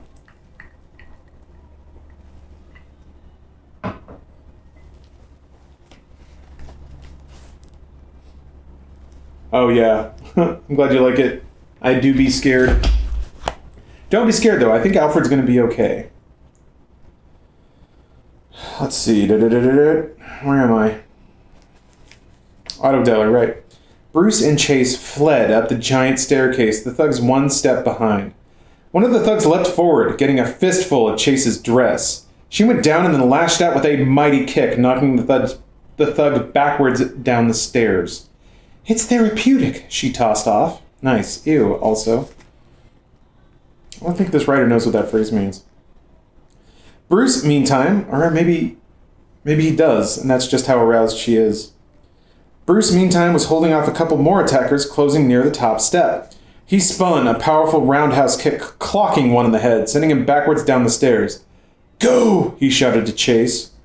Chase moved up behind him, up the landing, turning to see Bruce fell another with a spinning back kick, a third with a flying back fist. What does flying back fist even mean? Why would you ever do a back fist in the air? Never mind. Flying back fist. They started again towards the top of the stairs, and it looked increasingly as if they were going to make it. And Two-Face approached the bottom of the stairs, flipping the coin. "A chance to live, a chance to die," he intoned. "Lady Luck makes her decrees, and we can do naught but slavishly follow." The scarred side of the coin winked up at him. "Finally!" he said, and then pulled out his gun, aimed, and fired. At the top of the stairs, the bullet grazed Bruce Wayne's head. Case shrieked as Bruce pitched back and tumbled the length of the stairs to the bottom. An instant later, several thugs had closed in behind Chase and had her arms pinned. Bruce lay unmoving on the floor. Two-Face stood over him and said, "Bruce, my boy, you sure know how to throw a party." The Riddler came dashing in at that moment and let out a screech of protest. In the distance, police sirens could be heard, but that was the least of Riddler's problems. "No! You killed him!" Hold on, let me readjust here. No, it's a really dramatic moment. But I keep fucking just sliding down in this chair. So Bruce Wayne's dead again. That's it. Thank you for attending Batman Forever. Two-Face aimed the weapon at the unmoving Bruce. "Not yet, but give us a second or two." Two-Face, 2 seconds. The Riddler swept in behind him, urging him toward the door gently but firmly. "Okay, let's review. We were not going to kill him. We were going to torture him, remember? Wreck and ruin all he holds dear, leave him broken, knowing his secret is revealed and death will come, but not where or when? Any of this ring bells? You really passed the bar?" Two-Face spun, his guns at the ready. Knowing when he'd gone as far as he could, the Riddler put up his hands. "Kidding! Ha! Joke!" "Okay." He nodded his head towards Chase, who was struggling with the thugs. "Just grab the bait." The Riddler grinned as Chase was dragged out, and then walked over to the unconscious Wayne, as if he had all the time in the world. He dropped a riddle on top of Bruce's body, then sauntered towards the door. The riddle read, "Wear 5 little items of an everyday sort. You'll find us all in a tennis court." But there was no one conscious to read it. And somewhere far below, as fire licked through the costume vault, the bat emblems began to burn. And from out of the fire, a huge bat staggered. It staggered enveloped in flame, its red eyes blazing, and then fell forward and moved no further. Remember what they said about fire and rebirth? Remember? Remember?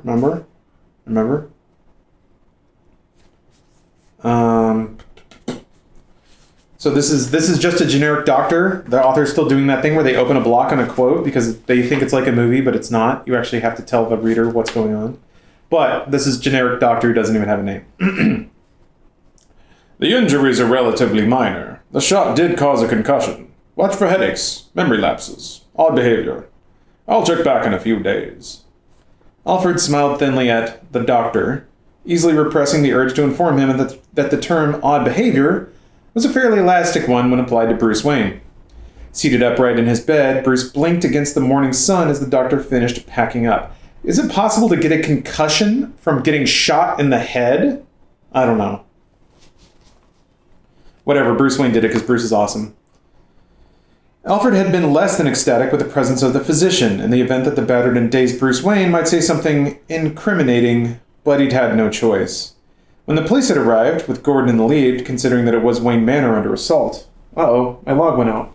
Didn't actually burn all the way either. That's weird. Well, I guess I'll wait for the next time.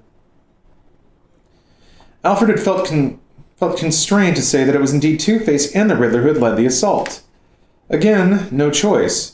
If Bruce had blurted out something in his semi-conscious state, Alfred would have been questioned as to why he was covering up. Besides, he reasoned, Dr. Meridian's kidnapping really did warrant alerting the constabulary, because he's British. Ironically, Gordon's confident... Oh, hold on. Weird phrasing. Ironically, Gordon's confident, "Don't worry, Mr. Pennyworth, we're going to call in Batman on this one," had less than the comforting effect Gordon clearly thought it would. Gordon also wanted to take Wayne to the hospital, which Alfred managed to avoid by promising to bring a doctor to the house immediately.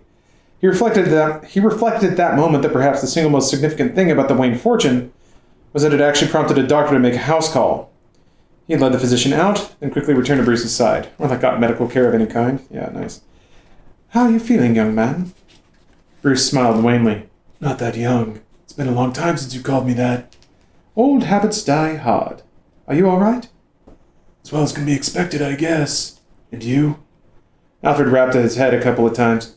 "Oh, I've had the old cricket ball to ricochet off my skull on occasion.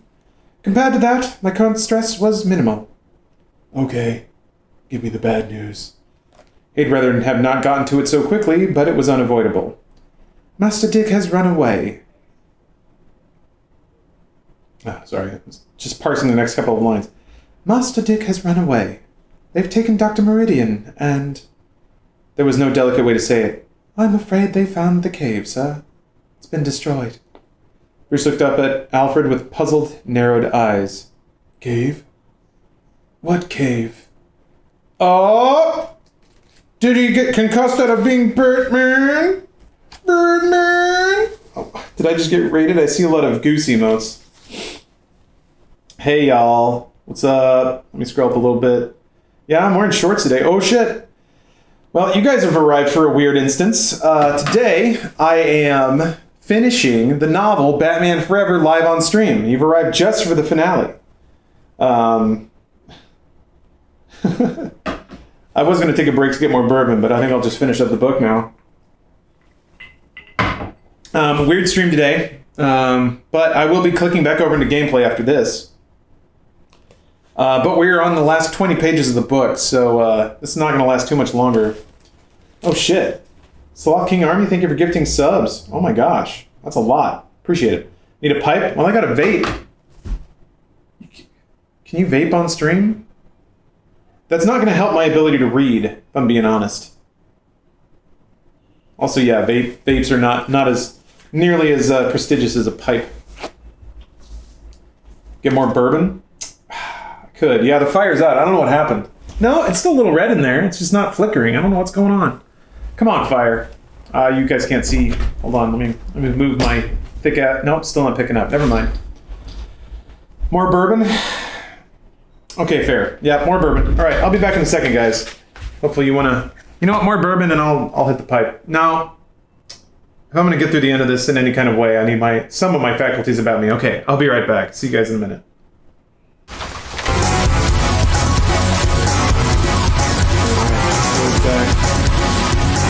Find the right buttons on the stream deck. Okay. All right. This is it. This is it. At the end, too.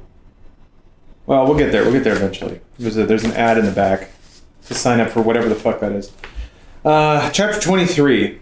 Oh, quick recap so far, I guess. Today in the stream so far, we have just for everyone that's joined. We've had Dick Grayson rebelling, being just an incorrigible youth.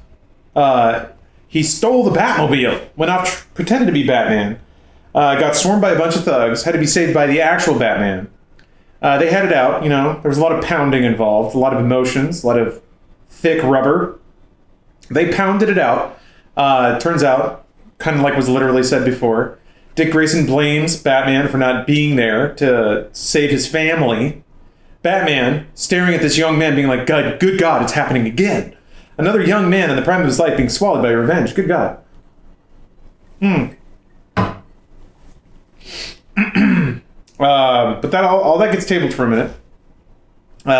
Bruce Wayne and the ravishing Dr. Chase Meridian attend a night gala for the unveiling of the Box 2.0, the new box, a invention by Edward Nygma to map the minds of everyone in Gotham. In this party, Two-Face busts in, heists everybody, but it's actually a trap. He captures Batman, tricks him into like falling into a subway tunnel and then explodes him. Batman is buried and dying. This is it. Our hero is done, except in his moment of need, Dick Grayson's there. Pulls him out of the rubble, saves him. Now Batman owes him his life. What's to be done? But Batman, through a moment of mental catharsis, realizes he can't be Batman anymore because he wasn't doing it to fight crime. He was doing it to punish himself for his guilt and insisting that his parents go watch a movie the night they were murdered. If he hadn't done that, his parents would still be alive, or so he thinks. But due to the wondrous mind and patient nurturing of Dr. Chase Meridian, Bruce Wayne understands that maybe he can find his way into the light, to have a normal life, so he gives up being the Batman. Except that he was duped into having his brain cyber scanned at the party, which has told both the Riddler and Two-Face who he is. So in the middle of this wonderful coming to God moment, Two-Face and the Riddler storm Wayne Mansion, blow up everything, steal Dr. Chase Meridian, shoot Bruce in the head, and apparently he just gets a concussion. I don't know. Dick Grayson has already run off because he insisted that Batman help him on his quest of revenge. And here we are at the lowest possible point, 20 pages away from the end of the book, maybe more like 30. With Bruce Wayne seemingly not remembering who Batman is, Dick Grayson scattered to the wind, and Chase Meridian captured. How can they turn it all around in 20 to 30 pages? We'll find out. Chapter 23. Sorry. A little flummy right now. Gordon stood next to the signal, staring up at the bat-shaped light against the sky. Where is he? Detective Bullock swayed out onto the roof. In his gravelly voice, he announced, "The May is called again." But before he continued, he looked up at the signal and then back at Gordon. "He's not going to show. Maybe he's hurt, sir. Maybe he's... Don't even think of it." Bruce stared in wonderment at the cave, or what was left of it. There were melted ruins and rubble as far as he could see. Alfred stood silently next to him. "I remember my life as Bruce Wayne, but all this, it's like the life of a stranger." Then he paused. "There's one other thing. I feel..." "What?" "Afraid." And then it started to tumble back for him. "The cave. I remember the cave. Something chasing me, a demon. Oh my God, Alfred." Just as a note, I want to make this clear. Again, maybe to some of the newcomers. I'm doing these voices to make fun of the story. I'm not legitimately trying to be cool Batman. I want to make that clear. The depiction of Bruce Wayne in this book is so ridiculous that I want to make him sound as cool as as they depict him to be. "No demons, son," said Alfred tenderly and touched the side of Bruce's head. "Your monsters are here, and you'll face them. I fear you'll spend your... And until you face them, I fear you'll spend your life fleeing from them." Ah, old Alfred. In the Riddler's control room on Claw Island, Chase had been chained to the floor of his throne. Riddler sat upon it, pulling impulses of neural energy. "You really should have considered therapy, Mr. Nigma," Chase said gamely, fully aware by this point of precisely who was her captor. "Sorry, not in the Nigmatech health plan. Maybe next year," he said without looking at her. She looked out the skylight, saw the signal in the air. "Batman will come for me," she said firmly. "Your bat's gonna come, your bat's gonna come." He leaned forward, his voice low and lethal. "I'm counting on it." Then he studied her. "You got a thing for him, don't you? I can tell everything." "There's a reason we only use a fraction of our brains, Mr. Nigma," Chase said evenly. "You're cutting neural pathways faster than your consciousness can incorporate them. You're fraying your mind." He moaned loudly. Major buzzkill. Spoil the mood, why don't you?" Irritated at having his good mood ruined, he pulled a hypo from his jacket pocket. It was filled with green fluid. "Nap time, gorgeous!" He plunged it into her, and she passed out. Okay, sure. Bruce stood in front of the dark, rocky mouth that led to the smaller part of the cave, the part that he'd first fallen into those many years ago. The part that he'd never been back to... Wait, I just realized they're using the bat signal in the day. This is the daytime, right? Because Bruce got knocked out at night, and then he woke up, and it was day. And then there was that scene of Commissioner Gordon and Bullock looking at the bat signal. Anyway, maybe it's just nighttime in Gotham. It's on the other side of the flat planet. Who cares? That's appropriate. It's a cloudy day, don't question it. You got it, okay, sorry. The part that he'd never been back to, even after he'd clambered to safety, even after he'd explored every other portion of the Batcave, because of the monsters that dwelt within. He insinuated his body. Can you insinuate your body? Ugh. He insinuated his body through the narrow opening and climbed slowly up into it. Bats. Bats everywhere, just as he had remembered. Their wings fluttered and they were moving all the time, making the walls and ceiling look as if they were throbbing with life themselves. The infrared goggles were fitted over his face, the cave looking like daylight. I guess it could still be dark in the day. He looked to the left and right, his every sense alert. He spotted it in far less time than he would have thought. It was there, under an alcove, a large piece of rock that extended and covered it, as if protecting it from the possibility of his eventual return. Slowly, terrified of what he would find, but unable to stop himself, he reached for the book. This is a book that's been in a dingy bat-shit cave for like 30 years. Whatever. I don't question it. He picked it up, held it close to his face. Through the goggles, it was suffused with red. The red of blood. The red of roses. He turned the pages to the last entry, and there it was, just as he had remembered. Bruce insists on seeing a movie tonight. He paused and then noticed the page was stuck back to back with the next one. Moisture had done it. Moisture from the cave? From tears spilled long ago that he'd forgotten about? Carefully, he separated the pages and turned them. And found more writing. Oh! This is a director's cut scene right here. We're getting new shit. But Martha and I have our hearts set on Zorro, so Bruce's cartoon will have to wait until next week. He stared at the book in disbelief. Not my fault, he whispered. It wasn't my fault.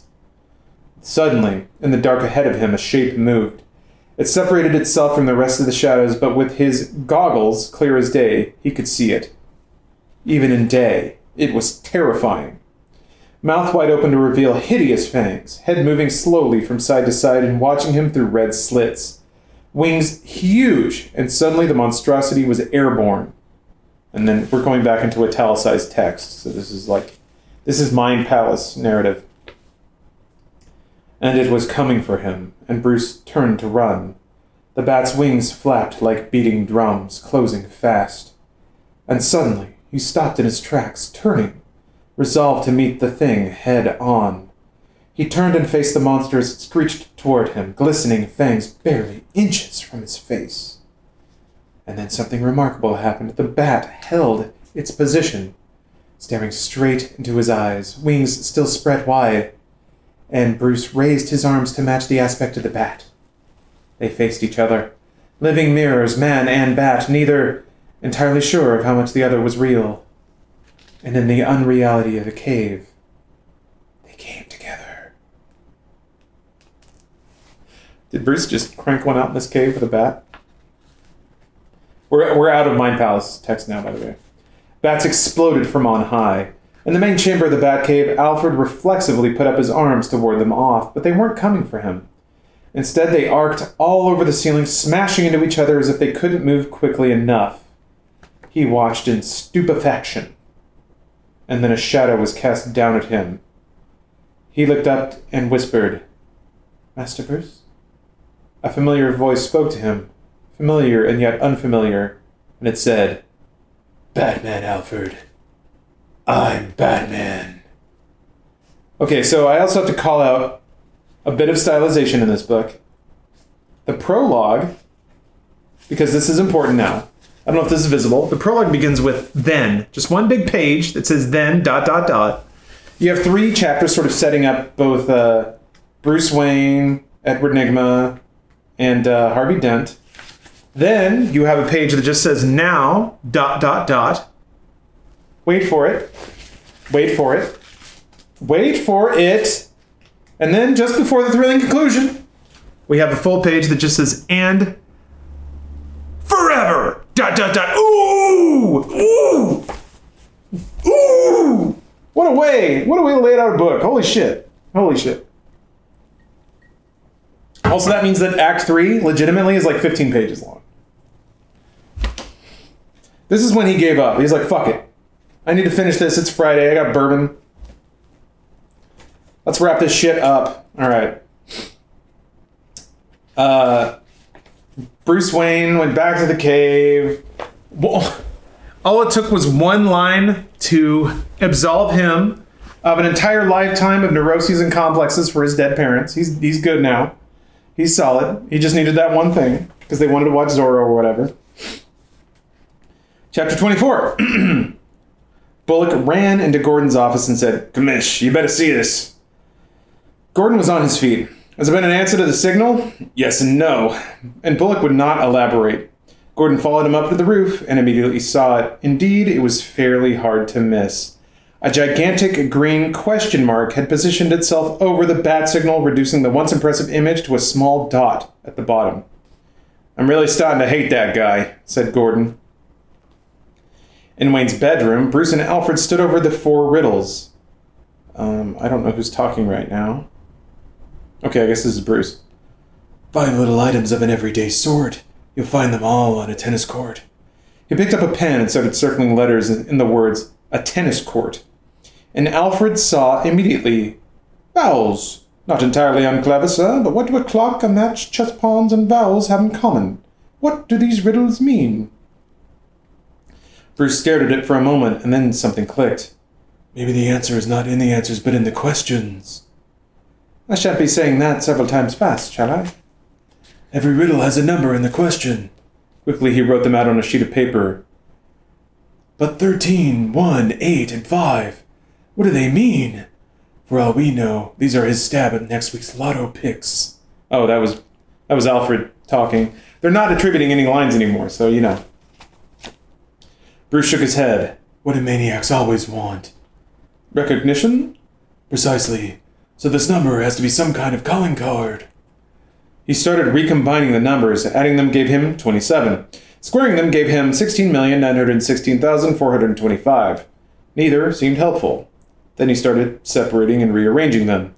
13, 18, 5. He turned and looked at Alfred, and the butler could tell Bruce had it. Letters in the alphabet. Of course. 13 is M? M-R-E? M-R-E. Carefully, and trying not to sound patronizing, Bruce said, "How about Mr. E?" Mystery? And what's another name for mystery? Conundrum, puzzle, enigma, he said, realizing. Exactly. Mr. E. Mr. Edward Nygma. What wasted genius. He gave a moment of thought, and then guessed. The video of Stickley's suicide must have been a computer-generated forgery. That must have been the night that Nygma first realized what his devices could do, and that poor bastard Stickley was in the wrong place at the wrong time. You really are quite keen, said Alfred approvingly, despite what the others say. They moved through the charred remains of the Batcave, trying to determine what options they had left to them. Bruce looked at the twisted metal wreck that had once been the Batmobile. Pretty bad, huh, Alfred? We've repaired worse, sir. No, we haven't. True, acknowledged Alfred. I was hoping to provide some small comfort. The small comfort we can take, Alfred, he said, pushing a button on the platform on which the Batmobile's charred frame sat, is that Mr. Eve didn't know about the cave under the cave. God, fucking God. What about the other Batcave, huh? Isn't Alfred English? Yes, probably. Don't worry about it. My Alfred voice has been all over the place. This is what happens when you start reading a book without knowing the characters or even practicing what their voices should sound like. And also do it like weeks and weeks and weeks apart. this is amateur voice acting. But the thing is, it's teaching me like the things that I have to learn to not be bad at it. Which is, if you're going to do a character, like ascribe it explicit traits that you remember, so that later on you can summon it back up and be able to perform it, and not just like loosely British, because then you'll just like hit any number of weird British voices you've heard in your life. That was a line straight from the movie. Hell yeah, it was. Cave under the cave. I don't remember the cave under the cave line, but that just means I need to watch the movie again. And the night is young. Okay, cave under the cave. All right. The platform started downward, slowly descending into the subterranean depths where, decades before, young Bruce Wayne had heard water running. It had been the next area that he'd explored before discovering the higher portions, eventually settling on the upper sections for his main headquarters and the lower regions for the storage of the Batboat and Batwing. It's called Batwing, by the way, not the Bat. So, canon established. Fuck all y'all. Plus, he used that area for the testing of some of the larger equipment. Working out the Kingston flamethrowers, for example, was not a particularly viable idea in the upper reaches. What now, sir? Claw Island, Nigma's headquarters. I'm sure that's where they're keeping Chase. He paused and said, Are all the bat suits destroyed? Alfred seemed reluctant to bring it up, but he pointed to a darkened area of the cave. All except the prototype, with the radar modifications you've invented. But we haven't had a successful test yet. Bruce smiled. You know what, Alfred? I'm feeling lucky tonight. Please give an example of your British different accents. If you keep listening to Alfred, you'll hear them all. Occasionally, a little Michael Caine will slip in there. They'll like shra shra shra, like the slurish kind of British. Masha Wayne. Tangerine. It's so good. I'm trying to be more like Prim, like the original Alfred, which bizarrely had probably the longest run of any actor in any Batman film. Because I'm pretty sure it was the same Alfred up through Batman and Robin, which is 4. I don't think any other actor has portrayed any role in any Batman film longer than that. So, shout out to that guy.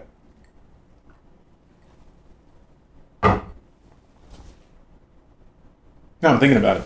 It's like Judi Dench's run as M. She had probably the longest run, crossing 2 actors, which is kind of unheard of. Michael Gough? Or Goo? Okay. Love the half pants? Yeah. It's California, where you can wear a sequin jacket and sweat shorts. The young man stood in the cave, looking around at the wreckage. His black cape was draped around him as he surveyed the wreckage. Okay. That's 2 sentences that say the same thing. He was wearing a red armored vest, green tights, and knee armor. A utility belt, and for some reason that's capitalized, so it's a proper noun. A utility belt, TM, was buckled around his middle, where he wore flexible black boots. And he wore flexible black boots. Belts, whatever. A small stylized R decorated his chest plate, and a mask covered his features. So this is why he hasn't answered the signal, he said. He felt dread creeping through him. There had been no sign of Bruce or Alfred upstairs, but certainly there would have been news. A news report of someone as prominent as Bruce Wayne had been killed. It didn't make any sense. Then he noticed the platform for the Batmobile was gone entirely. He walked over to it and looked down. No, not gone, lowered. And he heard voices from below, echoing up to him. He unsnapped a grappling hook and a length of cable from his utility belt, anchored it firmly, and then jumped down into the darkness. Batman emerged from the shadows, his armor bulkier, his cowl more fearsome looking. They don't say how.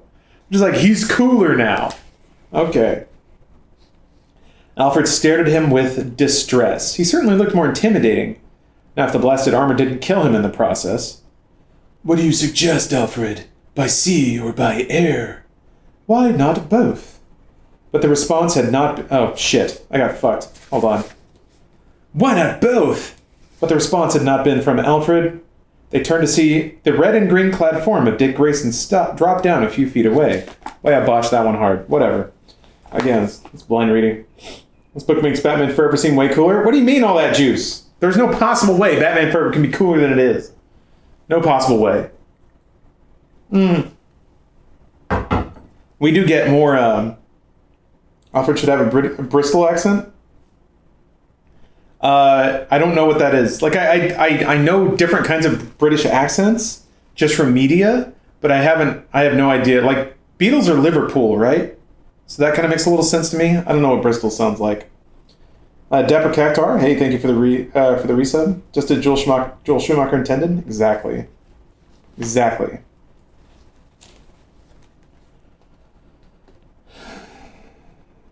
I do everything in my life to try and live up to what Joel Schumacher expected from us. Anyway, Batman looks really cool. The bat symbol now ran the width of his chest. Alfred stared at him. Oh, yeah. It didn't kill him in the process. Yeah. We're not both okay. The two costumed individuals studied each other. Alfred felt somewhat underdressed. Dick, where did you get that suit? He finally asked. It was Alfred who said, I took the liberty, sir. Batman nodded slightly, although it was difficult to tell in the mask. What's the R stand for? Richard? Robin, he hesitated, trying to decide whether to explain it, and then decided there was no point in doing so at the moment. Riddler and Two-Face look like a pretty lethal combination. I thought you could use some help. 2 against 2 are better odds, Batman allowed. But your attitude has changed, Robin put in. Whatever happens, I won't kill him. He hesitated and then went on. A friend taught me that. Not just a friend.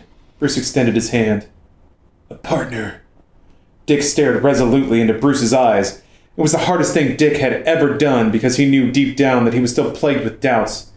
He had said what he had to get Bruce to accept him, but there was still the rage burning within him, the rage that blazed more brightly every time he envisioned Two-Face's leering visage, whatever. The rage he was not altogether sure he could control.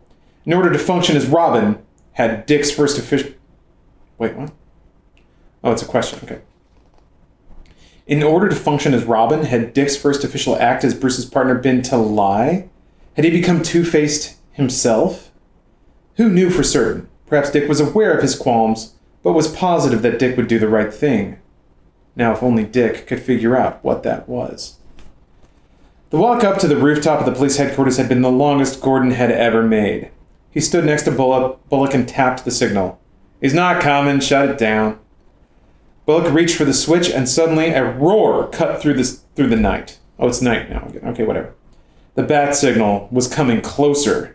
It was impossible, but nevertheless, it was happening. The great black shape getting closer and closer, and then all of a sudden the Batwing burst through it, buzzing police headquarters and dipping a wing to Gordon. What?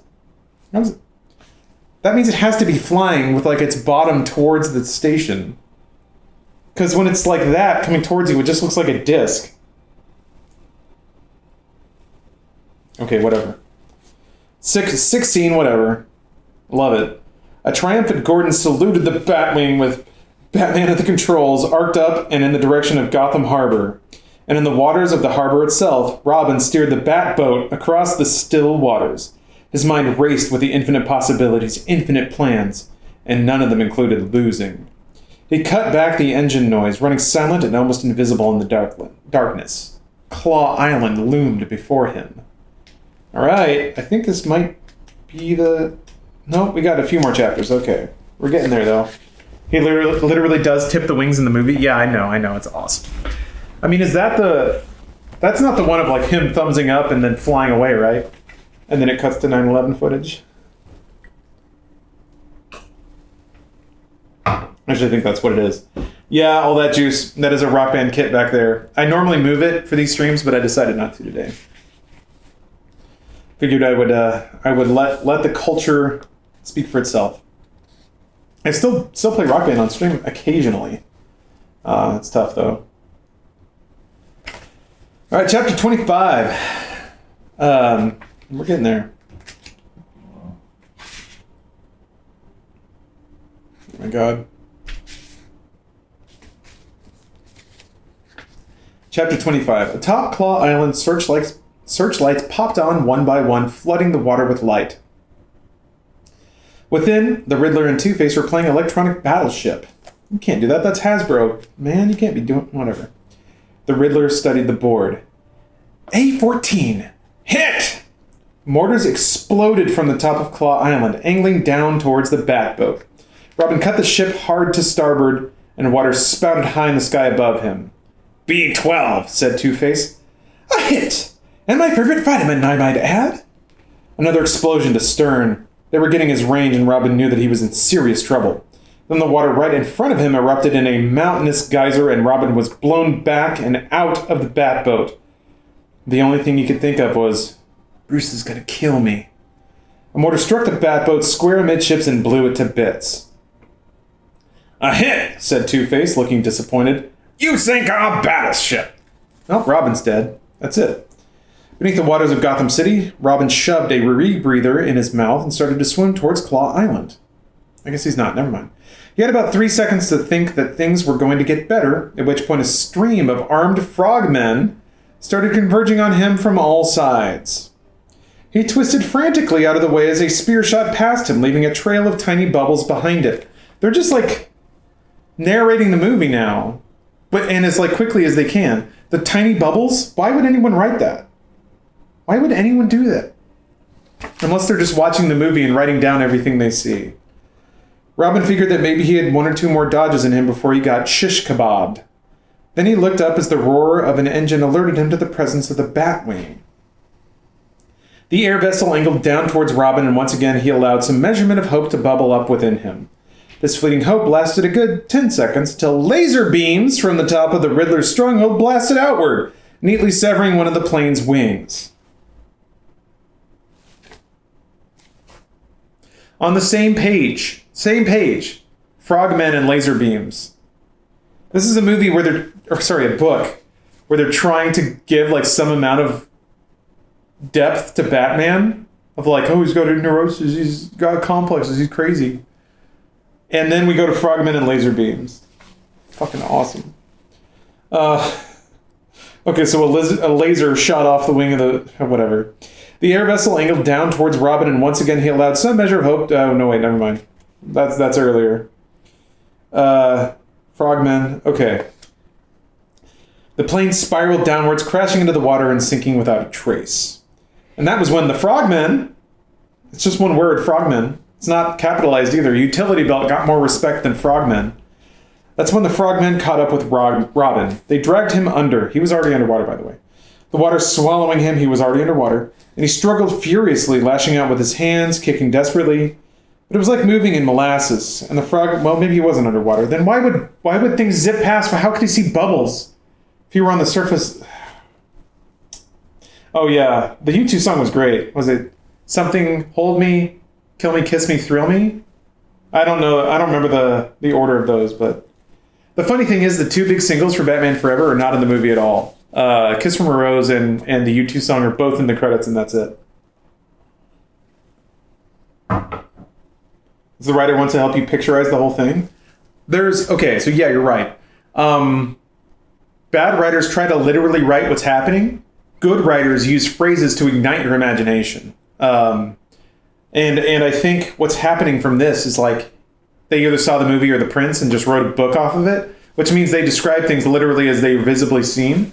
But like if there's ways to describe getting shot at in the water where you don't have to say that bubbles are behind a harpoon, you just write it well, and then the audience will automatically fill in, or not with their own imagination, but that's the point of good writing, is that you give the audience fodder so that their mind takes over and creates a better, more immersive, more detailed scene than you could ever just put in words. And also putting it in words is way too long. It takes far too long to actually write all that shit out. Okay, sorry. There's really not that much book left, so I apologize for padding it out. Frogmen got Robin, but it was like moving in molasses, and the frogmen were far better equipped to maneuver in the water than Robin was. Robin twisted, ripping the mask off one of the frogmen, and yanked the breathing tube out of another's mouth. But more converged on him, grabbing his arms and legs, and now more were approaching with knives. And as if cutting him to pieces was going to be an insufficient penalty, one of them managed to get his hands on Robin's face and yank off his rebreather. But if he's on the surface, that shouldn't matter. Suddenly, one of the frogmen gestured frantically, and they all turned to see what he was indicating. It was impossible to miss. Speeding toward them through the water were the remains of the Batwing, except that incredibly, even miraculously, it had transformed into something else.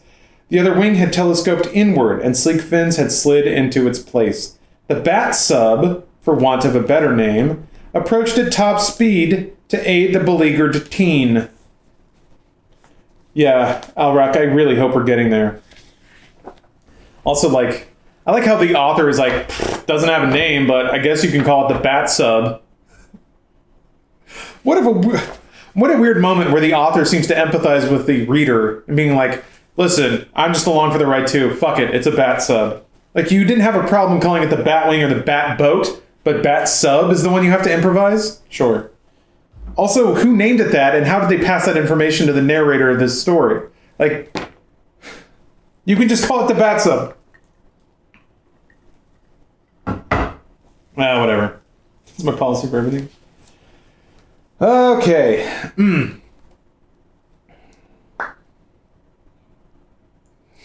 The frogmen. We start a line. The frogmen hesitated. The next move belonging to the sub. Well, the capital P Bat Sub, but whatever. With a roar and rush of water, a black torpedo streaked towards them, shot out of the Bat Sub. A torpedo with arms. That's what one of the frogmen adjudged it to be, as a capeless Batman shot past him, snagged the struggling Robin with one hand, and with the other released a large net. The guided net ensnared the frogmen. They tried to slice it open with their knives, but didn't even come close to cutting through it. That is the most, like, 12-year-old paragraph I've ever read. It's like the most... This honestly is starting to sound like it's written by somebody else. I could actually see the writer getting almost done, and then they hand it to a ghostwriter to just... Like, they wanted the book to hit with the movie, right? Land at the same time, and the writer wasn't done and had a deadline. So he just gave his agent what he had, which was, like, honestly that much of a Batman Forever book, and then they just farmed it off to somebody's cousin to finish up. Yeah, I will be playing games later, Hex. Because that paragraph is astounding. Batman and Robin shot towards the surface. When they broke the water, Robin gasped for air, sucking in great lungfuls of it. Batman, meantime, hooked the net cable onto a nearby buoy to keep the net from drifting. Moments later, Robin had clambered up to the rocky shore of Claw Island. Guys, it might be time. It might be time. Batman came up several yards behind, refastening his cape to his armored shoulder plates. As he did so, he heard Robin exclaim, "Holy rusted metal, Batman!" His partner frowned. "What?" Robin took a few steps forward, kneeling. "The ground! It's metal and full of holes, you know! Holy!" "Oh." He looked around. "This place was a refueling station for subs during the war." "What war? And if Batman is in Chicago, why would there be a refueling station for submarines?" All right, let's keep going.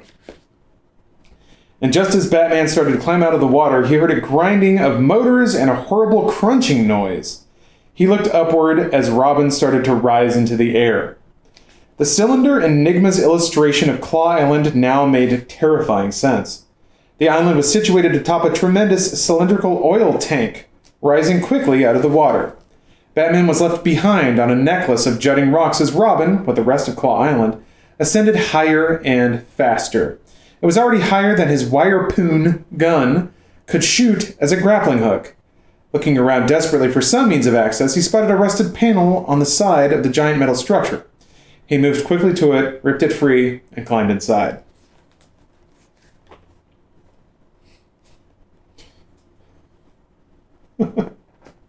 I love Holy Rusted Metal so much. Tell me more about the wire-poon. I guess you gotta watch Batman Forever for a more vibrant look at the wire-poon. Alright, the French and Indian War with the U-boat. You're right. I forgot. Bruce Wayne is a genius with infinite resources, and obviously he established submarine refueling stations all across. You mean, what is it? What's his name? Henry Wayne? I'm trying to remember Bruce Wayne's dad's name. Was it also Bruce? It may have been. Martha. That's his... Thomas, that's it. Yes, thank you. Yeah, Thomas. There was actually a series of mole caves dug under North America in which seaborne submarines could go inland several hundred miles to refuel just to go back out. Whatever. Okay. Robin looked down at the water surging far below him. That was when a silky voice said, I don't know what... Oh, silky? Okay, I had to scan forward to see what voice it actually was. That was when a silky voice said, the bad of the bird. We couldn't decide who got to kill who. I don't know what that voice is. I was trying to be silky Two-Face. I'd have to experiment a little more. He spun and looked straight at, spoilers, Two-Face. Or is it whom? Said Two-Face thoughtfully. He had a knife in his hands, flipping it casually from one to the other. We flipped for it, we got you. We'd be angry, furious even, if we thought we'd be out of the loop in killing Batman. But we don't anticipate your demise taking more than a minute or so. Plenty of time for us to get back to the main event. Indeed, the coin toss favored us. The Riddler, after all, only gets to focus on the bat. We, however, have the bat and you. 2 for the price of 1. They faced each other, circling. The circus boy, right? Asked Two-Face. Makes sense, after all. If Wayne is the bat, then it makes sense that you're... What? What are you supposed to be? Tightly, Robin didn't answer immediately. Instead, he said, You flipped for me, huh? That's right. As we said, for the moment, Riddler got the bat. Okay, holy shit. What a great line. Okay, so, Two-Face flipped for the bat. Great! Well, you're gonna get flipped. The bird! And Robin leapt at him.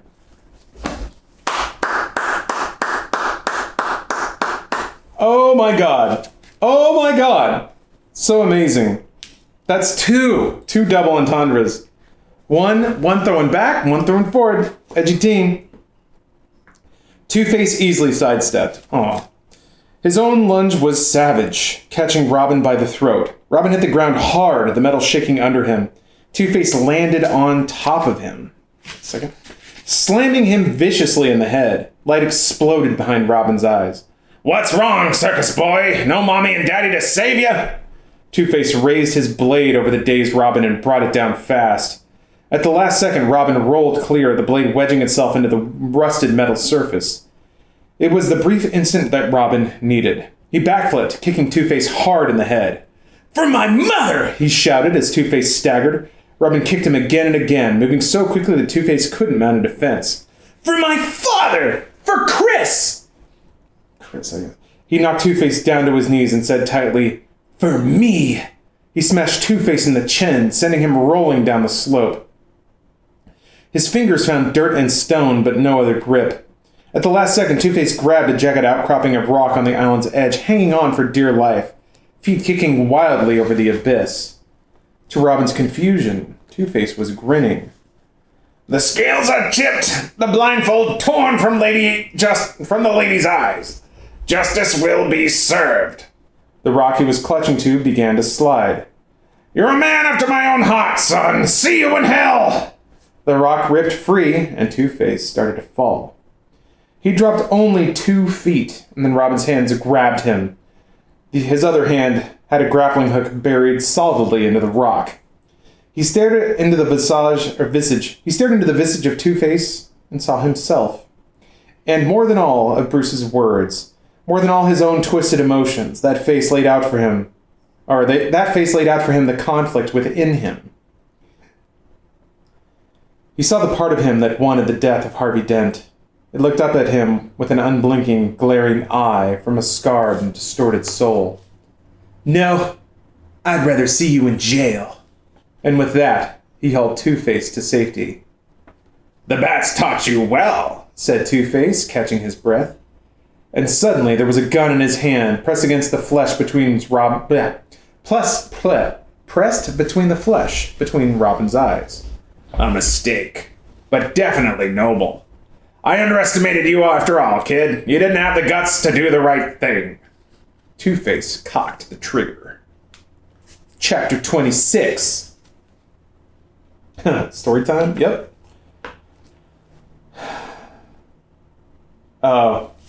flipping the bird was cut too heady for most audiences. See, Al Rock, I've been wondering a lot about how much in this movie, or how much in this book was in the screenplay, but then was cut out of the film. The whole scene about, like, Dr. Chase Meridian recording her shit and then tossing her tape into the fire. I feel like that was probably in the movie, but then cut because who cares about women? I mean, kind of. They tried their best to make her a character, but it's kind of the process. What's up, Clueless? Oh, 3 years resub. Found y'all randomly on YouTube after watching the first video. Subscribe, follow your journey through Funhouse, subscribe to you on Twitch. Thanks for everything. Well, thank you, though. That was in the movie? The bird line? Maybe it was. I really don't think it was. That's too edgy for Robin, who needs to set up the youth of America. All right, 10 pages left. That's it. We're almost there. Thrilling conclusion. Oh, the fire part? Oh, I really don't think so. Dr. Chase Meridian delivering a long soliloquy into a tape recorder that she then burns the tape about how she knew it was Batman all along or whatever.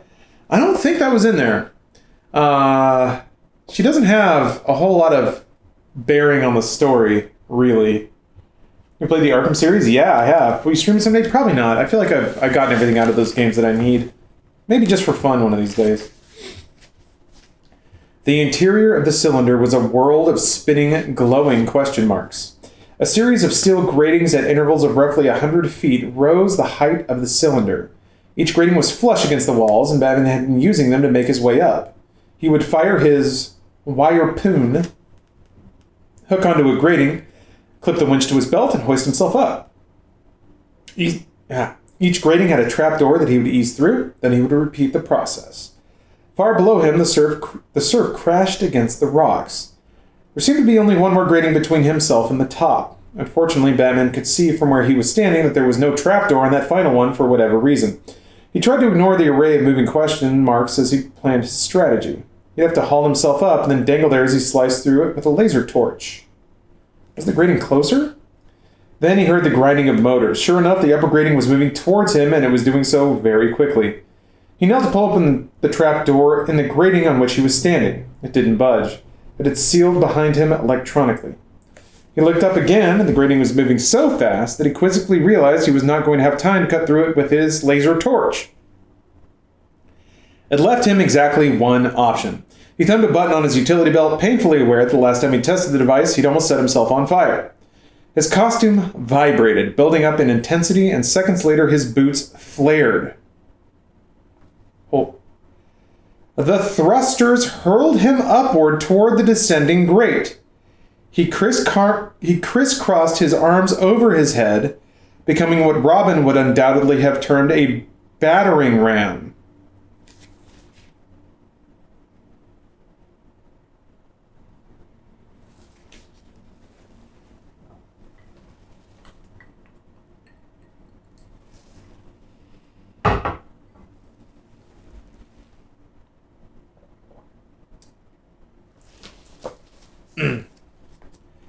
The descending grating and ascending Batman collided, Batman smashing through it, the metal wrenched free of the cylinder sides, clattering downward, and the thrusters sputtered and cut out.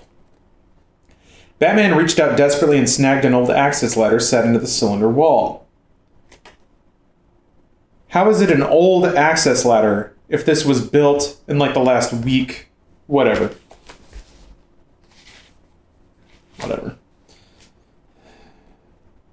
He hung there for a moment, listening to the grating crash downward. Then he hoisted himself upward, shoving his way through a rusting access hatch to face a weird haircut.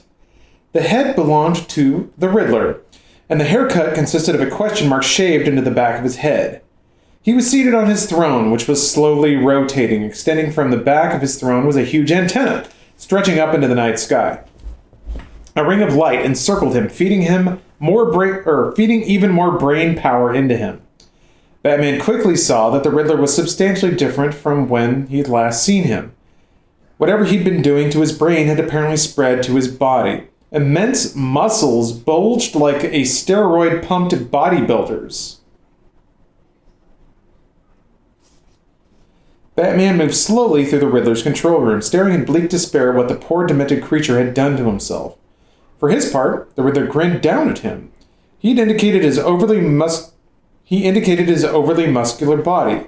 In a thick Austrian accent, he said, "Hasta la vista, baby. It's me, Arnold Schwarzenegger."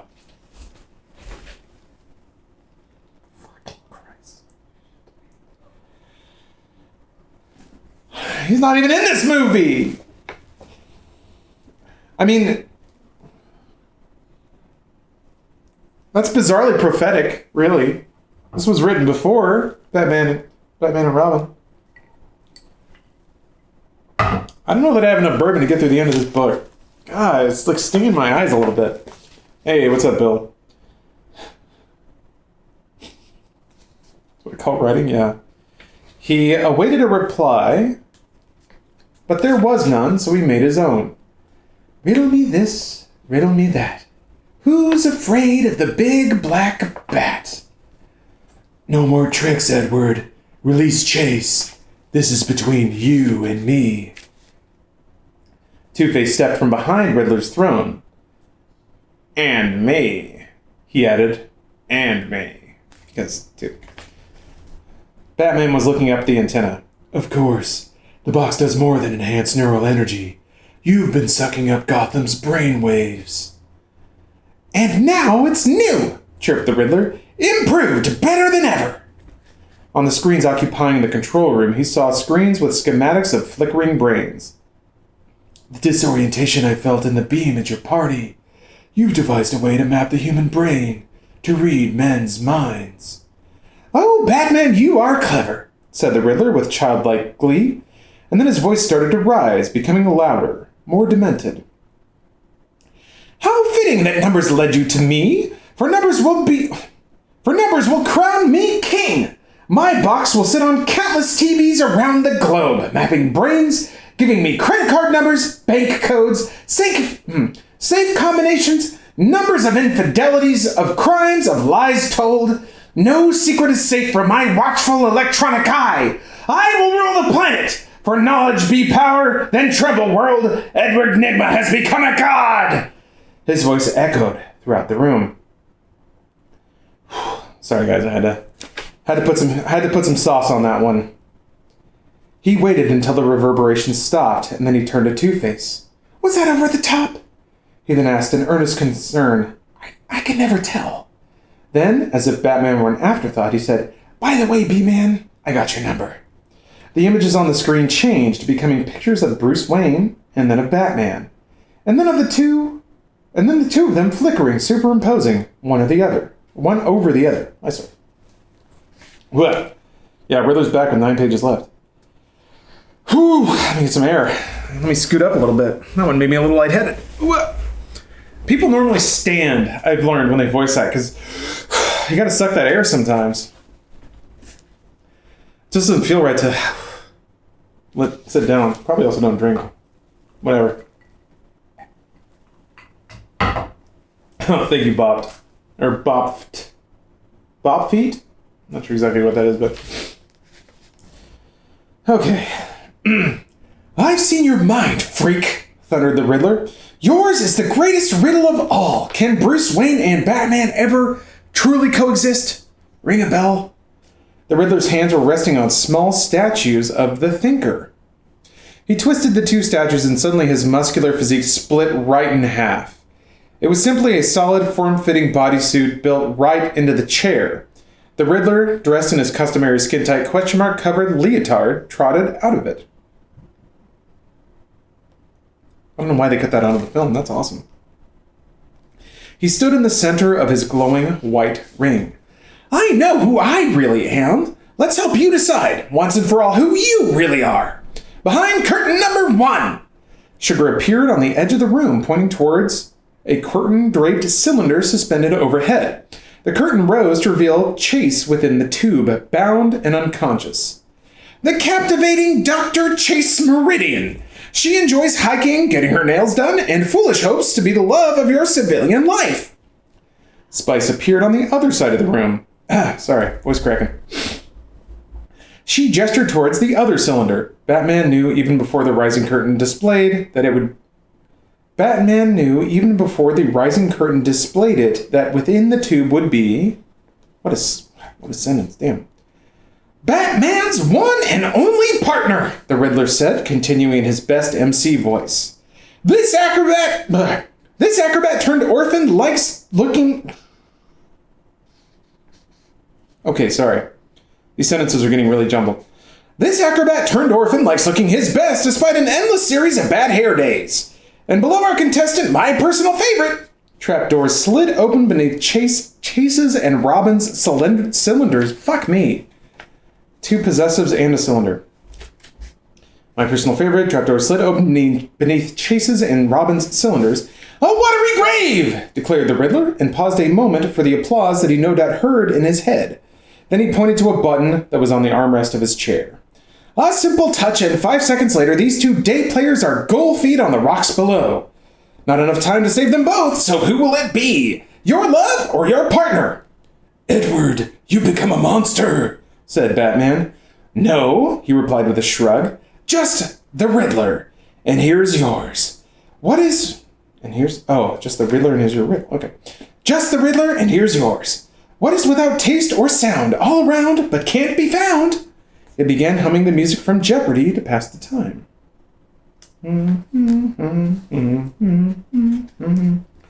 Slowly, Batman began to walk towards the 2 cylinders, his mind racing furiously. He heard a soft chuckle from Two-Face, and froze. As the answer sprang into his head, he suddenly became aware of what might be waiting for him. He studied the floor carefully, closed his eyes, and felt a very gentle breeze wafting in from beneath him. Death, said Batman softly, aware now there was no floor in front of him, but only a holographic representation of one. One more step would have sent him plummeting into an abyss. More loudly, and with a sudden awareness, he repeated, Death, without taste, sound, and all around us. Because there is no way for me to save them or myself. This is one giant death trap. Bzzz, I'm sorry, said the Riddler, sounding tragic. Your answer must be in the form of a question, but thanks for playing! And his finger went towards the skull butt. Wait, I have a riddle for you. The Riddler seemed enchanted with the notion. For me? Really? Tell me! I see without feeling. To me, darkness is as clear as daylight. What am I? Immediately, the Riddler's joy turned to disgust. Oh, please! You're as blind as a bat! Exactly! Batman slammed his utility belt, released a batarang with a high-energy charge, and hurled it at the antenna. The batarang smashed into the antenna, and a massive charge of electrons fed into the transceiver, overloading them. No! Screamed the Riddler as he was bombarded with massive pulses of neural energy. His entire head started to distort, fluctuate in size, and waver. His brain actually seemed to glow, skin stretching for a second over his expanding skull, before snapping into place. It didn't, of course, since the result would have been massive cerebral hemorrhaging and instant death. But that was what it felt like to the Riddler. And though...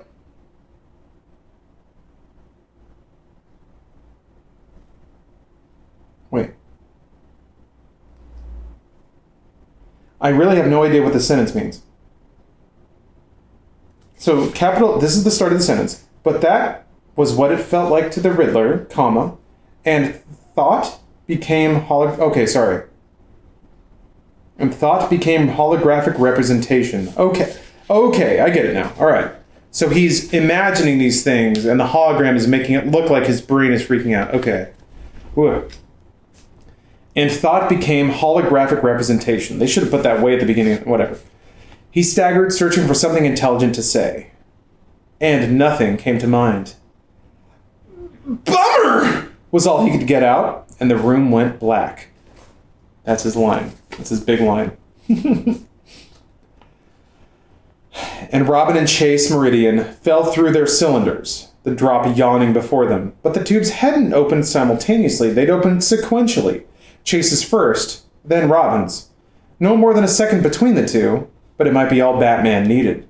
In that instant, 2 metal lids slid shut over Batman's eyes. Small radar screens appeared on the black of his eyepieces, revealing the phantom floor and the wild crisscross of interconnected steel beams beneath the Riddler's lair in the crashing ocean below.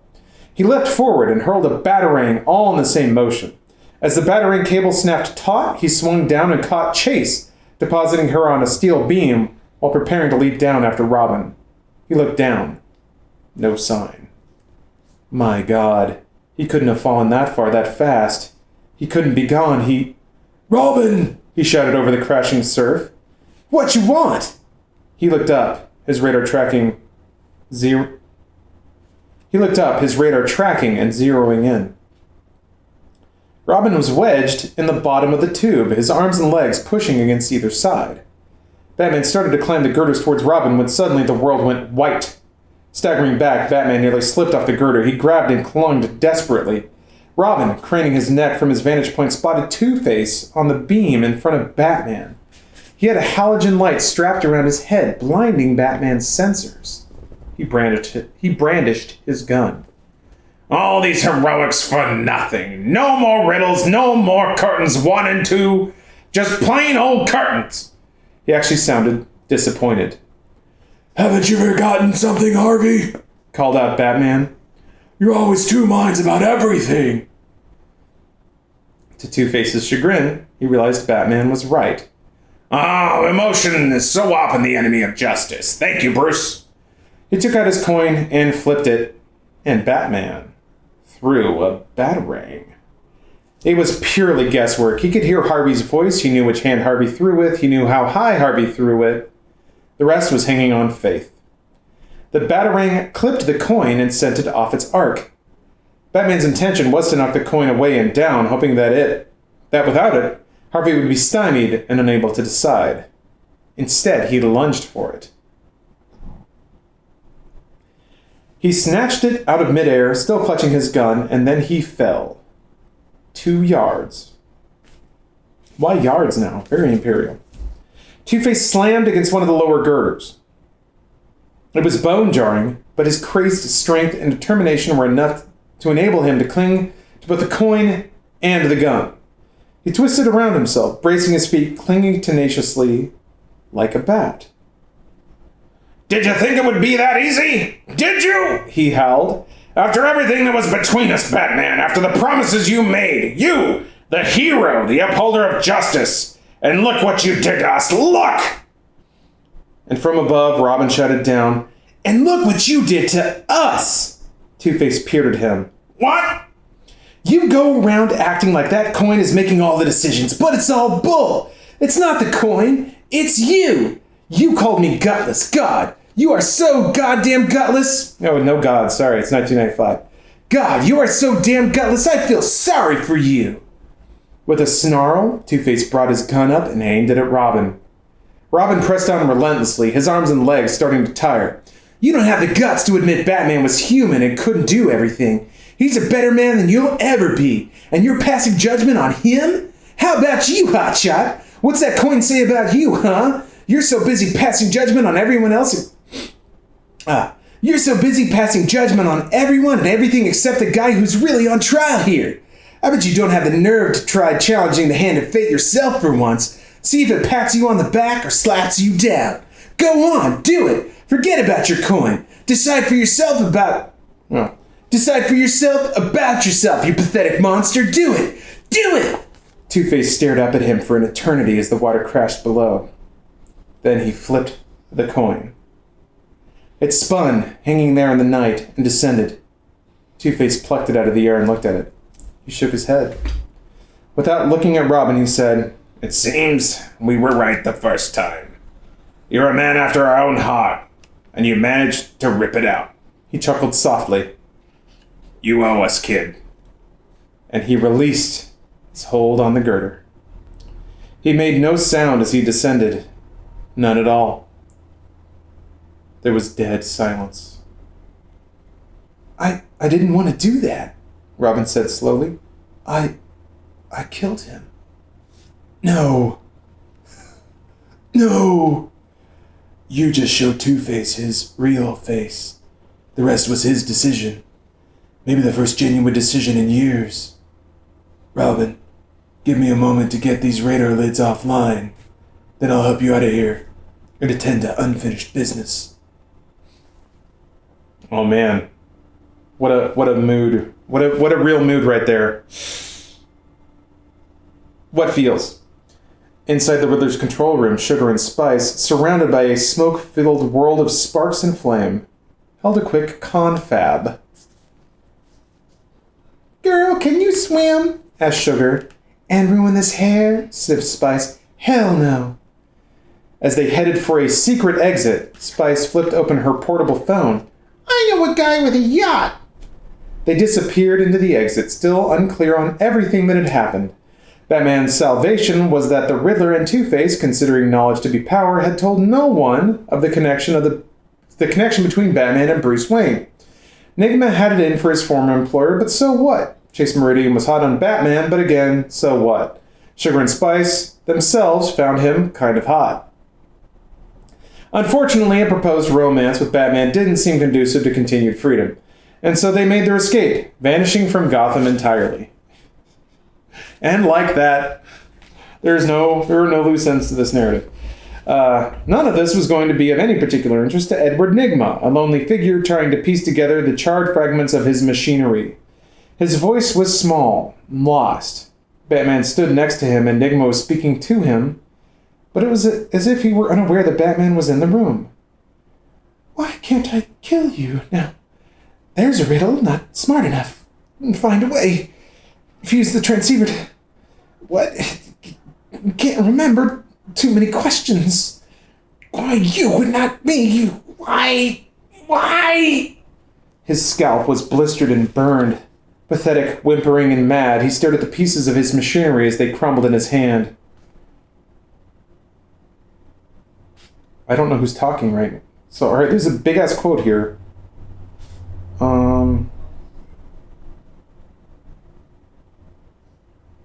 Oh, I think it's Batman, okay. It's never attributed. Poor Edward. I had to save both Chase and Robin. You see, I am Bruce Wayne and Batman. Not because I have to be. No, because I choose to be. However, it would be nearly impossible to accomplish rescuing both of them. Fortunately, and he looked at Robin, who was standing nearby, holding the unconscious body of Chase. Fortunately, I had help. He reached down for the Riddler, who turned and looked at him and shrieked. For descending towards him was the ravenous face of a hideous, demonic, giant bat. Oh, alright. There's like 3 pages left. We're almost at, no, actually just 2. We're at the end of our journey. Chapter 27. Surprisingly, it was a quiet night at Arkham Asylum, except for the screaming of one inmate. Actually, the inmate had been screaming ever since his apprehension at Claw Island. Every so often the noise would fade as his vocal cords grew strained, but then from somewhere he would regain strength and start howling again. Lately, though, he'd started shrieking something new. Dr. Burton walked down the hallways of the maximum security wing with Chase Meridian at his side. Okay, this is Burton, I guess. Edward Nygma has been screaming for hours that he knows the true identity of Batman, Burton informed her. Really? Said Chase, her voice neutral. They reached cell 22, and Chase peered in through the small barred window, set into the heavy door. Edward. The screaming cut off abruptly. Who is it? It's Dr. Chase Meridian. Do you remember me?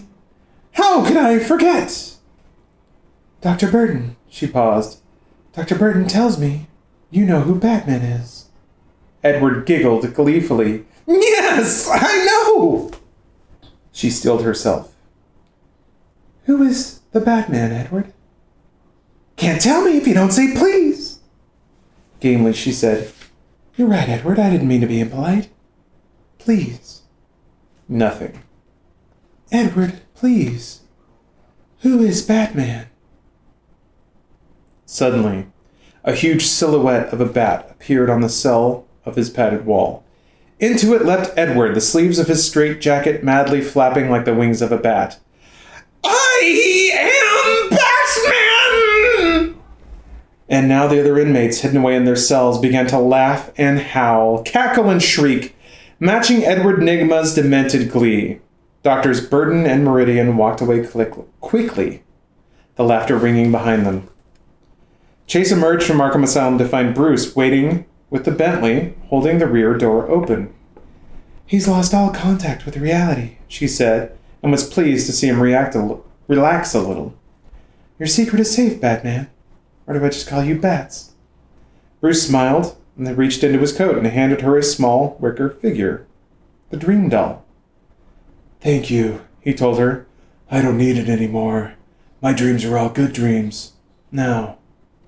They climbed into the Bentley, pausing to kiss. The car rolled away from Arkham and down the hill. And that was when the bat signal flared in the air. Bruce looked up and sighed, exchanging glances with Chase. He started to speak, but she simply shook her head and smiled. "Don't work too late," she said. Minutes later, Chase Meridian was the sole passenger in the car with Alfred at the wheel. She stared up at the bat signal burning against the sky. "Does it ever end, Alfred?" Alfred chuckled softly. "No, miss, not in this lifetime." And high above the city, crouched on the edge of a gargoyle-lined building, Batman looked out over his city. He didn't even have to glance behind him to know that Robin was nearby. Their capes billowed in the breeze as they swung off across the skyline, twin guardians of the night. The darkness opened up to them, and they were gone. Just like this narrative. Okay. But allow me to read the blurb about the author, who I won't name. The author is a prolific author, having in the past several years written nearly 24 novels and hundreds of comic books, including such titles as Aquaman, The Incredible Hulk, Spider-Man, Star Trek, X-Factor, Socks and Violins, oh my god, Soul Searchers and Company, The Atlantis Chronicles, Dreadstar, Wolverine, and The Phantom. He's written several popular Star Trek The Next Generation novels, including Q Squared, Rock in a Hard Place, Vendetta, Imzadi, and Q-in-Law, which have spent a combined 6 months on the New York Times bestsellers list. His other novels include Nightlife, a satirical fantasy in which King Arthur returns to contemporary New York and runs for mayor, Howling Mad, a send-up of the werewolf legend, the Psyman and Photon adventure series, and novelizations of The Return of Swamp Thing and The Rocketeer. He has written 2 episodes of the acclaimed TV series Babylon 5, and he is the screenwriter of the award-winning sci-fi film spoof Oblivion. Not the Tom Cruise movie, I guess. He also writes a weekly column, But I Digress, for the Comic Buyer's Guide. David is a longtime New York resident with his wife of 18 years, Myra, whom he met at a Star Trek convention, and their 3 children, Shayna, Guinevere, and Ariel. Those are the nerdiest names I've ever heard. Guinevere and Ariel. Get out of here. I wonder who Shayna's named after. Watch for Batman, the Ultimate Evil by Andrew Vox, who was not the author of this. Batman and Andrew Vox. If Batman were real, this is exactly the sort of mission he would be undertaking. Hard-boiled and adventurous, as well as important fiction, it doesn't get any better than this. The Ultimate Evil is a perfect marriage of reality to myth, writes Joe Lansdale, author of Mucho Mojo. And then we've got another review blurb here. If ever a work of fiction featuring a comics character deserved to be compulsory reading, this is surely it. The Ultimate Evil is a book no Batman fan should miss, says Alan Grant, writer of Batman, Shadow of the Bat. Coming in hardcover, November 1995. Let's look out for that. Also, on the last page here, there's a cutout ad you can mail in. Welcome to Gotham, the most dangerous place on Earth, whatever. Yes, I want to be a part of the Gotham experience. $18 for 12 issues. You can get Batman, Robin, Catwoman, Detective Comics, Batman Legends of the Dark Knight, or Batman Shadow of the Bat. That's $18 for 12 issues, I guess. To place an order by Visa or MasterCard, call 1-800-887-6789. I have enclosed a check or money order made payable in U.S. funds only to DC Comics, Canadian and foreign, at $8 for each subscription. Mail to DC Comics Subscriptions, P.O. Box 0528, Department A-26, Baldwin, New York, 11510. All our comics are delivered in protective poly bags with backing boards. If for any reason you are not satisfied, DC Comics will send you a refund on all remaining issues. Prices are subjected to change without notice. When price has gone into effect, we will promote your issues accordingly. Please allow 10 to 12 weeks for your subscriptions to begin. All subscriptions begin with the next available issue. Batman, all titles, characters related to Indicia, and the DC Bullet are trademarks DC Comics 1995. Please don't claim this video. Please don't sue me. That's it. Batman Forever, the novel, which was purchased and sent to me by Katie Bacon, who is a saint, who also sent me the Triple X novel, which I'll be reading shortly. I don't know if the Triple X novel has more or less characters than Batman Forever, the book. But there we go. There we have it. Got a little sketchy near the end. Bourbon got the better of me, but I feel like it was better. I was better in the long run that way. Thank you guys for watching. You have a drum kit behind you? That's a Rock Band kit, my dude. But I guess that's as much of a drum kit. That reading was so hard to listen to? What? Triple X or something else? What happened to the thugs that went behind Bruce's house? You know that Bruce is Batman? Oh yeah, all them. Yes, Xander Cage, Triple X, the movie, starring Vin Diesel. Okay, I'm gonna throw it to a bumper for a minute, and then come back and actually play some video games. I don't know, unless I get really bored in the meantime, so... Oh, Katie. Katie does a favor to all of us. All right, I'm gonna throw it back. I gotta break down and like set my equipment back up. I'm getting better at this. I'm getting faster at it. But I'll get back at there. My boyfriend hates how much I love Vin Diesel movies. Man, fuck that. Vin Diesel's pure. I haven't finished Bloodshot yet. I got halfway through it, but I had to throw my money up. Okay, see you guys soon. Thank you for watching again. Thank you for indulging my my creativity. What are you playing? I don't know yet, Shed Mother. I might start Jedi Power Battles, but that requires hooking up a PS3, which is not easy to do. So, Indiana Junkins, thank you for the sub. All right, I'll be back with you guys in a second.